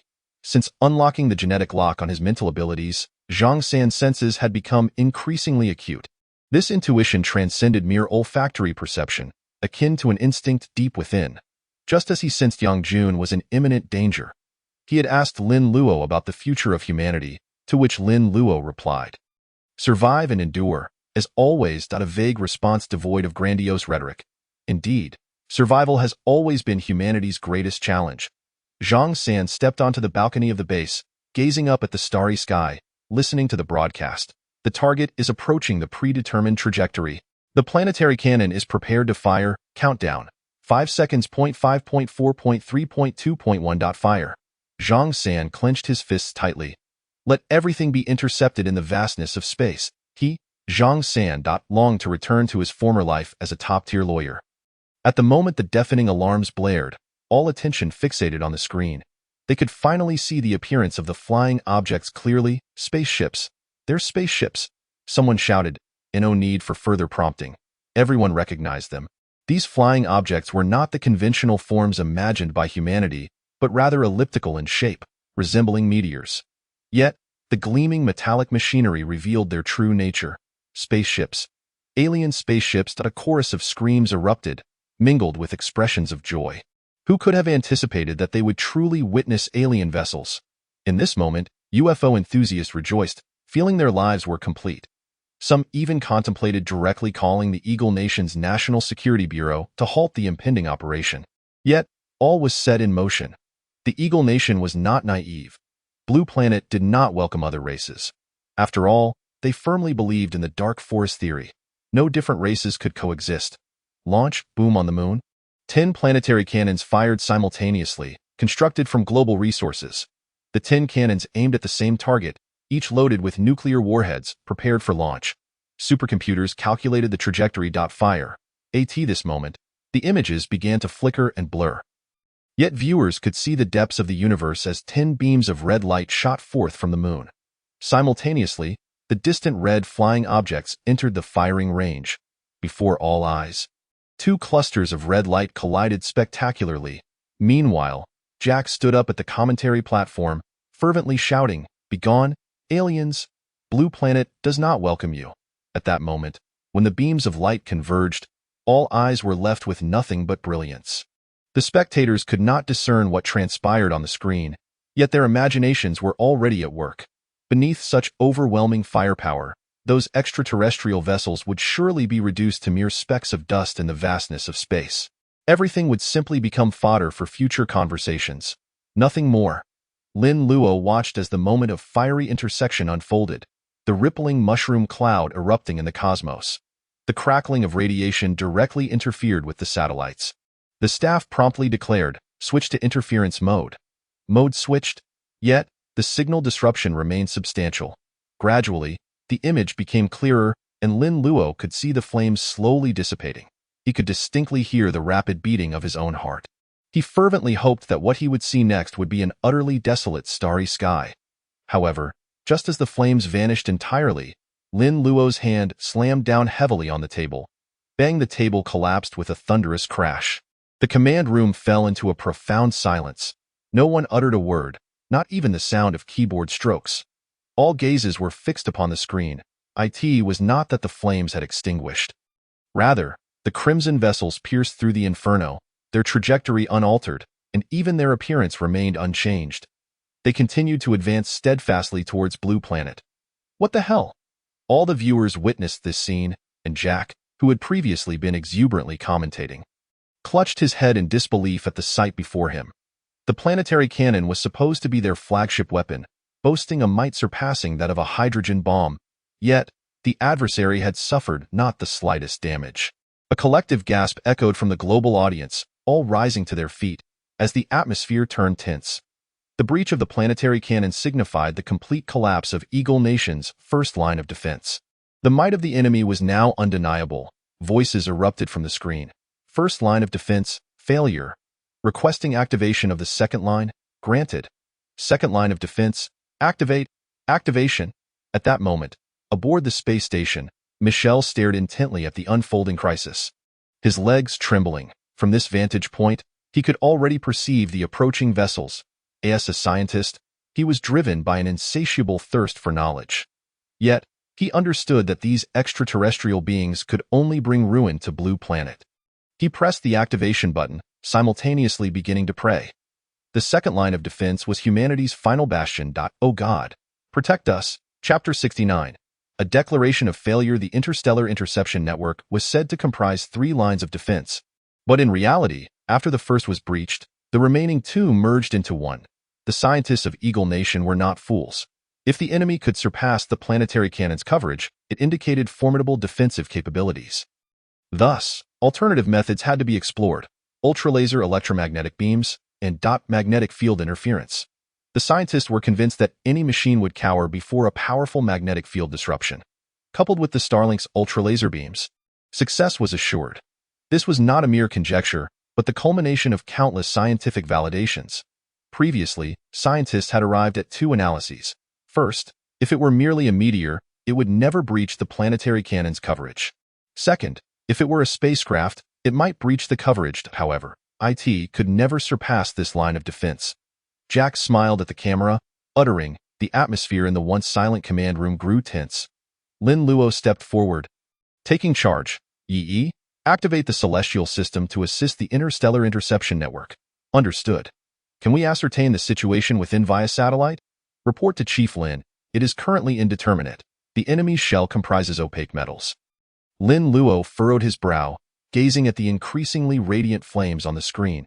If it were merely a meteor shower, it would be a stunning spectacle. However, if it heralded only destruction and death, that would be an entirely different matter.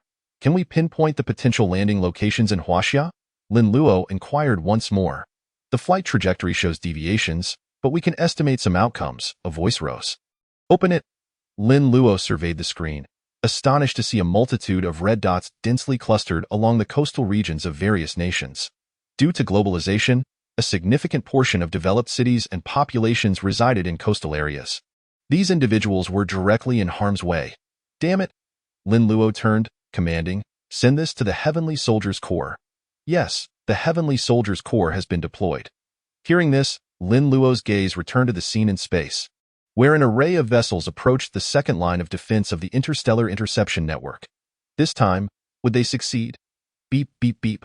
Professor. Someone turned, boarding the escape pod, glancing back at Michel. Michel was in agony, repeatedly looking back at the International Space Station.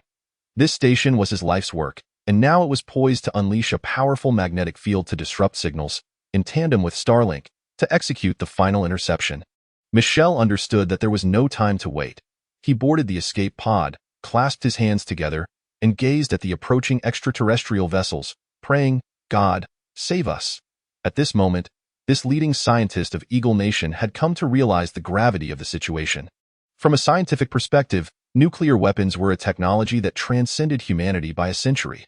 Conversely, magnetic fields were a product of the evolving times. If the opponent could withstand a nuclear attack, would they truly fear an assault from a magnetic field? Michel was reluctant to trust his instincts. In that instant, he yearned to believe in miracles, the miracles bestowed by God.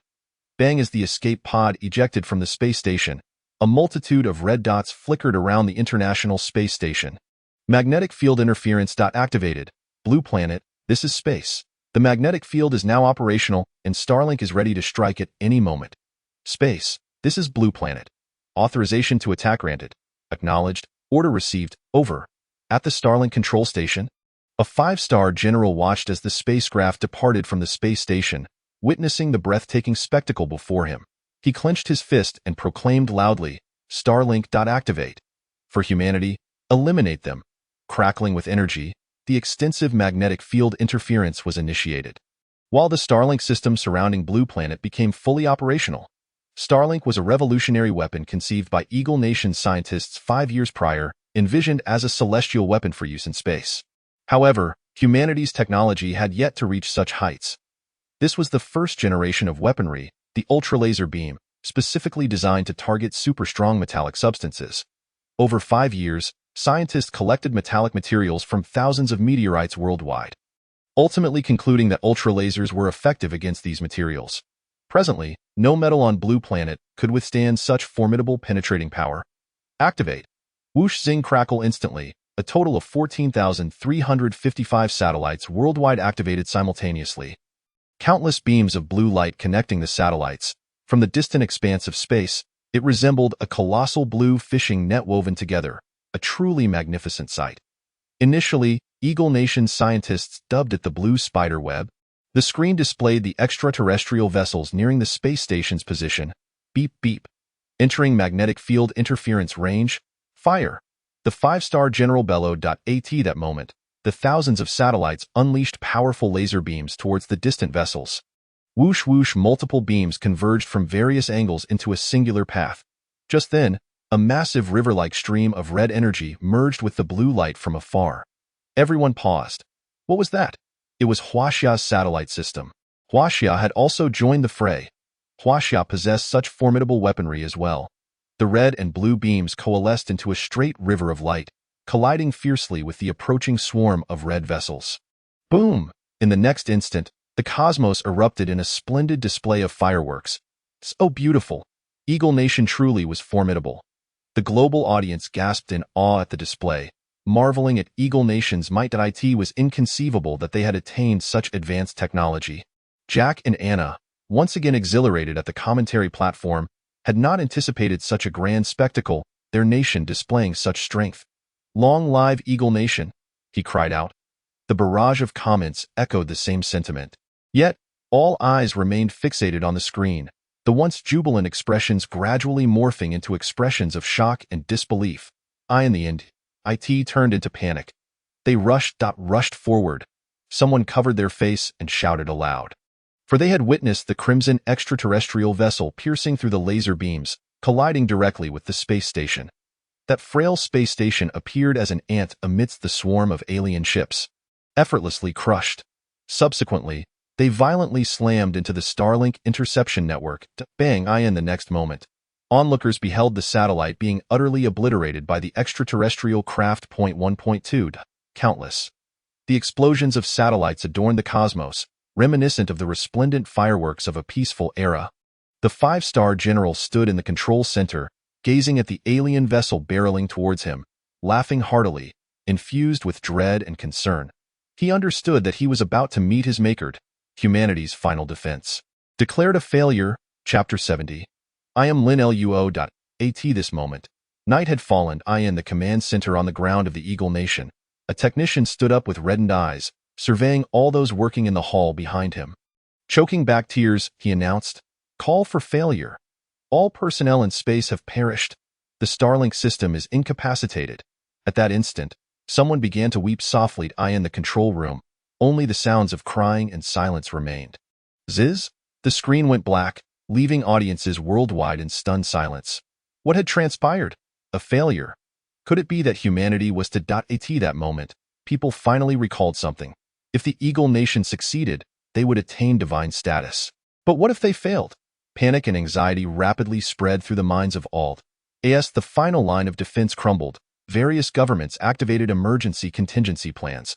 Fusan, the empire of the rising sun, and others began to urge citizens via television to seek shelter in air raid bunkers, advising all civilians to refrain from venturing outside unless absolutely necessary. However, at that moment, many governments realized something. Due to the collisions, some satellites in outer space had become non-functional, and these satellites were primarily interconnected. In an instant, communication became the foremost concern. They sought every possible means to inform the populace to take refuge. While desperately trying to contact the Eagle Nation, inquiring if they had any further emergency insights. 8 o'clock in Tianjin. It was a moonless night, the sky enveloped in darkness. Lin Luo stood atop a high-rise building. Gazing skyward, he lit a cigarette. That moment, he approached. He did not speak, his expression devoid of the usual levity, now marked by seriousness and gravity. Lin Luo sensed that something was imminent. Suddenly, a brilliant light flickered, illuminating the entire sky in an instant.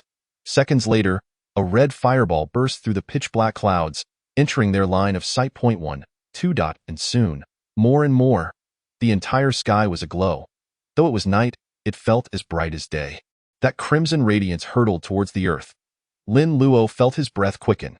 He understood that at this moment, the fate of humanity was truly about to change. Would they survive in the crevices, or become mere dust in the cosmos? Eons of history? Brother Lin, I am ready, he declared. Lin Luo turned, extinguishing the cigarette but in his hand. When will we be allowed outside? Please cooperate with our work. What I am asking is, when will we be permitted to leave? Within the air raid bunker, impatience began to brew among the occupants. Though provisions were available, most lived in a state of extreme freedom and yearned to return to the outside world, to their homes, rather than languish in the wretched bunker. Yet, the staff stationed at the entrance appeared equally perplexed. They too were unaware of the situation. The higher-ups had given no notification, merely instructing them to execute the command. Yes, it is an order. Please cooperate with our work. At that moment, a forceful staff member responded, inciting the ire of a nearby woman who retorted, I want to go out today. Let's see what you will do about it. In this place, all they did was watch television and play on their phones, unable to do anything else. The staff attempted to restrain her, but more and more people joined in. This scene was not isolated.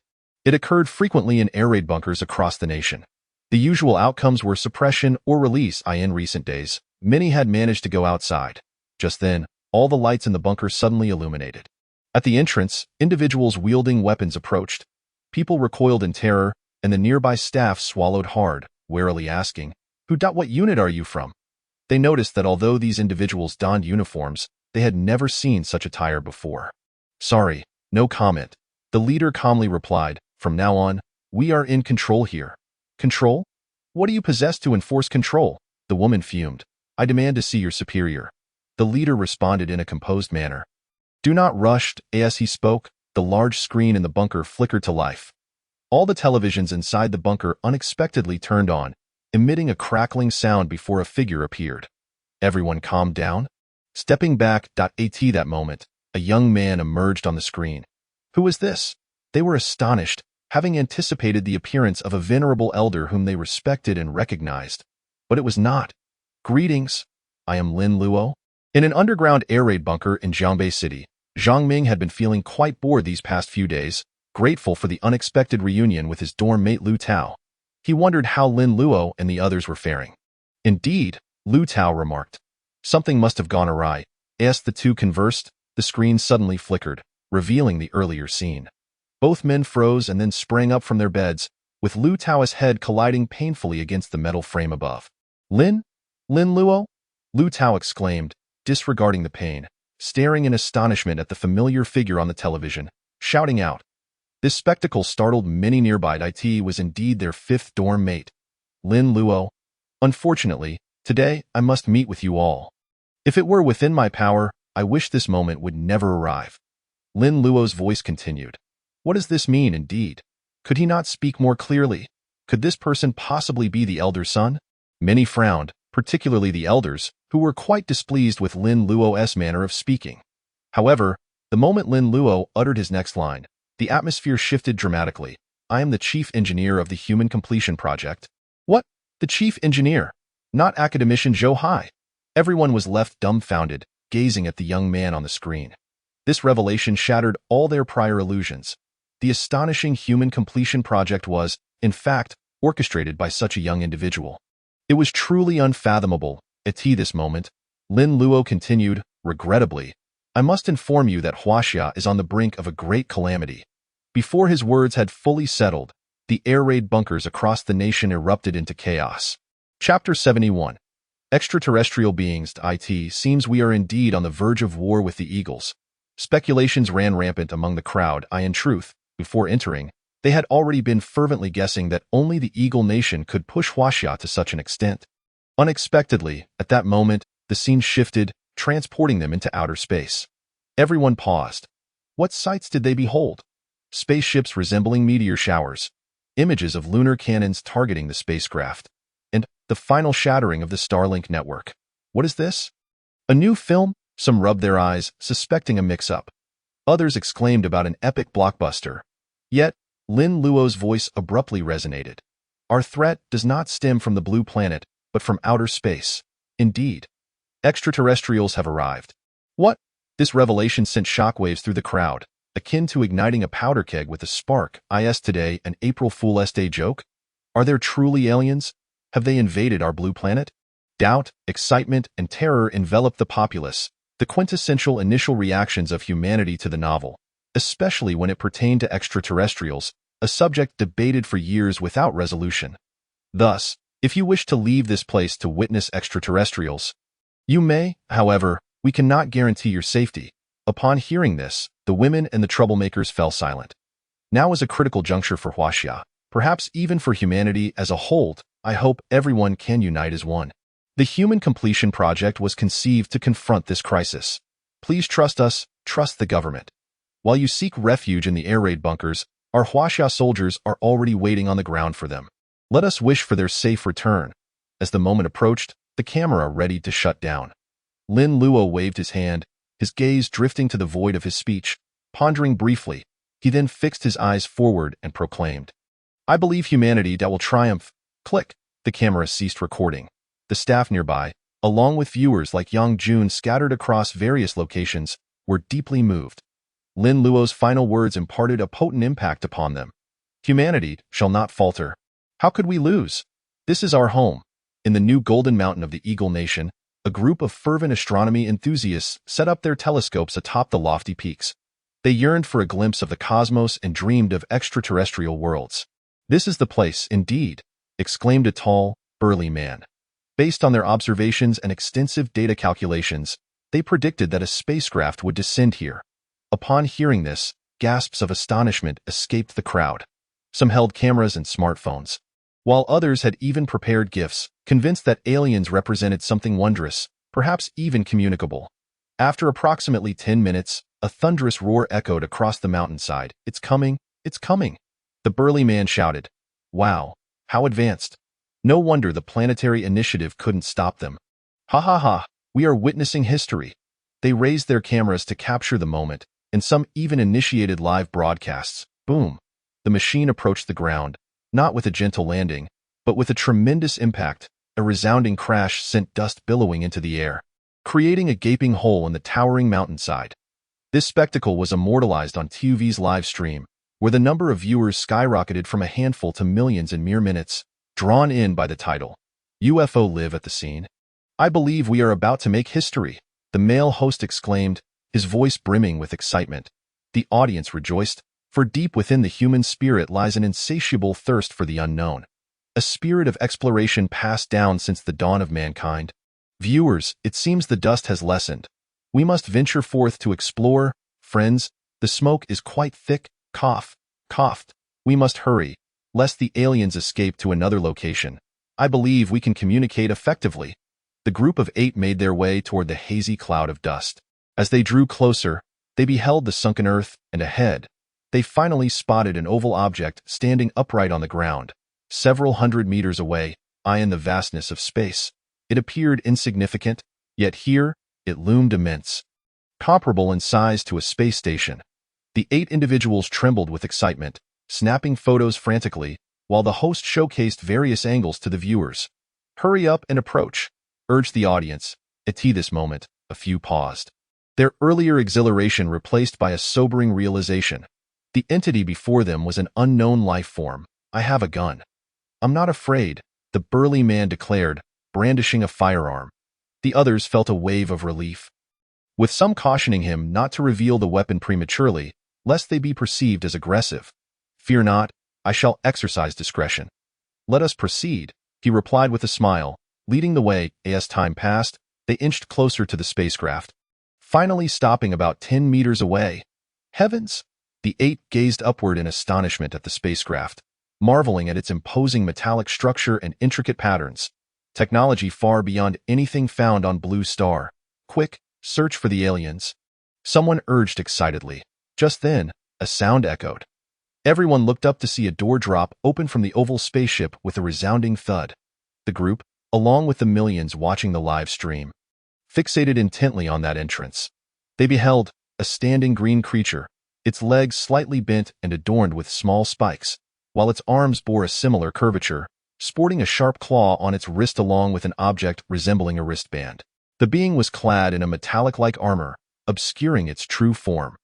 Observing its head, they noted its deep green skin, possessing facial features with striking blue eyes, though its visage lacked the smoothness of human faces. Its hair coarse and wild. Most remarkable was the helmet it wore atop its head, intricately designed. Overall, it towered over humans, more than twice their size, a creature that, in conventional human judgment, would be deemed a monster. Faced with such a being, an overwhelming sense of pressure enveloped them.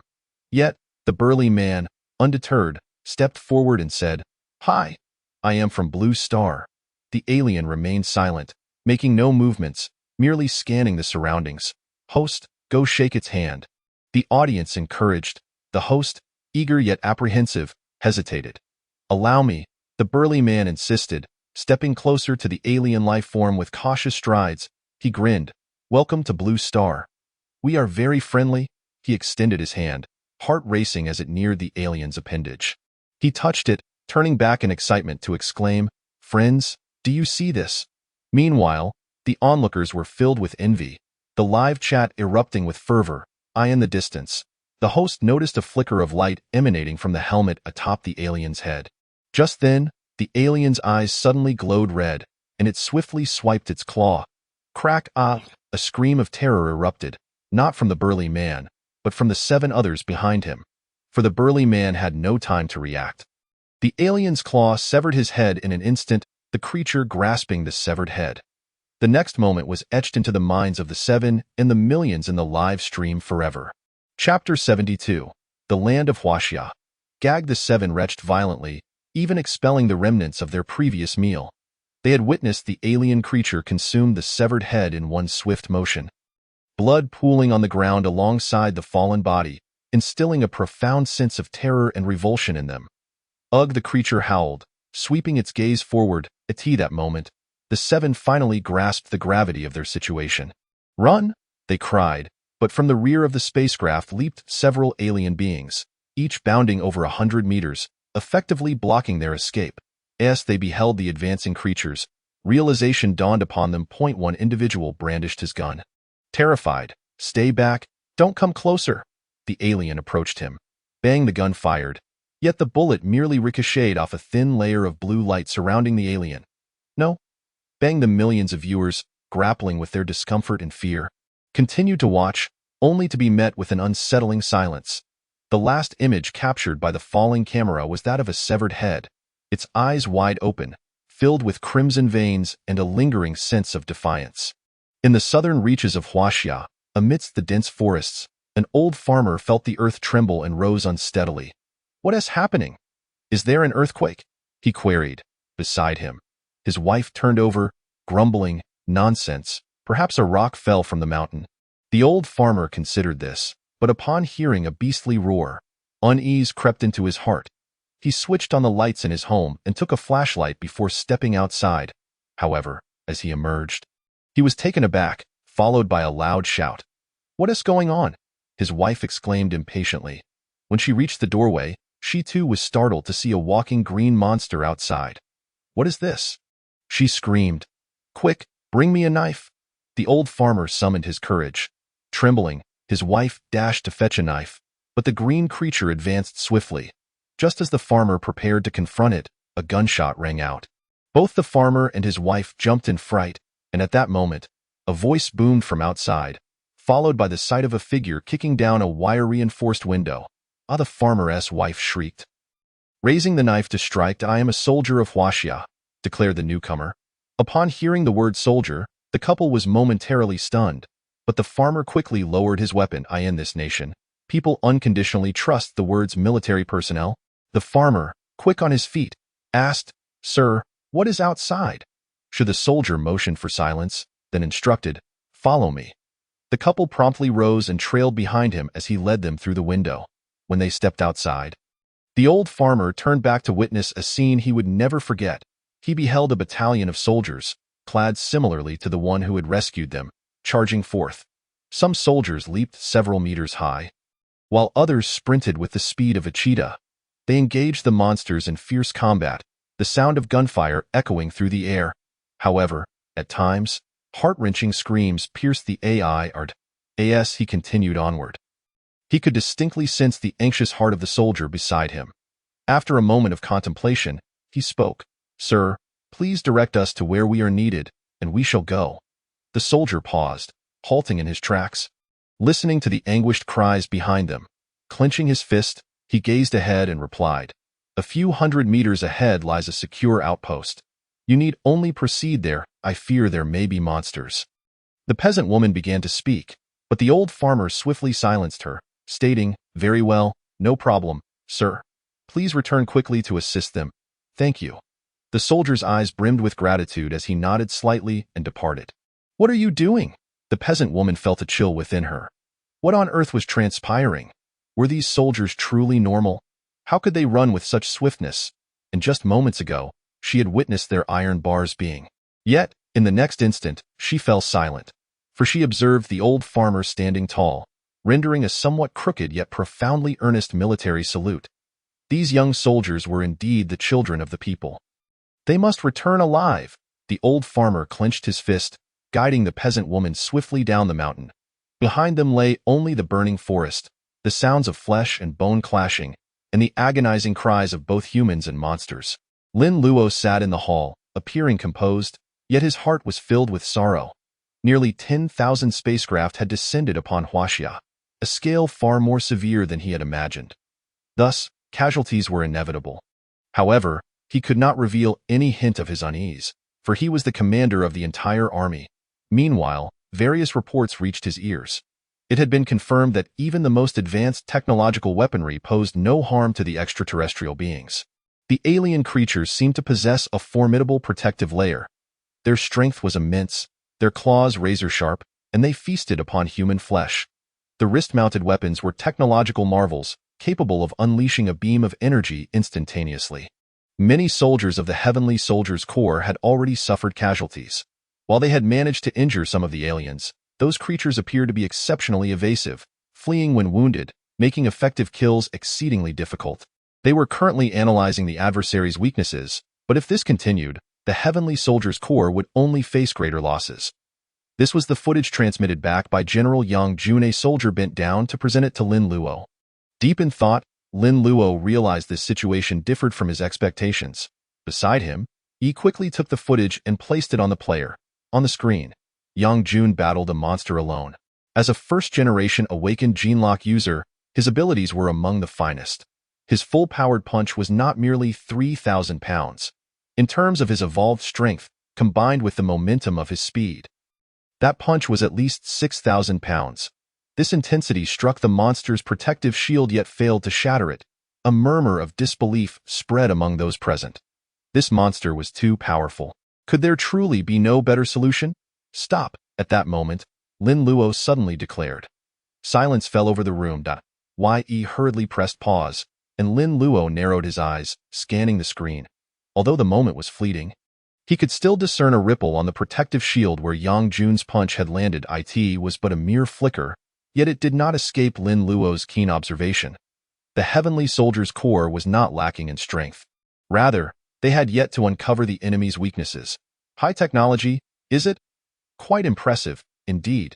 He sprang to his feet, his voice cold as he commanded, "Relay the order.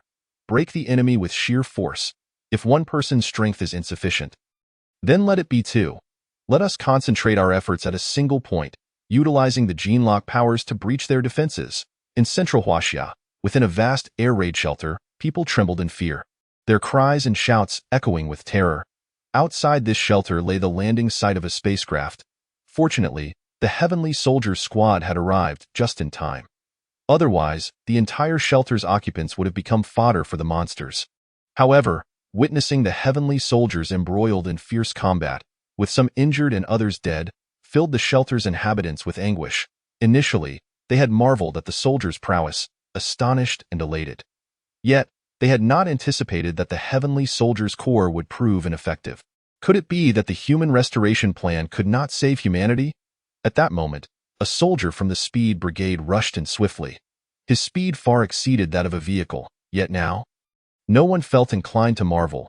They merely gazed at the mounting casualties and the encroaching alien monsters, gripped by fear. Commander Lin Luo had issued a command: break the enemy with sheer force. All teams, concentrate your assault on a single point. No matter how tough the shell, it can still be shattered. Instantly, the pupils of the hundreds of soldiers present brightened. Lin Luo, that name had seeped into their DNA without them even realizing. Whatever he said was right. Kill, shouted the captain of the Heavenly Soldiers Squad. Let them witness the might of our Heavenly Soldiers Corps. The land of Huaxia is not a place for the likes of you to tread. You come here, you damned well better not leave. Chapter 73. Battle machines kill him, damn it.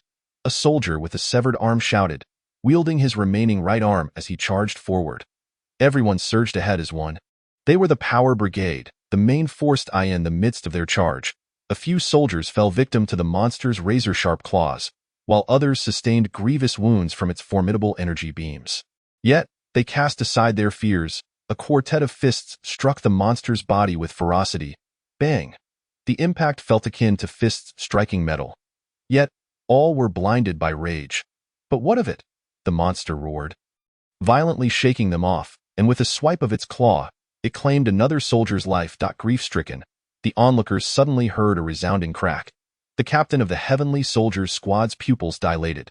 He witnessed the wrist-mounted device on the monster's arm shatter suddenly. In that instant, the blue protective shield seemed to vanish. Overjoyed, he leaped up, unleashing a punch with incredible speed and power, so swift that even he was unaware of it. But by the time he realized, his fist had already pierced through the monster's skull. This scene was nothing short of shocking. The captain of the Heavenly Soldiers Squad felt a sticky sensation on his arm as he withdrew it. Glancing at the fallen creature with widened eyes, a sudden smile creeping onto his face.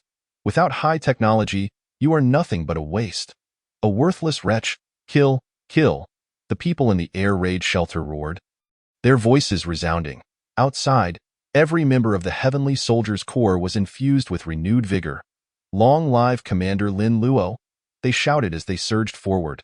If one attempt failed, they would try again, again and again. 10 minutes, half an hour. After an hour, the area outside the air raid shelter was drenched in blood. Green, red, and human heads lay strewn about, but more numerous were the corpses of the monsters. Let us recover the heroes' bodies. The captain of the Heavenly Soldiers Squad's eyes were bloodshot. Soldiers shed no tears. He did not weep. Behind him, there were still people to protect. He needed to move on. With heavy hearts, the Heavenly Soldiers Squad members began collecting the bodies of their fallen comrades. Heads and limbs. Though the subsequent battles would be easier, there would still be losses. These were comrades with whom they had trained for months. Who could have foreseen this day? Salute. Suddenly, a thunderous voice echoed from behind, causing the members of the Heavenly Soldiers Corps to turn. They beheld a perfectly aligned group of people standing outside the air raid shelter, observing them, hands raised in a military salute. This was a salute belonging solely to Huaxia. The people would only salute those they respected. Effective kills. We found a flawed, a communications officer, upon receiving the report, leapt from his chair in the command room. Everyone erupted in joy, some embracing one another, celebrating and cheering. The staff member quickly approached Lin Luo, gazing at him with profound admiration, and said, Commander Lin, this is the report from the battle in central Huaxia. Lin Luo, though initially joyful, felt his heart sink as he replied, How many lives have we lost? 13, and several brothers are currently unconscious. Medical personnel have been dispatched swiftly. The staff member's tone grew somber. Lin Luo furrowed his brow. This wave had taken down 50 extraterrestrials, yet at the cost of 13 brothers. This toll was difficult to bear. Yet, as long as they found a way, things would improve in the future, Lin Luo assured. Understood. The staff member had not expected Lin Luo to offer them comfort. He quickly lifted his head and stated, The bodies are being expedited to Tianjin. Lin Luo nodded. After a while, Yang Jun and his team sent additional reports. Lin Luo's strategy had proven effective. Though somewhat brutal, it had finally opened a path. 3 hours later, Yang Jun relayed that the alien beasts within Huaxia had retreated, opting to hide, making them difficult to track. Shall we pursue while we have the upper hand? Yang Jun inquired over the phone. Send Zhang San over. We can pursue them, he suggested. Lin Luo pondered for a moment before responding, let's not pursue just yet. Our priority is to ensure the safety of the people in the air raid shelter. Understood. Yang Jun nodded without the slightest hesitation. After hanging up the phone, Zhang San beside him inquired, Mr. Lin, do you feel something is amiss? Lin Luo nodded in response. Taking a seat, he remarked, have you noticed it as well? Zhang San replied. A force capable of developing technology vastly superior to that of Blue Star could not possibly be mere brute force. Nevertheless, their technology is undeniably formidable. Lin Luo stated. However, the speed and destructive power of the beams emitted from their wristbands far exceed our ultralasers by dozens of times. Their protective shield is simply outrageous. Rocket artillery has no effect whatsoever. Only a concentrated force can penetrate it. The structure of their shield warrants further investigation. It's a simple truth. A chopstick cannot puncture a balloon as swiftly as a toothpick can, but a chopstick can still puncture a balloon with relative ease. Zhang San nodded, saying, I suspect these beings are merely controlling combat machines. Lin Luo agreed, having thought the same upon learning of the alien creature specifics. A race capable of interstellar travel could not possibly appear in such a manner. With that thought, he couldn't help but glance up at the sky. Regrettably, he saw nothing. He said, all will be revealed once we dissect the alien beings. The entirety of Huaxia lay in silence. Some remained unaware of the chaos unfolding outside. Meanwhile, those who had witnessed the events were engulfed in a mixture of relief at having survived and dread for the uncertain future. Yet, they felt a sense of security, for outside, a mysterious force was safeguarding them. They possessed power that transcended humanity. This was their military, belonging to Huaxia. They were profoundly grateful to the young chief engineer who had managed to forge such a formidable army. Had it not been for him, the consequences would have been unimaginable. However, those across the globe were far less fortunate. Chapter 74. Alien Genes in Southern Asia. A dark-skinned boy lay on the ground, slowly retreating as he watched the monster approach him step by step, shouting, O God of Brahma, save me! The miracle did not manifest. The monster tore the boy into pieces. Blood flowed freely down the street, creating a river of crimson. Such a sight was unbearable, akin to a hell on earth. This horrific scene unfolded not only in this nation but also in the Eagle Nation, the land of the rising sun, and other countries. The world was engulfed in fear. People finally realized that the tanks and fighter jets they had trusted were utterly ineffective against the monsters. They could not breach the opponent's protective shields. They tried one method after another, yet none could withstand the onslaught. International United Conference, your 18th generation fighter jets are nothing but a joke. A representative from the Bear Country exclaimed loudly at the meeting. You Eagle Nation knew that extraterrestrial civilizations would come and should have spoken up sooner. And say what? The Eagle Nation representative retorted angrily. Would that have given you a solution? Do you even have a grasp of your technological capabilities? The Bear Country representative furrowed his brow and shouted, What about your planetary plan? Aside from harvesting all of humanity, what else have you accomplished? The Eagle Nation representative fell silent. The grandiose declarations of the past had now become mere folly. The monsters were currently rampaging across Eagle Nation's territory. I believe we all need to remain calm. A representative from the Alpaca Nation interjected. This. The representatives of both nations took their seats. After a brief silence, the Bear Country representative spoke again. If it truly comes to that, we should resort to nuclear power. The Eagle Nation representative chuckled, saying, Heavy firepower has no effect on their shields. What good would a nuclear bomb do? What I mean is, the Bear Country representative continued, let's destroy Blue Star. I would rather perish by my own hand than become fodder for those abhorrent monsters. The others stared at him in disbelief. The Bear Country was indeed a nation of warriors. However, while they may not wish to live, others still wish to survive. I believe their intention is invasion. We could surrender, a national representative suggested hastily. Upon hearing this, everyone fell silent once more. Surrender. Was it truly humanity's only option? Yet, This battle had only just begun a day ago. Was human civilization so feeble? Take a look at this report. Yi approached, handing Lin Luo a document. Lin Luo glanced over it. It was written by a foreign behavioral biologist. After consuming enough food, the extraterrestrial beings will retreat. This food is roughly equivalent to 10 people over 24 hours. We previously conducted experiments, sending bears and other animals, but they seemed indifferent to these creatures, targeting only humans. It feels as if everything is preordained. Lin Luo narrowed his eyes, observing the signature. He is already dead? Yi informed him that a monster broke into his underground laboratory. Lin Luo's expression darkened. Without needing to think, he knew the outside world was likely in utter chaos. However, at present, Huaxia could scarcely attend to its own affairs, let alone play the savior. At that moment, two individuals in protective gear entered and reported, "Commander, the bodies of the extraterrestrial beings have been transported to the Hope biological base." Lin Luo nodded and immediately headed there. Upon his arrival at the Hope biological base, all operations were already proceeding in an orderly manner. Zhu Yihui was in charge of the dissection. These monsters possess exceptionally robust life forces. Observe the position of this heart. Zhu Yihui indicated to the assistants to capture some critical images. Seeing Lin Luo enter, he briefly lifted his gaze, and Lin Luo gestured for him to continue. "How is it?" "The fragments of the wristbands have already been sent to the Ministry of Technology."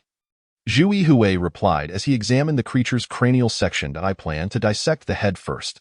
We still do not know the function of this helmet." With that, the dissection commenced systematically. Head, body, arms. To their astonishment, the creature's bones were as resilient as steel plates.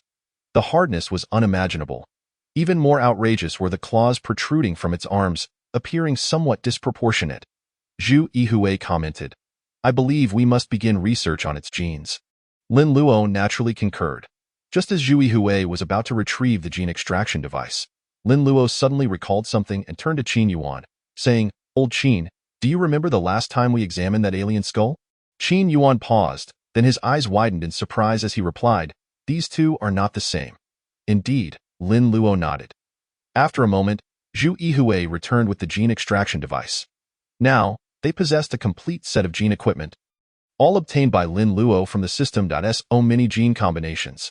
Zhu Yihui opened it and was immediately taken aback. "Chief Engineer Lin, come take a look." As Lin Luo caught sight of the genetic map, he heard a chime. "Ding. You have encountered the Alu species. Ding.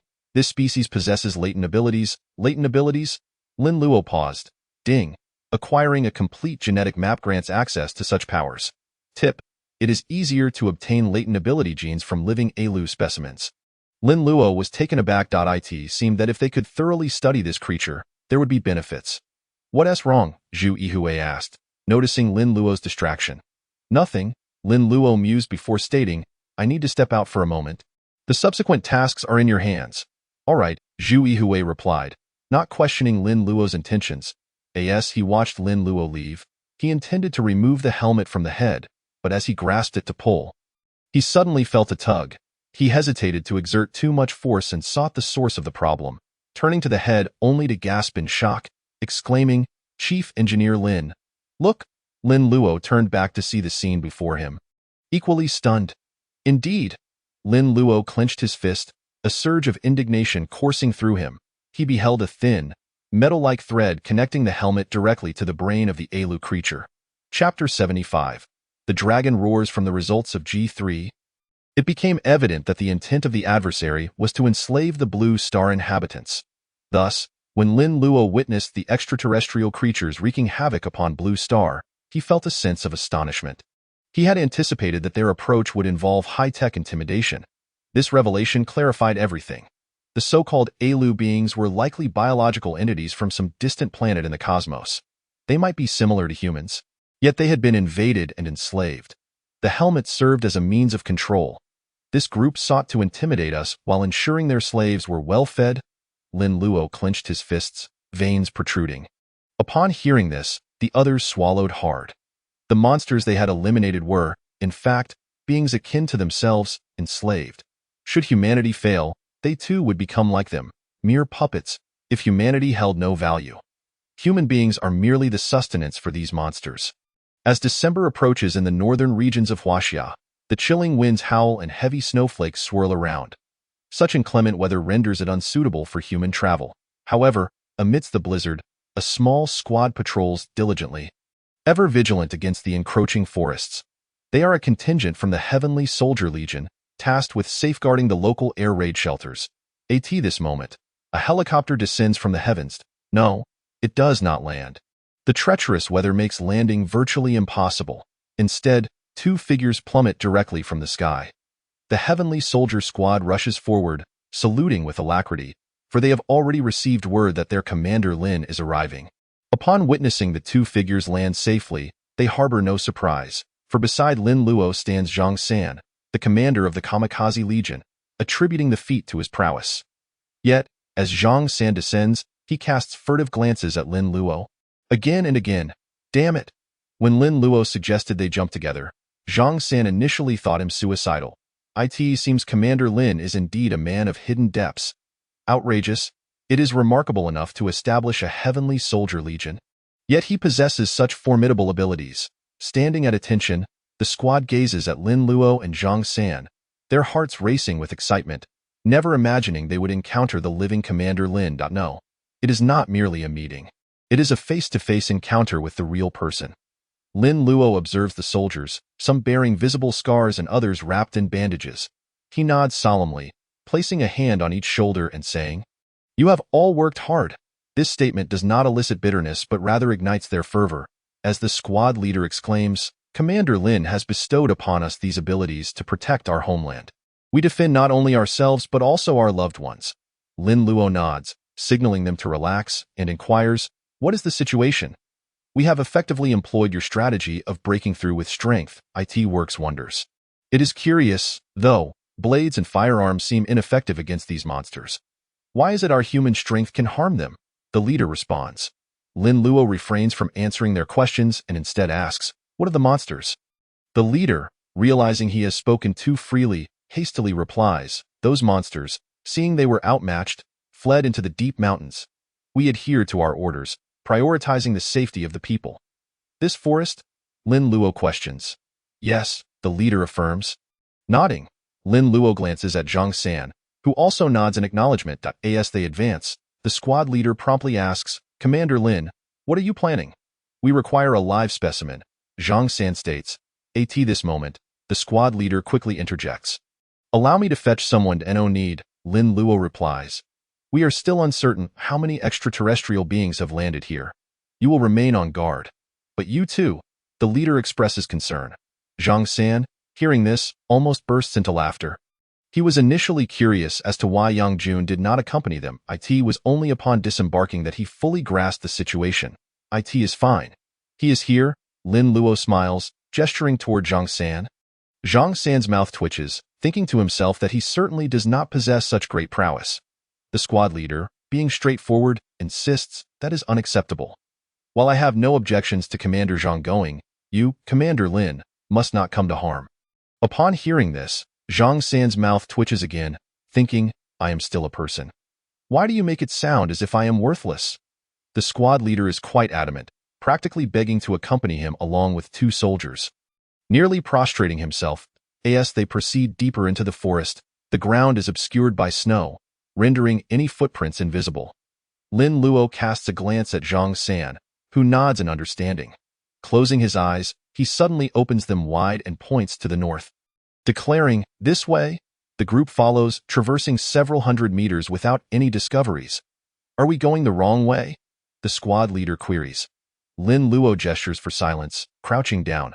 Despite the heavy snow, traces of footprints are discernible on the ground.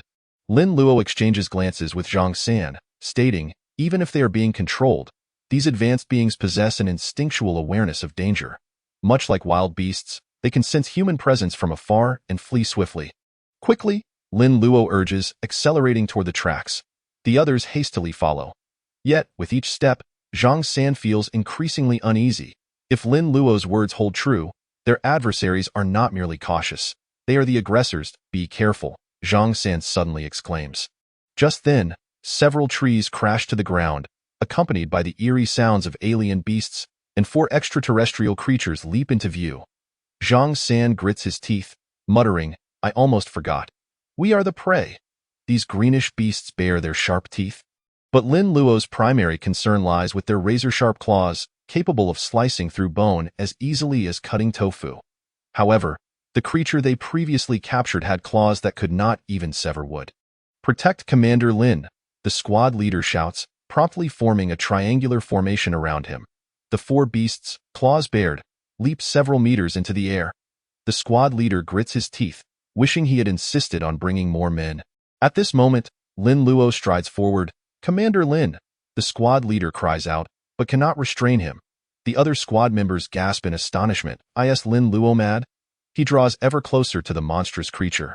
The squad leader panics. At this speed, he cannot catch up. If the creature's claws reach Lin Luo, he will undoubtedly be torn to shreds, becoming their meal.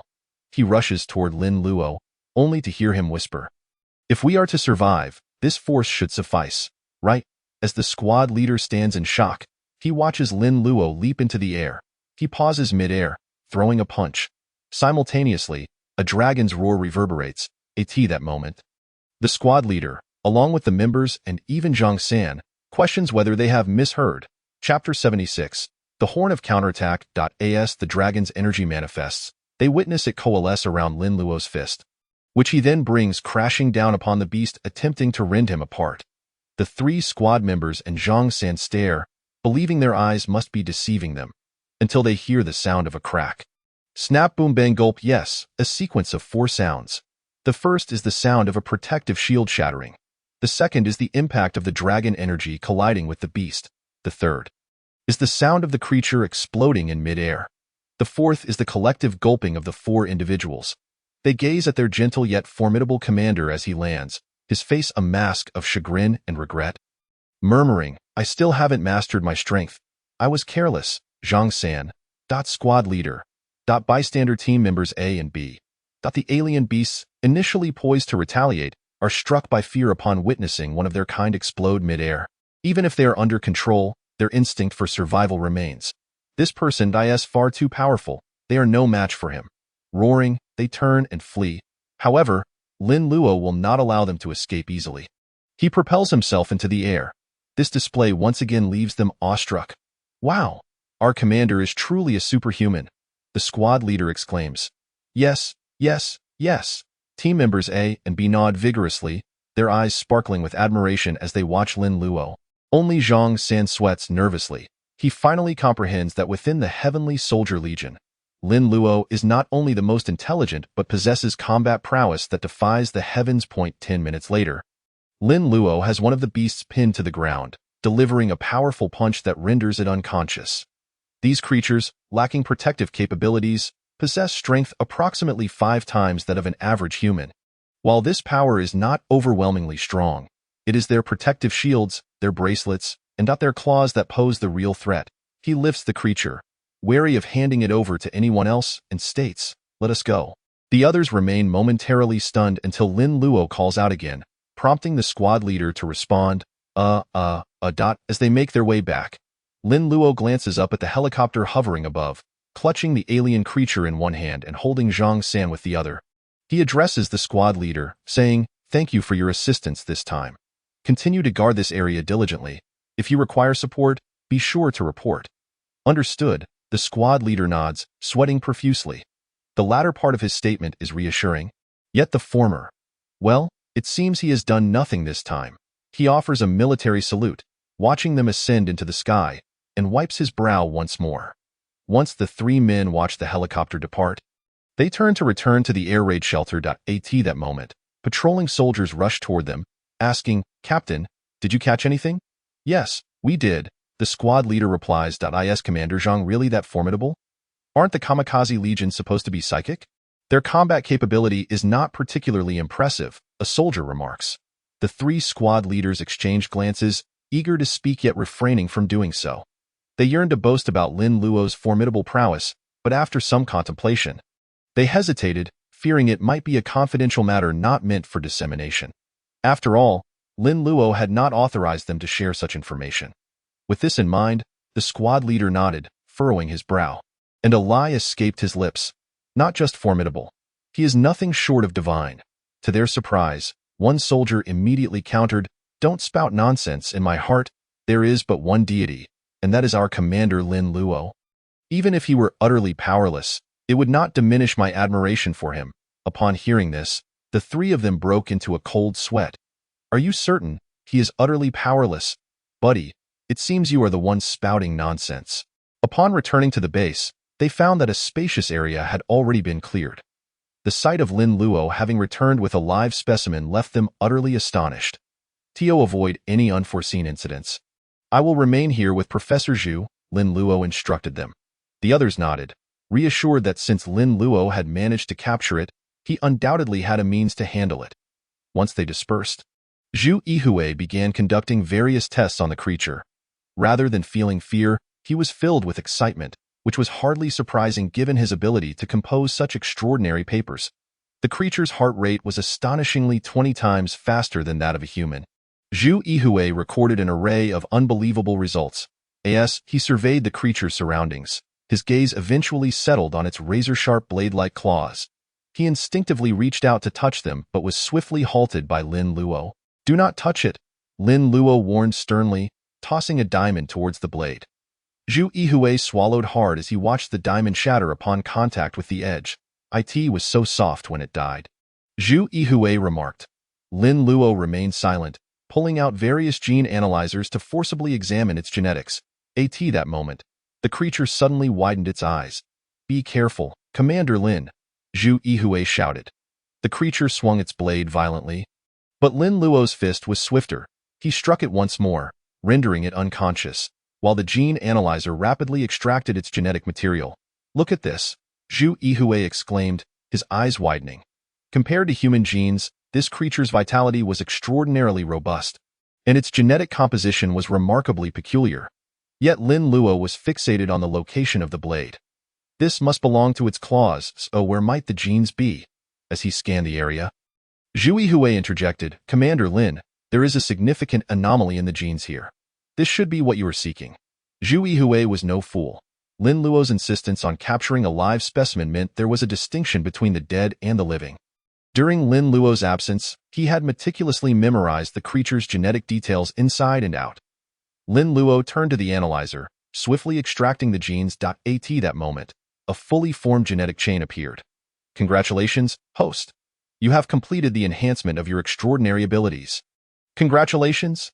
You have obtained the manufacturing blueprint for the Ale Green Race's blade. You have received a reward of 3 million points. Congratulations. You have successfully deciphered the alien gene for the first time. Unlocking a new skill, Swift Blade. This skill requires a base attribute of level 5 strength and level 6 speed.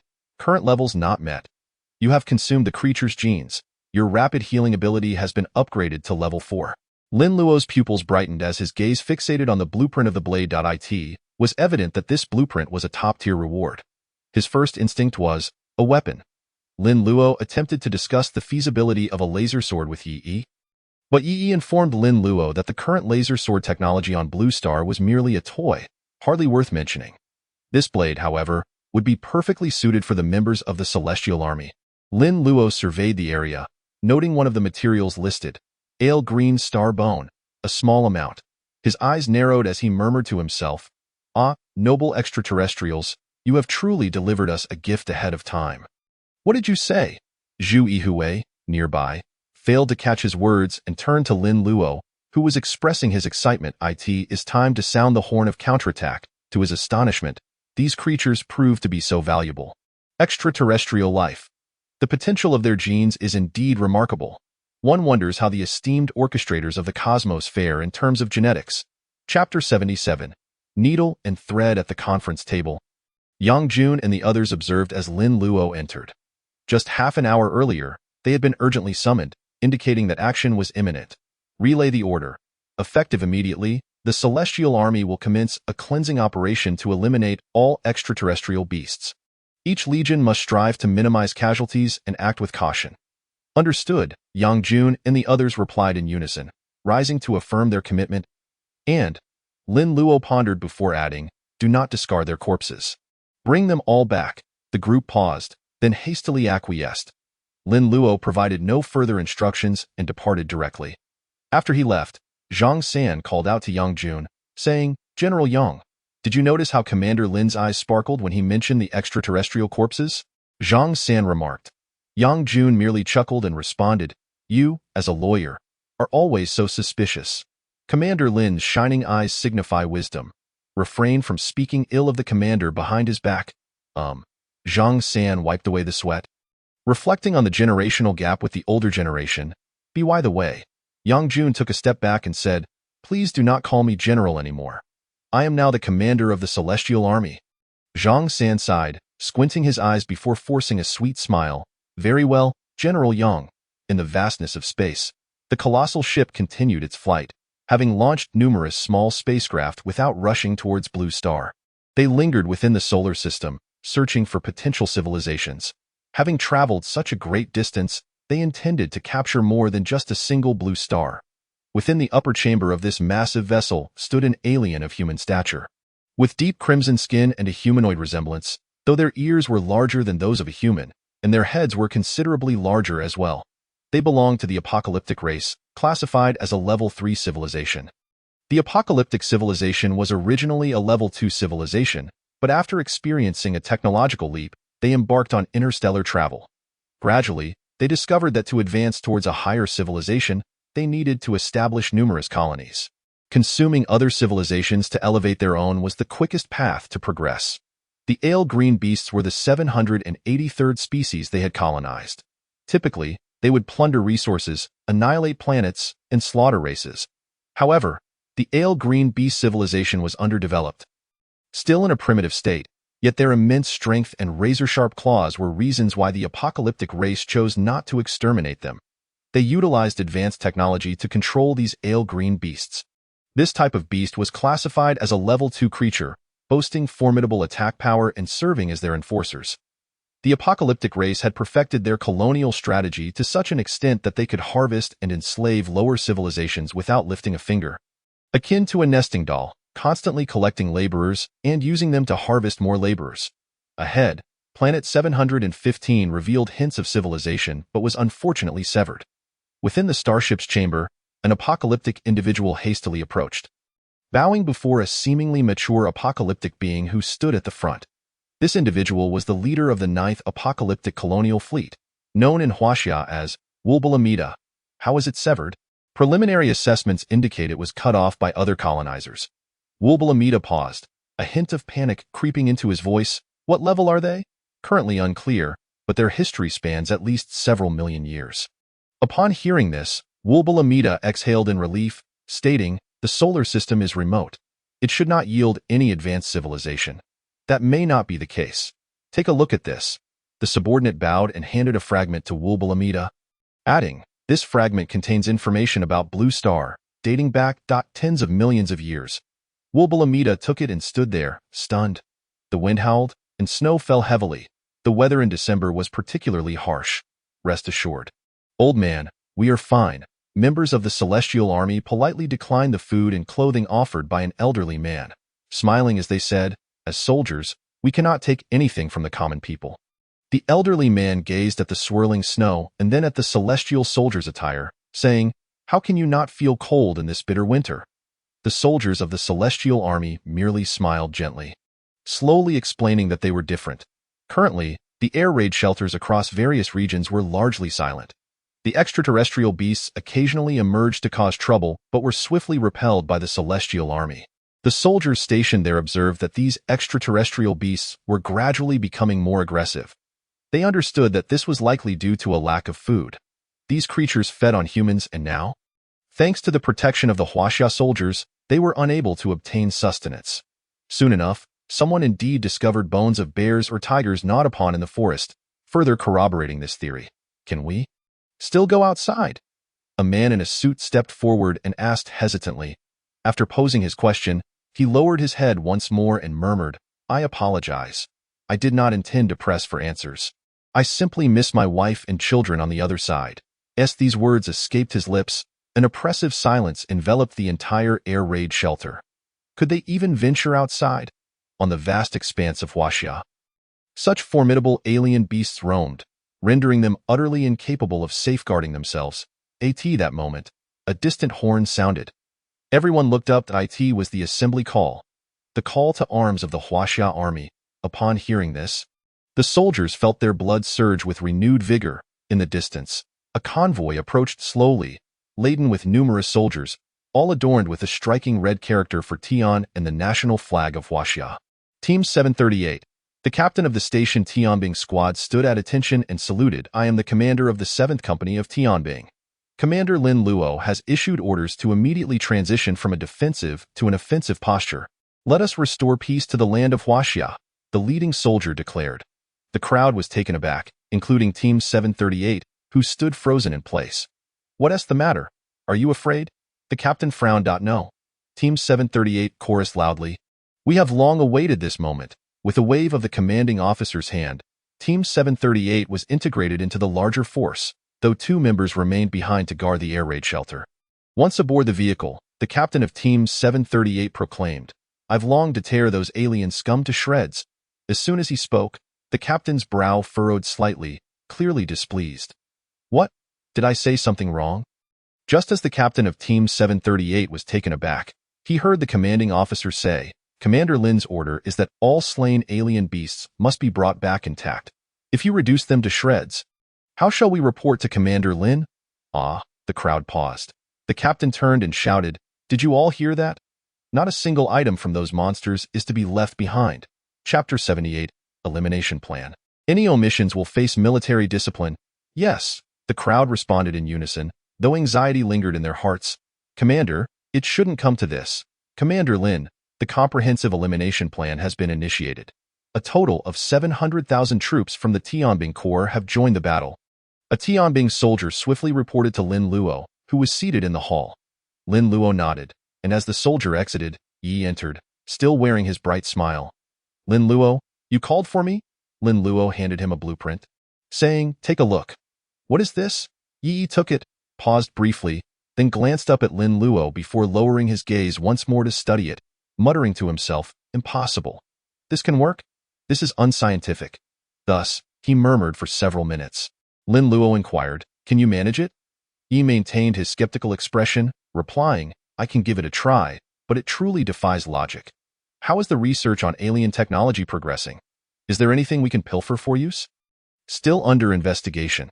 After saying this, he departed with the blueprint, still muttering to himself, while Lin Luo chuckled softly behind him. The things provided by the system were inherently unscientific. Otherwise, how do you think you came into existence? Boom! A tremendous explosion echoed as a Tianbing soldier leaped over the apex of the blast, reminiscent of a scene from a martial arts drama. They were the Speed Corps, the most agile soldiers within the Tianbing army. Even if the soldier before them was somewhat portly, he observed the monster's roar, its battle prowess heightened by days without sustenance, making it even more irritable.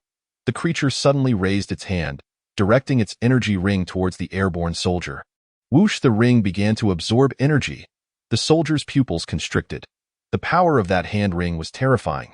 A mere graze would spell certain death.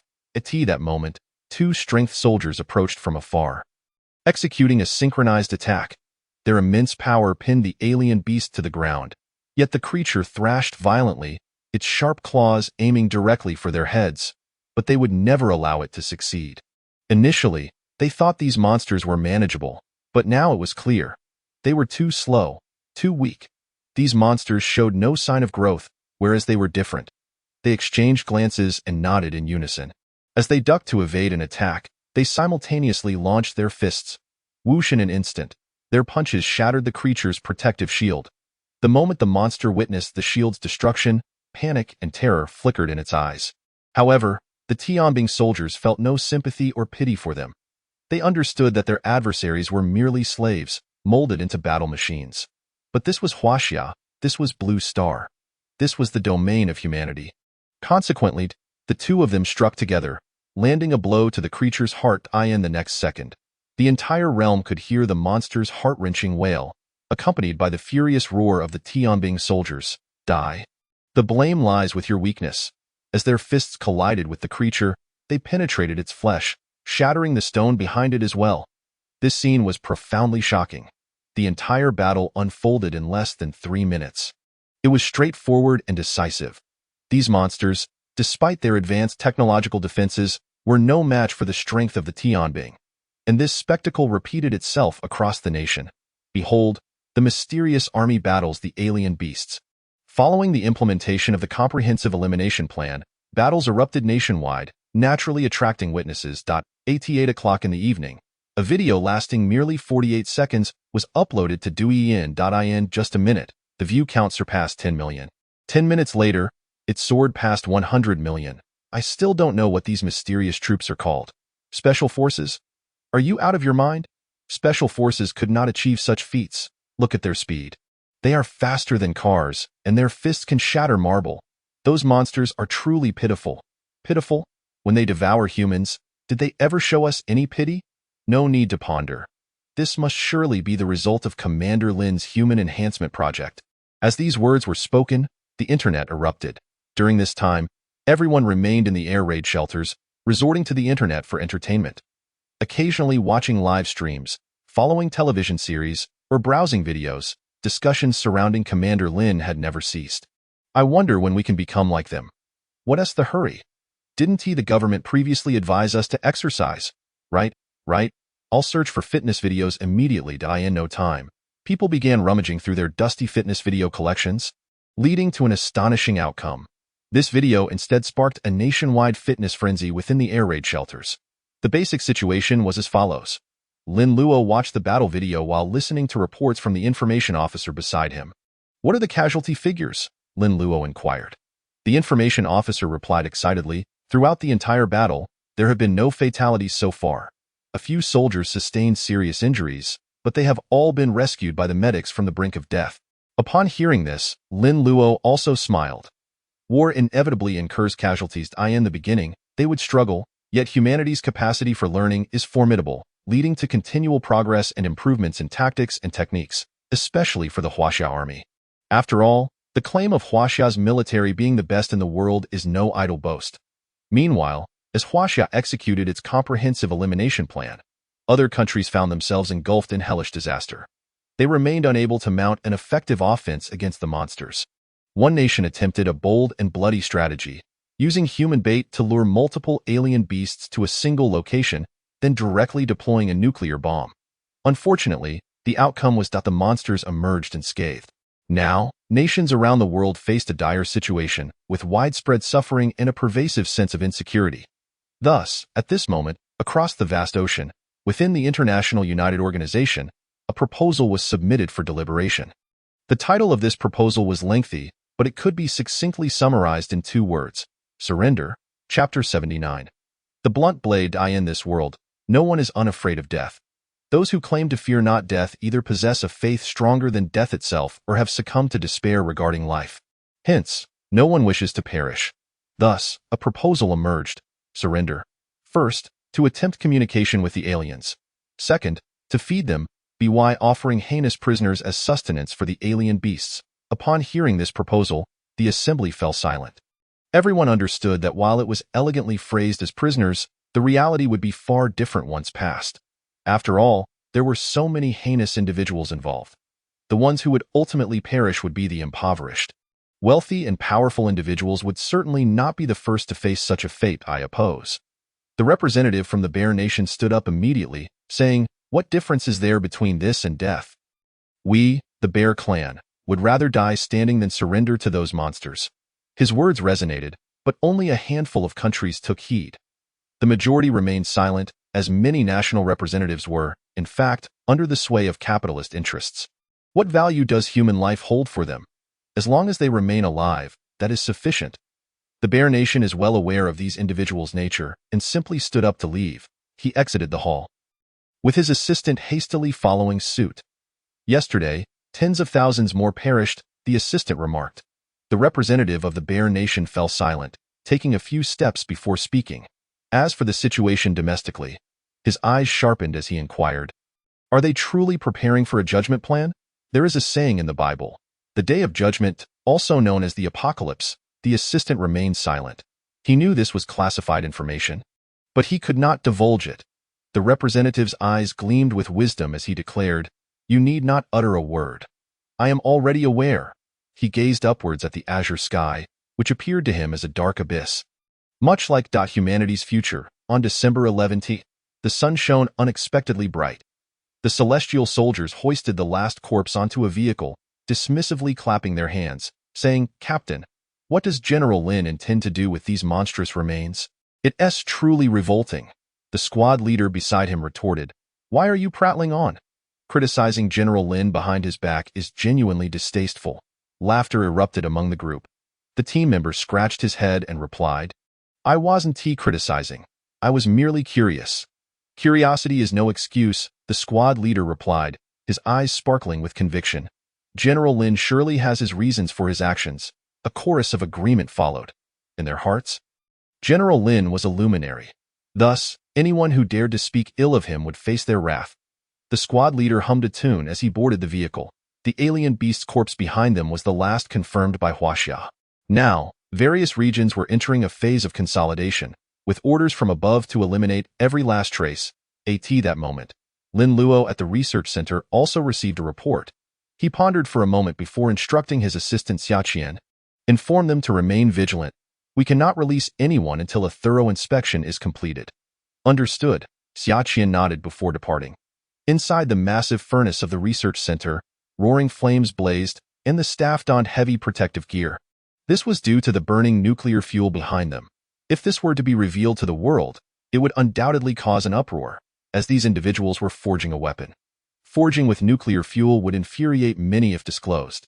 However, this was a desperate measure, as following the blueprints required igniting nuclear fuel to provide sufficient energy and temperature.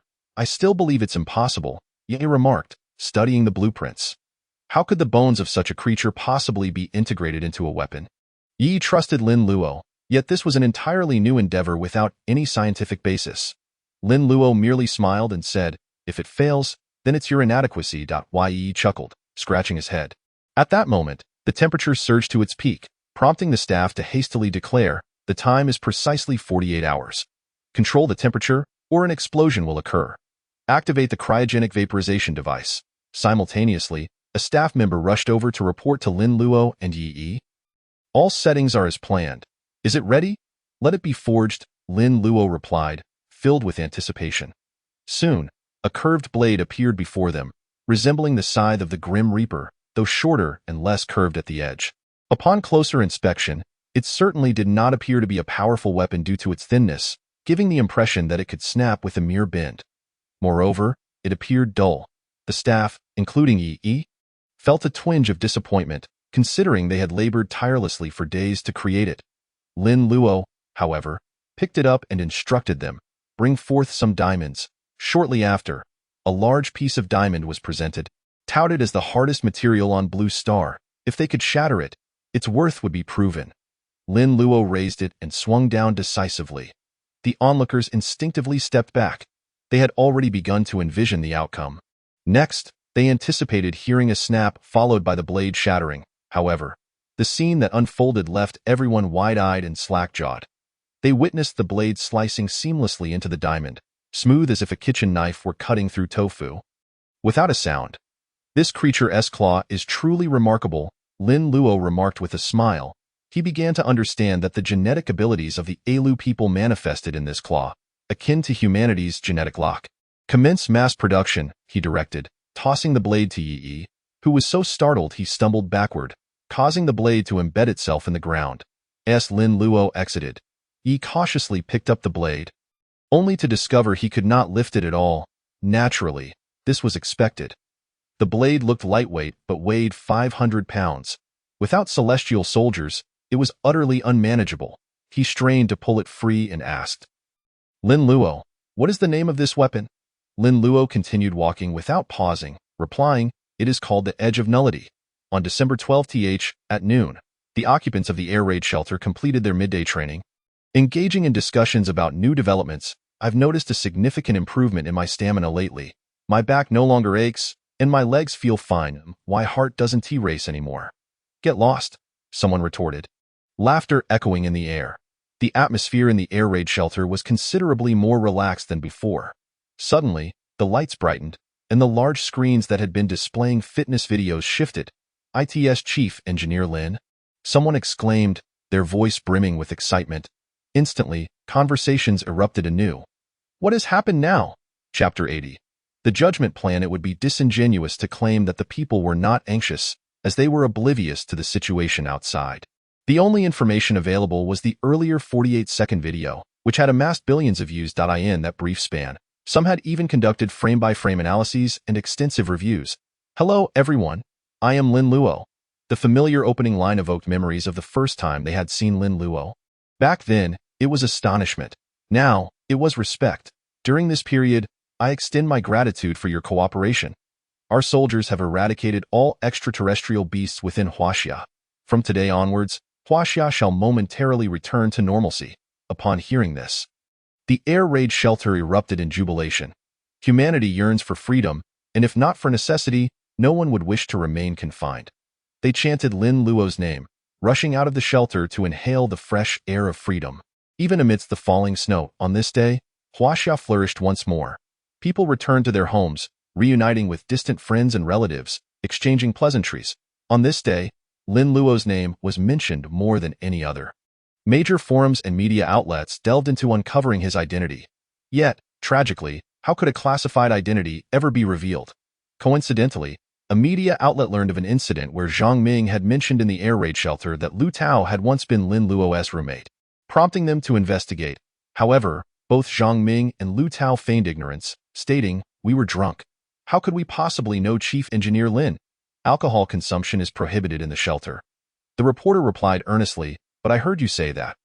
Zhang Ming paused, squinting his eyes. "Apologies, but I can get tipsy even from drinking water." "Same here," Lu Tao nodded. They wished to convey to the reporters that Lin Luo was their roommate, their youngest brother. Yet, they feared that such revelations might jeopardize Lin Luo. Even the slightest hint was unacceptable. They understood that cherishing this pride within their hearts was sufficient, for they had once lived alongside such an extraordinary individual for 3 years.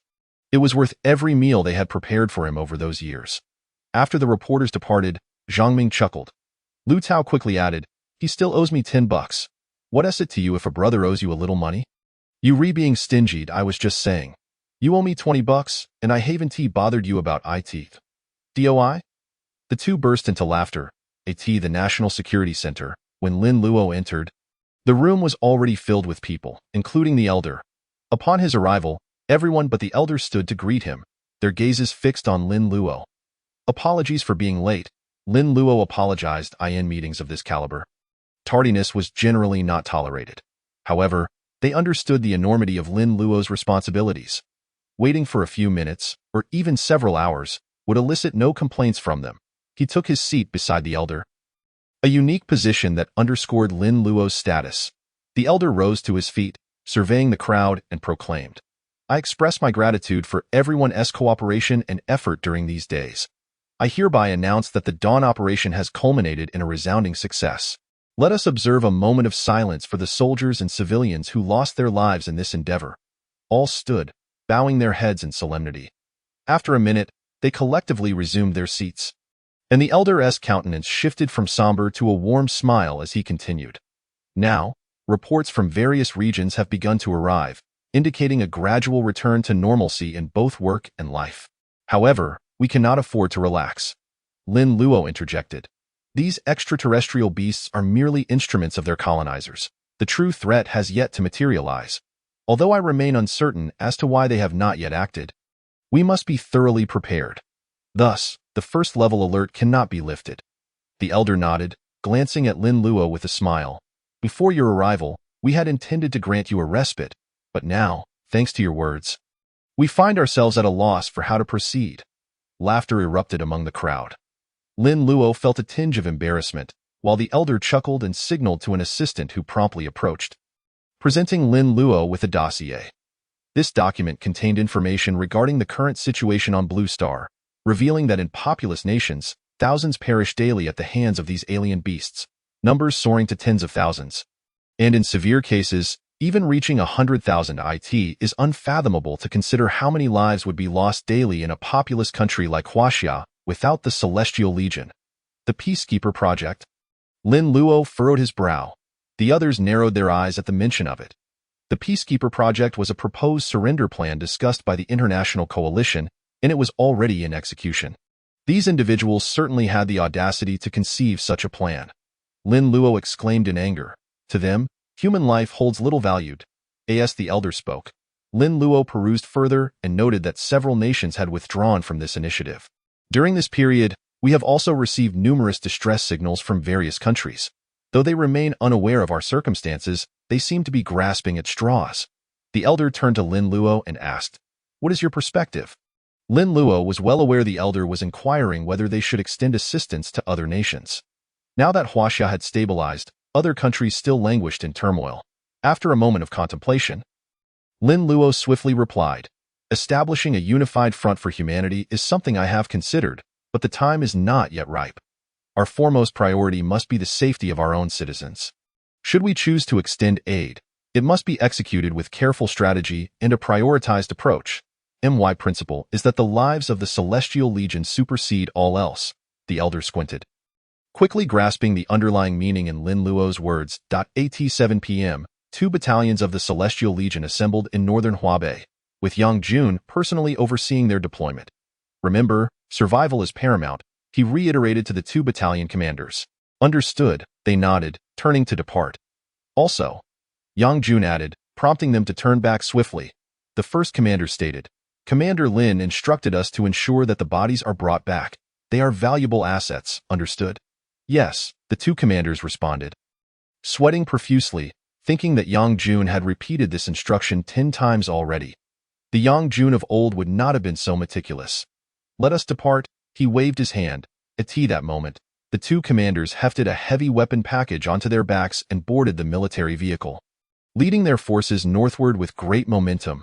Meanwhile, in the capital of the Bear Nation, Smolensk, a historical scene was unfolding. The defense of Smolensk. The Bear Nation's military encircled the city with a formidable iron tide, confronting the powerful extraterrestrial beasts. Alas, their efforts proved futile. The iron tide inflicted no damage upon the enemy. "I believe it is time to expedite the execution of the judgment plan." In the Capitol building, Jonah Lev cast a keen gaze over the assembly. Renowned as the Bear Emperor, he was decisive in his actions. He was among the few leaders still willing to defend the lives of his people with military force. Those surrounding him trembled in fear. The judgment plan was, after all, a self-destructive scheme. Yet, a decision had to be made. For tomorrow, the last line of defense in Smolensk would be breached, and this Capitol building would not withstand the onslaught. They had to evacuate the city, conceding it to the extraterrestrial beasts. Smolensk had never shed a tear, but today, it did. Chapter 81. Huzzah! This was a disgrace for the Bear Nation. They were a warrior people, once able to withstand the flames and defend against invaders to protect this city. Yet today, they were compelled to make such a choice. Ultimately, Jonah Lev rose, gazing forward, and declared, "I announce the official initiation of the judgment plan. One nuclear bomb cannot obliterate them. We possess 10, 100, 1,000. I am confident that there is nothing that overwhelming firepower cannot resolve." Silence enveloped the room. The first step of the judgment plan: destroy Smolensk.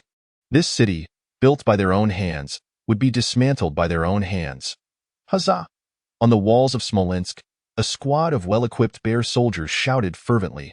Before them, several monsters savagely tore at the corpses of their comrades, igniting the fiery spirit of the warrior within them. When had the Bear Nation ever felt so oppressed? They charged forth, entirely disregarding the orders that dictated they were the last line of defense, tasked with covering the evacuation of civilians. "Smolensk, surrender, die!" they roared, their eyes ablaze with fury. The leading captain surged ahead, wielding a bayonet-equipped rifle, at that moment forgetting life and death, oblivious to orders, until, with a furious roar, the monster retaliated, knocking him back. The captain fell to the ground, witnessing the creature's sharp claws descending upon him. He finally regained clarity. He had seen this scene before. His skull would be torn asunder, becoming sustenance for these beasts. He cried out in despair, closing his eyes. Yet, an eternity seemed to pass without the slightest pain, until the cacophony around him prompted him to open his eyes from this vantage point. He beheld a towering figure before him, the setting sun casting a grand silhouette that made the figure appear even more imposing. "Hey, are you all right?" The figure spoke. He could not comprehend the words. "Yes," he managed to respond. The stranger spoke in a tongue foreign to the Bear Nation. The figure, evidently aware, addressed a nearby comrade. "Hey, do you speak Bear?" "Speak what?" "I graduated elementary school," retorted the soldier. "Could you exhibit a modicum of culture?" "We are in another country. Refrain from addressing me as I. We are a friendly nation, you know?" the figure chided. The soldier, chastised, said nothing and dashed ahead. That moment, the Bear captain noticed the insignia emblazoned on their shoulders. "Who? Huaxia?" The captain froze, clearly taken aback. Though he understood little of foreign languages, he recognized the characters for Huaxia and offered a slight smile, uttering, "Coconut, vegetable, Nebo Bay." Lost in confusion, the captain was jolted back to reality by the sounds of beasts. He realized they were amidst a battlefield of carnage. He attempted to persuade the group to retreat when he stood up, only to witness a shocking scene. A Huaxia soldier, equipped with superior gear, approached the enemy with a swift slide, brandishing a blade approximately 0.7354 meters in length, just as a monster's claws descended ferociously. However, the soldier's speed was nothing short of extraordinary. With a powerful leap, he soared several dozen meters, greeting the sunset as he descended in a radiant arc, delivering a decisive strike. Crack! One blow severed an arm, 2 blows severed a leg, 3 blows, and the head rolled away.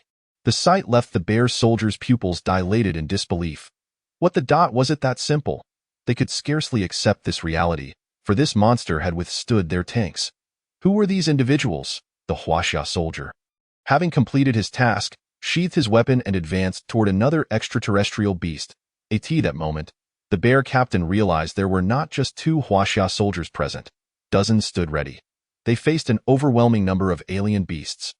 Yet in an instant, the tide had turned. In that moment, the Bear soldiers questioned their very existence. Meanwhile, similar scenes unfolded in Babayang and Alpaca nations. "They have already departed," Yang Jun reported to Lin Luo. Lin Luo did not turn back but merely nodded. "What are you researching now?" Yang Jun inquired. "We have achieved a victory. A brief respite would be prudent." He genuinely believed Lin Luo was overexerting himself. While it appeared that Lin Luo had not engaged in much, Yang Jun understood that Lin Luo's mind was perpetually active. He wished to alleviate some of the burden, yet felt his own capabilities were limited. Upon hearing this, Lin Luo smiled faintly, saying, "I wish I could, but those noble higher civilizations in space do not permit us a moment's rest." Yang Jun paused, realizing he had misspoken. That moment, Lin Luo turned to Yi and asked, "How goes the progress on cracking this protective shield?" Yi replied, "We have made some headway, but we cannot decipher the spacecraft. This spacecraft appears to be a one-time use." He added. Lin Luo frowned. This confirmed their suspicions. These were indeed discarded battle slaves. "What do you intend to do?" Yang Jun inquired. "While we currently possess a foundational strength, Elder Yang, you should be aware of what the foremost element in modern warfare is: air superiority." Yang Jun's pupils constricted. "Indeed," Lin Luo remarked, "at present, we are unable to extract effective flight genes." Yang Jun was tempted to inquire how Lin Luo had achieved flight, yet he reconsidered. If Lin Luo were inclined to share, he would have done so already. It is unlikely that such a species exists on Blue Star. Lin Luo added, however, "I wonder if those extraterrestrial beings in space still exist." Upon hearing this, Yang Jun nearly spat out the water he had just swallowed. Contemplating how they had yet to engage in battle, yet Lin Luo was already fixated on the genes of others. "Nevertheless, I fear that the enemy's aerial combat capabilities may be overwhelmingly strong, rendering the celestial soldiers at a distinct disadvantage." Lin Luo lightly tapped the table with his pen. "Then let us utilize fighter jets as our vehicles. Do we not possess replicas of the KX-18? Yang Jun stated. After a moment of contemplation, he paused, saying, "That thing is probably no longer operational." That moment, his phone rang, and upon answering, his brow furrowed. "What? You say traces of extraterrestrial beasts have been discovered in Jufeng? Were you not instructed to conduct a thorough investigation? Immediately dispatch nearby celestial soldiers. Remember, the safety of the populace must come first." As he finished speaking, a voice on the other end said, "We have discovered enormous footprints here, but we are uncertain if they belong to extraterrestrial beasts." Chapter 82. Celestial soldiers of Huaxia immediately conduct an investigation, Yang Jun said as he hung up the phone, turning to Lin Luo. "I must step out for a moment." Lin Luo nodded. Such matters naturally do not require him to oversee every detail. The current domestic situation is manageable. Even if a few stragglers were to slip through the net, it is not beyond the realm of possibility. Standing at a distance on a temporary command hill, Jonolev gazed at the colossal city in the distance. This is the capital of our bear nation. Yet, in a short while, it will vanish entirely from the map. Team 237 consists of 33 members, yet there are still no signs of them. An aide reported. They are the last team remaining. After a moment, he added, the scheduled time for the judgment plan has arrived. Should we? Wait a little longer, Jonolev replied. The aide said, actually, they have probably. That is also fate, Jonolev retorted angrily. Every second counts. It could mean a miracle. The aide quickly stepped back, knowing Jonolev was not angry at him. After all, Jonolev understood that if they did not return, the likelihood of their survival was slim. Yet, none of them wished to accept in their hearts that they were dead. Indeed, Jonolev's voice, tinged with weariness, broke the silence. Let us wait for another 3 minutes. The aide was astonished. He had never seen Jonolev appear so frail. He is the emperor of the bear nation, a formidable figure, and his actions are typically decisive. Just then, the sound of a car horn pierced the air. Everyone's pupils brightened. A miracle! A miracle! Yura! The crowd erupted in excitement as they beheld the bear nation's military flag. Prepare for the judgment plan immediately, Jonolev commanded. Yes, the aide nodded. A soldier nearby exclaimed, Commander, there is someone in the passenger seat who seems to be saying something. Is there a pursuer behind us? Jonolev looked over anxiously, yet saw nothing amiss. The vehicle accelerated to its maximum speed, drawing nearer to the hilltop. As it approached within 100 meters, they could finally hear the voice of the soldier in the passenger seat. Stop. Cease fire. Smoko, we have held our ground. The crowd paused. As the 100 meters quickly closed, the vehicle came to a sudden halt, and the soldier from the passenger seat jumped out, exclaiming, Mr. Guozhang, please immediately halt the bombing plan. Smoko is safe. What? The crowd froze, now fully grasping the situation. Huaxia people. Everyone was taken aback. The exchange they had just witnessed felt like the recounting of a legendary tale. It is true, the soldier declared. I swear in the name of the Almighty. Jonolev's eyes gleamed with joy, a smile beginning to form, but then he suddenly recalled something and hurriedly made his way back, shouting, Quickly, stop the launch of the nuclear missile. He accelerated his pace. Rushing into the main camp. Mr. Guozhang, what is the matter? The aide inquired. Without uttering a word, Jonolev squinted at a small black box in the foreground. The nuclear missile control device of the bear nation. Countdown. 10 seconds. Without saying a word, Jonolev snatched it away. 0.9 seconds. Termination procedure. Please enter the password. 0.8 seconds. 0.1 second. Safety disengaged. Beep, beep, beep, beep. Jonolev was drenched in sweat, collapsing to the ground, gasping for breath. The aide asked, Mr. Guozhang, do you know what you are doing? At that moment, Jonolev smiled, looking at the individuals in the control room, joyfully proclaiming, No need to detonate. Our capital has been saved. In that instant, everyone in the control room was rendered speechless, unable to react for quite some time. Meanwhile, in the city of Smoko, the battle had come to an end. Make sure to clean up thoroughly. Do not miss a single hair. We must also strive to earn a commendation from Commander Lin Luo. Last time, that team in North China received a few words of praise from Commander Lin, and they were over the moon. We cannot fall behind. We too must soar. The team leader grinned as he spoke. The soldiers of the Bear Nation were deeply moved. These Huaxia people not only helped them eliminate the monsters, but are also assisting in cleaning up the battlefield. Overwhelmed with emotion, I asked this what it means to be allies? You need not trouble yourselves. We can manage. The Bear Nation's team leader stepped forward. Unfortunately, the words he spoke were incomprehensible to the Huaxia team leader. The Bear Nation's team leader hurriedly gestured for his team members to assist. Yet the Huaxia team leader immediately interjected. No need. We can handle it ourselves. Still unable to understand, the soldiers of the Bear Nation felt even more touched. Truly, genuine brothers. The Bear Nation's team cast a glance at the planted in the ground. Swallowing hard, pointing at the implication was clear. May I touch it? Having witnessed this group wielding the blade to vanquish monsters with such vigor, he wished to see what kind of artifact this blade was. Although the Huaxia team leader did not comprehend the language, he understood this gesture, responding with a smile. Okay, Okay. The Bear Nation's team leader eagerly prepared to draw the blade, but it would not budge. Pulling with all his might, it remained steadfast. After 3 attempts, still immovable, at this moment, the Huaxia team leader burst into laughter, and under his watchful gaze, effortlessly lifted with one hand, amicably draping an arm around the Bear Nation leader's shoulder. Exclaiming, "Yura! Yura!" The Bear Nation leader was taken aback, still fixated on the being effortlessly lifted with a single hand, pondering, is the disparity between people this vast? As night fell, Lin Luo returned to his quarters.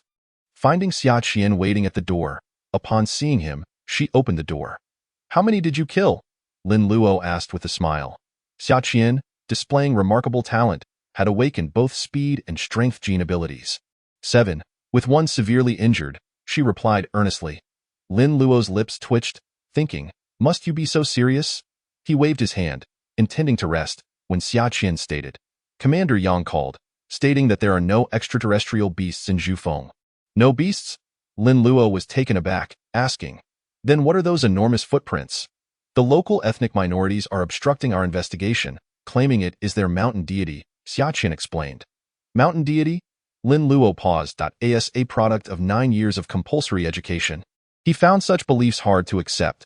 He attempted to search for the term Zhufeng mountain deity on his computer and discovered a surprising number of discussions online. In 1973, a Chinese expedition team encountered a snow mountain, presumed dead, only to find themselves at the foot of the mountain the following day. According to their recollections, they had been rescued by mysterious beings.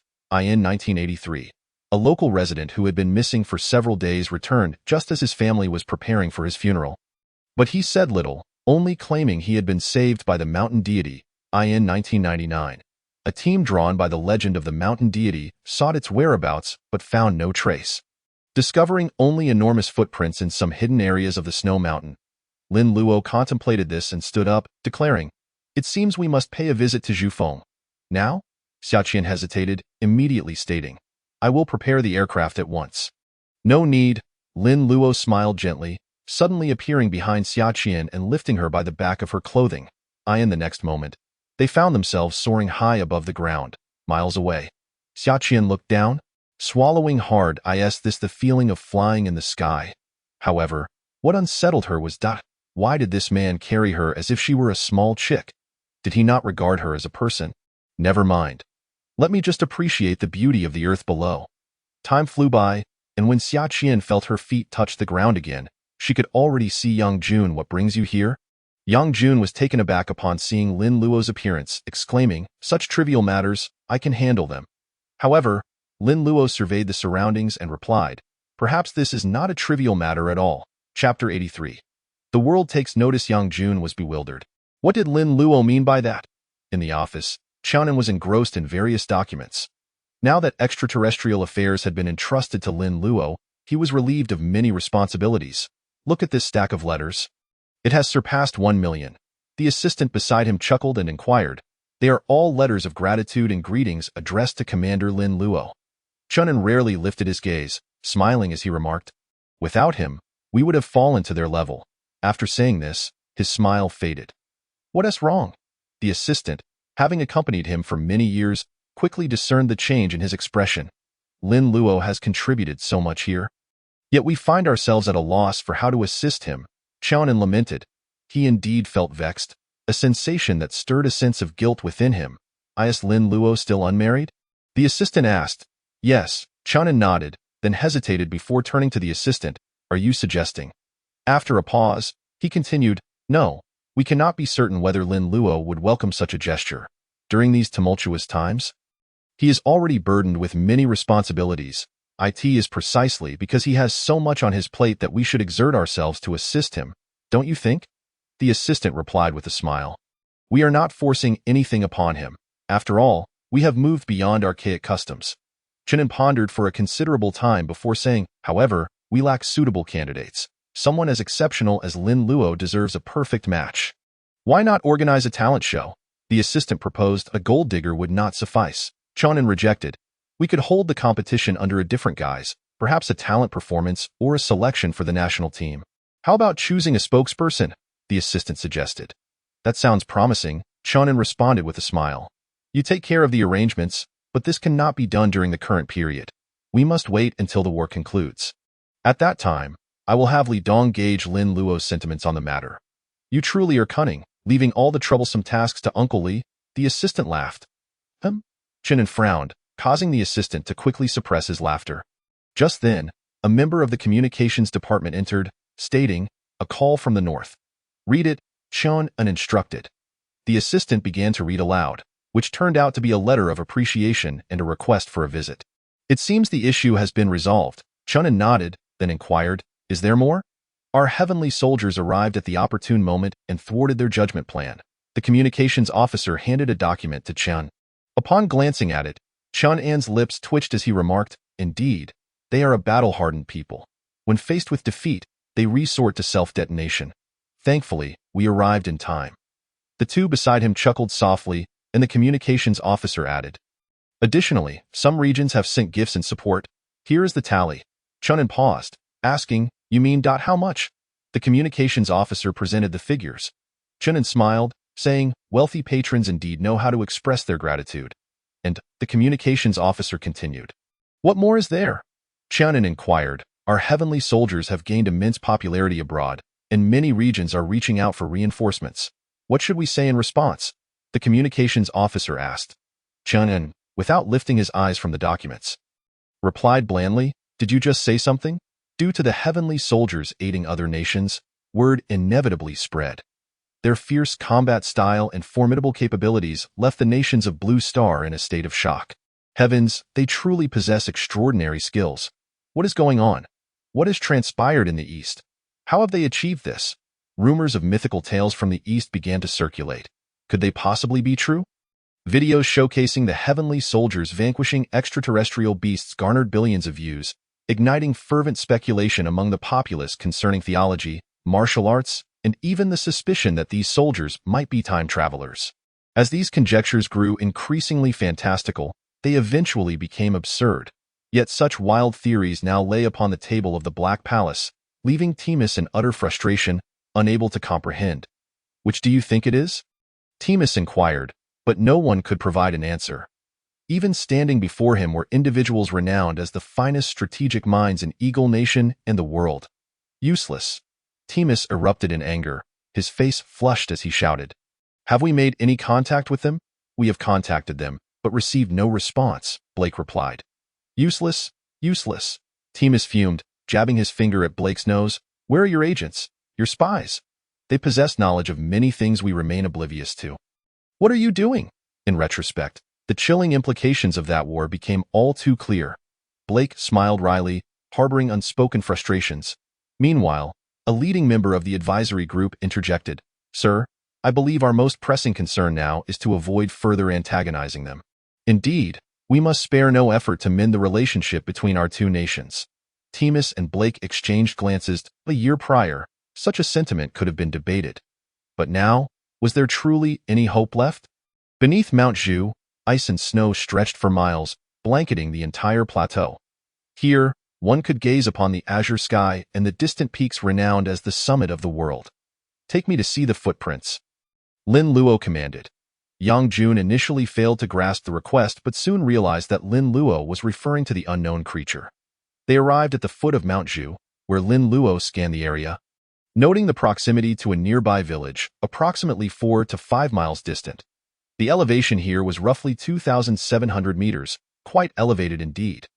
Though protective measures had been taken regarding the footprints, the harsh weather had since covered them with snow.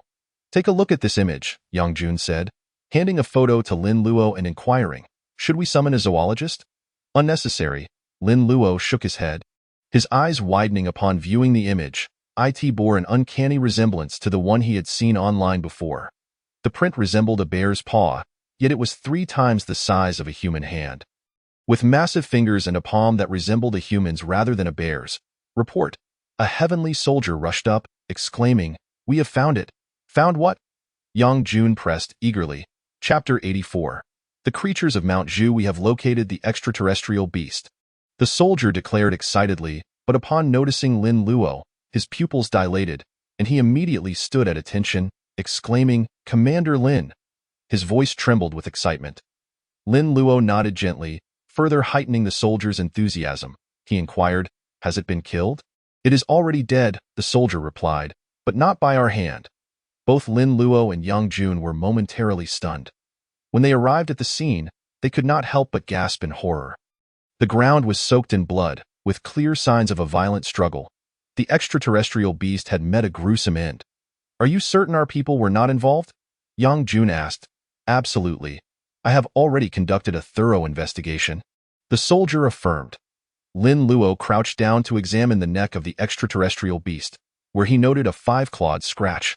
Upon inspecting the blood on the ground, he observed both green and red hues. The red blood was clearly not that of the extraterrestrial beast. Subsequently, Lin Luo entered the village, where the elderly village chief was visibly agitated upon seeing Lin Luo and his team. "Abba Mose," he exclaimed, "the mountain spirit is divine, the protector of the earth. You must not harm it." The translator beside him relayed the message. Lin Luo smiled gently, reassuring the chief, "We do not intend to harm it. Rather, the monster has injured it, and perhaps it requires our assistance." "A Makaba?" The old chief appeared unconvinced. "How could the mountain spirit be harmed?" Lin Luo continued, "A few days ago, did you hear the howls of beasts and witness the fires? That was the mountain spirit shielding you. Look, this monster was slain by it." Lin Luo showed him the photo, yet the old chief remained skeptical. Noticing his doubt, Lin Luo gestured for Yang Jun to step forward, stating, "We are soldiers of Huaxia. We would never lie.at last." The old chief began to believe him, recounting to Lin Luo that indeed, there had been sounds of fighting a few days prior, but the night was too dark.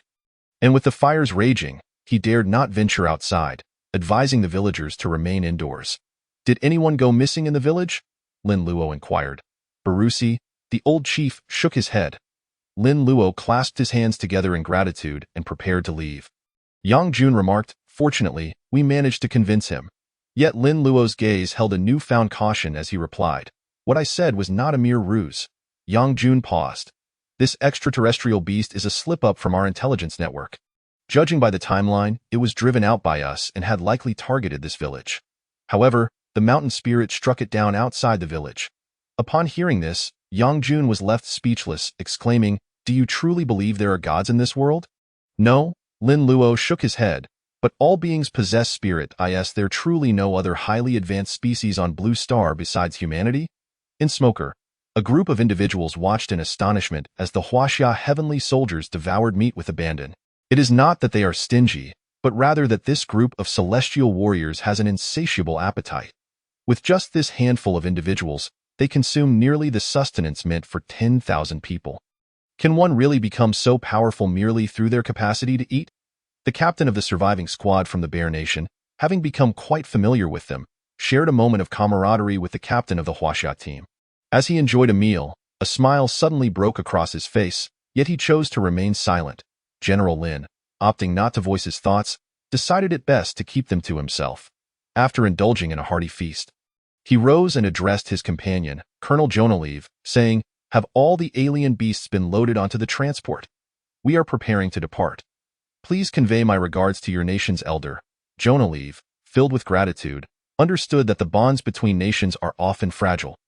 Fundamentally rooted in self-interest, he recognized that Huaxia's proactive assistance was a wise choice made when they formed an alliance. He added, "In addition to the alien beast carcasses, we have also loaded some oil and provisions that you favor as tokens of our appreciation. Furthermore, I would appreciate it if you could relay to your superiors my desire for a personal visit to your esteemed country." Upon finishing, Jonalive stood at attention, prompting everyone else to do the same. He rendered a salute, bowing slightly as he expressed, "Thank you for saving us, for saving Smork." The Huaxia soldiers reciprocated the gesture, uttering polite remarks, though none exhibited any intent to decline. However, they remained oblivious to the extent of the resources Jonalive had alluded to, which were indeed exaggerated. In the vastness of space, the inhabitants of the Apocalypse Star scoured the entire solar system, even venturing beyond, yet they encountered no additional habitable planets. This disheartened them considerably. If they could enslave 2 civilizations within such a stellar system, returning to Apocalypse Star would undoubtedly be a monumental achievement. In this light, the current civilization of the blue planet appeared nascent. Vobala Midar, gazing at the fragments in his hand, felt a flicker of panic, yet quickly regained his composure, remarking, "Nevertheless, there is a semblance of connection. Perhaps this time we might uncover a civilization rich in treasures." The surrounding officers erupted in ecstasy. "Let us embark," set our course for Blue Planet, Vobala Midar commanded. There were several planets along this trajectory worth exploring, as this solar system, despite its current decline, must have once been splendid. Time was of the essence. The inhabitants of Blue Planet should be thoroughly intimidated by our battle slaves and would likely be eager to surrender. Indeed, he affirmed, turning to give orders. Vobala Midar, while surveying the shards in his hand, noticed that the vice-captain seemed hesitant to speak. He observed a sudden disappearance of numerous signal sources, which were the devices controlling the submarine beings. Under normal circumstances, their absence would indicate death. Yet, according to their previous intelligence, the mightiest force on Blue Planet was a nation known as the Eagle Nation. However, this so-called strongest power posed no threat in their eyes. Had they miscalculated? The vice-captain pondered, ultimately concluding that the distance might have rendered the signals undetectable, especially given that this solar system was an exceedingly remote and desolate region. Nevertheless, even if the submarine beasts had perished, they remained indifferent. After all, they were merely slaves, nothing more. For several days, Lin Luo scoured the valley, aware that this endeavor was akin to searching for a needle in a haystack, but on the final day of his quest, he ascended to the summit of Zhu Peak. Here, the cliffs were steep, and standing atop the mountain offered a close view of the stars and moon. However, for those afflicted with acrophobia, gazing down was unbearable. Despite his meticulous search yielding no results, Lin Luo contemplated returning to Tianjing when a soldier beside him exclaimed, "Is that snowed? Red?" Lin Luo turned, his pupils dilating in surprise. On the white cliffside, a massive figure blended seamlessly with the snowy landscape. Were it not for Lin Luo's exceptional eyesight, he would have never discerned the creature clinging there. The being seemed to sense Lin Luo's gaze, its eyes widening in alarmed eye in that moment. Their eyes locked, one filled with astonishment, the other with delight. The surrounding soldiers were rendered speechless as the creature leapt into the air, defying gravity without wings. It could fly. At that instant, Lin Luo was ecstatic. The creature hovered for a moment, casting a taunting glance at Lin Luo, as if to say, Come chase me." Chapter 85. "I am a good person." The creature then darted off into the distance, appearing non-aggressive. It soared through the cosmos, seeking its next hiding place when it suddenly heard a cheerful hi. It could not comprehend human language, yet it recognized the presence of a human. Turning its head, the creature's facial expression shifted as it spotted the very human it had just provoked. Now standing shoulder to shoulder with it. Hi, Lin Luo greeted with a friendly smile. Having lived a long life, he had never encountered such a situation. The creature paused, scanning Lin Luo with a mixture of fear and curiosity. It let out a roar and accelerated its speed, moving with an unimaginable swiftness. After flying for about 10 minutes, it glanced back to find the space behind it empty, sighing in relief. But suddenly, it felt a collision. Ouch, ouch, ouch. Upon opening its eyes, it found itself once more face to face with that friendly smile and heard the reassuring words, "I am a good person." The creature took a step back, then swiftly turned in another direction. Its body exhibited signs of intense agitation. Lin Luo furrowed his brow, recognizing this as a manifestation of the creature's panic. When confronted by a more powerful being, it instinctively fled. Clearly, it understood that Lin Luo's speed surpassed its own. Yet, it chose not to attack, but to escape. As Lin Luo hesitated on whether to pursue, he noticed visible blood trails streaming from the creature's back. Now gushing due to its frantic movements, he quickly closed the distance as the creature desperately sought to evade him. Each time Lin Luo caught up, he patiently explained himself, but the creature would merely change direction to flee. With no other option, Lin Luo resolved to make a sacrifice. He used his nail to prick his own arm, then gestured with his palm covering the wound, pointing to the creature's back. In that moment, the creature finally understood. After a moment of hesitation, it came to a halt. "I mean you no harm," Lin Luo reiterated, pointing again at its back and saying, "Thank you for saving those villagers." 30 minutes later, Lin Luo regarded the creature, now bandaged like a mummy, and found himself somewhat speechless. Under the circumstances, his makeshift first aid was commendable, albeit unsightly. The creature, entirely snow-white with a large head and belly, boasted sturdy limbs. "With a belly like that, do you often sneak food from the villagers?" Lin Luo joked, playfully tapping its abdomen. The creature snorted, clearly displeased by the attention to its belly, yet it recognized it could not outmatch Lin Luo. "Being plump is not your fault," Lin Luo remarked as he sat on the ground. "What species are you, and how did you end up here?" His curiosity was piqued, yet his inquiries were met with silence. The creature, seemingly unable to comprehend his words, suddenly stood alert, scanning the surroundings. Lin Luo sensed that Yang Jun and the others must be approaching. The creature roared at him, indicating its intention to depart. Lin Luo smiled gently and nodded. This creature possessed remarkable intelligence. Before leaving, it glanced back and roared once more, likely as a gesture of gratitude. Lin Luo waved goodbye amicably. Once the creature had completely vanished, he produced a test tube concealed behind him, filled with the creature's blood. Sighing, he mused, "I am truly too kind." Caring for animals is a responsibility for all, however. The avaricious human remained unaware that, on the departing creature's paw, a few strands of his black hair were clutched, revealing a foolish grin. This was the true smile in Tianjing. As Lin Luo and Yang Jun returned, they were summoned for a meeting. This matter should remain confidential. Lin Luo asserted, "The spiritual beings between heaven and earth often defy conventional explanations. Much like how dolphins rescue humans, this creature is fundamentally a kind-hearted being. To leave it undisturbed is for the best." "I assumed you would have killed it," Yang Jun retorted. "Elder Yang, your first instinct is always to resort to violence. Aside from warfare, there exists a realm of human emotions and social intricacies," Lin Luo replied. "Consider it. I saved it, and it willingly provided me with a vial of blood. That is a matter of mutual respect." "Are you certain it was voluntary?" Yang Jun countered, not one to be easily fooled, though perhaps a little slower to comprehend. Lin Luo turned his head, feigning ignorance of Yang Jun's remark, and shifted the topic. "Strangely, I feel as though I've encountered this plump creature before, perhaps back in elementary school. You never visited Zhu Peak during your childhood. We have investigated your background, and I could even summon your former desk partner," Yang Jun rebutted. That moment, an elder entered the office, observing them with a smile. "Ah, you've arrived. What is it that has you so cheerful?" "General Lin insists it must remain unspoken," Yang Jun replied. Lin Luo, feeling a bead of sweat trickle down, thought to himself, "Is this elder playing tricks on me?" The elder chuckled heartily, seemingly unconcerned, and said, "Please, take a seat." In this context, apart from them, there are also Li Donglai, Chunin, and Wu Wenba.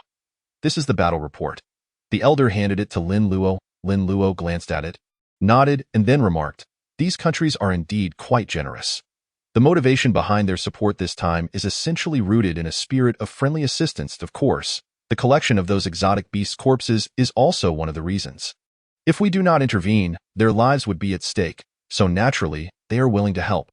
Chunin stated, "I have already ordered them to withdraw their troops."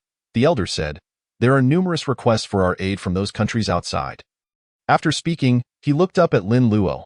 Lin Luo contemplated for a moment and replied, "Now that the situation is stable and the allied nations have been largely resolved, we can consider extending our assistance to other countries. After all, our demand for those alien corpses is substantial. These are valuable resources, and we need to equip all our celestial soldiers." However, Lin Luo did not finish his sentence, yet the elders present displayed sly smiles akin to that of a fox. "They need to plead with us." Li Donglai grinned awkwardly, finally seizing an opportunity to interject. However, as soon as he spoke, the crowd frowned. Li Donglai felt a chill in his heart, thinking he had misspoken, and then heard the elder's reproachful voice. "Donglai, what nonsense are you spouting? We are a benevolent nation, offering assistance to all in a spirit of goodwill. Your mindset is faulty." "Yes, yes, yes." Everyone, including Lin Luo, nodded in agreement. Li Donglai fell into a state of self-imposed silence, reflecting that perhaps it was best for him to refrain from speaking. Urgent intelligence, urgent intelligence. A soldier from a small nation on the desert continent burst into the office, startling the head of state, who inquired ungraciously, "What is it?" "Huaxia has replied, agreeing to our transaction," the soldier announced. The head of state paused, then his face lit up with joy as he asked, "Really? Look here." The soldier quickly handed over the information. Good, good. The head of state was moved to tears. This scene was unfolding in many nations simultaneously. This news also reached all countries on Blue Star in record time. Within the Dark Palace, Timus reacted to the news with mixed feelings of joy and anxiety. They had also submitted a bid. However, Huaxia was not answering their calls at all. Raise the stakes, raise the stakes. Timus shouted, as if driven to madness. Chapter 86. Superpower Genes. Days later, the world was abuzz. The official media from the East announced that they would simultaneously dispatch celestial armies to support 8 nations. Upon this declaration, the excitement surged dramatically. The entire world was engulfed in turmoil. What were once bustling coastal areas had now become desolate wastelands. Conversely, previously barren regions were now teeming with people. Yet, this was merely a temporary situation. If these monsters were not dealt with, they would inevitably encroach upon these lands. Consequently, citizens of developed nations exerted pressure on their leaders to urgently seek assistance. There were even instances of riots. However, these countries were in a predicament, unable to voice their grievances. They couldn't even make contact, let alone raise their voices. Yet, they dared not offend the East. Since they were disregarded, they decided to apply pressure artificially. On the night of December 13, Timus summoned the people of Fusang, demanding that they unite a few nations to exert public pressure on the East. The Fusang representatives were utterly disheartened by this request. Who would dare offend the East? Yet they had always acted under the directives of the Eagle Nation, so they had no choice but to comply. Perhaps there was indeed a way. They had always feared international opinion. Fusang relayed the news back to their home country, and after some discussion, a consensus emerged. On the morning of the 14th, Fusang and 3 other nations issued a statement. The East is a major world power and should bear the responsibilities of such. Humanity is one. You cannot be selfish. Simultaneously, they sought to generate buzz by hiring online commentators, igniting widespread debate across the globe. Ultimately, the discourse began to evolve into calls for a merger and the initiation of war. In response to this situation, the East maintained a stoic silence until 2 p.m. on the 14th, when a representative from the East publicly released a video on the official International Coalition website. In light of certain circumstances, we have decided to permanently blacklist these 3 nations, prohibiting any foreign trade or assistance. This announcement sent shockwaves throughout the internet. What a display of dominance. So, you wish to manipulate public opinion from behind the scenes? We shall simply blacklist you. The citizens of these 3 nations were left dumbfounded, akin to having their defenses breached, seizing the opportunity to maintain pressure. Unfortunately, after the East officially blacklisted them, they received no further acknowledgement. Instead, rumors began to circulate within the alliance that the Gallic Rooster had managed to establish contact with the East. The world was abuzz with speculation. Lin Luo paid no heed to the external discussions. The biological blood samples retrieved from Zhu Feng indeed possessed remarkable capabilities. Ding, congratulations, host. You have come into contact with the superpower gene series. Ding. This gene series exists solely within unique biological gene chains. Ding. Deciphering it will grant access to its special gene chain. Superpower gene series. Lin Luo pondered. Attributes such as strength are high-level genes, and if we are speaking of superpowers, hopefully it pertains to the flight gene sequence. Lin Luo mused, returning to his diligent work. Yet, this task consumed 3 days and nights. Deciphering this gene was exceedingly complex, far more so than the genetic decryption of extraterrestrial beasts. Such creatures truly existed on Blue Star. Zhu Hui, too, was exhausted after 3 days and nights, yet remained fervent, suggesting, "Why don't we attempt to explore the ocean depths? There might be some down there." Lin Luo chuckled bitterly. "Dr. Zhu, do you truly want me to search for a needle in a haystack?" Zhu Hui paused, then chuckled ruefully. "I was merely suggesting. I wouldn't dare. Let's take a break." Lin Luo noticed a soldier from the Purple Gold Dragon standing at the door, holding a document, and he rose to step outside. Zhu Hui, seeing Lin Luo leave, said nothing further and returned to his focus on the genes. He reflected on how the previous 10 years spent in the mental asylum were an utter waste of time. Now, he had access to a wealth of knowledge and exciting prospects. Upon stepping outside, the Purple Gold Dragon soldier addressed him. "I have come to deliver document number 909. He handed it to Lin Luo with both hands, saluted, and then turned to stand outside. Lin Luo opened it to find the title, Human United Front Plan. The first page of the plan prominently displayed a line. bilateral equitable trade protection agreement. As Lin Luo continued reading, he couldn't help but smile. The so-called equitable agreement was not quite as equitable as it seemed. It stated that to gain Huaxia's protection, one must accept the terms of resource, technology, weaponry, and labor allocation to Huaxia. In simpler terms, Huaxia would not interfere with their sovereignty, but could unconditionally allocate all their resources.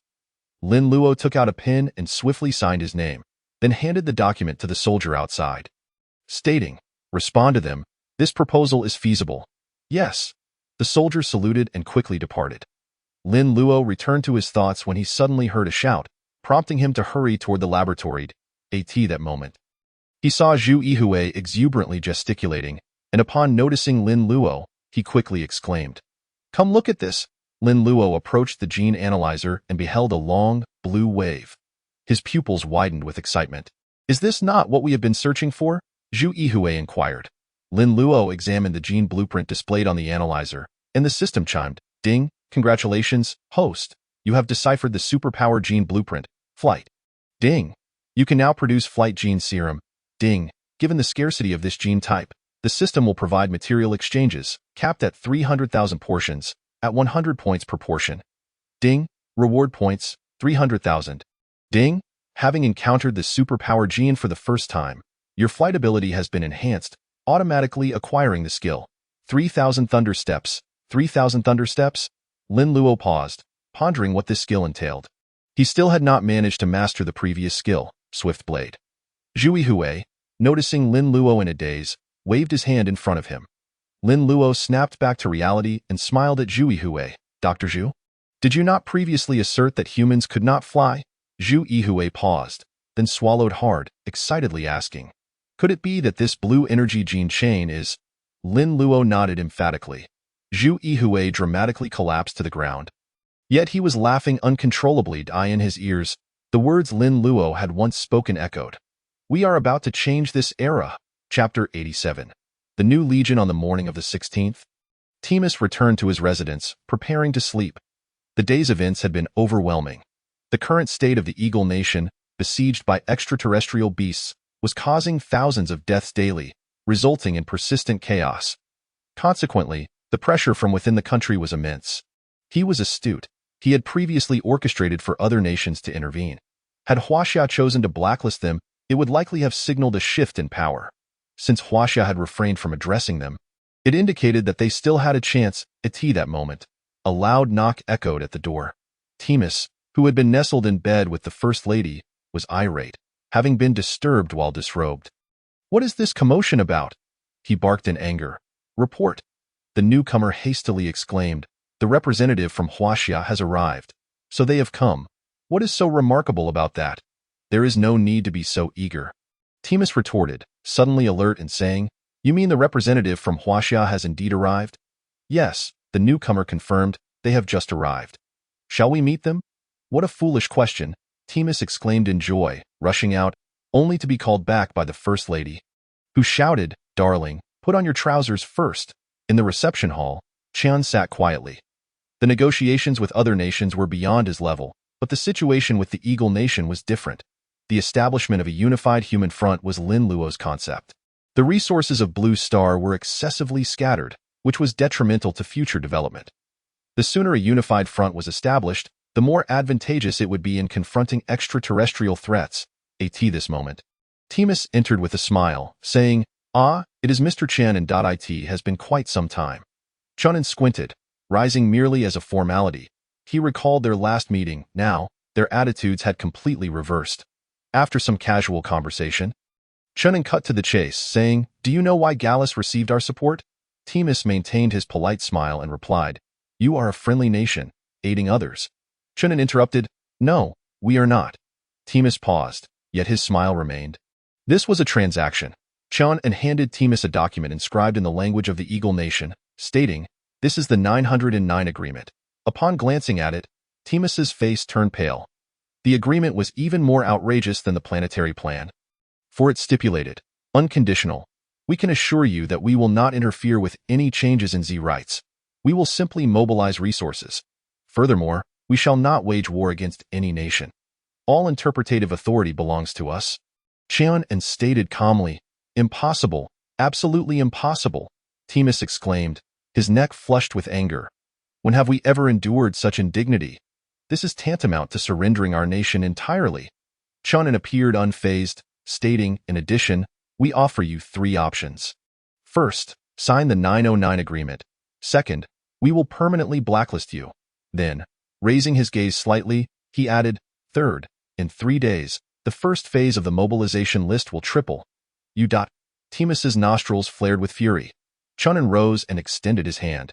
Yet, how could Timus possibly reciprocate? Chunin withdrew his hand without awkwardness and began to walk toward the door. Halfway there, he suddenly paused, declaring, the 3 Nations Declaration. Do you truly believe we are unaware of your machinations behind the scenes? Timus froze, sensing the coldness in Chan An's voice. The atmosphere plummeted to an icy silence. In that moment, Timus felt a murderous intent. On the morning of the 15th, Jonarev publicly delivered a speech in the Arctic, lifting the first-level alert status of the Bear Nation. Simultaneously, he boldly declared that they would join the 909 agreement. Upon hearing this, the world erupted in fervor. The entire globe was now enveloped in the public discourse orchestrated by Huaxia. Celestial soldiers, the 909 agreement, and the enigmatic origins of the Celestial Soldier Legion remained shrouded in mystery. Of course, this was related to Huaxia's continued closure of its borders. After all, should the gates be open now? A deluge of refugees would surge in. The coveted status of citizenship in this nation had become more challenging to attain than that of the world's wealthiest. The greatest regret lay with those Waxians who departed before the borders were sealed. Having doubted the nation's future, now, they awoke to the harsh reality. Some endeavored to re-establish contact with the consulate, but alas, they received no response. This was due to a previously issued top-secret notice. Henceforth, identification cards would undergo stringent scrutiny, 1 per individual. This was crucial for the forthcoming national plan. In the afternoon, nations such as Gallus publicly announced their declaration to join the 909 agreement. This announcement sparked a whirlwind of debate. It is true, they are quick to align themselves. Many remarked, I propose we expel them from the Nanua alliance. Agreed, others chimed in, condemning the actions. However, this did little to halt the progression of global affairs. Nations such as Barbarians and Lamas subsequently declared their allegiance to the 909 agreement. At this juncture, some nations began to feel a sense of unease, with Fusan taking the lead. They were watchfully observing the Eagle Nation across the ocean. If they were to agree, the Fusan people would find themselves in an awkward position, as they had been declared permanently blacklisted. The Human Evolution Initiative could now advance to the next phase. Lin Luo gazed at Qin Yuan and others before speaking. Elder Qin, Elder Zhou, I entrust you with the research on the Universal Gene Plan. Understood. Qin Yuan and Zhou Hai nodded in agreement. At present, ordinary citizens were still hesitant to attempt unlocking the genetic code, for the leap was too vast and could prove fatal. Elder Fong, please temporarily oversee the collection of genetic maps and related matters. Lin Luo instructed. Of course, Fong Zhongguo replied with a nod. After arranging matters with Li Zhu, Lin Luo produced a genetic map, the one detailing flight genes, and proclaimed, I believe we are on the cusp of a historic moment for humanity. Excitement flickered in the eyes of Qin Yuan and the others. Lin Luo had asserted that the sky would not be the limit for humankind, and now it was about to be realized.